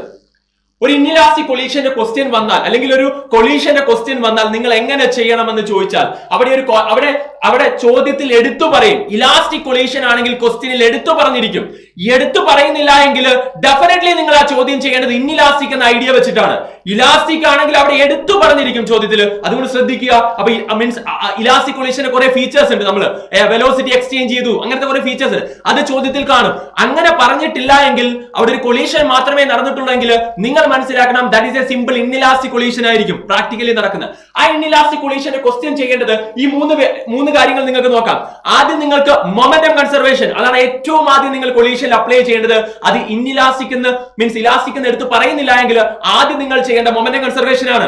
സോ മൊമെന്റം കൺസർവേഷൻ ആണ് ഏറ്റവും ആദ്യം നിങ്ങൾ ചെയ്യേണ്ടത്. വളരെ ഫസ്റ്റ് ആൻഡ് ഫോർമോസ്റ്റ് ചെയ്യേണ്ട കാര്യം മൊമെന്റം കൺസർവേഷൻ ആണ് മക്കളെ. സോ അപ്പൊ ആദ്യം നിങ്ങൾ മൊമെന്റം കൺസർവേഷൻ അപ്ലൈ ചെയ്യുന്നു. m1u1 plus m2u2 is equal to m1v1 plus m2v2. Momentum before collision is equal to momentum after collision എന്ന നമ്മുടെ നോർമൽ ഇക്വേഷൻ തന്നെ അപ്ലൈ ചെയ്യുക. m1u1 plus m2u2 is equal to m1v1 plus m2v2 എന്ന momentum കൺസർവേഷന്റെ equation നിങ്ങൾക്ക് ആദ്യം apply ചെയ്യാം. Momentum conservation apply ചെയ്യുമ്പോൾ ചിലപ്പോൾ നിങ്ങൾക്ക് ഉത്തരം കിട്ടാം. അപ്പം നിങ്ങൾ ചിലപ്പോൾ ചോദിച്ചു നോക്കണം എന്താ കണ്ടുപിടിക്കേണ്ടത്. ചിലപ്പോൾ സിമ്പിൾ മൊമെന്റം കൺസർവേഷൻ വഴി തന്നെ നിങ്ങൾക്ക് ഉത്തരം കിട്ടാം. അപ്പൊ ഒന്നാമത് നിങ്ങൾക്ക് അങ്ങനെ കിട്ടാം. ഇനി അതല്ല എങ്കിൽ നിങ്ങൾക്ക് എന്ത് ചെയ്യാം, കോഎഫിഷ്യന്റ് ഓഫ് റെസ്റ്റിറ്റ്യൂഷൻ ഇക്വേഷൻ വെച്ച് ചിലപ്പോൾ നിങ്ങൾക്ക് ഉത്തരം എന്തെങ്കിലും ഒരു വെലോസിറ്റി കണ്ടുപിടിക്കാനായിരിക്കും. ഇടി കഴിഞ്ഞുള്ള ഒരാളുടെ വെലോസിറ്റി അല്ലെങ്കിൽ ഇടിക്ക് മുമ്പുള്ള വെലോസിറ്റി, ഇതൊക്കെ കണ്ടുപിടിക്കാനാണ് ചോദ്യത്തിൽ കാണുക. അപ്പം നിങ്ങൾക്ക് ആദ്യമേ മൊമെന്റം കൺസർവേഷൻ ഇടുമ്പോൾ തന്നെ ചിലപ്പോൾ നിങ്ങൾക്ക് ചോദ്യത്തിൽ ഉത്തരം കിട്ടാം. ഇനി അത് കിട്ടിയില്ല എങ്കിൽ നിങ്ങൾ എന്തിന്റെ ഇക്വേഷൻ ഇടുക, coefficient of restitution v2 minus v1 divided by u1 minus u2. ഇടിക്ക് മുമ്പ് u1 ആണ് വലുത്, ഇടി കഴിഞ്ഞാൽ v2 ആണ് വലുത് ഇൻഇലാസ്റ്റിക്കിൽ. So v2 minus v1 divided by u1 minus u2 എന്ന കോഎഫിഷ്യന്റ് ഓഫ് റെസ്റ്റിറ്റ്യൂഷന്റെ ഇക്വേഷൻ നിങ്ങൾക്ക് രണ്ടാമതായിട്ട് അപ്ലൈ ചെയ്യാം. അപ്പൊ നിങ്ങൾക്ക് ചിലപ്പോൾ ഉത്തരം കിട്ടും. ഇത് രണ്ടും വഴി ഉത്തരം കിട്ടാത്തതാണ് ചിലപ്പോൾ അവർ ചോദിക്കുക എനർജി എത്രത്തോളം എനർജി ലോസ് ഉണ്ടായെന്നായിരിക്കും ചോദ്യം. അതായത് അവിടെ എനർജി ട്രാൻസ്ഫർ നടന്നിട്ട് എനർജി കൺസർവ്ഡ് അല്ല. So definitely there will be energy loss ഉണ്ടാവാം. അതായത് ട്രാൻസ്ഫറിന്റെ സമയത്ത് ലോസ് ഉണ്ടാവാം. അതായത് വെലോസിറ്റി അങ്ങോട്ട് ട്രാൻസ്ഫർ ചെയ്യുന്ന സമയത്ത് അയാളുടെ വെലോസിറ്റി കൂട്ടുവാണ്. ദാറ്റ് മീൻസ് ഞാൻ ഓടിച്ചെന്നിട്ട് അയാളെ തള്ളുമ്പോൾ there is a transfer of energy. During the transfer if energy is lost, that is actually inelastic. അതുകൊണ്ടാണ് അത് ഇൻഇലാസ്റ്റിക് ആയത്. അപ്പൊ അവിടെ ഡെഫിനറ്റ്ലി എനർജി ലോസ് ഉണ്ടാവണം. ഇക്വേഷൻ എന്ന് പറയുന്നത് m1 m2 divided by 2 into m1 plus m2 into u1 minus u2 the whole square into 1 minus e square, because ഇവിടെ e യുടെ വാല്യൂ ഉണ്ടായിരിക്കും. because this is an inelastic collision. എന്റെ മക്കളെ ഇതേ ഇക്വേഷനുകൾ തന്നെ നിങ്ങൾ 3 ചാപ്റ്ററുകളിൽ പഠിക്കും. ഇതേ ടൈപ്പ് സിമിലർ ടൈപ്പ് ഇക്വേഷൻ എവിടേക്കാണ് 3 ചാപ്റ്റർ? സൈലത്തിന്റെ പിള്ളേർക്ക് അറിയാം എവിടേക്കാണ് 3 ചാപ്റ്ററുകൾ. ഒന്നാമത് നിങ്ങൾ പഠിക്കുക കപ്പാസിറ്റൻസിൽ പഠിക്കും, ഇലക്ട്രോസ്റ്റാറ്റിക്സിൽ അല്ലെ. ഇലക്ട്രോസ്റ്റാറ്റിക്സിൽ നിങ്ങൾ ഇതേ ഇക്വേഷൻ പഠിക്കും. അവിടെ പഠിക്കുന്ന C1 C2 divided by 2 into C1 plus C2 into v1 minus v2 the whole square, where v1 and v2 are potential ആണ്. v1 ഉം v2 ഉം പൊട്ടൻഷ്യലുകളായിരുന്നു. എന്നാൽ രണ്ടാമത് നിങ്ങൾ ഇത് പഠിക്കുന്നത് നിങ്ങളുടെ റൊട്ടേഷൻ മോഷൻ എന്ന ചാപ്റ്ററിലാണ്. അവിടെ ഇവിടെ കപ്പാസിറ്റൻസുകൾ തമ്മിൽ കണക്ട് ചെയ്യുമ്പോൾ energy loss capacitance C1 C2 ആണെങ്കിൽ. രണ്ടാമത് നിങ്ങൾ പഠിക്കുന്നത് എവിടെയാണെന്ന് എനിക്കറിയാം, റൊട്ടേഷൻ മോഷനകത്താണ്. രണ്ടുപേരുടെ മൊമെന്റ് ഓഫ് ഇനേഷ്യ I1 I2 ആണ്, ω1 ω2 ആണ് അവരുടെ ആംഗുലർ വെലോസിറ്റി എങ്കിൽ അവർ കറങ്ങുന്നതെങ്കിൽ അവരെ തമ്മിൽ ചേർത്താൽ എത്രത്തോളം എനർജി ലോസ് നടത്തുമെന്ന് ചോദിച്ചാൽ I1 I2 divided by 2 into I1 plus I2 into omega 1 minus omega 2 the whole square. This is actually the energy loss when two disc with the velocity, angular velocity omega 1 and omega 2 with their moment of inertia I1 and I2 അവർ തമ്മിൽ ചേർന്നാൽ I1 I2 divided by 2 into I1 plus I2 into omega 1 minus omega 2 the whole square. അതുപോലെ തന്നെ മൂന്നാമത്തെ equation നിങ്ങൾ ശ്രദ്ധിക്കണം. ഇവിടെ mass വിത്ത് velocity v1 v2 ആണെങ്കിൽ അവർ തമ്മിൽ കൊളൈഡ് ചെയ്താലുള്ള energy loss m1 m2 divided by 2 into m1 plus m2 into v1 minus v2 the whole square. മനസ്സിലായോടാ മക്കളെ? മൂന്ന് ഇക്വേഷനും സിമിലർ ഇക്വേഷൻസ് ആണ്. മൂന്നും പക്കാ സിമിലർ ഇക്വേഷൻസ് ആണ്. എന്താണ് സിമിലർ ആവാൻ കാരണം? അവരുടെ എല്ലാവരുടെയും ഇക്വേഷൻ സിമിലറാ. ഇത് ഹാഫ് സി വി സ്ക്വയറാ, ഇത് ഹാഫ് ഐ ഒമേഗ സ്ക്വയറാ, ഇത് ഹാഫ് ഐ ഒമേഗ സ്ക്വയറാ, ഇത് ഹാഫ് എം വി സ്ക്വയറാ. മൂന്ന് ഇക്വേഷനും സിമിലറാ. ആദ്യത്തെ എനർജിയുടെയും രണ്ടാമത്തെ റൊട്ടേഷൻ കൈനറ്റിക് എനർജിയും മൂന്നാമത്തെ ട്രാൻസ്ലേറ്ററി കൈനറ്റിക് എനർജിയും മൂന്നും സെയിം ഇക്വേഷൻ ആയതുകൊണ്ട് അവർ കൊളൈഡ് ചെയ്ത് കഴിയുമ്പോൾ എനർജി ലോസും ഓൾമോസ്റ്റ് സിമിലർ ആണ്. മൊമെന്റം കൺസർവേഷൻ ഒക്കെ അവിടെ എനർജി മീൻസ് അവിടുത്തെ ഫൈനൽ പൊട്ടൻഷ്യലും ഒക്കെ ഒരേ സിമിലർ ഇക്വേഷൻസ് ആണ്. അതുകൊണ്ടാണ് അവരുടെ മൂന്ന് പേരുടെയും എനർജി ലോസും സെയിം ആയത്. മക്കളെ നിങ്ങൾ പഠിക്കണം, ഇതേ ഇക്വേഷൻ ആണ് ഇവിടെ മൂന്നിടത്ത് നിങ്ങൾ പഠിക്കുന്നത്. അതുകൊണ്ട് ഓർക്കാൻ ബുദ്ധിമുട്ടുണ്ടാകില്ല. നിങ്ങൾ ചെയ്യേണ്ട കാര്യം എന്ന് പറയുന്നത് ഇത്ര മാത്രം. ഈ ഇക്വേഷനകത്ത് ഏത് ഈ ഇക്വേഷനകത്ത് നിങ്ങളുടെ കേസ് ഒരു ഇൻഇലാസ്റ്റിക് ആണെങ്കിൽ ഇവിടെ ഒരു 1 മൈനസ് ഇ സ്ക്വയർ കൂടെ വരുന്നേ ഉള്ളൂ. ഇവിടെ ഒരു 1 മൈനസ് ഇ സ്ക്വയർ കൂടെ വരുന്നേ ഉള്ളൂ. അപ്പൊ m1 m2 അത് ഓർത്ത് വെക്കാനുള്ള വഴിയാണ് ഇത്രയും നേരം ഞാൻ കിടന്ന് ഈ പ്രസംഗിച്ചത്. എനിക്ക് ഈ ചാപ്റ്ററൊക്കെ അറിയാമെന്നുള്ളത് നിങ്ങളെ കാണിക്കാനല്ല, അത് കാണിക്കേണ്ട ആവശ്യം എനിക്കില്ല. ഞാൻ പറഞ്ഞത് ഇത് മൂന്നും സിമിലർ ഇക്വേഷൻ ആയതുകൊണ്ട് നിങ്ങൾക്ക് ഓർത്തു വെക്കാം. ഇതിൽ ഏതെങ്കിലും ഒന്ന് ഒരു വർഷം എല്ലാ വർഷവും ചോദിക്കുന്നതാ. ഇത് 2019 ആയിരുന്നു, ഇത് 2018 ആയിരുന്നു. അപ്പൊ ഈ വർഷം ചിലപ്പോൾ ഇത് ചോദിക്കാം. എല്ലാ വർഷവും ഏതെങ്കിലും ഒരു ചോദ്യത്തിന് എനർജി ലോസ് എപ്പോഴും വരുന്നതാണ്. അപ്പൊ ഞാനിത് നിങ്ങളെ കാണിക്കാൻ വേണ്ടിയല്ല, നിങ്ങൾ ഇത് മൂന്നും ഓർത്ത് വെക്കാൻ വേണ്ടിയാണ്. സാറ് പറയുന്നുണ്ട് റൈറ്റ്, ഇലക്ട്രോസ്റ്റാറ്റിക്സ് അറിയാം, ഞങ്ങൾക്ക് അറിയാം, സാറിന് അറിയാം റൈറ്റ്. സോ അടുത്ത റൊട്ടേഷൻ അത് അറിയായിരിക്കും റൈറ്റ്. അങ്ങനെ കാണിക്കാൻ ഇത് മൂന്നിൽ ഏതെങ്കിലും ഒന്നിന്റെ എനർജി ലോസ് ചോദിക്കും. ഇതൊക്കെ 2019 ആണ്, 2019 ചോദിച്ചതാണ്, ഈ ചോദ്യമായിരുന്നു. അപ്പൊ ഇതിൽ ഏതെങ്കിലും ഒന്ന് എന്ത് ചെയ്യും മക്കളെ? എന്തായാലും ചോദിക്കും. ഓക്കെ, അപ്പം നിങ്ങൾ ഇത് കേട്ടിരിക്കുമ്പോ പറഞ്ഞു ഇലക്ട്രോസ്റ്റാറ്റിക്സ് പറഞ്ഞു അടുത്ത പറഞ്ഞു എന്നല്ല, ഇത് മൂന്നും ഇപ്പോൾ തലയ്ക്കകത്ത് കയറിയിരിക്കണം. അപ്പൊ ഇതാണ് എനർജി ലോസിന്റെ equation. m1 m2 divided by 2 into m1 plus m2 into u1 minus u2 the whole square into 1 minus e square. അപ്പൊ മക്കളെ പറ, കൊളീഷൻ എന്ന് പ്രത്യേകിച്ച് എടുത്തൊരു ഇലാസ്റ്റിക് കൊളീഷൻ എന്ന് പറയുന്നില്ല എങ്കിൽ, അവരുടെ മാസുകൾ തമ്മിൽ ചേരുന്നില്ല എങ്കിൽ ഡെഫിനറ്റ്ലി അതൊരു ഇൻഇലാസ്റ്റിക് കൊളീഷൻ ആയിരിക്കും. First you do momentum conservation. m1 u1 plus m2 u2 is equal to m1 v1 plus m2 v2 എന്ന മൊമെന്റം കൺസർവേഷൻ ഇക്വേറ്റ് ചെയ്യാം. രണ്ടാമത്തെ സ്റ്റെപ്പിൽ ഇഫ് there is എന്നിട്ട് നിങ്ങൾക്ക് ആൻസർ കിട്ടുന്നില്ലെങ്കിൽ check that whether coefficient of restitution is given, അല്ലെങ്കിൽ അത് കണ്ടുപിടിക്കാനാണോ എന്ന്. എങ്കിൽ ഈ ഇക്വേഷൻ എഴുതുക. ഈ ഇക്വേഷൻ എന്ന് പറയുന്നത് v2 minus v1 divided by u1 minus u2 ആണ്. ഇനി അത് കഴിഞ്ഞാൽ ചിലപ്പോൾ എനർജി ലോസ് ആയിരിക്കുമെങ്കിൽ m1 m2 divided by 2 into m1 plus m2 into u1 minus u2 the whole square into 1 minus e square എന്ന നമ്മുടെ ജനറൽ ഇക്വേഷൻ അപ്ലൈ ചെയ്യുക. എന്റെ മക്കളെ നിങ്ങളൊന്ന് പറഞ്ഞു തന്നെ, എല്ലാവരും പറ, കമന്റ് ബോക്സിൽ പറ, ഈയുടെ വാല്യൂ എത്രയാ? ഈയുടെ വാല്യൂ എത്രയാ? പെർഫെക്റ്റ്ലി ഇൻഇലാസ്റ്റിക് കൊളീഷന് ഈയുടെ വാല്യൂ 0 ആണ്. ഈയുടെ വാല്യൂ എത്രയാ? Elastic കൊളീഷന്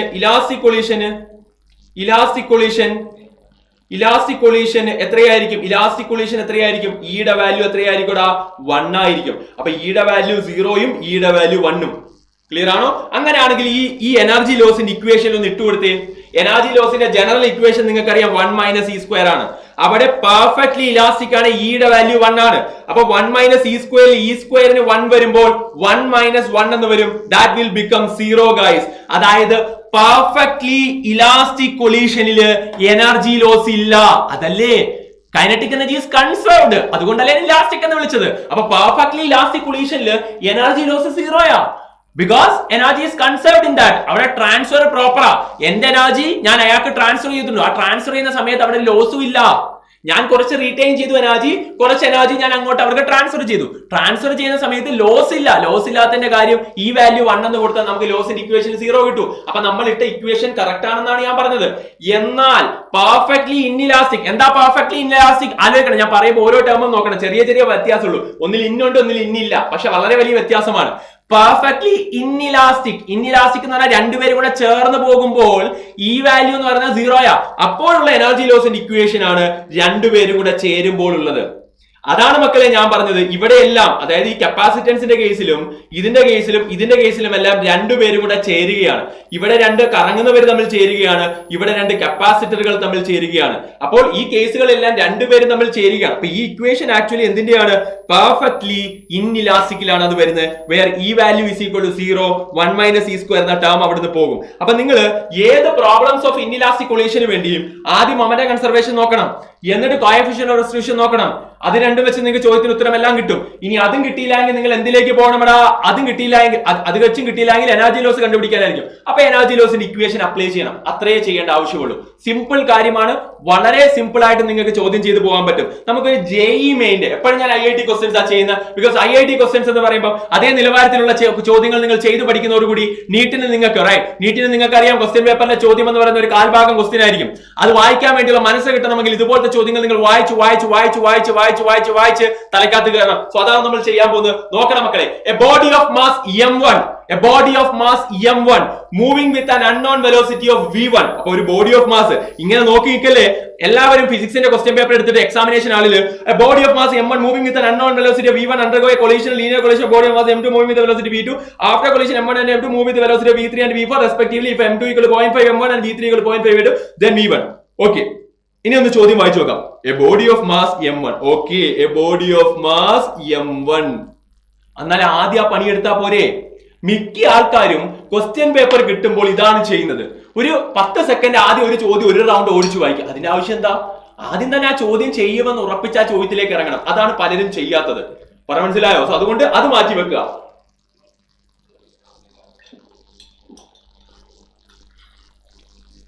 okay, right, done. എല്ലാവരും റിലേറ്റബിൾ ആണ്, റൈറ്റ്, കറക്റ്റ് ആണ്. സോ അതുകൊണ്ട് ആദ്യം തന്നെ എന്ത് ചെയ്യുക? ഇതങ്ങ് എഴുതുക. Okay, right. അപ്പൊ m1 എന്ത് ചെയ്യുക? വിത്ത് വെലോസിറ്റി എന്താടാ? ആദ്യം തന്നെ അവർ പറഞ്ഞ കാര്യങ്ങൾ എഴുതുക. എ ബോഡി, ഒന്ന് വരച്ചു നോക്കുക ചെറുതായിട്ടൊന്ന്, right. A body of mass m1 moving with a velocity v1. അടുത്ത body of mass m2 moving with velocity v2. Okay, body of mass moving with velocity v2. After കൊളീഷന് ശേഷം ഇയാളുടെ മാസ് m1, ഇത് m2 അല്ലെ, m2. After collision, ഇവിടെ ഒരിക്കലും collision എന്താന്ന് പറയുന്നില്ല. കൊളീഷൻ പെർഫെക്റ്റ്ലി ഇലാസ്റ്റിക് എന്ന് പറയുന്നില്ല. പെർഫെക്റ്റ്ലി ഇലാസ്റ്റിക് എന്ന് പറയുന്നില്ല എങ്കിൽ നമ്മൾ അത് ചെയ്യേണ്ട ആവശ്യമുണ്ടോ? അങ്ങനെ വല്ലതും ചെയ്യേണ്ട ആവശ്യമുണ്ടോ? പെർഫെക്റ്റ്ലി ഇലാസ്റ്റിക് എന്ന് പറഞ്ഞാൽ മാത്രമേ നമ്മൾ അതിനെക്കുറിച്ച് ആലോചിക്കേണ്ട. ഇതാണെങ്കിൽ അയാൾ ഇൻഇലാസ്റ്റിക് ആയിരിക്കും. മൊമെന്റം കൺസർവേഷൻ ആണ് ആദ്യം അപ്ലൈ ചെയ്യേണ്ടത്. സോ മൂവിംഗ് വിത്ത് m1 ആയിരുന്നു, m2 ആയിരുന്നു. എന്താണ്? Moving with velocity of v3 and v4 അല്ലെ, v3 ആൻഡ് v4 ആയി. ഓക്കെ, ഇനി m2 എന്ന് പറഞ്ഞാൽ നമ്മളോട് പറയുകയാണ് ഈ m2 എന്ന് പറയുന്നത്, അപ്പൊ തന്നെ m2 വെട്ടിക്കളയണം. m2 എന്ന് പറയുന്നത്, ശ്രദ്ധിക്കുക മക്കളെ, m2 എന്ന് പറയുന്നത് 0.5 m1 ആണ്. അപ്പൊ തന്നെ m2 നെ 0.5 m1 എന്ന് കൊടുത്തു. ഇവിടെയും m2 ന് എന്ത് കൊടുക്കാം? 0.5 m1. അവരുടെ ചോദ്യം v3 ഈസ് ഈക്വൽ ടു, അവർ പറയാണ് v3ക്ക് പകരം നിങ്ങൾക്ക് എന്ത് കൊടുക്കാന്ന്? 0.5 v1 എന്ന് കൊടുക്കാന്ന്. അവർ ചോദ്യമാണ് then v1 is equal to ഒരു ഇൻഇലാസ്റ്റിക് കൊളീഷന്റെ ചോദ്യം. ഇവിടെ ഇലാസ്റ്റിക് അല്ല, ഇൻഇലാസ്റ്റിക് കൊളീഷന്റെ ചോദ്യമാണെങ്കിൽ ഫസ്റ്റ് അപ്ലൈ മൊമെന്റം കൺസർവേഷൻ കൊടുത്തോടാ. m1 into v1 plus 0.5 into m1 momentum before collision, mass into velocity is equal to momentum after collision. Momentum after collision എന്ന് പറയുന്നത് m1 തന്നെയാണിത്. m1 into 0.5 v1 plus 0.5 m1 അല്ലെ, ഇവിടെ v1 ഉണ്ട്, sorry, ഇവിടെ v2 ഉണ്ട്, v2 ഉണ്ട്. അപ്പുറത്തെ പേജിലോട്ട് എഴുതിക്കോട്ടെ, കുഴപ്പമുണ്ടോ? ഞാൻ ഇത് എഴുതി കഴിഞ്ഞിട്ട് അപ്പുറത്തെ പേജിലേക്ക് ഇത് മാറ്റും. 0.5 m1 into v2 അല്ലെ, m1 into v1 0.5 m1 into v2 is equal to m1 into 0.5 v1 into 0.5 m1 into v4 head on collision രണ്ടും കൂടെ നേരിട്ട് വന്ന് കൊളൈഡ് ചെയ്തു. head on collision നേരെ വന്ന് കൊളൈഡ് ചെയ്തു, ലീനിയർ കൊളീഷൻ എന്നൊക്കെ പറയാം, റൈറ്റ്. സോ ഇവിടെ റൈറ്റ്, ഇവിടെ നമുക്ക് m1 കോമൺ എടുത്ത് കട്ട് ചെയ്ത് കളയാം. m1 എല്ലായിടത്തും കോമൺ എടുത്ത് കട്ട് ചെയ്ത് കളയാം. m1 എല്ലായിടത്തും കോമൺ ആണ്, കോമൺ എടുത്ത് m1 അങ്ങ് പോകും, m1 പോയി. ഇനി v1 plus 0.5 v2 is equal to 0.5 v1 plus 0.5 v4, right, 0.5 v4. Okay, so that is the case. നമുക്ക് നോക്കാം. അങ്ങനെയാണെങ്കിൽ പറയണ മക്കളെ, ഇതിനകത്തുനിന്ന് നമുക്ക് V1കളെ ഒരുമിച്ചെടുക്കാം, V4നെ ഒരു സ്ഥലത്തേക്ക് ആക്കാം. നമുക്ക് വേണ്ടത് V1 എന്താണെന്നാണ്. അപ്പൊ V1 ഒരുമിച്ച് കൊണ്ടുവരാം. V1 മൈനസ് 0.5 V1, ആ 0.5 V1 ഇപ്പുറത്തേക്ക് കൊണ്ടുവന്നു. എന്നിട്ട് ഇവിടെ എഴുതാം 0.5 V4 മൈനസ് 0.5 V2. ഇത് മൈനസ് ഇത് 1 മൈനസ് 0.5 0.5. അപ്പൊ ഉത്തരം എത്ര വരും? 0.5 V1 equal to 0.5 V4 minus 0.5 V2. അപ്പൊ 0.5 കോമൺ എടുത്ത് വെട്ടിക്കളഞ്ഞാൽ അവിടെ ഉത്തരം കിട്ടും V1 equal to V4 minus V2. V4 minus V2 option B. അപ്പൊ നമ്മൾ മൊമെന്റം കൺസർവേഷൻ അപ്ലൈ ചെയ്തപ്പോൾ തന്നെ ഈ ചോദ്യത്തിന് ഉത്തരം നമുക്ക് കിട്ടി. സോ ഫസ്റ്റ് സ്റ്റെപ്പിൽ തന്നെ while applying the momentum conservation itself നമുക്ക് ഈ ചോദ്യത്തിന് ഉത്തരം കിട്ടി. ക്ലിയർ ആണെങ്കിൽ നിങ്ങൾക്ക് പറയാം, നമുക്ക് അടുത്തയിലേക്ക് പോവാം. ഓക്കെ ആണോ മക്കളെ? Okay ആണോടാ?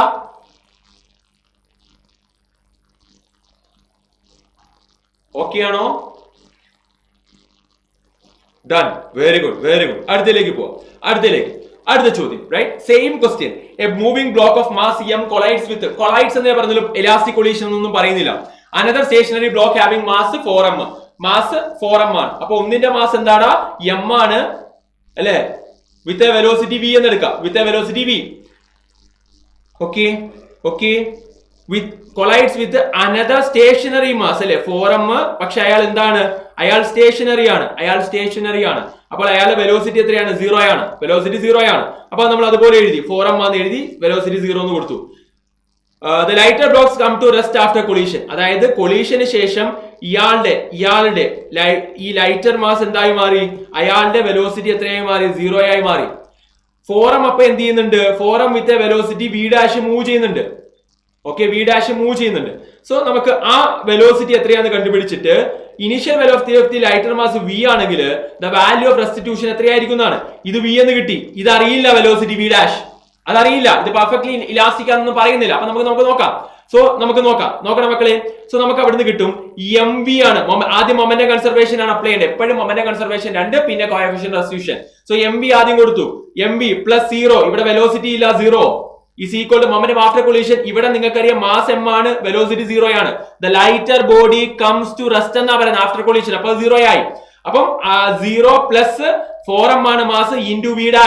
From that v' is equal to mv by 4m. That is equal to നമുക്ക് m കട്ട് ചെയ്താൽ v/4 എന്ന് കിട്ടും. അപ്പോൾ ഇയാളുടെ വെലോസിറ്റി എത്രയാടാ? നോക്കടാ, ഇവിടുത്തെ വെലോസിറ്റി ഇത് v ആണെങ്കിൽ ഇത് v/4 ആയിരിക്കും. നമ്മളോട് ചോദിച്ചത് കോഎഫിഷ്യന്റ് ഓഫ് റെസ്റ്റിറ്റ്യൂഷൻ കണ്ടുപിടിക്കാനാണ്. കോഎഫിഷ്യന്റ് ഓഫ് റെസ്റ്റിറ്റ്യൂഷൻ എന്ന് പറഞ്ഞാൽ ഇടി കഴിഞ്ഞാലുള്ള വെലോസിറ്റിയുടെ ഡിഫറൻസ്, വലുത് മൈനസ് ചെറുത്. ഇടിക്ക് മുമ്പുള്ള വലുത് മൈനസ് ചെറുത്, അത്രേ ഉള്ളൂ. ഇടി കഴിഞ്ഞാലുള്ള വലുത് ഇതാണ് v/4, ചെറുത് 0 ആണ്. അപ്പൊ ഇടി കഴിഞ്ഞാൽ v/4 മൈനസ് 0. ഇടിക്ക് മുമ്പാണെങ്കിൽ വലുത് v ആണ്, v മൈനസ് 0. സോ 0 മേളില് v/4. So v/4 by v cancel. ഉത്തരം 1/4 വരും. 0.25 എന്നാണ് അവിടെ ഉത്തരം വരേണ്ടത്. 0.25. Option B is the right answer. B is the right answer. Clear ആണോ മക്കളെ? അപ്പം ഇങ്ങനെ വേണം നിങ്ങൾ ആ ചോദ്യം ചെയ്യാൻ. 2018 നീറ്റിന്റെ ചോദ്യമാണ്. അപ്പൊ ഇവിടെ പ്രത്യേകിച്ച് ഒന്നും പറയുന്നില്ല. ഇലാസ്റ്റിക് ആണോ ഇൻഇലാസ്റ്റിക് ആണോ? Collision should be taken as inelastic if it is not mentioned. Inelastic ആയിട്ട് എടുത്ത് മൊമെന്റം കൺസർവേഷൻ മാത്രമല്ല ഇവിടെ കോഎഫിഷ്യന്റ് റെസ്റ്റിറ്റ്യൂഷൻ കണ്ടുപിടിക്കാൻ വേണ്ടിട്ടുണ്ട്. അത് 1ഉം 0ഉം ആണ് അല്ലെ? 1 ആണ് നിങ്ങളുടെ ഇലാസ്റ്റിക്കിന്, 0 ആയിരിക്കും നിങ്ങളുടെ പെർഫെക്റ്റ്ലി ഇൻഇലാസ്റ്റിക്കിന്. അതുകൊണ്ട് അത് പറയാത്തതുകൊണ്ട് തന്നെ നിങ്ങൾ ആ രീതിയിൽ വേണം ഇത് ചെയ്തു പോകാൻ. ഐ തിങ്ക് നിങ്ങൾക്ക് മനസ്സിലായെന്ന് വിചാരിക്കുന്നു. ഇത് നീറ്റിന്റെ 2010 APMT ആയി വന്ന 2010 ഒരു ചോദ്യമാണ്. ഇൻഇലാസ്റ്റിക് എന്നാണ്. A ball of mass moving with velocity 2 metre per second. ശ്രദ്ധിക്കണം മക്കളെ, moving with 2 metre per second അല്ലെ?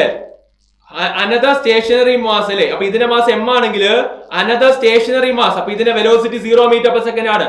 ഡബിൾ ദ മാസ് ആണ്, 2m ആണ്. Okay, if the coefficient of restitution is 0.5 then their velocity is after collision. After collision നമുക്ക് velocity എടുക്കാം. This velocity will be v1. So അതിന്റെ mass m ആയിരിക്കണം. അപ്പം അടുത്തതിന്റെ mass double the mass ആണ്, 2m. അതിനും velocity ഉണ്ടാകും വിത്ത് velocity v2. അപ്പൊ നിങ്ങൾ നോക്കിയാൽ വെലോസിറ്റി കൂടിയാൽ വന്ന് ഇടിച്ചു, ഇയാളുടെ വെലോസിറ്റി കുറഞ്ഞു, ഇയാളുടെ വെലോസിറ്റി കൂടി. അപ്പൊ അങ്ങനെ അയാൾ പോവുക, സീറോയിൽ നിന്ന് കൂടി അയാൾ മുമ്പോട്ട് പോവുകയാണ്. ഇതാണ് what is happening in the case of inelastic. അപ്പൊ ഒരു പക്ക ഇന്നിലാസ്റ്റിക് കൊളീഷൻ ആണ്. നമ്മളോട് ചോദിച്ചത് ആഫ്റ്റർ ദി കൊളീഷൻ അവിടെ വെലോസിറ്റി ആണ്. Simply applying momentum conservation and coefficient of restitution നമുക്ക് ഇത് കണ്ടുപിടിക്കാൻ പറ്റും. Because it is given that coefficient of restitution is 0.5. അപ്പൊ നമ്മൾ എന്ത് ചെയ്യണം? ആദ്യം മൊമെന്റം കൺസർവേഷൻ അപ്ലൈ ചെയ്യണം. m into 2 plus 2 into 0 is equal to m into v1 plus 2m into v2. അപ്പൊ m കോമൺ എടുത്ത് കട്ട് ചെയ്ത് കളയാം. അപ്പൊ എന്ത് കിട്ടും? മൊമെന്റം കൺസർവേഷൻ എന്ന ഫസ്റ്റ് സ്റ്റെപ്പ്. ഞാൻ പറഞ്ഞു കൊളീഷൻ എല്ലാം സിമിലർ സ്റ്റെപ്പുകൾ തന്നെയാണ്. മൊമെന്റം കൺസർവേഷൻ ആദ്യം അപ്ലൈ ചെയ്യുമ്പോൾ 2m എന്ന് കിട്ടും. ഈ ടേം എന്തായി മാറും? 0 ആയി മാറും. 2m is equal to mv1 plus 2mv2. അങ്ങനെയാണ് m കോമൺ എടുത്ത് കട്ട് ചെയ്ത് കളയാം. സോ v1 പ്ലസ് 2v2 എന്ന് പറയുന്നത് 2 എന്ന് കിട്ടും. ഒന്നാമത്തെ ഇക്വേഷൻ ഫോം ചെയ്യുക. ഫസ്റ്റ് ഇക്വേഷൻ ഫോം ചെയ്തു. ഇവിടുന്ന് എനിക്ക് v1 ഉം v2 കണ്ടുപിടിക്കാൻ പറ്റില്ല. ബിക്കോസ് രണ്ട് വേരിയബിൾ ഉള്ളതുകൊണ്ട് തന്നെ രണ്ട് ഇക്വേഷൻസ് ഉണ്ടെങ്കിലേ കണ്ടുപിടിക്കാൻ പറ്റുള്ളൂ. സോ ഞാൻ പറഞ്ഞ പോലെ ഇന്നിലാസ്റ്റിക് കൊളീഷന്റെ കേസിൽ ആദ്യം നിങ്ങൾ മൊമെന്റം കൺസർവേഷൻ അപ്ലൈ ചെയ്യുക. ഉത്തരം കിട്ടിയില്ല എങ്കിൽ go for the equation for ആരാടാ? കമന്റിൽ പറ ആരാണ്? Go for the equations of ആരാണ്? Excellent. Go for the equation of ആരാണ്?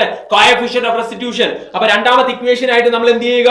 Coefficient of restitution ഇക്വേഷൻ ഇടുക. അതെന്ന് പറയുന്നത് നിങ്ങൾക്കറിയാം, വലുത് മൈനസ് ചെറുത് ബൈ വലുത് മൈനസ് ചെറുത്. ഓക്കെ. അപ്പൊ ആദ്യത്തെ കേസിൽ, രണ്ടാമത്തെ കേസില് v2 minus v1 divided by u1 minus u2. 2 minus 0 അത് 2 ആണ്. ഇതാണ് ചോദിച്ചു തന്നിരിക്കുന്ന 0.5. v2 minus v1 by u1 minus u2 അത് 2 minus 0 ആണ്. 2 minus 0. So from that നമുക്ക് കിട്ടും v2 minus v1 equal to 0.5 into 2. ഉത്തരം 1 എന്ന് വരും. അങ്ങനെയാണെങ്കിൽ അവിടുന്ന് നമുക്ക് കിട്ടും അടുത്ത equation v2 is equal to 1 plus v1. ഇതാണ് രണ്ടാമത്തെ ഇക്വേഷൻ. നമുക്ക് രണ്ടാമത്തെ ഇക്വേഷൻ കിട്ടി. v2 is equal to 1 plus v1 എന്ന രണ്ടാമത്തെ ഇക്വേഷൻ കിട്ടി. ആദ്യത്തെ ഇക്വേഷൻ എന്തായിരുന്നു? ഫസ്റ്റ് ഇക്വേഷൻ ഇതല്ലേ? ഏതാ first equation? v1 is equal to v1 plus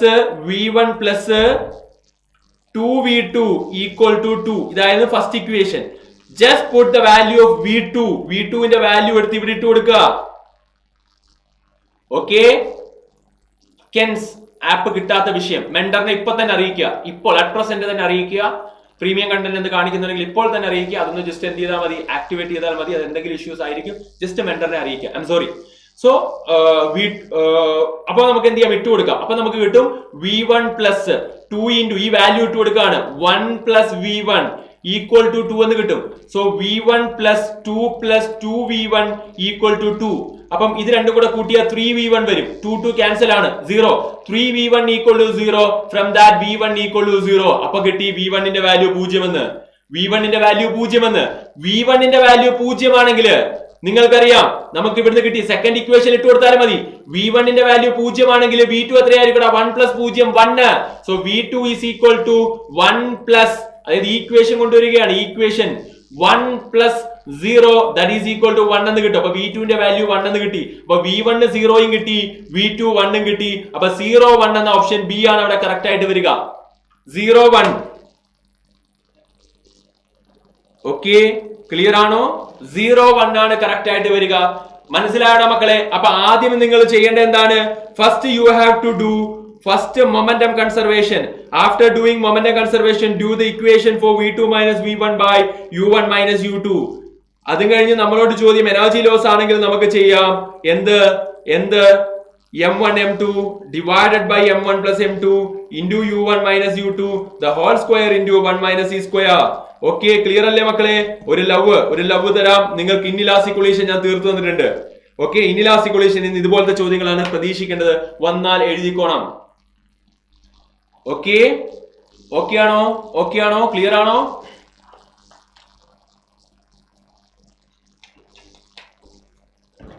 okay, done.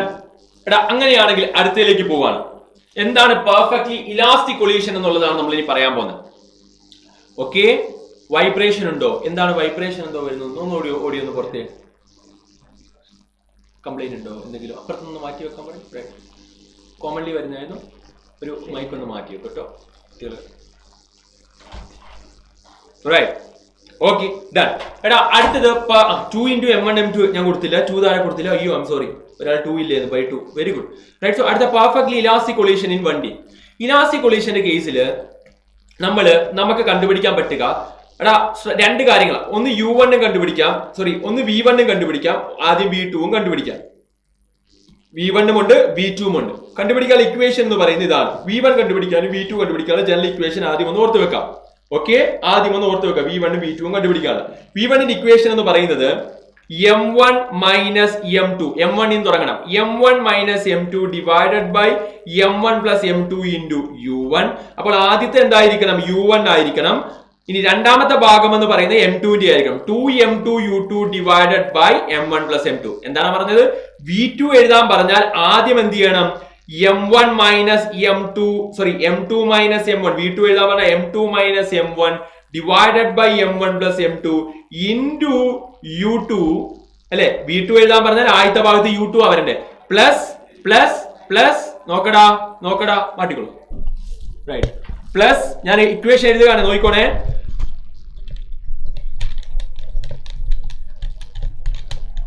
Right, 2m1 u1 divided by m1 plus m2 എന്ന് വരും. അപ്പൊ നിങ്ങൾ v1 എഴുതാൻ പറഞ്ഞാൽ ആദ്യത്തെ ഭാഗത്ത് u1 എഴുതണം, v2 എഴുതാൻ പറഞ്ഞാൽ ആദ്യത്തെ ഭാഗത്ത് u2 എഴുതണം. അപ്പൊ ഈ രണ്ട് ഇക്വേഷൻ ബേസ് ചെയ്താണ് ക്വസ്റ്റ്യൻസ് ഉണ്ടാകുക. പക്ഷെ ഇതൊന്നും ക്വസ്റ്റ്യൻ പേപ്പർ ഇതോയിലുള്ള ചോദ്യങ്ങളൊക്കെ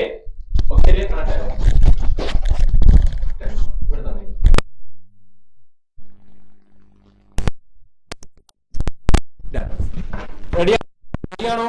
ഓക്കെ അല്ലേ? ഓക്കെ, സോ അപ്പൊ ഇതാണ് വരേണ്ട കേസ് എന്ന് പറയുന്നത്. Okay, 2m1 u1 divided by m1 plus m2. Okay right. So അപ്പൊ ഇതാണ് നമ്മുടെ v1 v2 ഇക്വേഷൻ എന്ന് പറയുന്ന രണ്ട് ഇക്വേഷൻസ് ആണ് അവിടെയുള്ള. രണ്ട് ഇക്വേഷൻസ് നിങ്ങൾക്ക് ക്ലിയർ ആണെന്ന് തോന്നുന്നു. ഓക്കെ അല്ലേ? ഇപ്പൊ വൈബ്രേഷൻ കൂടി,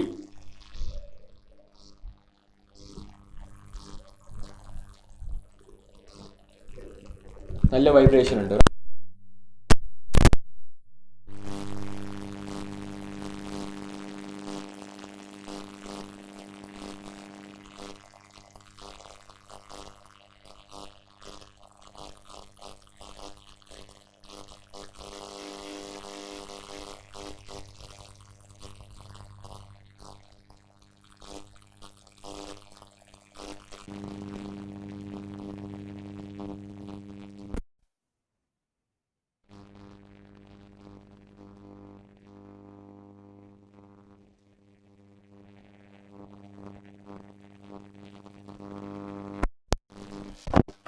ഓക്കെ ആണോടാ? ഇപ്പൊ കേൾക്കുന്നുണ്ടോ? റൈറ്റ്, കേൾക്കുന്നുണ്ടോ?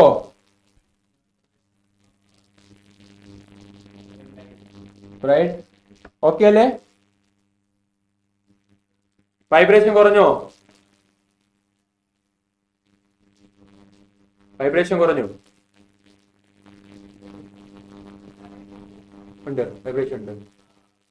Right,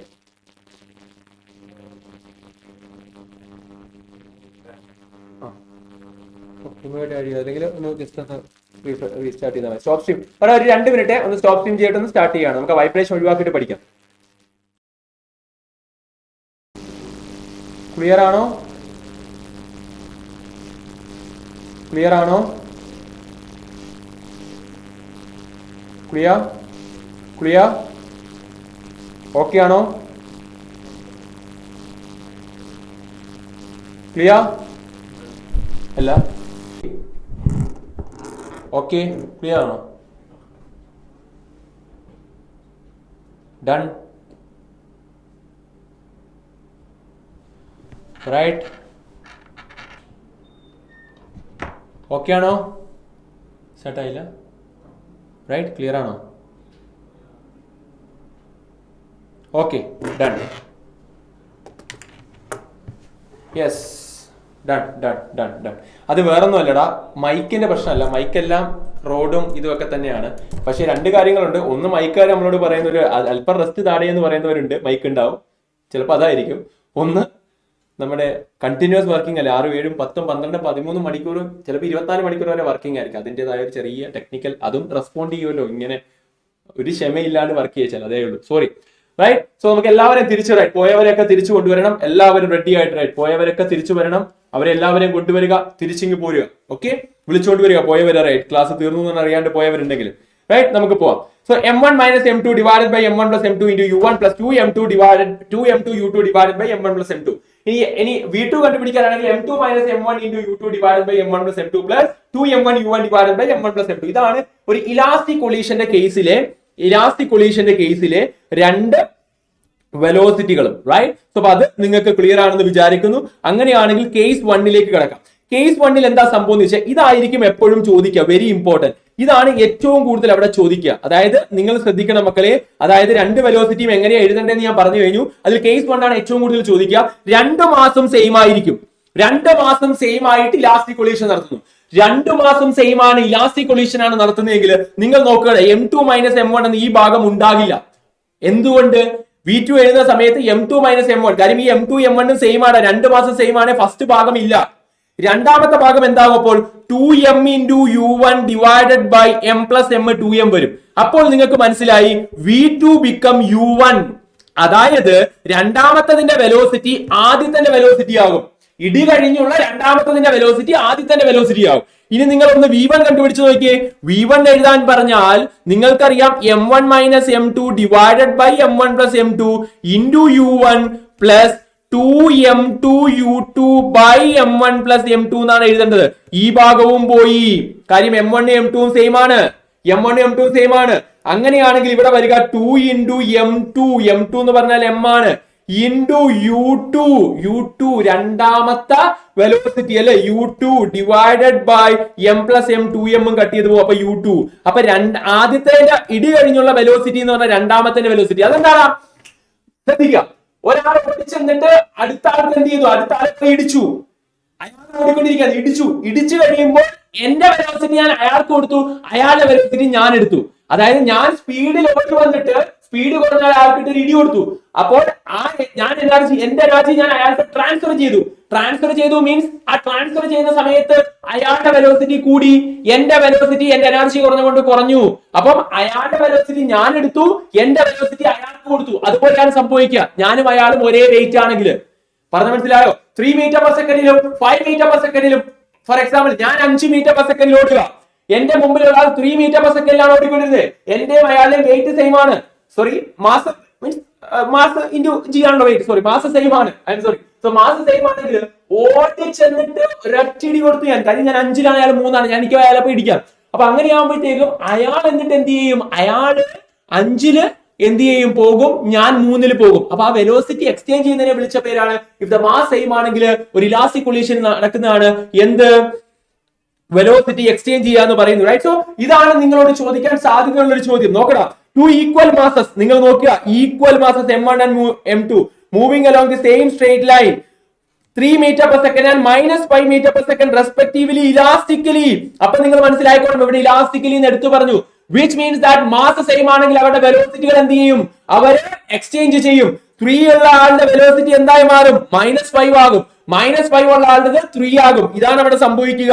their velocity after collision will be, നിങ്ങൾ നോക്കുക, 3 ഉള്ള ആളുടെ എത്രയായിരിക്കും?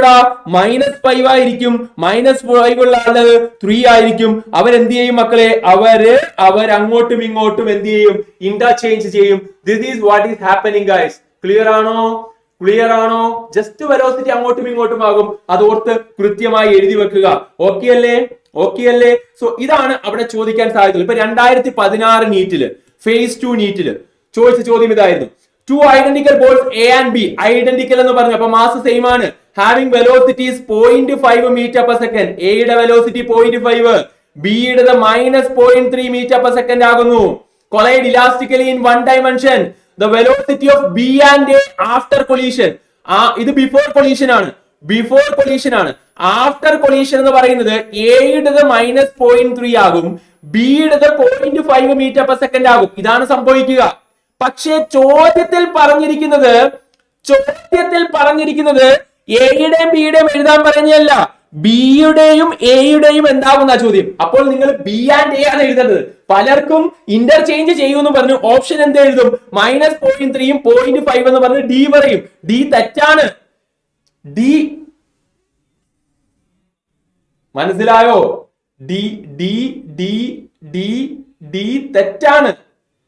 കാര്യം അവര് ചോദിച്ചിരിക്കുന്നത് ബിയുടെയും എയുടെയുമാണ്. അപ്പൊ ബി ആൻഡ് എ ആണ് നിങ്ങൾ പറയേണ്ടത്. ബി ആൻഡ് എ ഏതായിരിക്കും? പറയടാ, ബി ആൻഡ് എ ഏതായിരിക്കും?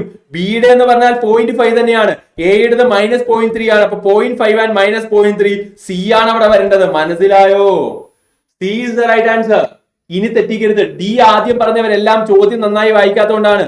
Velocity of B and A ആണ് ചോദ്യം. എ ആൻഡ് ബി ആണെങ്കിൽ തിരിച്ചെഴുതിയാൽ മതി. നേരത്തെ അങ്ങനെയായിരുന്നു, velocities after collision A and B തന്നെയാണ് ചോദിച്ചിരിക്കുന്നത്. പക്ഷെ ഇവിടെ എടുത്തു പറഞ്ഞു ബി ആൻഡ് എ. അപ്പൊ നമ്മൾ ഇന്റർചേഞ്ച് ചെയ്തു.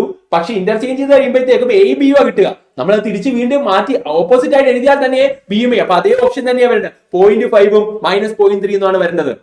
ഓക്കെ, സോ അത് നിങ്ങളെ കൺഫ്യൂഷൻ ആക്കാനും തെറ്റിക്കാനും വേണ്ടിയുള്ളതാണ്. എല്ലാവരും ഡി പോയി കുത്തും എന്നിട്ടേ വരുള്ളൂ. ഓക്കെ, സോ നമുക്ക് മുമ്പോട്ട് പോകാം. എടാ, അടുത്തത് ഇത് സ്ഥിരം ചോദിക്കാറുള്ളൊരു ചോദ്യമാണ്. ടൈപ്പ് ഓഫ് കൊളീഷൻ, അതൊരു വോളിലെ കൊളീഷൻ സ്ഥിരം ചോദിക്കാറുള്ളതാണ്. ഒരു വോളില് നേരെ ചെന്നിടിക്കുകയാണെങ്കിൽ, ശ്രദ്ധിക്കും മക്കളെ, നേരെ ചെന്നിടിക്കുകയാണെങ്കിൽ, ഇവിടെ ചെന്നിടിച്ചിട്ട് തിരിച്ചു വരികയാണെങ്കിൽ നിങ്ങൾക്കറിയാം എം വി ആണ് അങ്ങോട്ടുള്ള മൊമെന്റം, തിരിച്ചുള്ളത് മൊമെന്റം എം വി ആണ്. സോ മൊമെന്റം ചേഞ്ച് എടുക്കുമ്പോഴത്തേക്ക് നിങ്ങൾക്കറിയാം m v minus m v that is equal to 2mv എന്ന് കിട്ടും. ബിക്കോസ് ഒരെണ്ണം റൈറ്റിലേക്കാണെങ്കിൽ അത് പോസിറ്റീവ് എം വി ആയിരിക്കും എടുത്താൽ, ലെഫ്റ്റിലേക്കുള്ളത് നെഗറ്റീവ് എന്ന് എടുക്കണം. ചേഞ്ച് എടുക്കുമ്പോൾ ഒന്നിൽ നിന്ന് കുറയ്ക്കണം.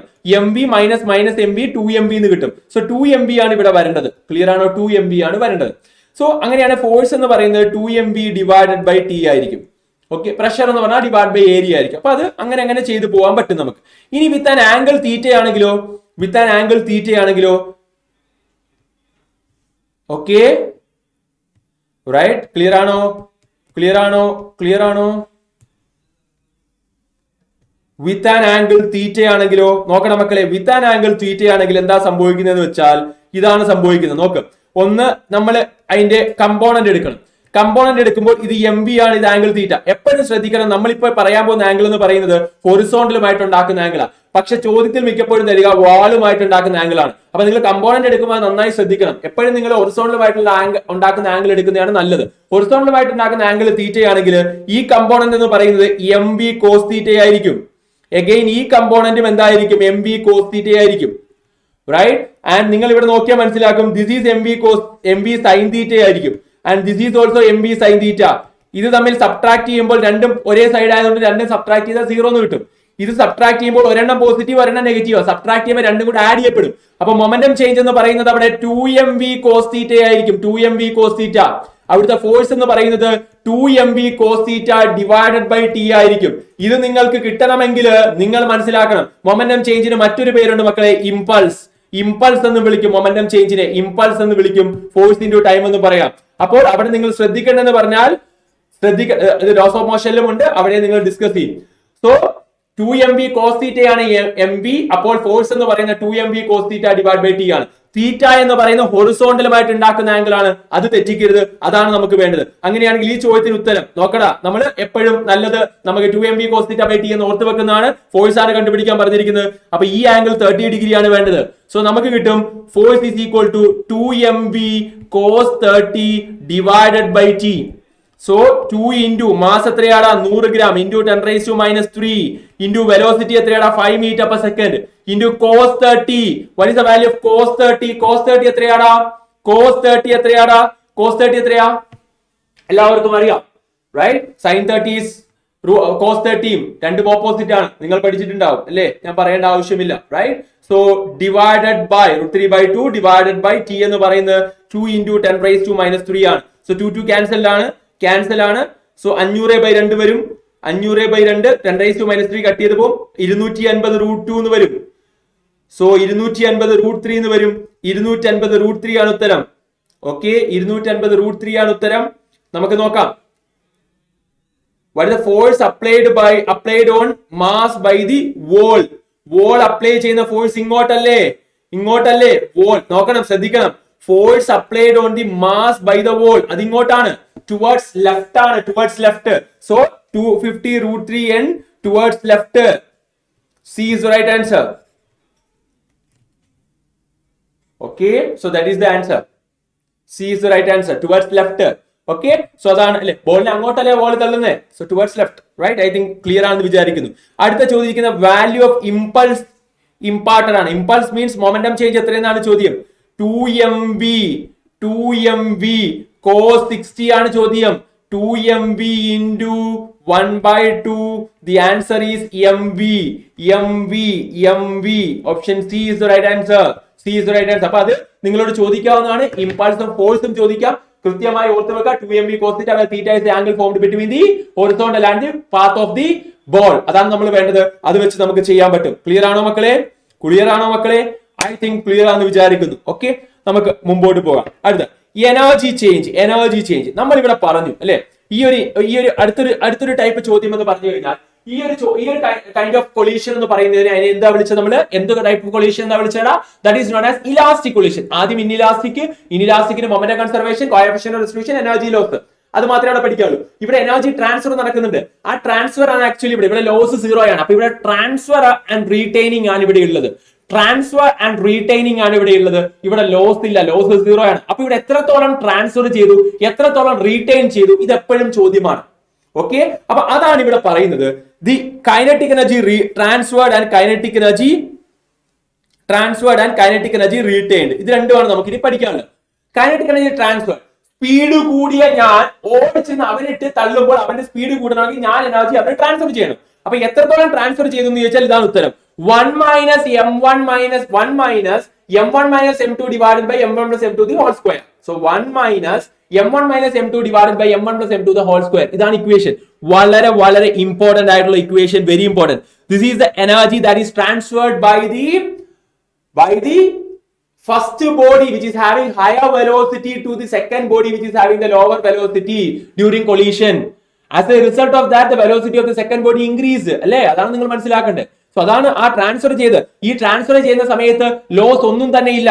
അതുകൊണ്ട് തന്നെ ഇതിന്റെ ബാക്കി എന്ന് പറയുന്നത് റീറ്റെയിൻഡ് ആയിരിക്കും. റീറ്റെയിൻഡ് എന്ന് പറയുന്നത് അപ്പൊ എത്രയായിരിക്കും? അതിനകത്ത് 1 എന്ന് കുറച്ചാൽ മതി. m1 minus m2 divided by m1 plus m2 the whole square. ഈ ഫ്രാക്ഷൻ ആണ് കിട്ടുന്നത്, പെർസെന്റേജ് അല്ല, ഫ്രാക്ഷൻ ആണ് കിട്ടുന്നത്. സോ ഇൻറ്റു 100 ചെയ്താൽ പെർസെന്റേജ് നിങ്ങൾക്ക് കിട്ടും. ഐ തിങ്ക് ഇതാണ് നിങ്ങൾ മനസ്സിലാക്കേണ്ടത്. This is transfer, this is retained. ഇനി ഇവിടെ m1 ഈക്വൽ ടു nm2 ആണെങ്കിൽ, അതായത് m1ന്റെ മാസ്, വലിയ മാസ് എന്ന് പറയുന്നത് n ടൈംസ് എന്ന് എഴുതാൻ പറ്റിയാൽ നമുക്ക് ഈ ട്രാൻസ്ഫേർഡിന് കുറച്ചും കൂടെ ചെറിയ ഇക്വേഷൻ ഉണ്ട്. 4n by 1 plus n the whole square എന്ന്. അതായത് ഈ ഇക്വേഷനകത്ത് നിങ്ങൾ എന്ത് ചെയ്താൽ മതി? m1ന് പകരം nm2 ഇട്ട് കൊടുത്താൽ നിങ്ങൾക്ക് ഇങ്ങനെ കിട്ടും. 4n by 1 plus n the whole square എന്ന് കിട്ടും. അത് ഓർത്ത് വെച്ചാൽ ചോദ്യങ്ങളൊക്കെ വേഗം ചെയ്യാൻ പറ്റും. അത്രേ ഉള്ളൂ അവിടെ. അതൊന്ന് ഓർത്ത് വെക്കുക. ഇത് വെച്ച് ചോദ്യങ്ങൾ ചോദിക്കാറുണ്ട്. നോക്കടാ, A body of mass 4m moving with the speed u collides with another body of mass 2m at rest. അല്ലെ, അടുത്ത രണ്ടാമത്തെ വെലോസിറ്റി എത്രയാ? അത് റെസ്റ്റിലാണ്. I am sorry. അപ്പം നമ്മൾ പറഞ്ഞുകൊണ്ടിരിക്കുന്ന transferred and retained kind of ചോദ്യമാണ്. A body of mass 4m speed u collides with another body of mass m with speed u collides with another body of mass m 2m at rest. Collision on head on and elastic in nature, which means that there is no energy loss. അപ്പൊ elastic in nature ആണ്. So elastic എന്ന് അവിടെ പറയുന്നുണ്ട്, അപ്പൊ തന്നെ മനസ്സിലായിക്കോണം elastic in nature ആണ്. After collision the fraction of energy lost by the colliding body A, അതായത് എക്ക് നഷ്ടപ്പെട്ടെന്ന് പറഞ്ഞാൽ എയിൽ നിന്ന് ഇല്ലാതെ രണ്ടുപേരിൽ നിന്ന് നഷ്ടപ്പെട്ടല്ല. ഇലാസ്റ്റിക് ആണെങ്കിൽ എ അത് ആർക്ക് കൊടുത്തിട്ടുണ്ട്? എ അത് ബിക്ക് കൊടുത്തിട്ടുണ്ട്. എയിൽ നിന്ന് എത്രത്തോളം ട്രാൻസ്ഫർ ചെയ്തു എന്നാണ് ചോദ്യം. So energy transferred is equal to, അതാണ് ചോദ്യം, delta k by k transferred from the body A to the B. That means there is no loss. The entire transferred energy is conserved on B, right? So അതാണ് നിങ്ങൾ മനസ്സിലാക്കേണ്ട കാര്യം. അങ്ങനെയാണെങ്കിൽ അതിന്റെ equation എന്ന് പറയുന്നത് നിങ്ങൾക്കറിയാം, രണ്ട് ഇക്വേഷൻസ് ഉണ്ട്. ഒന്നുകിൽ നിങ്ങൾക്ക് ഇത് എഴുതാം, 1 minus m1 minus m2 4m minus 2m divided by 4m plus 2m. So അങ്ങനെയാകുമ്പോൾ ദി ഹോൾ സ്ക്വയർ. അങ്ങനെയാണെങ്കിൽ കിട്ടും 1 മൈനസ് നിങ്ങൾക്ക് ഇവിടെ കിട്ടും 4m minus 2m എന്ന് പറയുന്നത് 2m ആണ്, താഴെ 6m ആണ്. സോ അത് ചെയ്തു വരുമ്പോഴത്തേക്ക് നിങ്ങൾക്ക് 2m by 6 1/3 എന്ന് കിട്ടും. 1/3 സ്ക്വയർ 1/9 എന്ന് വരും. സോ ദാറ്റ് ഈസ് ഈക്വൽ 8/9 എന്ന് കിട്ടും. ഉത്തരം 8/9 ആണ്. മാർക്ക് ചെയ്യുക, ഓപ്ഷൻ സി. ഇനി അതല്ല എങ്കിൽ നിങ്ങൾക്ക് ഇതിനെ വേണമെങ്കിൽ ഇങ്ങനെ എഴുതാം, 4m ഈസ് ഈക്വൽ ടു, അതായത് m1നെ നിങ്ങൾക്ക് n into m2 എന്ന് എഴുതാൻ പറ്റിയാൽ, അപ്പൊ n വാല്യൂ ഇവിടെ 2 ആണ്. അങ്ങനെയാണെങ്കിൽ energy transferred is equal to ഒരു ഷോർട്ട് കട്ട് കൂടെ പറഞ്ഞായിരുന്നു, 4n plus 1 plus n the whole square. 4n ന്റെ വാല്യൂ 4 into 2. n ന്റെ വാല്യൂ 2 ആണ്. ഇവിടെ n 2 അല്ലേ, 2 ടൈംസ് അല്ലേ, അപ്പൊ n ന്റെ വാല്യൂ 2 ആണ്.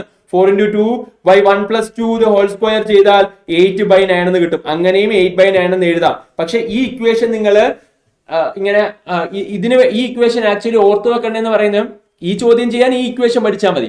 പക്ഷേ നിങ്ങളോട് ചോദിക്കുന്നത് ഇങ്ങനെയാണെങ്കിലോ, അതായത് രണ്ടാമത്തെ മാസ് n ടൈംസ് ആണ് എങ്കിൽ എത്രത്തോളം ഫ്രാക്ഷൻ ഓഫ് എനർജി ട്രാൻസ്ഫർ ചെയ്തു? ഓപ്ഷനിൽ 4n/1 + n the whole square എന്നായിരിക്കും ഓപ്ഷൻ കിട്ടുക. ഞാൻ പറയാൻ പോകുന്നത് ഇങ്ങനെ ഒരു ചോദ്യം വേണേ ഫ്രെയിം ചെയ്യാം.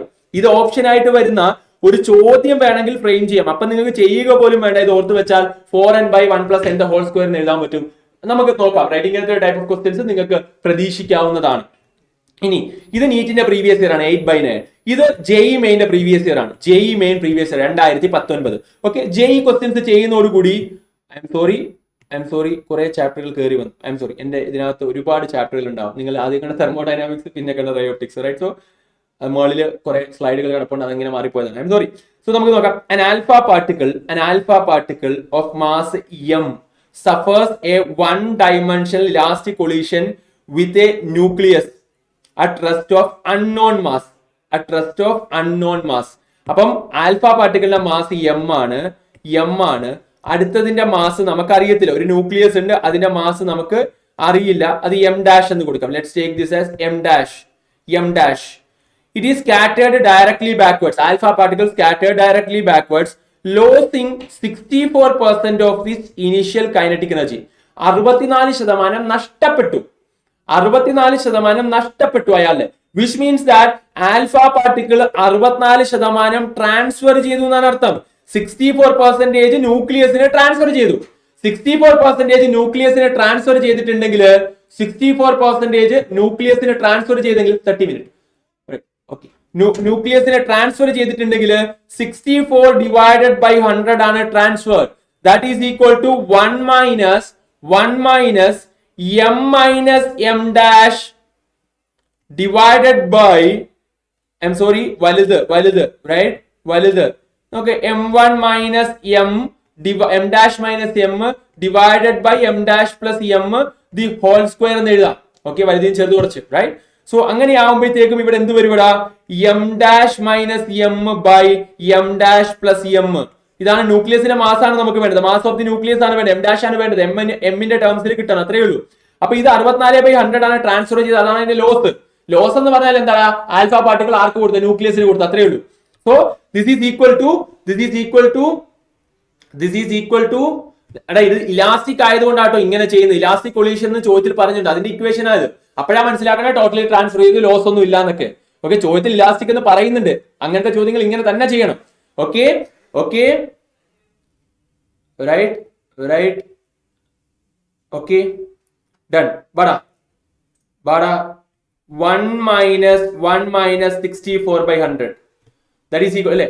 ഇത് ഇപ്പുറത്തേക്ക് എടുക്കാം, ഈ ഭാഗം ഇപ്പുറത്തേക്ക് എടുക്കാം, ഈ ഭാഗം ഇപ്പുറത്തേക്ക് എടുക്കാം. 1 minus 64/100 that is equal 36/100. So ഇവിടെ സ്ക്വയർ ഉണ്ട്, സ്ക്വയർ മറക്കല്, താഴേക്ക് വരുമ്പോൾ സ്ക്വയർ ഉണ്ടാകും. സോ അവിടെ നമുക്ക് റൂട്ട് എടുക്കാം. അപ്പുറത്ത് m dash minus m by m dash plus m is equal to 36/100ന്റെ റൂട്ട് എടുത്തു കഴിഞ്ഞാൽ നിങ്ങൾക്ക് കിട്ടുക 36/100ന്റെ റൂട്ട് എടുത്താൽ അല്ലെ, സ്ക്വയർ ആയിരുന്ന ആള് അപ്പുറത്ത് പോയി റൂട്ടായി മാറും.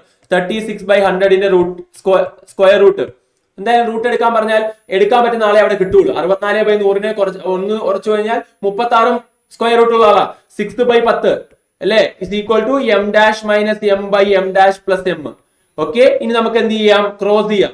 10m dash minus 10m is equal to 6m dash plus 6m.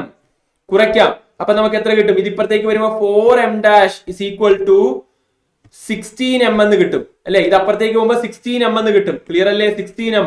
So അങ്ങനെയാണെങ്കിൽ 4m dash equal to 16m എന്ന് കിട്ടിയാൽ നിങ്ങൾക്ക് എഴുതാം m dash is equal to 16m/4 that is equal to 4m എന്ന് വരും. 4m എന്ന് ഉത്തരം കിട്ടും. 4 ഇരട്ടിയാണ് വരേണ്ടത്. So option C is the right answer. പറഞ്ഞു മനസ്സിലായ മക്കളെ? അതായത് നിങ്ങൾ ഇത്രേ ചെയ്യേണ്ട ആവശ്യമുള്ളൂ. ആദ്യം നിങ്ങൾ നോക്കുക. ഇതോടുകൂടി ഇലാസ്റ്റിക് കൊളീഷനും കഴിയുകയാണ്. ഇത് നമുക്കുള്ളത് പെർഫെക്റ്റ്ലി ഇലാസ്റ്റിക് മാത്രമാണ്. ആദ്യം നിങ്ങൾ ചോദ്യത്തിൽ നോക്കുക. വെറും കൊളീഷൻ എന്ന് മാത്രമാണ് പറയുന്നതെങ്കിൽ നിങ്ങൾ ആദ്യം ചെയ്യേണ്ട moment conservation m1u1 plus m2u2 equal to m1v1 plus m2v2. Right. രണ്ടാമത് അല്ലെ, ഒന്നാമത് ഇതാന്ന് പറഞ്ഞു. രണ്ടാമത് ഇ ഇസ് ഈക്വൽ ടു എന്ത് ചെയ്യുക, v2 minus v1 by u1 minus u2. ഇനി മൂന്നാമത് delta k by k loss ഉണ്ടാകും അവിടെ, ഡെഫിനറ്റ്ലി ലോസ് ഉണ്ടാകും. അത് വെറും ഇൻഇലാസ്റ്റിക് കൊളീഷൻ ആണ്. ഇനി ഇലാസ്റ്റിക് എന്ന് എടുത്തു പറഞ്ഞാൽ, ഇലാസ്റ്റിക് കൊളീഷൻ എന്ന് പറഞ്ഞാൽ ഡെഫിനറ്റ്ലി അവിടെ എന്താണ് നിങ്ങൾ മനസ്സിലാക്കേണ്ടത്, അവിടെ മനസ്സിലാക്കേണ്ട കാര്യം എന്ന് പറഞ്ഞാൽ അവിടെ v1നും v2നും ഇക്വേഷൻ ഉണ്ട്. പക്ഷെ അവിടെ ഏറ്റവും കൂടുതൽ ചോദിക്കുക if the mass are same m1 m2 equal to m ആണെങ്കിൽ നിങ്ങൾ മനസ്സിലാക്കണം v1 എന്ന് പറയുന്നത് u2 ആയിരിക്കും, v2 എന്ന് പറയുന്നത് u1 ആയിരിക്കും. അതായത് they will exchange their velocity. ഇനി ഇവിടുത്തെ ഏറ്റവും ഇമ്പോർട്ടന്റ് കാര്യം എന്ന് പറയുന്നത് എനർജി ട്രാൻസ്ഫേർഡ് ആണ്. അതായത് എന്തുകൊണ്ടാണ് വെലോസിറ്റി കൂടുന്ന രണ്ടാമത്തെ ആൾക്ക് ട്രാൻസ്ഫർ ചെയ്യുന്നത്, അവിടെ നഷ്ടമില്ല, ഒരാളിൽ നിന്ന് മറ്റൊരാളിലേക്ക് പോകുന്നു. വിച്ച് മീൻസ് ആദ്യത്തെ ആൾക്ക് നഷ്ടം ഉണ്ടാകും, പക്ഷെ അത് രണ്ടാമത്തെ ആൾക്ക് കിട്ടി. എൻറ്റയർ പ്രോസസ് ഇന്ന് രണ്ട് ബോഡിയിൽ നിന്ന് നഷ്ടപ്പെടുന്നില്ല, ഒരു ബോഡിയിൽ നിന്ന് മറ്റൊരു ബോഡിയിലേക്ക് ട്രാൻസ്ഫർ ചെയ്യുകയാണ്. അപ്പം അത് വേണമെങ്കിൽ ആദ്യത്തെ ആളുടെ ലോസ് ആയിട്ടും വേണേ എടുക്കാം. ഓക്കെ, അങ്ങനെ ലോസ് എന്ന് ചോദ്യത്തിൽ കാണുമ്പോൾ നിങ്ങൾ നഷ്ടപ്പെട്ടു എന്ന് പറയുന്ന അർത്ഥം എന്താ, ഒരാളിൽ നിന്ന് അടുത്ത ആളിലേക്ക് പോയി എന്നാണ്. സോ അതെന്ന് പറയുന്നത് ഇതായിരിക്കും 1 minus m1 minus m2 divided by m1 plus m2 the whole square ആയിരിക്കും. അപ്പൊ ഇത്രയും വെച്ചുള്ള ചോദ്യങ്ങളാണ് നമ്മളിപ്പോ ചെയ്തത്. ഐ തിങ്ക് നിങ്ങൾക്ക് രണ്ട് കൊളീഷനും പക്കാ ക്ലിയർ ആയി മനസ്സിലായെന്ന് വിചാരിക്കുന്നു. കൊളീഷൻ നന്നായി മനസ്സിലായിട്ടുണ്ടോടാ? ക്ലിയർ ആണോ? ക്ലിയർ ആണെങ്കിൽ നമുക്ക് എന്ത് ചെയ്യാം, ഫൈനൽ വൺ പെർഫെക്റ്റ്ലി ഇൻഇലാസ്റ്റിക്. അവസാനത്തെ ആളാണ് പെർഫെക്റ്റ്ലി ഇൻഇലാസ്റ്റിക്. എന്താണ് പെർഫെക്റ്റ്ലി ഇൻഇലാസ്റ്റിക് എന്ന് പറഞ്ഞാൽ, പെർഫെക്റ്റ് ആയിട്ട് അയാൾ ഇൻഇലാസ്റ്റിക് ആയിരിക്കും. അതായത് രണ്ടുപേരും, ഒരാളുടെ മാസ് m1 അടുത്ത ആളുടെ മാസ് m2 ആണെങ്കിൽ ആഫ്റ്റർ കൊളീഷൻ ഇവർ രണ്ടുപേരും കൂടെ ചേർന്ന് പോകുകയാണ്, രണ്ടുപേരും കൂടെ ഒട്ടിപ്പിടിച്ച് പോകുകയാണെങ്കിൽ അതിനെ നമുക്ക് വിളിക്കാം, ഈ m1 പ്ലസ് m2നെ വിളിക്കുന്ന പേരാണ് എന്തെന്ന് മക്കളെ, പെർഫെക്റ്റ്ലി ഇൻഇലാസ്റ്റിക് എന്ന് പറയുന്നത്. അവിടെ ഈ വാല്യൂ എന്ന് പറയുന്നത് എത്രയായിരിക്കും? ഈ വാല്യൂ എന്ന് പറയുന്നത് 0 ആയിരിക്കും. ഈ വാല്യൂ 0 ആയിരിക്കും. ഓക്കെ ആണോ മക്കളെ? സോ അതാണ് നിങ്ങൾ അവിടെ മനസ്സിലാക്കേണ്ട കാര്യം, രണ്ടുപേരുടെയും വെലോസിറ്റി സെയിം ആയിരിക്കും. ഓക്കെ, സോ അടുത്ത പെർഫെക്റ്റ്ലി ഇൻഇലാസ്റ്റിക് കൊളീഷനിലേക്കാണ് നമ്മൾ പോകുന്നത്. Right, perfectly inelastic collision. Right, 1 minute guys.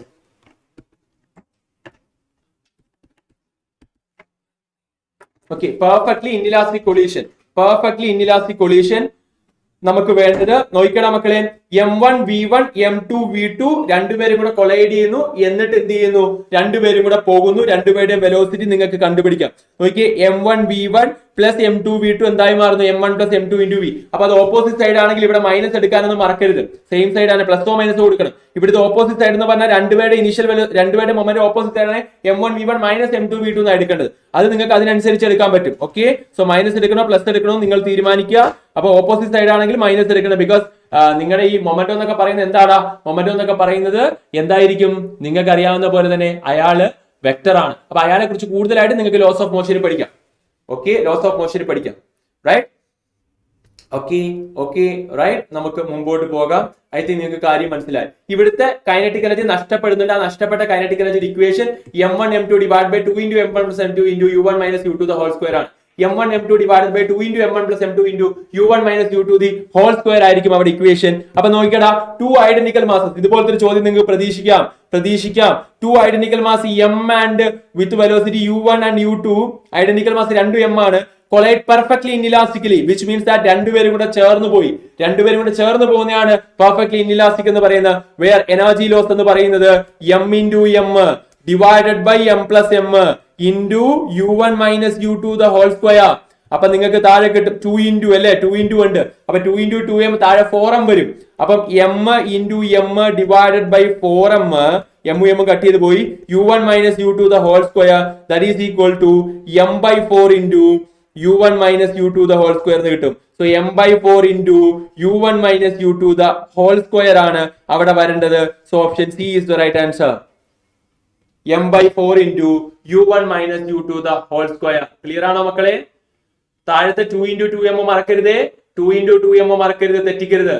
So m by 2 എന്ന് കിട്ടിയത് തെറ്റാണ്. കാര്യം m by താഴത്തെ m plus m 2m ഉണ്ട്. അപ്പൊ 2 into 2 4 ആണ്, m by 4 ആണ് വരുന്നത്. പക്ഷെ പ്രീവിയസ് ഇയർ ഒരു തവണ ചോദിച്ചെന്ന് പറയുന്നത് രണ്ട് i1 i2 ചോദിച്ചത്, അത് i by 4 into omega 1 minus omega 2 the whole square എന്നായിരുന്നു ഉത്തരം. 2019 ചോദിച്ചതായിരുന്നു, 2019 NEET 2018 i by 4 into omega 1 minus omega 2 the whole square. NEET നോക്കിയാൽ മതി, റൊട്ടേഷൻ മോഷൻ എന്ന ചാപ്റ്ററിൽ നിങ്ങൾക്ക് ഇത് കാണാൻ പറ്റും. ഓക്കെ, സോ നമുക്ക് മുമ്പോട്ട് പോകാം. റൈറ്റ്, കൊളീഷൻ കഴിഞ്ഞു. ഇതോടുകൂടി കൊളീഷൻ തീർന്നു. കൊളീഷൻ ക്ലിയർ ആണോ? അങ്ങനെയാണെങ്കിൽ ഞാൻ വർക്കിലേക്ക് കയറുകയാണ്. വർക്കിലേക്ക് കയറാൻ പോവാണ്. ഓക്കെ,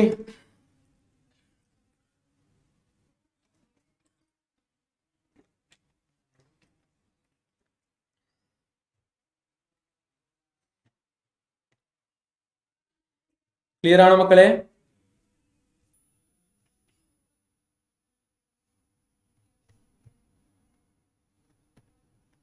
u1-നല്ലേ വെലോസിറ്റി കൂടുതൽ, u1-നല്ലേ വെലോസിറ്റി കൂടുതൽ. അപ്പൊ u1 - u2 ഹോൾ സ്ക്വയർ അല്ലേ വരണ്ടേ? Okay, done. അപ്പൊ കൊളീഷൻ കഴിഞ്ഞു. അപ്പൊ നിങ്ങൾക്ക് കൊളീഷൻ എന്ന പേടി കഴിഞ്ഞു. ഇൻഇലാസ്റ്റിക് ഉണ്ട്, അവിടെ നിങ്ങൾക്കറിയാം എന്താണ് ഇ എന്ന് പറഞ്ഞ ഒരാളുണ്ട്. ദെൻ അടുത്ത കൊളീഷനുമായി ബന്ധപ്പെട്ട കാര്യങ്ങളുണ്ട്. സിമ്പിൾ ആയിട്ട് നിങ്ങൾക്ക് ചെയ്യാൻ പറ്റും. അത് കഴിഞ്ഞാൽ പിന്നെ നിങ്ങൾ പഠിക്കേണ്ടത് വെച്ചാൽ അതിനകത്ത് ഈ വെച്ചുള്ള ചോദ്യങ്ങളെല്ലാം നിങ്ങൾ മൊമെന്റം കൺസർവേഷൻ വെച്ച് ചെയ്തു, ഈ വെച്ച് ചെയ്തു. പിന്നെ നിങ്ങൾ പഠിച്ചതെന്ന് പറഞ്ഞു കഴിഞ്ഞാൽ ഇലാസ്റ്റിക് കൊളീഷൻ ആണ്. അവിടെ V1 V2 ഇക്വേഷൻ ഉണ്ട്, പക്ഷെ അതിനേക്കാൾ കൂടുതൽ ഐഡന്റിക്കൽ വരുമ്പോൾ വെലോസിറ്റി എക്സ്ചേഞ്ച് ചെയ്യുന്ന കേസും എനർജി ട്രാൻസ്ഫറും പഠിച്ചു. അത് വെച്ച് വന്ന ചോദ്യങ്ങളിൽ ചെയ്യും. ഇനി പെർഫെക്റ്റ്ലി ഇലാസ്റ്റിക് രണ്ടുപേരും കൂടെ ചേരുന്നതാണ്.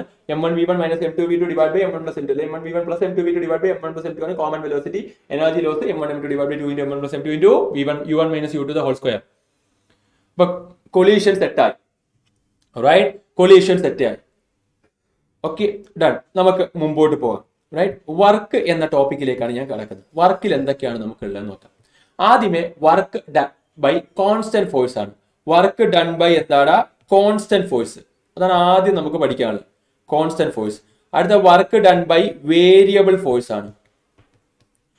Variable force. ആദ്യമേ കോൺസ്റ്റന്റ് ഫോഴ്സ്, രണ്ടാമത് ഏതാണ്? വേരിയബിൾ ഫോഴ്സ് ആണ്. ഓക്കെ, അപ്പൊ ഇത് രണ്ടുമാണ് നമുക്ക് എന്ത് ചെയ്യാനുള്ളത്, പഠിക്കാനുള്ളത്. ശ്രദ്ധിച്ചു കേൾക്കാം. ആദ്യം കോൺസ്റ്റന്റ് ഫോഴ്സ്. കോൺസ്റ്റന്റ് ഫോഴ്സ് ആണെങ്കിൽ നിങ്ങൾ അവിടെ എടുക്കേണ്ടതെന്ന് പറയുന്നത് ഡോട്ട് പ്രൊഡക്റ്റ് ആയിരിക്കും. വർക്കിനെ കുറിച്ചാണ് പറയുന്നത്. Work done is equal to F.S അഥവാ FS cos θ ആണ് നിങ്ങൾക്ക് ഏത് കോൺസ്റ്റന്റ് ഫോഴ്സ് ആണെങ്കിൽ നിങ്ങൾ എന്ത് ചെയ്യേണ്ടത്, എടുക്കേണ്ടത്. ബിക്കോസ് രണ്ട് വെക്ടറിന്റെ ഡോട്ട് പ്രൊഡക്റ്റ് എടുക്കുമ്പോഴത്തേക്ക് നിങ്ങൾക്ക് ഒരു സ്കേലാർ കിട്ടുന്നു. റൈറ്റ്, സോ സ്കേലാർ ആണ് അവിടെ വരിക. F.S അഥവാ FS cos θ എന്ന് പറയുന്നത്.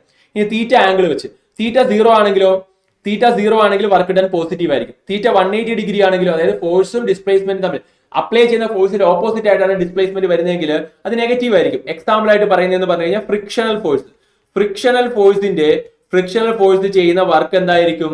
നെഗറ്റീവ് ആയിരിക്കും. കാര്യം എപ്പോഴും ഒരു ബോഡി എങ്ങോട്ടാണോ ഡിസ്പ്ലേസ് ചെയ്യുന്നത് അതിന്റെ ഓപ്പോസിറ്റ് ആയിട്ടായിരിക്കും ഫ്രിക്ഷണൽ ഫോഴ്സ് വരിക. അപ്പൊ എപ്പോഴും ഫ്രിക്ഷണൽ ഫോഴ്സ് എന്ന് ചെയ്യുന്ന വർക്ക് എന്ന് പറയുന്നത് ഡിസ്പ്ലേസ്മെന്റ് ഓപ്പോസിറ്റ് ആണെങ്കിൽ ആ വർക്ക് ഡൺ എന്ന് പറയുന്നത് എത്രയായിരിക്കും? ആ നെഗറ്റീവ് ആയിരിക്കും. അടുത്ത തമ്മിലുള്ള ആംഗിൾ 90 ഡിഗ്രി ആണെങ്കിൽ വർക്ക് ഡൺ എത്രയായിരിക്കും? 0 ആയിരിക്കും. ബിക്കോസ് cos 90 എന്ന് പറഞ്ഞാൽ 0 ആണ്. ഇതുപോലത്തെ ടൈപ്പ് ഓഫ് ക്വസ്റ്റ്യൻ ആണ് നിങ്ങൾ ആദ്യം പ്രതീക്ഷിക്കേണ്ടത്. ഫസ്റ്റ് ആൻഡ് ഫോർമോസ്റ്റ് പ്രതീക്ഷിക്കേണ്ട ഇതുപോലത്തെ ടൈപ്പ് ഓഫ് ചോദ്യമാണ്. ഞാൻ വരാവുന്ന maximum number of questions include ചെയ്തിട്ടുണ്ട്. സോ നിങ്ങൾ എന്ത് ചെയ്യുക? ശ്രദ്ധിച്ച് ചെയ്ത് പോകുക. റൈറ്റ്, ശ്രദ്ധിച്ച് എന്ത് ചെയ്യുക?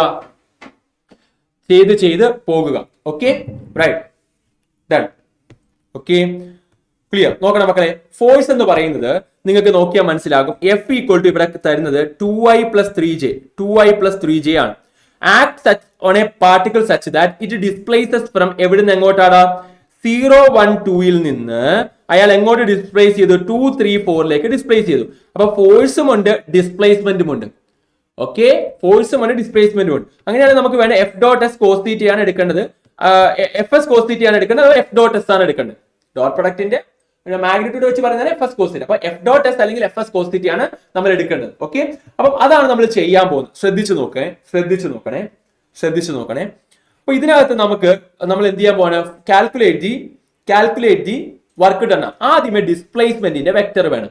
ഇനിഷ്യൽ പോയിന്റും ഫൈനൽ പോയിന്റും കിട്ടിയാൽ എങ്ങനെയാണ് ഡിസ്പ്ലേസ്മെന്റ് എഴുതുക? അത് നിങ്ങൾ ഏത് പാഠത്തിൽ വെക്ടേഴ്സിലും 1 ഡയമെൻഷനിലും പഠിക്കുന്നതാണ്. എന്ത് ചെയ്യണമെന്ന് വെച്ച് കഴിഞ്ഞാൽ ഇതേ മൈനസ് ഇത് എടുക്കണം, ഫൈനൽ മൈനസ് ഇനിഷ്യൽ എടുക്കണം. അതായത് displacement is equal to R2 minus R1 ആണ് ചെയ്യേണ്ടത്. Final minus initial. 2 - 0 എക്സുകൾ തമ്മിൽ കുറയ്ക്കുക. എക്സുകൾ തമ്മിൽ കുറച്ചാൽ എന്താണ്? 2 - 0 അത് എത്രയാടാ? 2 ആണ്. 2 - 0 2 ആണ്. അത് എക്സ് ആക്സിസ് ആയതുകൊണ്ട് I എന്ന് റെപ്രസെന്റ് ചെയ്യാം. 2i unit vector I plus 3 - 1 അത് എത്രയാടാ? 2. അപ്പൊ അത് 2j എന്ന് റെപ്രസെന്റ് ചെയ്യാം. അടുത്തത് 4 - 2 അതായത് 2k എന്ന് റെപ്രസെന്റ് ചെയ്യാം. അപ്പം 2i + 2j + 2k 2i + 2j + 2k ഇതാണ് നിങ്ങളുടെ ഡിസ്പ്ലേസ്മെന്റ് വെക്ടർ എന്ന് പറയുന്നത്. ഇനി നമുക്ക് എന്ത് ചെയ്യാം? ഡിസ്പ്ലേസ്മെന്റ് വെക്ടറും കൂടെ കിട്ടിയാൽ വർക്ക് ഡൺ കണ്ടുപിടിക്കാം. യെസ്, അതായത് ഡോട്ട് പ്രൊഡക്റ്റ് എടുക്കാൻ പറഞ്ഞാൽ നിങ്ങൾ എങ്ങനെ എടുക്കുക? ഐകൾ തമ്മിൽ മൾട്ടിപ്ലൈ ചെയ്യും അല്ലേ? 2 into 2 4 അല്ലെ? ആദ്യം ഐകൾ തമ്മിൽ മൾട്ടിപ്ലൈ ചെയ്യും, എന്നിട്ട് അത് മാഗ്നിറ്റ്യൂഡ് മാത്രമേ ഉണ്ടാവുള്ളൂ, കാര്യം അത് വെക്ടർ അല്ലാത്തതുകൊണ്ട് ഡയറക്ഷൻ ഒന്നും ഇല്ല. അപ്പം ഡോട്ട് പ്രൊഡക്റ്റ് എടുത്താൽ വെക്ടർ അല്ല, ഡയറക്ഷൻ ഉണ്ടാവില്ല. 2 into 2 4 പ്ലസ് 3 into 2 അല്ലെ? അത് എത്രയാ? 3 into 2 6. 2 ജെ തമ്മിൽ മൾട്ടിപ്ലൈ ചെയ്തു. 3 into 2 6. ഇനി ഇവിടെ 0 കെ ഇല്ല, അപ്പൊ 0 into ഈ വാല്യൂ എന്ന് പറഞ്ഞാൽ 0 അപ്പൊ പ്ലസ് 0. അപ്പൊ 6 4 എത്ര വരും? 10 ജൂൾ എന്ന് വരും. This is the dot product. ഇങ്ങനെയാണ് ഡോട്ട് പ്രൊഡക്റ്റ് എടുക്കേണ്ടത്. അപ്പൊ ഇതാണ് ഒരു തരം ചോദ്യം വരിക. രണ്ട് ഡിസ്പ്ലേസ്മെന്റ് ഇതാണ്, ഇനിഷ്യൽ പോയിന്റ് ഫൈനൽ പോയിന്റ് കാണും. അത് രണ്ടും കൂടെ ഫൈനൽ മൈനസ് ഇനിഷ്യൽ കുറച്ച് ഡിസ്പ്ലേസ്മെന്റ് കണ്ടുപിടിക്കുക, എഫ് ഡോട്ട് എസ് എടുക്കുക. ഒരു 2013 നീറ്റിൽ വന്ന ചോദ്യമാണ്. ഇതുമായി ബന്ധപ്പെട്ട് വന്നിട്ടുള്ള നീറ്റ് ചോദ്യം ഒരു ന്യൂമറിക്കൽ ഞാൻ ചെയ്യിക്കും. നീറ്റ് ചോദ്യത്തിൽ പറഞ്ഞിരിക്കുന്ന ഇതാണ്, A uniform force of 3i plus j. അപ്പൊ ഫോഴ്സ് എന്ന് പറയുന്നത് 3i plus j ആണ്. Okay, newton acts on A particle of mass 2 kg. Okay, mass തന്നിട്ടുണ്ട്, മാസ് പ്രത്യേകിച്ച് കാര്യമൊന്നുമില്ല. The particle is displaced from the position. എവിടെ നിന്ന് എങ്ങോട്ടാണ് ഡിസ്പ്ലേസ് ചെയ്തത്? 2i plus k യിൽ നിന്ന് 4i plus 3j minus k എന്ന പോയിന്റിലേക്ക് ഡിസ്പ്ലേസ് ചെയ്തു. The work done by the force ആണ് വേണ്ടത്. വർക്ക് ഡൺ കണ്ടുപിടിക്കാൻ എന്താ ചെയ്യേണ്ടതെന്ന് വെച്ച് കഴിഞ്ഞാൽ ഫൈനൽ മൈനസ് ഇനിഷ്യൽ എടുക്കുക. So the displacement is equal to 4i minus 2i, that is 2i. Then 3j minus 0, that is 3j. അല്ലെ? 3j മൈനസ് ഇവിടെ j ഇല്ല, അപ്പൊ 3j minus 0 3j plus minus k. നോക്കടാ മക്കളെ, മൈനസ് k ഇവിടെ ശ്രദ്ധിക്കണം, ഇവിടെ മൈനസ് k ആണ്.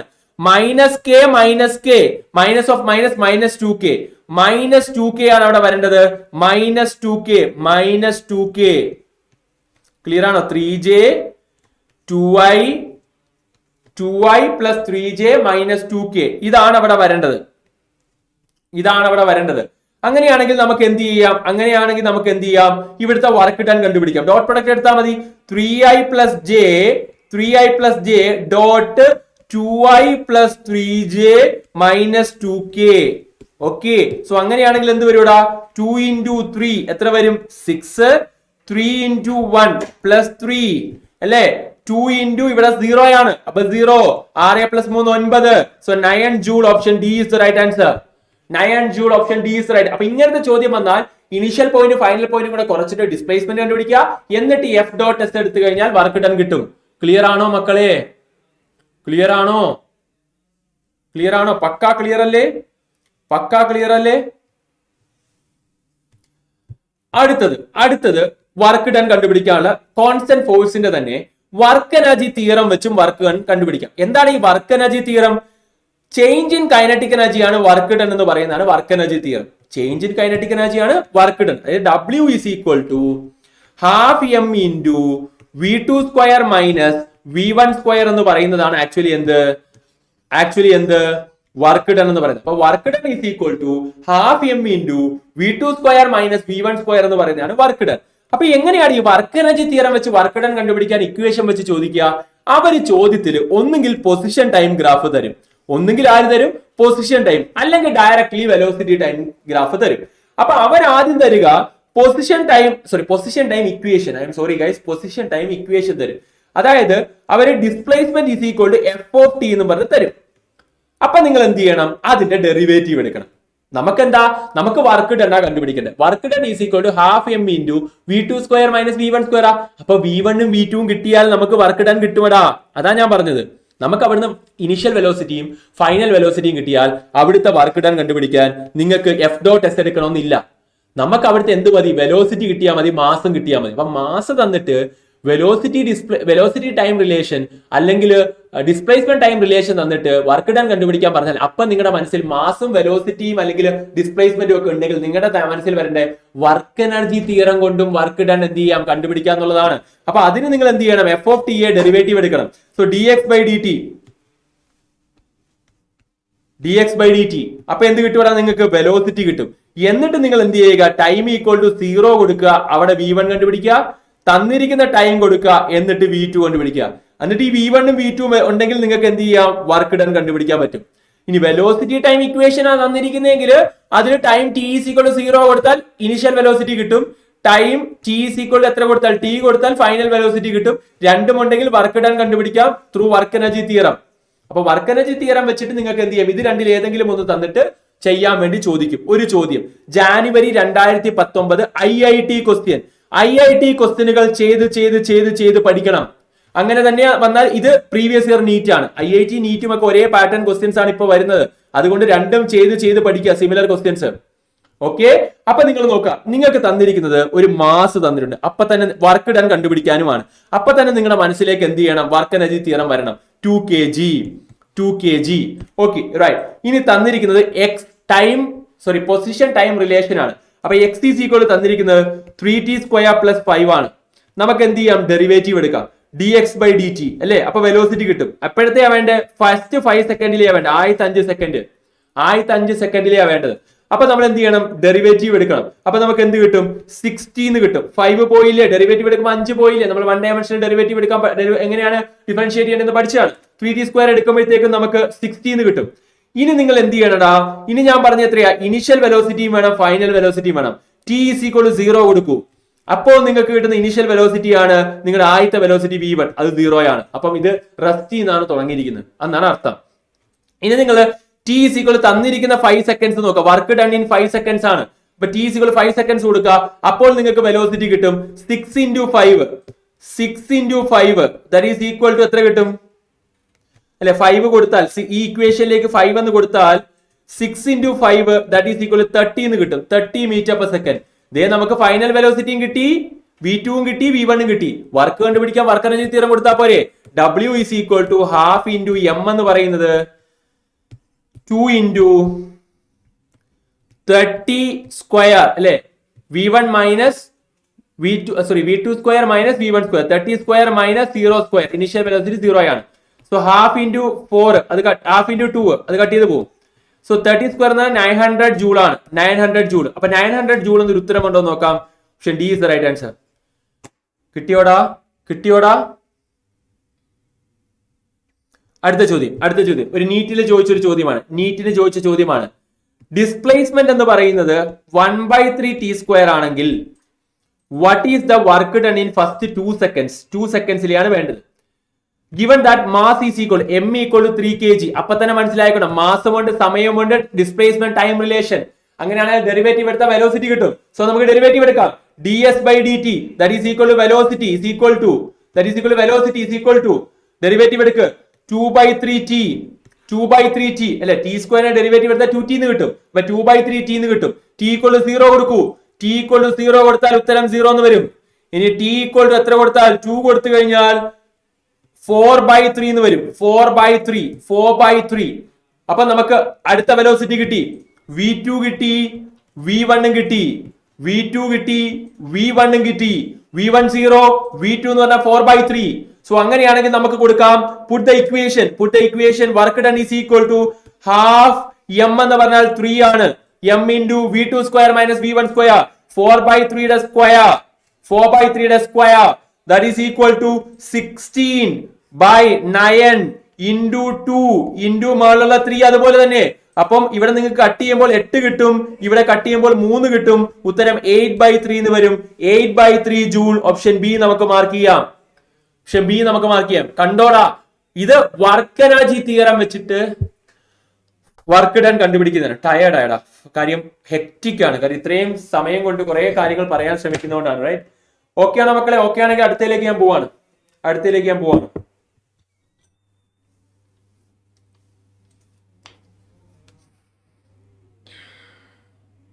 ഉറക്കം ശരിയാവുന്നില്ല. ഞാൻ രാത്രി നല്ല ലേറ്റ് ആയില്ല ക്ലാസ് കഴിഞ്ഞ്. പിന്നെ സ്ലൈഡ് ഉണ്ടാക്കാനിരുന്നു, രാത്രി ഭയങ്കര ലേറ്റ് ആയി.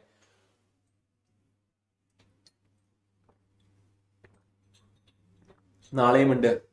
രാവിലെ ഏതാ ചാപ്റ്റർ? രാവിലെ ഇലക്ട്രോണിക്സ്, ഉച്ച കഴിഞ്ഞ് hydro carbon. Okay, 10 days challenge.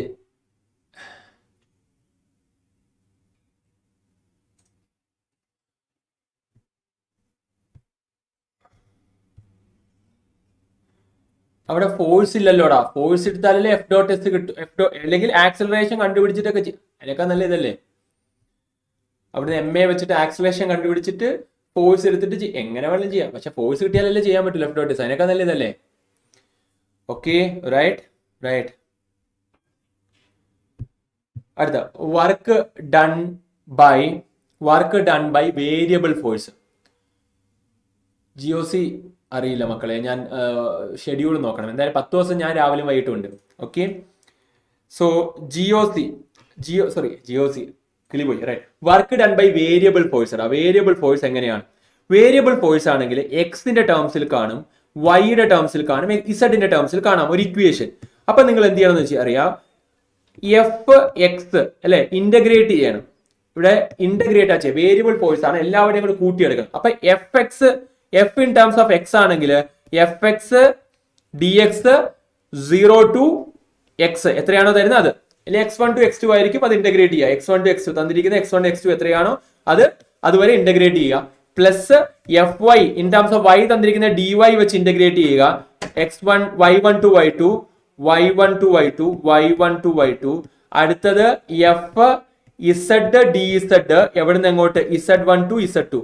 Clear ആണോ? ഇങ്ങനെ നിങ്ങൾ എന്ത് ചെയ്യുക, ഇന്റഗ്രേറ്റ് ചെയ്താൽ നിങ്ങൾക്ക് വേരിയബിൾ ആയിട്ടുള്ള വേരിയബിൾ ഫോഴ്സ് കൊണ്ടുള്ള അടുത്തൊരു ടൈപ്പ് ഓഫ് ചോദ്യമാണ് വേരിയബിൾ ഫോഴ്സ് കൊണ്ട്. 2019 നീറ്റിൽ ചോദിച്ചിട്ടുണ്ട്. ജനറൽ ഓർഗാനിക് കെമിസ്ട്രി,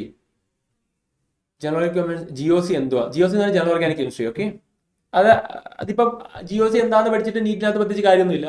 ഇനി ജനറൽ ഓർഗാനിക് കെമിസ്ട്രി എത്രയുള്ള അത് സൈലത്തിലെ ജനറൽ ഓർഗാനിക് കെമിസ്ട്രി ഒരു ഓർഗാനിക് കെമിസ്ട്രി തന്നെയായിരുന്നു. അത് നന്നായി പഠിച്ചവർക്കറിയാം. ആ ഒരൊറ്റ ചാപ്റ്റർ കൊണ്ട് എൻടയർ ഓർഗാനിക് കെമിസ്ട്രി തീർത്തതാണ് അല്ലേ. അത് ആരെങ്കിലും അറിയാവുന്ന കാണുന്ന ആരെങ്കിലും സൈലമിയൻസ് ഉണ്ടെങ്കിൽ ഒന്ന് പറഞ്ഞു കൊടുക്കുക. അതൊരു സംഭവമാണ്. അത് നിങ്ങൾ ഒരു ഫയർ ഇട്ടുകൊണ്ട് അത് എന്തായിരുന്നു എന്ന് പറഞ്ഞു കൊടുക്കുക. GOC എന്ന് പറഞ്ഞു കഴിഞ്ഞാൽ എൻടയർ ഓർഗാനിക് കെമിസ്ട്രി ഒറ്റ ചാപ്റ്ററിൽ തീർത്ത നമ്മൾ എൻഡ് ഗെയിമിൽ. ഓക്കെ ഡൺ, നമുക്ക് മുമ്പോട്ട് പോകാം. അപ്പൊ നിങ്ങൾ എന്ത് ചെയ്യുക, F ഈസ് ഈക്വൽ ടു, അതൊരു ബുക്കാണ്. Right, so F is equal to, yes right, സത്യം right, F is equal to 20 + 10y. Okay, 20 + 10y. Right, so അതാണ് ഫോഴ്സ് തന്നിരിക്കുന്നത്. ക്ലിയർ? റൈറ്റ്, അതെ, കുട്ടികൾ പറയുന്നുണ്ട് അത് ജനറൽ ഓർഗാനിക് കെമിസ്ട്രി വേറൊരു രീതിയിലാണ് സൈലത്തിൽ നമ്മൾ എടുത്തിട്ടുള്ളത്. അത് വെച്ചിട്ട് നമ്മൾ എന്ത് ചെയ്യും, ഓക്കെ, അതിന്റെ ഒരു റിവിഷൻ കൂടി ആയിരിക്കും നമ്മുടെ 10 ദിവസത്തിൽ. ഞാൻ GOC മാത്രമേ എടുക്കാതെ ബാക്കിയെല്ലാം എടുക്കുന്നുണ്ട്. ഓൾമോസ്റ്റ് എല്ലാ ഓർഗാനിക് കെമിസ്ട്രി ഞാൻ തന്നെ എടുക്കുന്നത്. ഹൈഡ്രോകാർബൺ ഞാനാണ്, ആൽവാൽക്കൈൻ ഞാനാണ്. റൈറ്റ്, സോ ഒരു 6 ചാപ്റ്ററോളം അമീൻസ് ഞാനാണ്, അലിയേഴ്സ് ആൻഡ് കീറ്റോൺസ് ഞാനാണ്. റൈറ്റ്, സോ ഓർഗാനിക് കെമിസ്ട്രി കൂടുതൽ ഫോക്കസ് ചെയ്യുന്നുണ്ട്. ഓക്കെ റൈറ്റ്, സോ നമുക്ക് മുമ്പോട്ട് പോകാം. ഇതിന്റെ ഇന്റഗ്രേഷൻ ആണ് നടത്തേണ്ടത്. നിങ്ങൾ ശ്രദ്ധിക്കുക, F in terms of x തന്നാൽ വേരിയബിൾ ആണെന്ന് ഓർക്കുക. ഫോഴ്സ് മാറിക്കൊണ്ടിരിക്കുകയാണ് വിത്ത് ഡിസ്പ്ലേസ്മെന്റ് അനുസരിച്ച് എന്ത് ചെയ്യുകയാണ്, ഫോഴ്സ് മാറിക്കൊണ്ടിരിക്കുകയാണ്. അതായത് കോൺസ്റ്റന്റ് ഫോഴ്സ് അല്ല, ഈ കൊടുക്കുന്ന ഫോഴ്സ് കോൺസ്റ്റന്റ് അല്ല. ഓരോ ഡിസ്പ്ലേസ്മെന്റ് അനുസരിച്ച് എന്ത് മാറും, ഡിസ്പ്ലേസ്മെന്റ് അനുസരിച്ച് എന്ത് മാറിക്കൊണ്ടിരിക്കും, അവിടുത്തെ ഫോഴ്സ് മാറിക്കൊണ്ടിരിക്കും. അപ്പം നിങ്ങൾ ഒന്ന് ശ്രദ്ധിക്കുക, ഇവിടെ നമ്മൾ അപ്പോൾ മനസ്സിലാക്കണം ഇതൊരു വേരിയബിൾ ഫോഴ്സ് ആണ്. ഇത് ഡിസ്പ്ലേസ്മെന്റ് അനുസരിച്ച് ഫോഴ്സ് മാറും. ബോഡി അവിടുന്ന് കുറച്ചങ്ങോട്ട് ഡിസ്പ്ലേസ് ചെയ്താൽ ഫോഴ്സ് മാറും. അപ്പം അതൊരു വേരിയബിൾ ഫോഴ്സ് ആണെന്ന് മനസ്സിലാക്കണം. അപ്പോൾ അതിനാകെ ഒറ്റ വഴിയോട് ഇന്റഗ്രേറ്റ് ചെയ്യാൻ പറഞ്ഞാൽ ഇന്റഗ്രൽ അല്ലെ വിത്ത് റെസ്പെക്ട് ടു y ആണ്, ബിക്കോസ് y-യിലാണ് അയാൾ വേരിയബിൾ ആകുന്നത്. സോ 20 + 10y 0 to എവിടെ വരെയാ, 1 വരെ എന്ത് ചെയ്യുക, ഇന്റഗ്രേറ്റ് ചെയ്യുക. ഓക്കെ, സോ അങ്ങനെയാണെങ്കിൽ നമുക്ക് കിട്ടും F കിട്ടിയിട്ടുണ്ടെങ്കിൽ നമുക്ക് എന്ത് ചെയ്യാം, അവിടുന്ന് നമുക്ക് വർക്ക് ഡൺ കണ്ടുപിടിക്കാൻ F.dy എടുത്താൽ മതി, dy അല്ലെ. സോ അങ്ങനെ എടുക്കുമ്പോൾ നമുക്ക് ഇവിടെ 20y അല്ലെ, ഒരു കോൺസ്റ്റന്റിന്റെ ഇന്റഗ്രേറ്റ് ചെയ്യുമ്പോഴത്തേക്കും അതിന്റെ കൂടെ ആ വേരിയബിൾ വരും 20y. അത് ഇന്റഗ്രേഷന്റെ ബേസിക് കാര്യമാണ്. 10y ഇന്റഗ്രേറ്റ് ചെയ്താൽ 10y²/2 എന്ന് വരും. എവിടുന്ന് എവിടെ വരെയാണ് കൊടുക്കേണ്ടത്, 0 to 1. അപ്പം 0 കൊടുക്കേണ്ട ആവശ്യമില്ല, അത് 0 ആയിരിക്കും, ബിക്കോസ് രണ്ടിടത്തും 0 ഉണ്ട്. സോ രണ്ടിടത്തും y ഉണ്ട്, അപ്പൊ അത് 0 എന്ന് പോകും.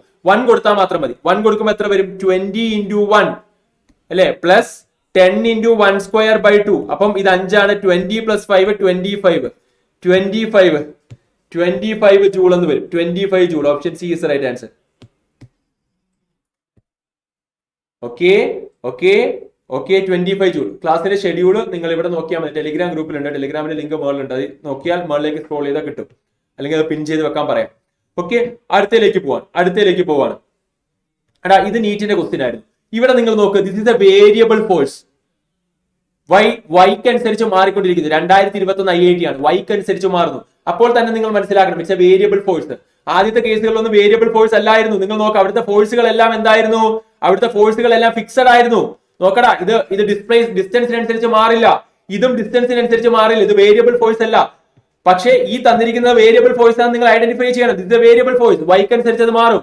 അങ്ങനെയാണെങ്കിൽ നമ്മൾ അവിടെ ഇന്റഗ്രേറ്റ് ആ ചെയ്യേണ്ടത്, സംശയം ഒന്നും വേണ്ട. Work done is equal to integral F d y integrate ചെയ്താൽ, ഇതിനെ ഇന്റഗ്രേറ്റ് ചെയ്താൽ നിങ്ങൾക്ക് കിട്ടുക 5y² / 2 പ്ലസ് 20y അല്ലെ, ഇങ്ങനെയല്ലേ കിട്ടുക? y ഇന്റഗ്രേറ്റ് ചെയ്താൽ y², എക്സിനെ x⁻n ഇന്റഗ്രേറ്റ് ചെയ്താൽ 1 കൂട്ടുക, താഴെ n+1 കൊണ്ട് ഡിവൈഡ് ചെയ്യുക. ഏതാണോ പവർ അതുകൊണ്ട് ഡിവൈഡ് ചെയ്യുക.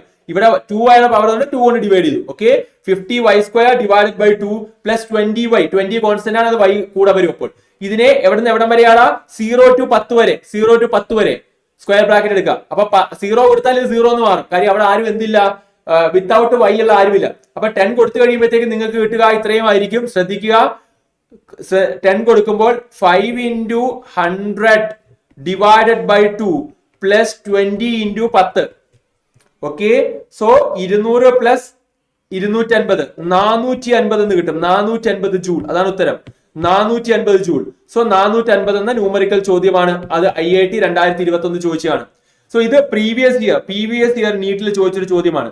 പ്രീവിയസ് ഇയർ നീറ്റ്, ഇയർ ഇല്ല എങ്കിൽ നീറ്റ് ആയിരിക്കും, ഇയർ ഉണ്ടെങ്കിൽ IIT ആയിരിക്കും. അതാണ് ഞാൻ ചെയ്തിരിക്കുന്നത്. റൈറ്റ്, സോ ഇയർ ഇല്ലാത്തൊരു ചോദ്യമാണ്, പ്രീവിയസ് ഇയർ ആണ്. നോക്കിക്കട്ടെ, പൊസിഷൻ ഡിപ്പെൻഡ് ഫോഴ്സ് അല്ലേ, അതായത് variable force, that is variable force. ഇതൊരു വേരിയബിൾ ഫോഴ്സ് ആകുന്നു എങ്കിൽ മാസ് 2 kg തന്നിട്ടുണ്ട്. And displacement from x = 0 to 5 meter. Work done in joule ആവേണ്ടത്.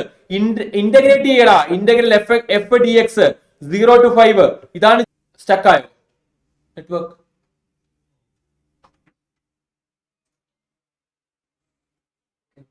Okay ആണോ? റൈറ്റ്, ക്ലിയർ ആയോ മക്കളെ?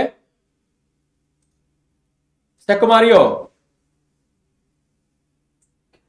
വന്നു. ഓക്കെ ആണ്. Right, done.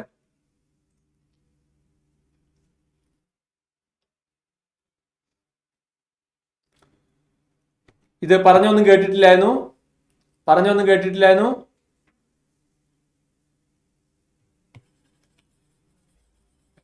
എവിടം വരെയാണ് നിങ്ങൾ കേട്ടത്?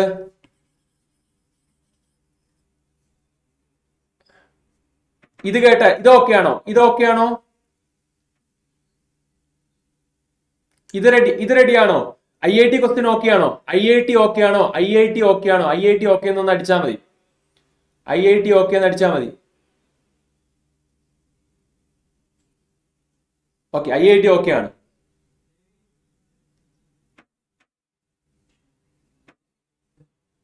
IIT ഓക്കെ ആണ്. Okay, right. അപ്പൊ ഈ ചോദ്യമാണ് നിങ്ങൾക്ക് കിട്ടാനുള്ളത്. ഈ ചോദ്യത്തിനകത്ത് നിങ്ങൾ മനസ്സിലായി പൊസിഷൻ ഡിപ്പെൻഡന്റ് ഫോഴ്സ്, ഇത് വേരിയബിൾ ഫോഴ്സ് ആണ്. ഇതൊരു വേരിയബിൾ ഫോഴ്സ് ആണ്. അപ്പോൾ ഈ വേരിയബിൾ ഫോഴ്സിൽ നിന്ന് വർക്ക് കണ്ടുപിടിക്കാൻ പറഞ്ഞാൽ നിങ്ങൾ എന്ത് ചെയ്യണം മക്കളെ? അതിനെ നിങ്ങൾ ഇന്റഗ്രേറ്റ് ചെയ്യണം. Because in terms of x തന്നാൽ അതിനെ ഇന്റഗ്രേറ്റ് ചെയ്യണം. ഇന്റഗ്രേറ്റ് ചെയ്യാൻ പറഞ്ഞു കഴിഞ്ഞാൽ എന്താണ്? Integral F D x, right, 0 to 5. അപ്പൊ എന്ത് ചെയ്യുക? 7x - 2x² / 2 plus 3x³ divided by 3. So 2 ഉം കട്ട് ചെയ്ത് പോവുക, 3 ഉം കട്ട് ചെയ്ത് പോവുക. അങ്ങനെയാണെങ്കിൽ നമുക്ക് കിട്ടും ദിസ് ഈസ് ഫ്രം എവിടുന്ന് എവിടം വരെ? 0 to 5 വരെ. 0 കൊടുത്താൽ എല്ലാം 0 ആകും, 5 കൊടുത്താൽ ഉത്തരം കിട്ടും 7 × 5 35 മൈനസ് 5ന്റെ സ്ക്വയർ 25 പ്ലസ് 125. 125 25 പോയാൽ 100, 100 35 കൂടെ കൂട്ടിയാൽ 135 joule. So option C is the right answer guys. C is the right answer. Are you getting? So അടുത്ത ചോദ്യത്തിലേക്ക് ഞാൻ പോവുകയാണ്. So when a rubber band is stretched by a distance x, it exerts a restoring force of magnitude F = ax plus bx square, which means that it's a variable force where a and b are constants. The work done is stretching the unstretched rubber band by a length L. അതായത് 0-ൽ നിന്ന് L-ലേക്ക് കൊണ്ടുപോകാൻ ചെയ്യേണ്ട work എത്രയാണ്? It is a variable force. It changes with the displacement or changes with the distance. So that means that work done is equal to variable force ആണ് F dx. So നമുക്ക് കിട്ടും ax² / 2. നിങ്ങൾ integrate ചെയ്താൽ ax² / 2 plus bx³ divided by 3. Put x as 0 to L. ആദ്യം L കൊടുക്കുക, 0 കൊടുക്കുക. 0 കൊടുത്താൽ എല്ലാം പോകും, പിന്നെ L മാത്രം കൊടുത്താൽ മതി. L കൊടുത്താൽ AL cube AL square by 2 plus BL cube by 3. This is an IIT 2014 ചോദ്യമാണ്. IIT 2014 ചോദ്യമാണ്. Option C is the right answer. AL cube divided by AL square by 2 plus BL cube divided by 3. Clear ആണോ? Right. അപ്പം work ഡണ്ണിനെ കുറിച്ച് പറഞ്ഞാൽ ഇത്രയേ ഉള്ളൂടാ മക്കളെ. Simple കാര്യമാണ്. തെറ്റിക്കരുത്. Work done ഇനി തെറ്റിക്കരുത്. ആദ്യം വർക്ക് ഡൺ എന്ന് പറഞ്ഞാൽ നമ്മൾ കൊളീഷൻ പഠിച്ച പോലെ വർക്ക് ഡൺ എന്ന് നമുക്ക് മനസ്സിലാക്കാം. ഒന്നാമത്തെ വർക്ക് ഡൺ എന്ന് പറഞ്ഞു കഴിഞ്ഞാൽ വേറൊന്നുമല്ല, work done is equal to F dot x type കാര്യങ്ങളാണ്. എഫ് ഡോട്ട് എസ് ടൈപ്പ് അത് കോൺസ്റ്റന്റ് ഫോഴ്സ് ആയിരിക്കും. ഫോഴ്സ് എന്ന് പറയുന്നത് ഇങ്ങനെയൊക്കെ ആയിരിക്കും, 2i + 3j എന്നുള്ള രീതിയിലായിരിക്കും തരിക. എന്നിട്ട് ഇതും എസ് എന്ന് പറഞ്ഞാൽ ചിലപ്പോൾ ഇനിഷ്യൽ പോയിന്റ് ഫൈനൽ പോയിന്റും ആയിരിക്കും. ഇത് x1 x2 x1 y1 z1 എന്നും ഇത് x2 y2 z2 എന്നും തരും. അപ്പൊ നിങ്ങൾ എന്ത് ചെയ്യണം? ആദ്യത്തത് x2 - x1 × i plus y2 - y1 × j plus z2 - z1 × k എന്ന് എഴുതണം. അപ്പൊ നിങ്ങൾക്ക് i കിട്ടി, j കിട്ടി, k കിട്ടി. എന്നിട്ട് രണ്ടും കൂടെ ഡോട്ട് എടുക്കുക. ഇത് രണ്ടും കൂടെ മൾട്ടിപ്ലൈ ചെയ്യുക, j രണ്ടും കൂടെ മൾട്ടിപ്ലൈ ചെയ്യുക, z രണ്ടും കൂടെ മൾട്ടിപ്ലൈ ചെയ്യുക, എന്നിട്ട് കൂട്ടി എഴുതുക. ഇതാണ് ആദ്യത്തെ വർക്ക് ഡൺ കണ്ടുപിടിക്കാനുള്ള സിമ്പിൾ വേരിയബിൾ അല്ലാത്ത ഏത് കോൺസ്റ്റന്റ് ഫോഴ്സിന്റെ കേസിൽ. കോൺസ്റ്റന്റ് ഫോഴ്സ് ഇതേ കോൺസ്റ്റന്റ് ഫോഴ്സിന്റെ കേസിൽ തന്നെ നമുക്ക് രണ്ടാമത് കണ്ടുപിടിക്കാനുള്ള മെത്തേഡ് എന്ന് പറഞ്ഞാൽ എക്സ് ടി ഗ്രാഫ് തന്നിട്ട് അവര് v1 ഉം v2 ഉം കണ്ടുപിടിക്കാനുള്ള അവസരം തന്നാൽ അപ്പൊ നമ്മൾ ഡിഫറൻഷിയേറ്റ് ചെയ്യണം. dx/dt വെച്ചിട്ട് വെലോസിറ്റി കണ്ടുപിടിക്കണം. ടൈം t = 0 കൊടുക്കണം. t = ആ 0 കൊടുക്കാൻ മറക്കല്. ചില കേസുകളിലൊക്കെ 0 കൊടുക്കുമ്പോൾ ഇനീഷ്യൽ വെലോസിറ്റി നിങ്ങൾക്ക് കിട്ടും. ഇനി t = തന്നിരിക്കുന്ന t കൊടുക്കുക. എന്നിട്ട് v1 ഉം v2 ഉം കണ്ടുപിടിച്ചിട്ട് വർക്ക് എനർജി തിയറമായ work done = ½ m × v2² - v1² കൊടുക്കുക.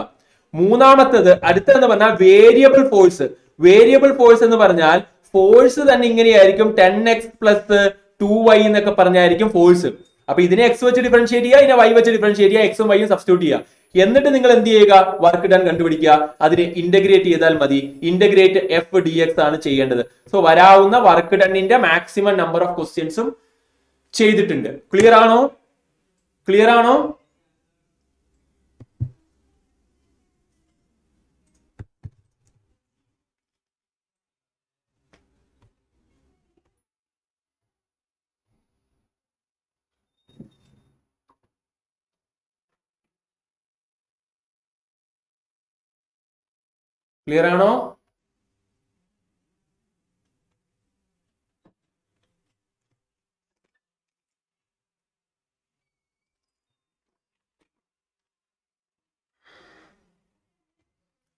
Okay, thank U. ആൻഡ് ഒരു അഡീഷണൽ ഒരാളെയും കൂടെ നിങ്ങൾക്ക് പഠിപ്പിക്കുകയാണ്. ഓർത്തു വെക്കാനുള്ള ഒരു ഇക്വേഷനും കൂടെ പറയുക. എടാ മക്കളെ, ഒരു ചെയിനിന്റെ L/N പാർട്ട് തൂങ്ങി ഇങ്ങനെ കിടക്കുന്നുണ്ടെങ്കിൽ ഒരു ചെയിനിന്റെ പുള്ളിങ് എപ്പോഴും ചോദിക്കാറുള്ള വർക്ക് ഡൺ സ്ഥിരം ചോദിക്കാറുള്ള ഒരു ചോദ്യമാണ്. അതായത് ഒരു ചെയിനിനകത്ത്, ഇത് നമ്മുടെ മൈൻഡ് മാപ്പിൽ നിന്ന് തന്നെ എടുത്തിട്ടുള്ളതാണ്, ഒരു ചെയിനിന്റെ ഓക്കെ റൈറ്റ്. സോ ഒരു ചെയിനിന്റെ L/N പാർട്ട് നിങ്ങൾ ഇങ്ങനെ ഇവിടെ കിടക്കാന്നിരിക്കട്ടെ. ഇതിനെ വലിച്ചു നീക്കാൻ വേണ്ടി ഈ L/N-നെ വലിച്ച് അകത്തേക്ക് എടുക്കാൻ വേണ്ടി ചെയ്യേണ്ട work done. Okay, so work done is equal to mgl divided by 2n². അങ്ങനെയാണെങ്കിൽ എപ്പോഴും ചോദിക്കാറുള്ളതെന്ന് പറഞ്ഞാൽ ഒരു ചെയിനിന്റെ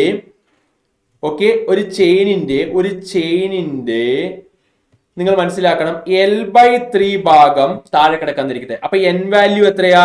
n വാല്യൂ എന്ന് പറഞ്ഞാൽ 3 ആണ്. വർക്ക് ഡൺ എന്ന് പറയുന്നത് എത്രയായിരിക്കും? mgl/2 × 3² ആയ 9. അപ്പൊ mgl/18 എന്ന് കിട്ടും. ഇത് സ്ഥിരം ചോദിക്കാറുള്ളതാണ്, ഓർത്ത് വെച്ചോണം.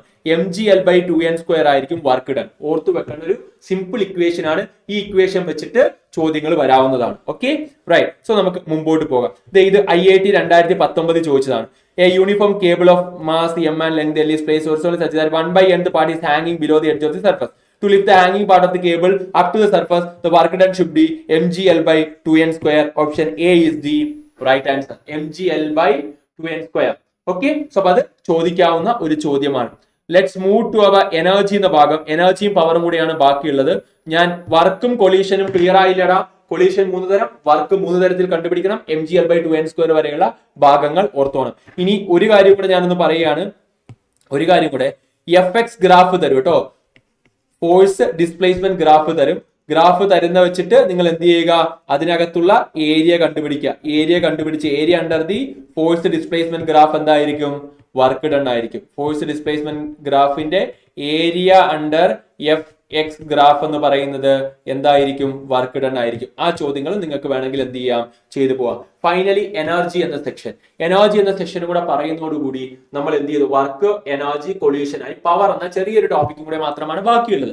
അതോടുകൂടി നമ്മൾ എന്ത് കഴിഞ്ഞു, ഈ പാഠം കഴിഞ്ഞു. വലിയൊരു പാഠമാണ്. 2 ചോദ്യം വരെ കിട്ടാം. ഒരുപാട് നേരം വേണം പഠിക്കാനും ഒക്കെ സമയമെടുക്കുന്ന ഒരു മെക്കാനിക്സിൽ ഒരു ടോപ്പിക് ആയിട്ട് വരുന്നതാണ്. സോ നമുക്ക് വളരെ സിമ്പിൾ ആയിട്ട് നമുക്കത് റിവൈസ് ചെയ്താൽ ഇനി മനസ്സിലാകാവുന്നതേ ഉള്ളൂ എന്നാണ് ഞാൻ വിശ്വസിക്കുന്നത്. റൈറ്റ്. സോ അപ്പൊ കൈനറ്റിക് എനർജി എന്ന് പറയുന്നത് നിങ്ങൾക്ക് നോക്കാം എന്താണ്, 12 mv² ആകാം. അത് തന്നെ 12 PV ആവാം. അത് അധികം ഇമ്പോർട്ടന്റ് അല്ല.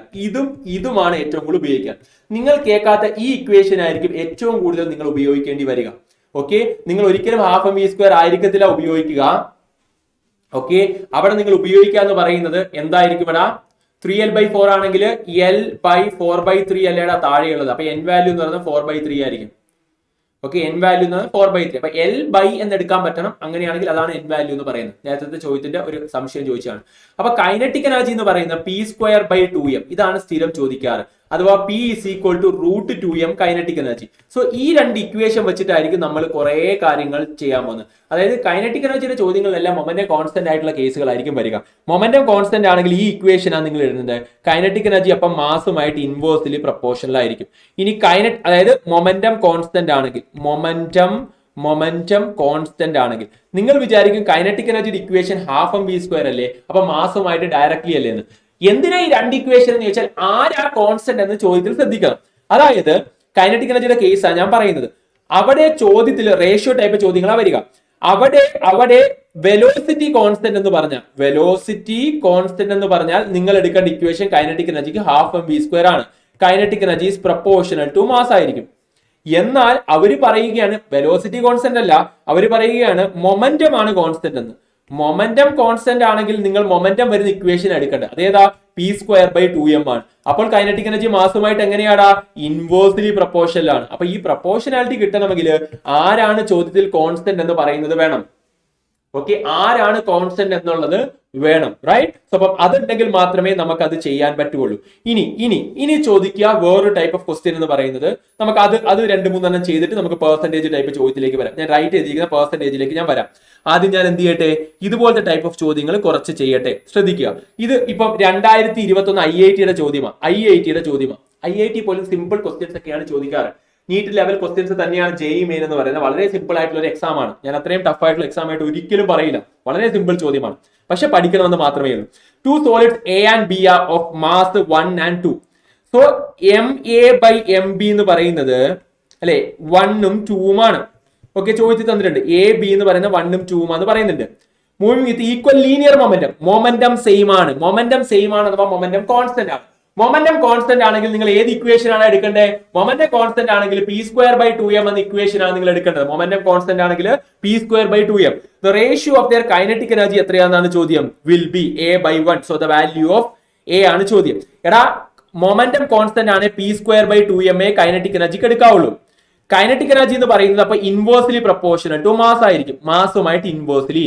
അപ്പോൾ kinetic energy of A by kinetic energy of B എന്ന് പറയുന്നത് mb/ma ആയിരിക്കും. ഇൻവേഴ്സ് റേഷ്യോ എടുക്കേണ്ടത്. എയുടെ മാസ് താഴെ പോകും ഇൻവേഴ്സ് ആയതുകൊണ്ട്, ബിയുടെ മാസ് മുകളിൽ വരും.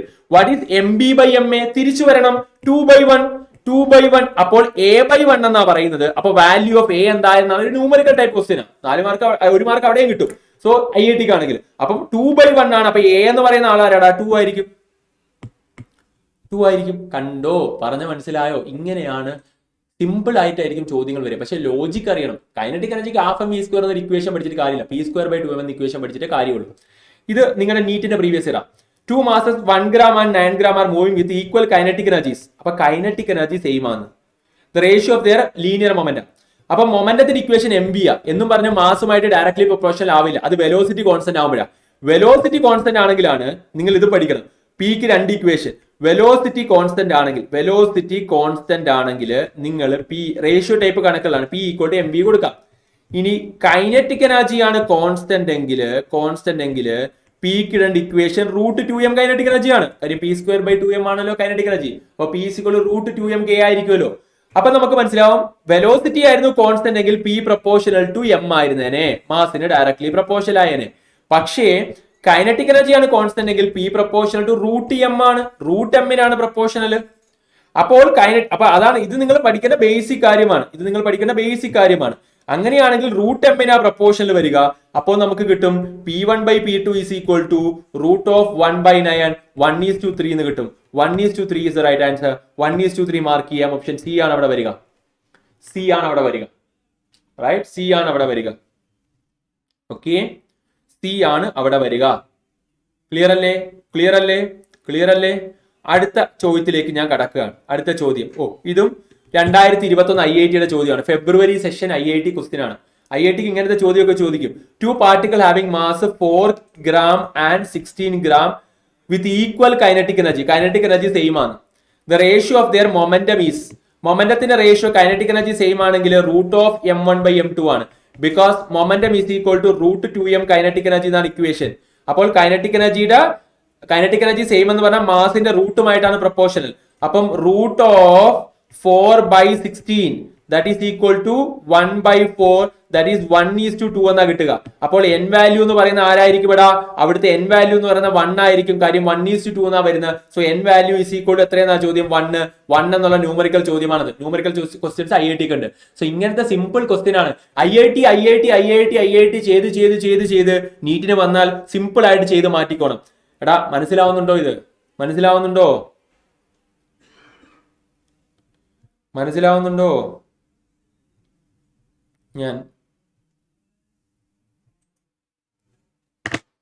സോ നമുക്ക് അടുത്ത ടൈപ്പ്, അതായത് നമ്മൾ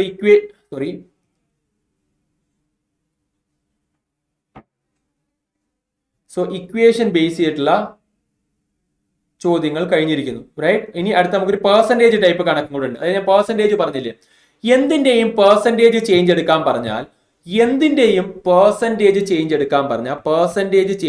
പറഞ്ഞാൽ ഫൈനൽ അല്ലെ, അതിന്റെ ഫൈനൽ കെ എന്നെടുക്കാം. ഒരു കോൺസ്റ്റന്റ് ആണ് കൈനറ്റിക് എനർജിയിലെ ഏതെടുത്താലും. K final minus K initial divided by K initial into 100. This is the case. Final minus initial by initial into 100. ഇതാണ് നിങ്ങളുടെ, അതായത് ആ വേരിയബിളിന്റെ ഫൈനൽ മൈനസ് ഇനിഷ്യൽ എടുക്കുക, ഡിവൈഡഡ് ബൈ ഇനിഷ്യൽ എടുക്കുക, 100 എടുക്കുക. എന്നാലേ പെർസെന്റേജ് ചേഞ്ച് കിട്ടുള്ളൂ. For example, percentage change of kinetic energy ആണെങ്കിൽ kinetic energy final minus kinetic energy initial by kinetic energy initial into 100. അങ്ങനെയാണെങ്കിൽ നിങ്ങൾക്കറിയാം കൈനറ്റിക് എനർജിക്ക് പകരം അവിടെ തന്നിരിക്കുന്ന മൊമെന്റത്തിൽ ഉണ്ടായ ചേഞ്ച് ആണ്. അപ്പം കൈനറ്റിക് എനർജിയുടെ ചേഞ്ച് ആണ് ചോദ്യമെങ്കിൽ, percentage change of kinetic energy ആണെങ്കിൽ kinetic energy is equal to p²/2m അല്ലേടാ. ഓക്കെ, p²/2m അല്ലേടാ. റൈറ്റ്, p²/2m അല്ലേടാ. അപ്പൊ kinetic energy proportion to p² അല്ലേ. അങ്ങനെയാണെങ്കിൽ നമുക്ക് കിട്ടും p final the whole square minus p initial the whole square by p initial the whole square into 100. അതായത് kinetic എനർജിക്ക് പകരം നിങ്ങൾക്ക് എന്ത് ചെയ്യാം, മൊമെന്റത്തിന്റെ സ്ക്വയർ എന്ന് കൊടുക്കാം. അപ്പൊ p final square minus p initial square by p initial square into 100. ഇതാണ് percentage change in kinetic energy. ഇനി പെർസെന്റേജ് ചേഞ്ച് ഇൻ മൊമെന്റം പറഞ്ഞാലോ final minus initial by initial into 100 ആണ്. പക്ഷേ അവിടെ കൈനറ്റിക് എനർജിയുടെ ടേംസിൽ അത് എഴുതണമെങ്കിലോ, അപ്പൊ നിങ്ങൾക്കറിയാം momentum is equal to √2m kinetic energy ആണ്. അവിടെ p പ്രപ്പോർഷണൽ ടു √k ആണ്. അപ്പൊ മൊമെന്റത്തിന്റെ സ്ഥാനത്ത് നിങ്ങൾക്ക് റൂട്ട് കൈനറ്റിക് എനർജി കൊടുക്കാം. Root kinetic energy final minus root kinetic energy initial into root kinetic energy initial into 100. കണ്ടാടാ, ഇവിടെ നിങ്ങൾ കൈനറ്റിക് എനർജിയുടെ ചേഞ്ച് മൊമെന്റം വെച്ചാണ് എഴുതിയത്, ഇവിടെ മൊമെന്റം ചേഞ്ച് കൈനറ്റിക് എനർജി വെച്ചാണ് എഴുതിയത്. സോ ഇതായിരിക്കും ഇതിൽ ഏതെങ്കിലും ഒന്നായിരിക്കും നിങ്ങളോട് ചോദിക്കാം. അപ്പൊ അതനുസരിച്ച് ഇക്വേഷൻ അനുസരിച്ച് നിങ്ങൾ final minus initial by initial into 100 ഇട്ട് കൊടുക്കുക. ഈ ചോദ്യം 2021 IIT-ക്ക് ചോദിച്ചാണ്, സ്ഥിരം ചോദിക്കാറുള്ള ഒരു ചോദ്യമാണ്. IIT ക്വസ്റ്റ്യൻ ജൂലൈ സെഷനിൽ ചോദിച്ചാണ്. Kinetic energy of a moving body becomes 4 times the initial kinetic energy. അതായത് ഇനിഷ്യൽ കൈനറ്റിക് എനർജി k ആണെങ്കിൽ ഫൈനൽ കൈനറ്റിക് എനർജി എന്ന് പറയുന്നത് 4 times ആയെന്ന്, 4k ആയെന്ന്. Then percentage change in momentum. Percentage change in momentum എന്ന് പറഞ്ഞാൽ P final minus P initial. Devapriya ഉത്തരം പറഞ്ഞു. Right, very good. ഞാനത് പറയാൻ വരുമെന്ന് ഇത് കഴിഞ്ഞിട്ട് അതിന്റെ ഉത്തരം പറഞ്ഞു. അതാണ് അതിനുള്ള ഉത്തരം. റൈറ്റ്, സോ മേളത്തെ ഒരു ചോദ്യത്തിന്റെ ഉത്തരം. Okay, p final minus P initial divided by p initial into 100. Okay, right, clear ആണോ മക്കളെ? അപ്പൊ നമ്മൾ എന്താ എഴുതണ്ടേ? കൈനറ്റിക് എനർജി മൊമെന്റവും തമ്മിലുള്ള റിലേഷൻഷിപ്പ്. ഇവിടെ കൈനറ്റിക് എനർജി മൊമെന്റവും കൈനറ്റിക് എനർജിയും തമ്മിൽ. എടാ മക്കളെ, ഇവിടെ കൈനറ്റിക് എനർജിയുടെ ചേഞ്ച് ആണ് തന്നിരിക്കുന്നത്. മൊമെന്റം ആണ് നമ്മൾ final minus initial by initial into 100. പക്ഷെ ഇവിടെ മൊമെന്റം വാല്യൂ ഉണ്ടോ? എത്രയാന്ന് മൊമെന്റം വാല്യൂ അവിടെ ഉണ്ടോ? മൊമെന്റം വാല്യൂ ഇല്ല. അപ്പൊ നമ്മൾ എന്ത് ചെയ്യണം? അപ്പൊ മൊമെന്റത്തിനെ കൈനറ്റിക് എനർജി വെച്ചിട്ട് എഴുതണം. മൊമെന്റത്തിനെ കൈനറ്റിക് എനർജി വെച്ചിട്ട് എഴുതണം. അപ്പൊ എന്താ? P is equal to √2m kinetic energy. Okay, so P is proportional to √k. അപ്പൊ എന്ത് ചെയ്യണോടാ? മൊമെന്റത്തിന് പകരം, കാര്യം മൊമെന്റത്തിൽ ഉണ്ടായ ചേഞ്ച് അല്ല തന്നിരിക്കുന്നത്, കൈനറ്റിക് എനർജിയിൽ ഉണ്ടായ ചേഞ്ച് തന്നിട്ട് മൊമെന്റത്തിന്റെ പെർസെന്റേജ് ചേഞ്ച് ആണ് ചോദിച്ചിരിക്കുന്നത്. അപ്പോൾ ഇതാണ് ചോദ്യം. അതായത് കൈനറ്റിക് എനർജിയിലുള്ള ചേഞ്ച് തന്നിട്ട് മൊമെന്റത്തിലുള്ള ചേഞ്ച് ആ കണ്ടുപിടിക്കാൻ പറഞ്ഞിരിക്കുന്നത്. അപ്പൊ നാലാമത്തെ ഇക്വേഷൻ ആണ് വേണ്ടത്. അങ്ങനെയാണെങ്കിൽ നിങ്ങൾ എന്ത് ചെയ്തു? ഏതിന്റെ ചേഞ്ച് പറഞ്ഞാലും അത് final minus initial by initial into 100. പക്ഷെ മൊമെന്റത്തിന്റെ ചേഞ്ച് അല്ല, പകരം കൈനറ്റിക് എനർജിയുടെ ചേഞ്ച് ആണ് തന്നിരിക്കുന്നത്. അപ്പൊ നിങ്ങൾക്കറിയാം P is proportional to √k. അപ്പൊ എന്ത് ചെയ്യാം? √k final minus √k initial by √k initial into 100. അപ്പൊ √k ഇനിഷ്യൽ, k ഇനിഷ്യൽ എന്ന് പറഞ്ഞാൽ k ആണ്. സോ √k ഫൈനൽ എന്ന് പറഞ്ഞാൽ √4k ആണ്. അപ്പൊ എന്ത് വരും? √4k minus √k by √k into 100. അപ്പൊ എന്ത് വരും ഇവിടെ? അടുത്തതിലേക്ക് പോവാം. √4k എന്ന് പറഞ്ഞാൽ 2k ആണ്. മൈനസ് √4k എന്ന് പറഞ്ഞാൽ 2√k ആണ് അല്ലെ? 4 പുറത്ത് വരും, √k minus √k divided by √k into 100. √k common എടുത്ത് കട്ട് ചെയ്ത് കളയാം. √k കോമൺ എടുത്തിട്ട് താഴെയായിട്ടുള്ള കട്ട് ചെയ്ത് കളയാം. അപ്പൊ 2 മൈനസ് 1 ഇൻറ്റു 100 എന്ന് കിട്ടും. 2 മൈനസ് 1 ഇൻറ്റു 100 എന്ന് പറഞ്ഞാൽ 1 ഇൻറ്റു 100 ആ. അപ്പൊ പെർസെന്റേജ് ചേഞ്ച് 100% ആ. സോ 100 എന്ന് കിട്ടും. So option 100% A is the right answer. A is the right answer. പറഞ്ഞ മനസ്സിലായോടാ? അതായത് final minus initial by initial into 100 എടുക്കുക. ഫൈനലും ഇനിഷ്യലും എന്ന് പറയുന്നത് with respect to kinetic energy കൊടുക്കുക. ബിക്കോസ് കൈനറ്റിക് എനർജിയിലുള്ള ചേഞ്ച് ആണ് ചോദിച്ച് തന്നിരിക്കുന്നത്. അപ്പൊ മൊമെന്റം പെർസെന്റേജ് കണ്ടുപിടിക്കാൻ പറഞ്ഞാൽ അങ്ങനെയാണ് നിങ്ങൾ ചെയ്യേണ്ടത്. ക്ലിയർ ആണോ മക്കളെ? ക്ലിയർ ആണോ മക്കളെ? ഒരു ചോദ്യം ഞാൻ പറയാം നിങ്ങളോട്. ഒരു ചോദ്യം ഞാൻ പറയാം. Momentum initial becomes 20% of the final momentum is 20% of the initial momentum. എങ്കിൽ percentage change in kinetic energy എത്രയാണെന്നൊരു ചോദ്യം സ്ഥിരം ചോദിക്കാറുള്ള ഒരു ചോദ്യമാണ്. Percentage change in kinetic energy. അപ്പൊ എന്താ? പെർസെന്റേജ് ചേഞ്ച് ഇൻ കൈനറ്റിക് എനർജിയാണ് ചോദ്യം. അപ്പോൾ K final minus K initial by K initial into 100. ഇതാണ് സ്ഥിരം ചോദ്യം. പക്ഷേ ഇവിടെ മൊമെന്റത്തിൽ ഉണ്ടായ ചേഞ്ച് ആണ് തന്നിരിക്കുന്നത്. അതായത് ഇനിഷ്യൽ മൊമെന്റം എന്ന് പറയുന്നത് P ആണെങ്കിൽ 20% കൂടെ കൂടി. അപ്പോൾ എത്രയായി മാറും? ഫൈനൽ മൊമെന്റം എന്ന് പറയുന്നത് 20% ഇൻക്രീസ് ചെയ്തു. 20% ഇൻക്രീസ് ചെയ്യുന്നു ആയിക്കോട്ടെ. ഓക്കെ, അതായത് P ഇനിഷ്യല് P ആണെങ്കിൽ P ഫൈനൽ എന്ന് പറയുന്നത് P ഫൈനൽ ഇൻക്രീസസ് ബൈ 20% കൂടി. അതായത് 120% അതായത് 1.2 P ആയി മാറിയെന്ന്. അതായത് ഈ P യിൽ നിന്ന് 20% കൂടെ കൂടി. അപ്പൊ അത് 1.2 P ആയെന്നാണ് അർത്ഥം. അപ്പൊ P ഫൈനൽ എന്ന് പറയുന്നത് 1.2 P ആയിരിക്കും. ക്ലിയർ ആണോ? അപ്പൊ നമുക്ക് എന്ത് ചെയ്യാം? നമുക്ക് ഇവിടെ ഇട്ട് കൊടുക്കാം.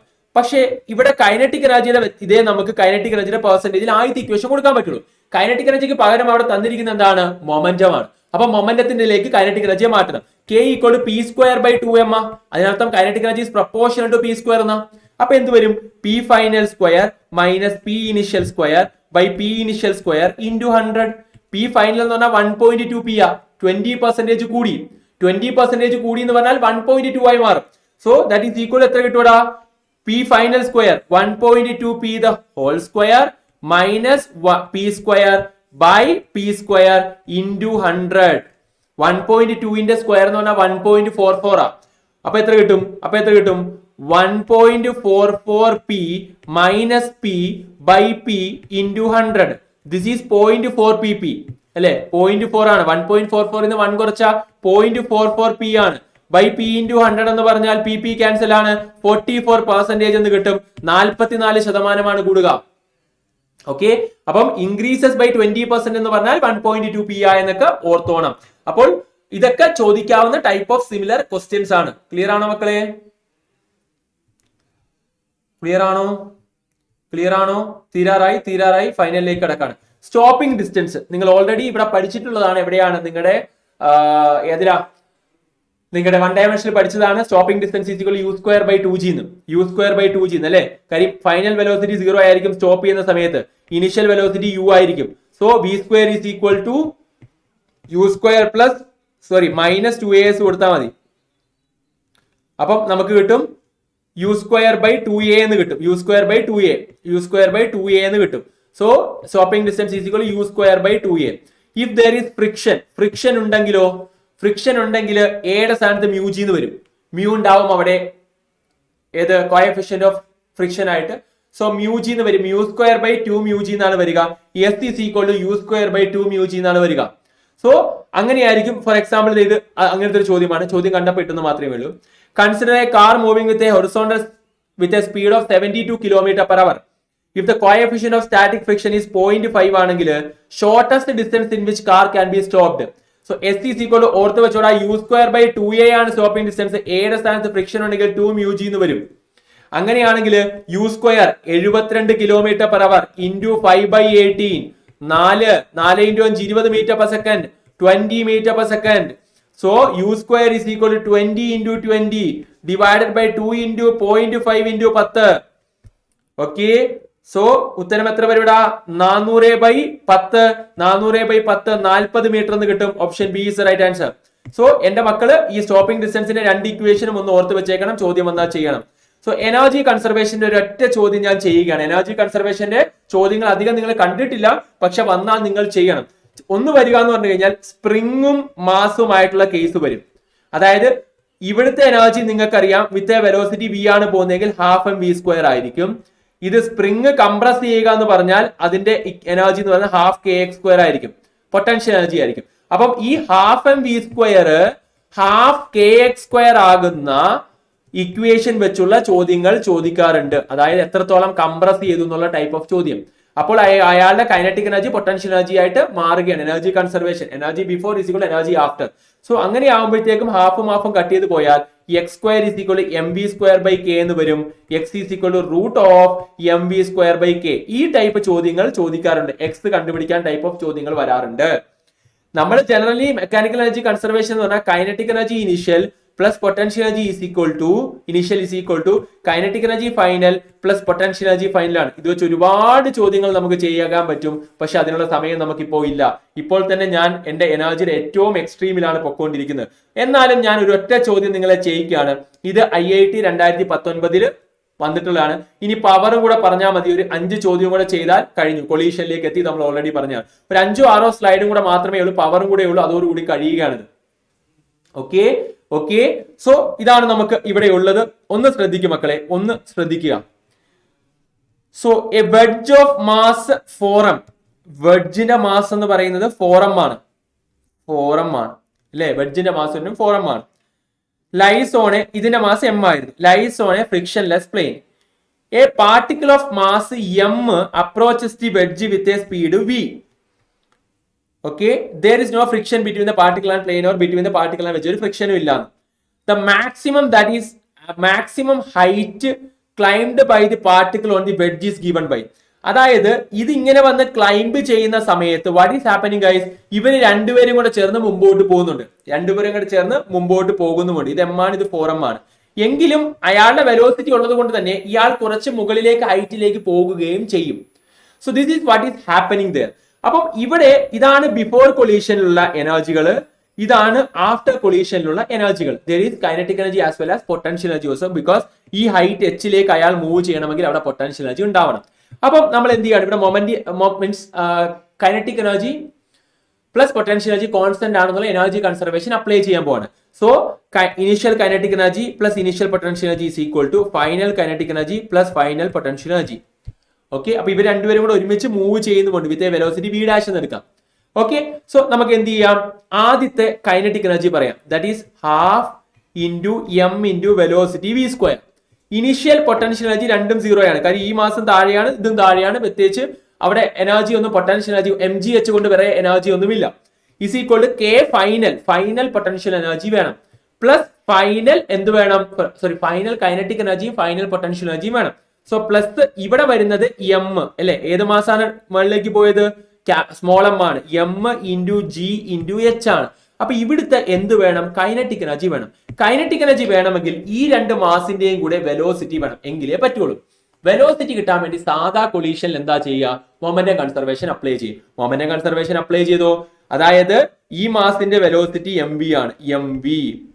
അപ്പോൾ ഇയാൾക്ക് വെലോസിറ്റി ഇല്ല, അപ്പോൾ അയാളുടെ വെലോസിറ്റി 0 ആയിരുന്നു. Momentum before collision 0 is equal to എത്രയാണ് ഇയാളുടെ, ഇപ്പം രണ്ടുപേരും കൂടെ ഒരുമിച്ചാ പോകുന്നത്, 4m പ്ലസ് എം 5m, അതായത് 4m 4m ഒരു m കൂടെ ഒരുമിച്ചാ പോകുന്നത്, പെർഫെക്റ്റ്ലി ഇൻഇലാസ്റ്റിക് ആണ്.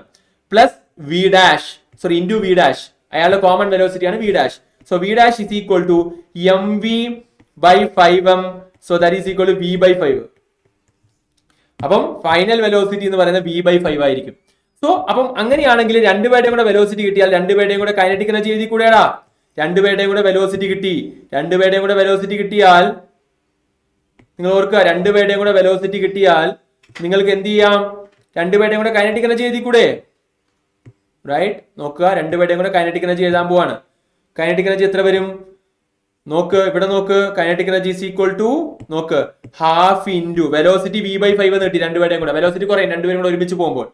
ഹാഫ് ഇൻറ്റു മാസ് എന്ന് പറയുന്നത് 5m ആണ്, ഇൻറ്റു വി സ്ക്വയർ എന്ന് പറഞ്ഞാൽ വി സ്ക്വയർ ബൈ 25 അല്ലെ, വി ബൈ 5ന്റെ square, V square by 25, V square by 25. അപ്പം ആ 5ഉം ഈ 25ഉം കൂടെ അവിടെ 5 വരും, 5. ക്ലിയർ ആണോ? 5ഉം 25ഉം കൂടെ 5 വരും. കോമൺ ആയിട്ട് എം എടുത്ത് കട്ട് ചെയ്ത് കളയാം, എം എല്ലായിടത്തുനിന്നും പോകും. നമുക്ക് വേണ്ട ഈ ഹൈറ്റ് എച്ച് ആണ്, എച്ച് എത്രത്തോളം റൈസ് ചെയ്തു എന്നാണ് ചോദ്യം. അങ്ങനെയാണെങ്കിൽ അപ്പുറത്തേക്ക് എടുക്കാം, എച്ചിനെ മാത്രം അവിടെ നിർത്തിയിട്ട്, അതായത് ജി എച്ച് മാത്രം അവിടെ നിൽക്കട്ടെ, ജി എച്ച് മാത്രം ഒരു സൈഡിൽ നിൽക്കട്ടെ, ബാക്കി രണ്ടും അപ്പുറത്തേക്ക് എടുക്കുക, ഇതിലേക്ക് കൊണ്ടുവരിക. ഹാഫ് വി സ്ക്വയർ മൈനസ് ഇവിടുന്ന് വരുന്ന ആൾ ആരാന്നറിയാവോ, ഹാഫ് വി സ്ക്വയർ ബൈ 5 ആണ് വരുന്നത്, ഒരു 5 താഴെയുണ്ട്. Okay, so minus half V square by 5. So half common factor ആണ്, G H is equal to half V square common factor ആണ്, പുറത്തെടുക്കാം. 1 മൈനസ് 1 ബൈ 5 എന്ന് കിട്ടും, ദാറ്റ് ഈസ് ഈക്വൽ ടു കിട്ടും 4 ബൈ 5. സോ 4 ബൈ 10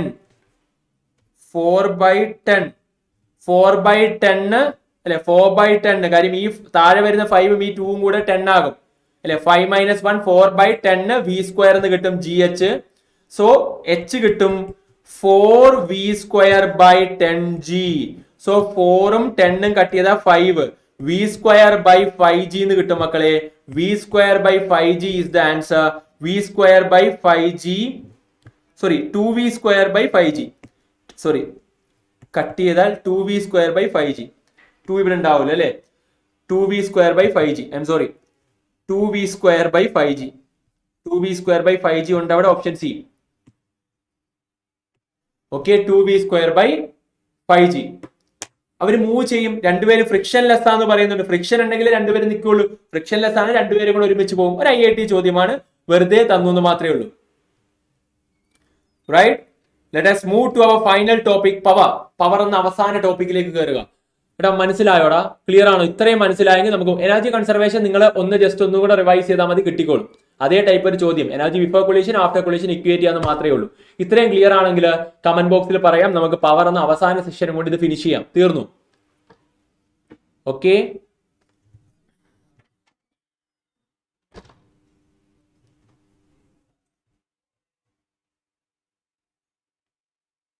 ക്ലിയർ ആണോ മക്കളെ? Okay ആണെങ്കിൽ നമുക്ക് മുമ്പോട്ട് പോകാം.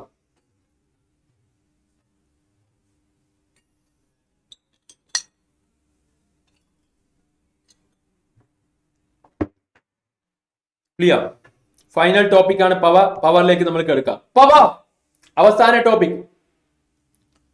ഓക്കെ, പവർ എന്ന് പറയുമ്പോൾ രണ്ടെണ്ണമുണ്ട്, ആവറേജ് പവറുമുണ്ട്, ഇൻസ്റ്റന്റേനിയസ് പവറുമുണ്ട്. ആവറേജ് എന്ന് പറഞ്ഞ പവറിന്റെ equation total work done by total time taken, work by time ആണ്. വർക്ക് ബൈ ടൈം ആണ് നിങ്ങളുടെ എന്തെന്ന് പറയുന്നത്, നിങ്ങളുടെ ആവറേജ് പവർ എന്ന് പറയുന്നത്. എന്നാൽ എഫ് ഡോട്ട് വി ആണ് നിങ്ങളുടെ ഇൻസ്റ്റന്റേനിയസ് പവർ അഥവാ F V cos theta. F V cos theta ആണ് നിങ്ങളുടെ എന്ത് instantaneous power. F dot V F V cos theta F dot V. ആദ്യത്തെ ചോദ്യം ഇൻസ്റ്റന്റേനിയസ് പവർ ആണ് വേണ്ടത്. ബിക്കോസ് അവർ ചോദിച്ചിരിക്കുന്നത് ദ ഫോഴ്സ് ഓഫ് എത്രയാടാ 2i plus 3j plus 4k on a body for 4 seconds produces the displacement of 3i plus 4j plus 5k. The power used this എത്രയാണെന്നാണ് ചോദ്യം. അപ്പൊ നിങ്ങൾക്ക് മനസ്സിലായി വർക്ക് ഡൺ കണ്ടുപിടിക്കാം. എഫും എക്സും ഉണ്ട്. കോൺസ്റ്റന്റ് ഫോഴ്സ് ആണ്. മീൻസ് എഫ് ഡോട്ട് എക്സ് എടുത്താൽ, അതായത് എഫ് ഡോട്ട് എസ് എടുത്തു കഴിഞ്ഞാൽ വർക്ക് കിട്ടും. ഡിവൈഡ് ബൈ ടൈം ചെയ്താൽ പവർ കിട്ടും. സോ ആദ്യം വർക്ക് കണ്ടുപിടിക്കാം. ഡോട്ട് പ്രൊഡക്റ്റ് എടുക്ക്.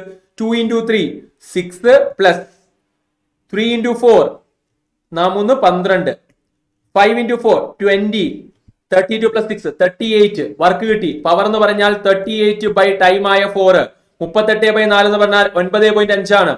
9.5. എന്നാൽ ഈ ചോദ്യം ഒന്ന് നോക്കിയാൽ നിങ്ങൾ ഈ ചോദ്യം ഒന്ന് നോക്കുക. ഈ ചോദ്യം അടുത്തൊരു ചോദ്യം, ഇത് നീറ്റിന്റെ പ്രീവിയസ് ചോദിച്ചിട്ടുള്ളതാണ്. സോ ഒന്ന് ശ്രദ്ധിക്കുക. ലാസ്റ്റ് സ്ലൈഡ് ആണ്, ഇതോടുകൂടി തീരുകയാണ്. ഈ ചോദ്യത്തോടു കൂടി തീരും. റൈറ്റ്. സോ ഇതും കൂടെ ഒന്ന് നോക്കാം. ഇതൊന്ന് നോക്കാം എല്ലാവരും. So a body of mass 1 kg mass തന്നിട്ടുണ്ട്. ശ്രദ്ധിക്കണം മക്കളെ, മാസ് തന്നിട്ടുണ്ട്. Begins to move under the action of a time dependent force. അപ്പൊ വേരിയബിൾ ഫോഴ്സ് ആണ്. വേരിയബിൾ ഫോഴ്സ് ആണ്. F is equal to 2ti plus 3t square j. Okay, when I and j are unit vectors along x and y, what is the power developed by the force on time t? Power ആണ് നമുക്ക് വേണ്ട. പവറിന് രണ്ട് equation ആണ്. ഒന്ന് work by time. ഇവിടുന്ന് work കണ്ടുപിടിക്കാൻ വേണ്ടി എഫ് ഒരു വേരിയബിൾ ഫോഴ്സ് ആയതുകൊണ്ട് തന്നെ ഇൻ ടേംസ് ഓഫ് എക്സ് തന്നാലേ എഫ് ഡി എക്സ് എന്ന് ചെയ്യാൻ പറ്റുള്ളൂ. അപ്പം ഇൻ ടേംസ് ഓഫ് എക്സ് തരണം. അതായത് 10y plus 5 അല്ലെ 10x plus 2x square എന്നൊക്കെ പറഞ്ഞു തന്നാലേ പറ്റുള്ളൂ. ഇത് വേരിയബിൾ ഫോഴ്സ് ആണ്, പക്ഷെ വിത്ത് റെസ്പെക്ട് ടു ടൈം ആണ്. അപ്പൊ നമുക്ക് ഇവിടുന്ന് ഡയറക്ട്ലി ഇന്റഗ്രേറ്റ് ചെയ്തിട്ട് ഈ വേരിയബിൾ ഫോഴ്സ് എന്ന് പറഞ്ഞാൽ ഡിപ്പെൻഡന്റ് ഓൺ എക്സ് അല്ല, ഡിപ്പെൻഡന്റ് ഓൺ ടൈം ആണ്. അപ്പൊ അതിനെ നമുക്ക് ഇന്റഗ്രേറ്റ് ചെയ്ത് വർക്ക് കണ്ടുപിടിക്കാൻ പറ്റില്ല. അപ്പൊ നമ്മൾ അടുത്ത പവർ കണ്ടുപിടിക്കാൻ ഇക്വേഷൻ എഫ് ഡോട്ട് വി ആണ്. അപ്പൊ എങ്ങനെയെങ്കിലും വെലോസിറ്റി കിട്ടുമോ നോക്കണം. അങ്ങനെയാണെങ്കിൽ ഈ ഫോഴ്സും വെലോസിറ്റിയും കൂടെ ഡോട്ട് പ്രൊഡക്റ്റ് എടുത്താൽ മതി. അപ്പൊ നമുക്ക് time with respect to time തന്നെയാണ് വർക്ക് പവർ വേണ്ടതെന്നാണ്. അങ്ങനെയാണെങ്കിൽ ഞാൻ ഇവിടുന്ന് വെലോസിറ്റി കണ്ടുപിടിക്കാൻ വേണ്ടി ആലോചിക്കുകയാണ്. അപ്പൊ അവിടെ മാസ് തന്നിട്ടുണ്ടാ. അങ്ങനെയാണെങ്കിൽ ഇത് വെച്ചിട്ട് ആക്സിലറേഷൻ കണ്ടുപിടിക്കാം. കാര്യം force is equal to m a ആണ് അല്ലെ. എഫ് ഈക്വൽ ടു മാ അല്ലെ. F equal to m a. അങ്ങനെയാണെങ്കിൽ എ ഈക്വൽ ടു എന്താണ് ഫാദറും അല്ലെ അമ്മയും അച്ഛനും എഫും മായും അല്ലെ. ഫാദറും മായും ഒന്നാന്ന് പറഞ്ഞാൽ F equal to m a. Equal to F by m. F by m 1 ആണെങ്കിൽ ആക്സിലറേഷനും ഫോഴ്സും സെയിം തന്നെയാണ്. എം 1 അല്ലേടാ. എം ഈക്വൽ ടു 1 അല്ലേ. അങ്ങനെയാണെങ്കിൽ ആക്സിലറേഷനും ഫോഴ്സും സെയിം ആ. അപ്പൊ തന്നിരിക്കുന്ന ഫോഴ്സിന്റെ ഇക്വേഷൻ എന്ന് പറയുന്ന ആക്സിലറേഷന്റെ ഇക്വേഷൻ തന്നെയാണ്. അങ്ങനെയാണെങ്കിൽ ആ ആക്സിലറേഷൻ ഇക്വേഷൻ നിങ്ങളൊന്ന് എഴുതി നോക്കിയേ. Acceleration is equal to 2ti plus 3t square j. മനസ്സിലായോ? ആക്സിലറേഷന്റെ വിത്ത് റെസ്പെക്ട് ടു ടൈം കിട്ടിയ വെലോസിറ്റി കണ്ടുപിടിക്കാൻ സിമ്പിളാ. ഇന്റഗ്രേറ്റ് ചെയ്താൽ മതി. നമ്മൾ 1 ഡയമെൻഷനിൽ പഠിച്ചിട്ടുണ്ട്. ഡിസ്പ്ലേസ്മെന്റിൽ നിന്ന് വെലോസിറ്റി കിട്ടാൻ ഡിഫറൻഷിയേറ്റ് ചെയ്യണം. വെലോസിറ്റിയിൽ നിന്ന് ആക്സിലറേഷൻ കിട്ടാൻ വേണ്ടി ഡിഫറൻഷിയേറ്റ് ചെയ്യണം. തിരിച്ച് ആക്സിലറേഷനിൽ നിന്ന് വെലോസിറ്റി കിട്ടാൻ ഇന്റഗ്രേറ്റ് ചെയ്യണം. വെലോസിറ്റിയിൽ നിന്ന് ഡിസ്പ്ലേസ്മെന്റ് കിട്ടാൻ അഗൈൻ ഇന്റഗ്രേറ്റ് ചെയ്യണം. അപ്പൊ ഇന്റഗ്രേറ്റ് ചെയ്താൽ മതി. ആക്സിലറേഷനിൽ നിന്ന് വെലോസിറ്റി കിട്ടിക്കോളും. വെലോസിറ്റി എങ്ങനെ കിട്ടും? ഇന്റഗ്രേറ്റ് ചെയ്താൽ 2t square by 2i plus 3t cube j divided by 3. 3t cube by 3.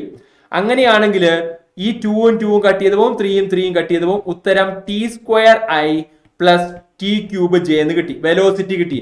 വെലോസിറ്റിയും ഉണ്ട്, ഫോഴ്സും ഉണ്ട്. ഫോഴ്സ് എത്രയാ? ആദ്യമത്തെ ഇക്വേഷൻ ആക്സലറേഷൻ തന്നെ 2ti plus 3t square j അല്ലെ. ഫോഴ്സും ഉണ്ട്, വെലോസിറ്റിയും ഉണ്ട്. ഫോഴ്സും വെലോസിറ്റിയും ഉണ്ടെങ്കിൽ എഫ് ഡോട്ട് വി എടുത്താൽ പോരെടാ. F dot V work done is equal F dot V. F എത്രയാ? എഫ് അവിടെ നിന്ന് എഴുതിക്കോ. 2ti plus 3t square J dot velocity ഇപ്പൊ കിട്ടി. ഇതാണ് വെലോസിറ്റി കിട്ടിയത്. എത്രയാ കിട്ടിയത്?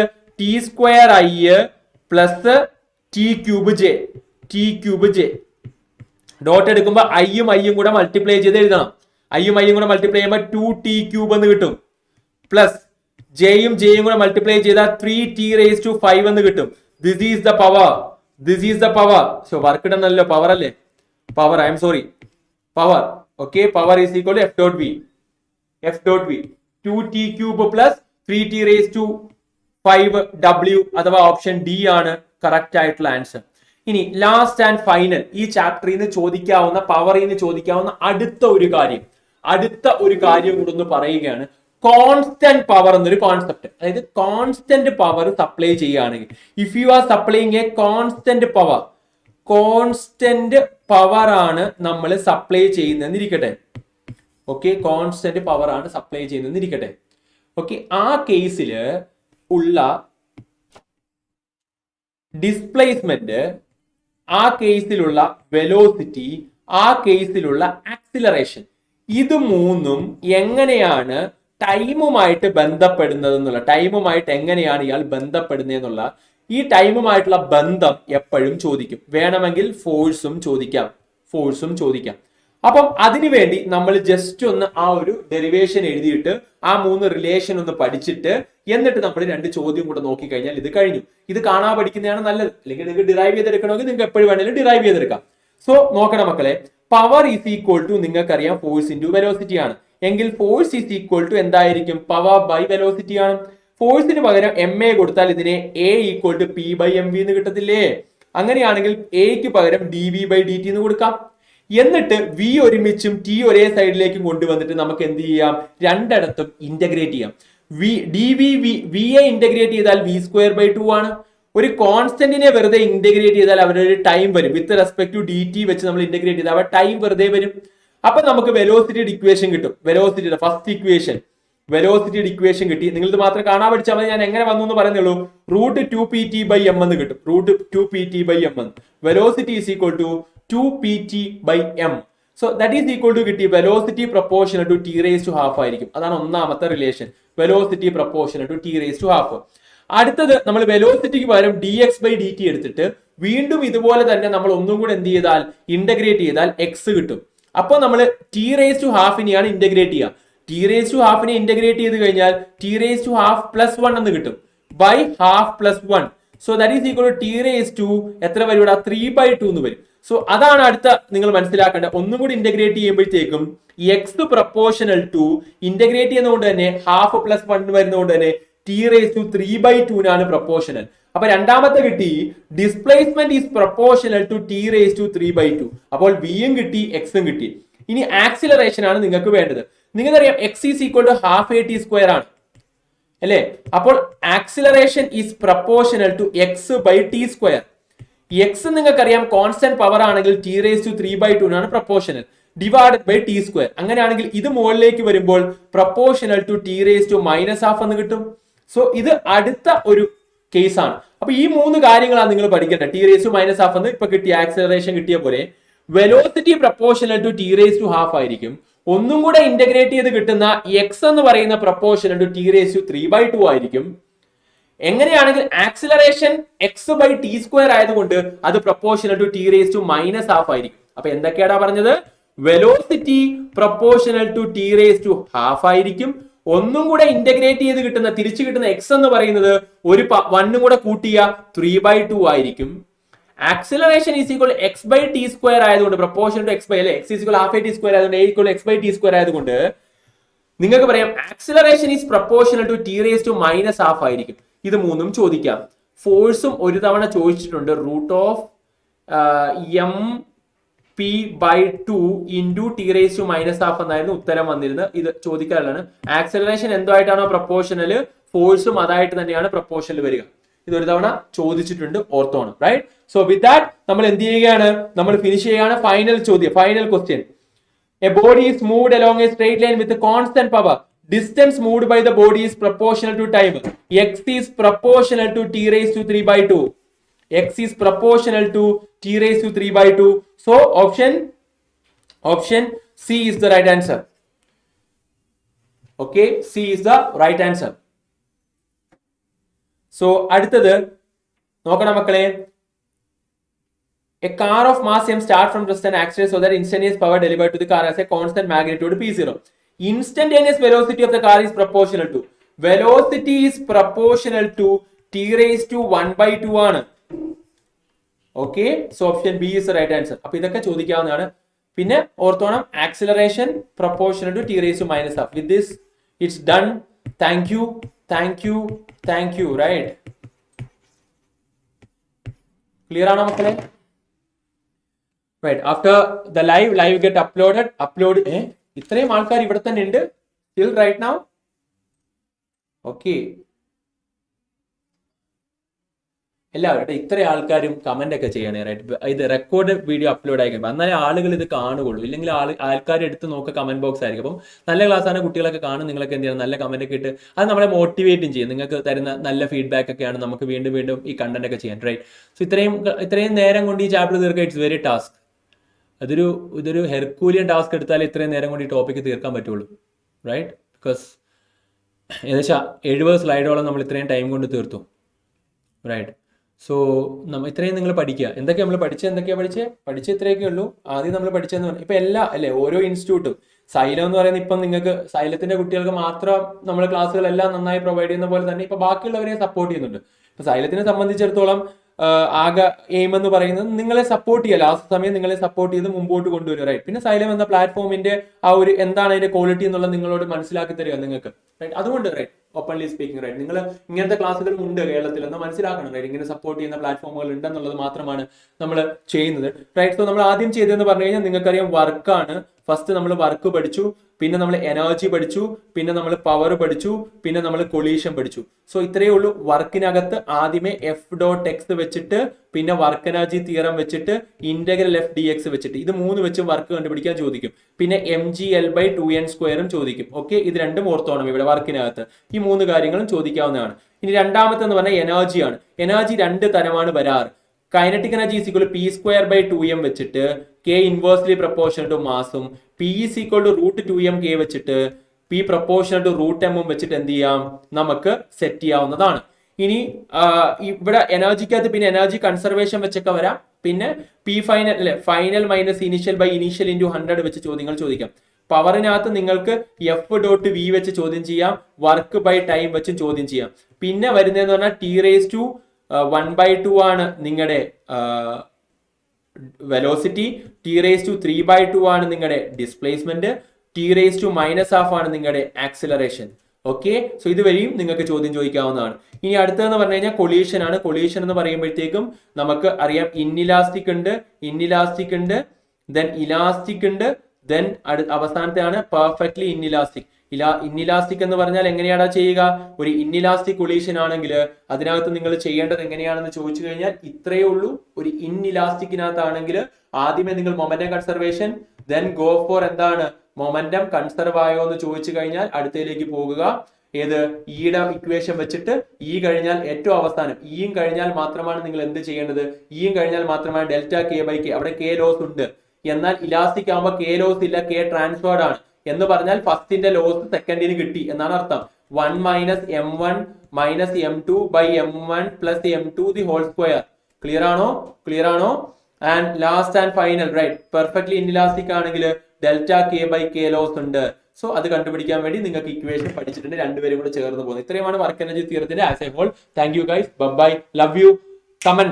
കമന്റ് ചെയ്യാൻ മറക്കണ്ട. Right, so comment video upload ആയി കഴിയുമ്പോൾ ടെലിഗ്രാമിൽ ഒന്ന് വിടാം. ജസ്റ്റ് ഒന്ന് വന്നിട്ട് give A good feedback out of that. നിങ്ങൾക്ക് ഇഷ്ടപ്പെട്ടെങ്കിൽ കമന്റ് ബോക്സിൽ ലൈവ് ചാറ്റ് കാണുന്നുണ്ട് കമന്റ് എത്രയാന്നൊക്കെ. റൈറ്റ്, സോ അത് മതി. റൈറ്റ്, അതിന്റെ കൂടൊപ്പം തന്നെ മറ്റേതും കൂടെ തന്നാൽ സന്തോഷം. Right, so that's it. Maximum നിങ്ങളുടെ ഫ്രണ്ട്സിനോട് റൈറ്റ് വർക്ക് എനർജി പവർ അറിയാത്ത കുട്ടികൾക്കൊക്കെ അയച്ചു കൊടുക്കുക.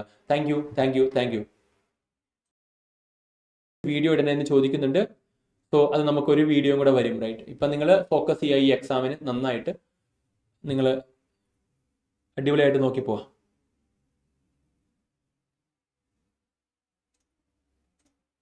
Right, thank you. ഏൺ സാറ് ക്ലാസ് വരുന്നുണ്ട്. ഓക്കെ, ഏൺ സാറിനോട് പറയും.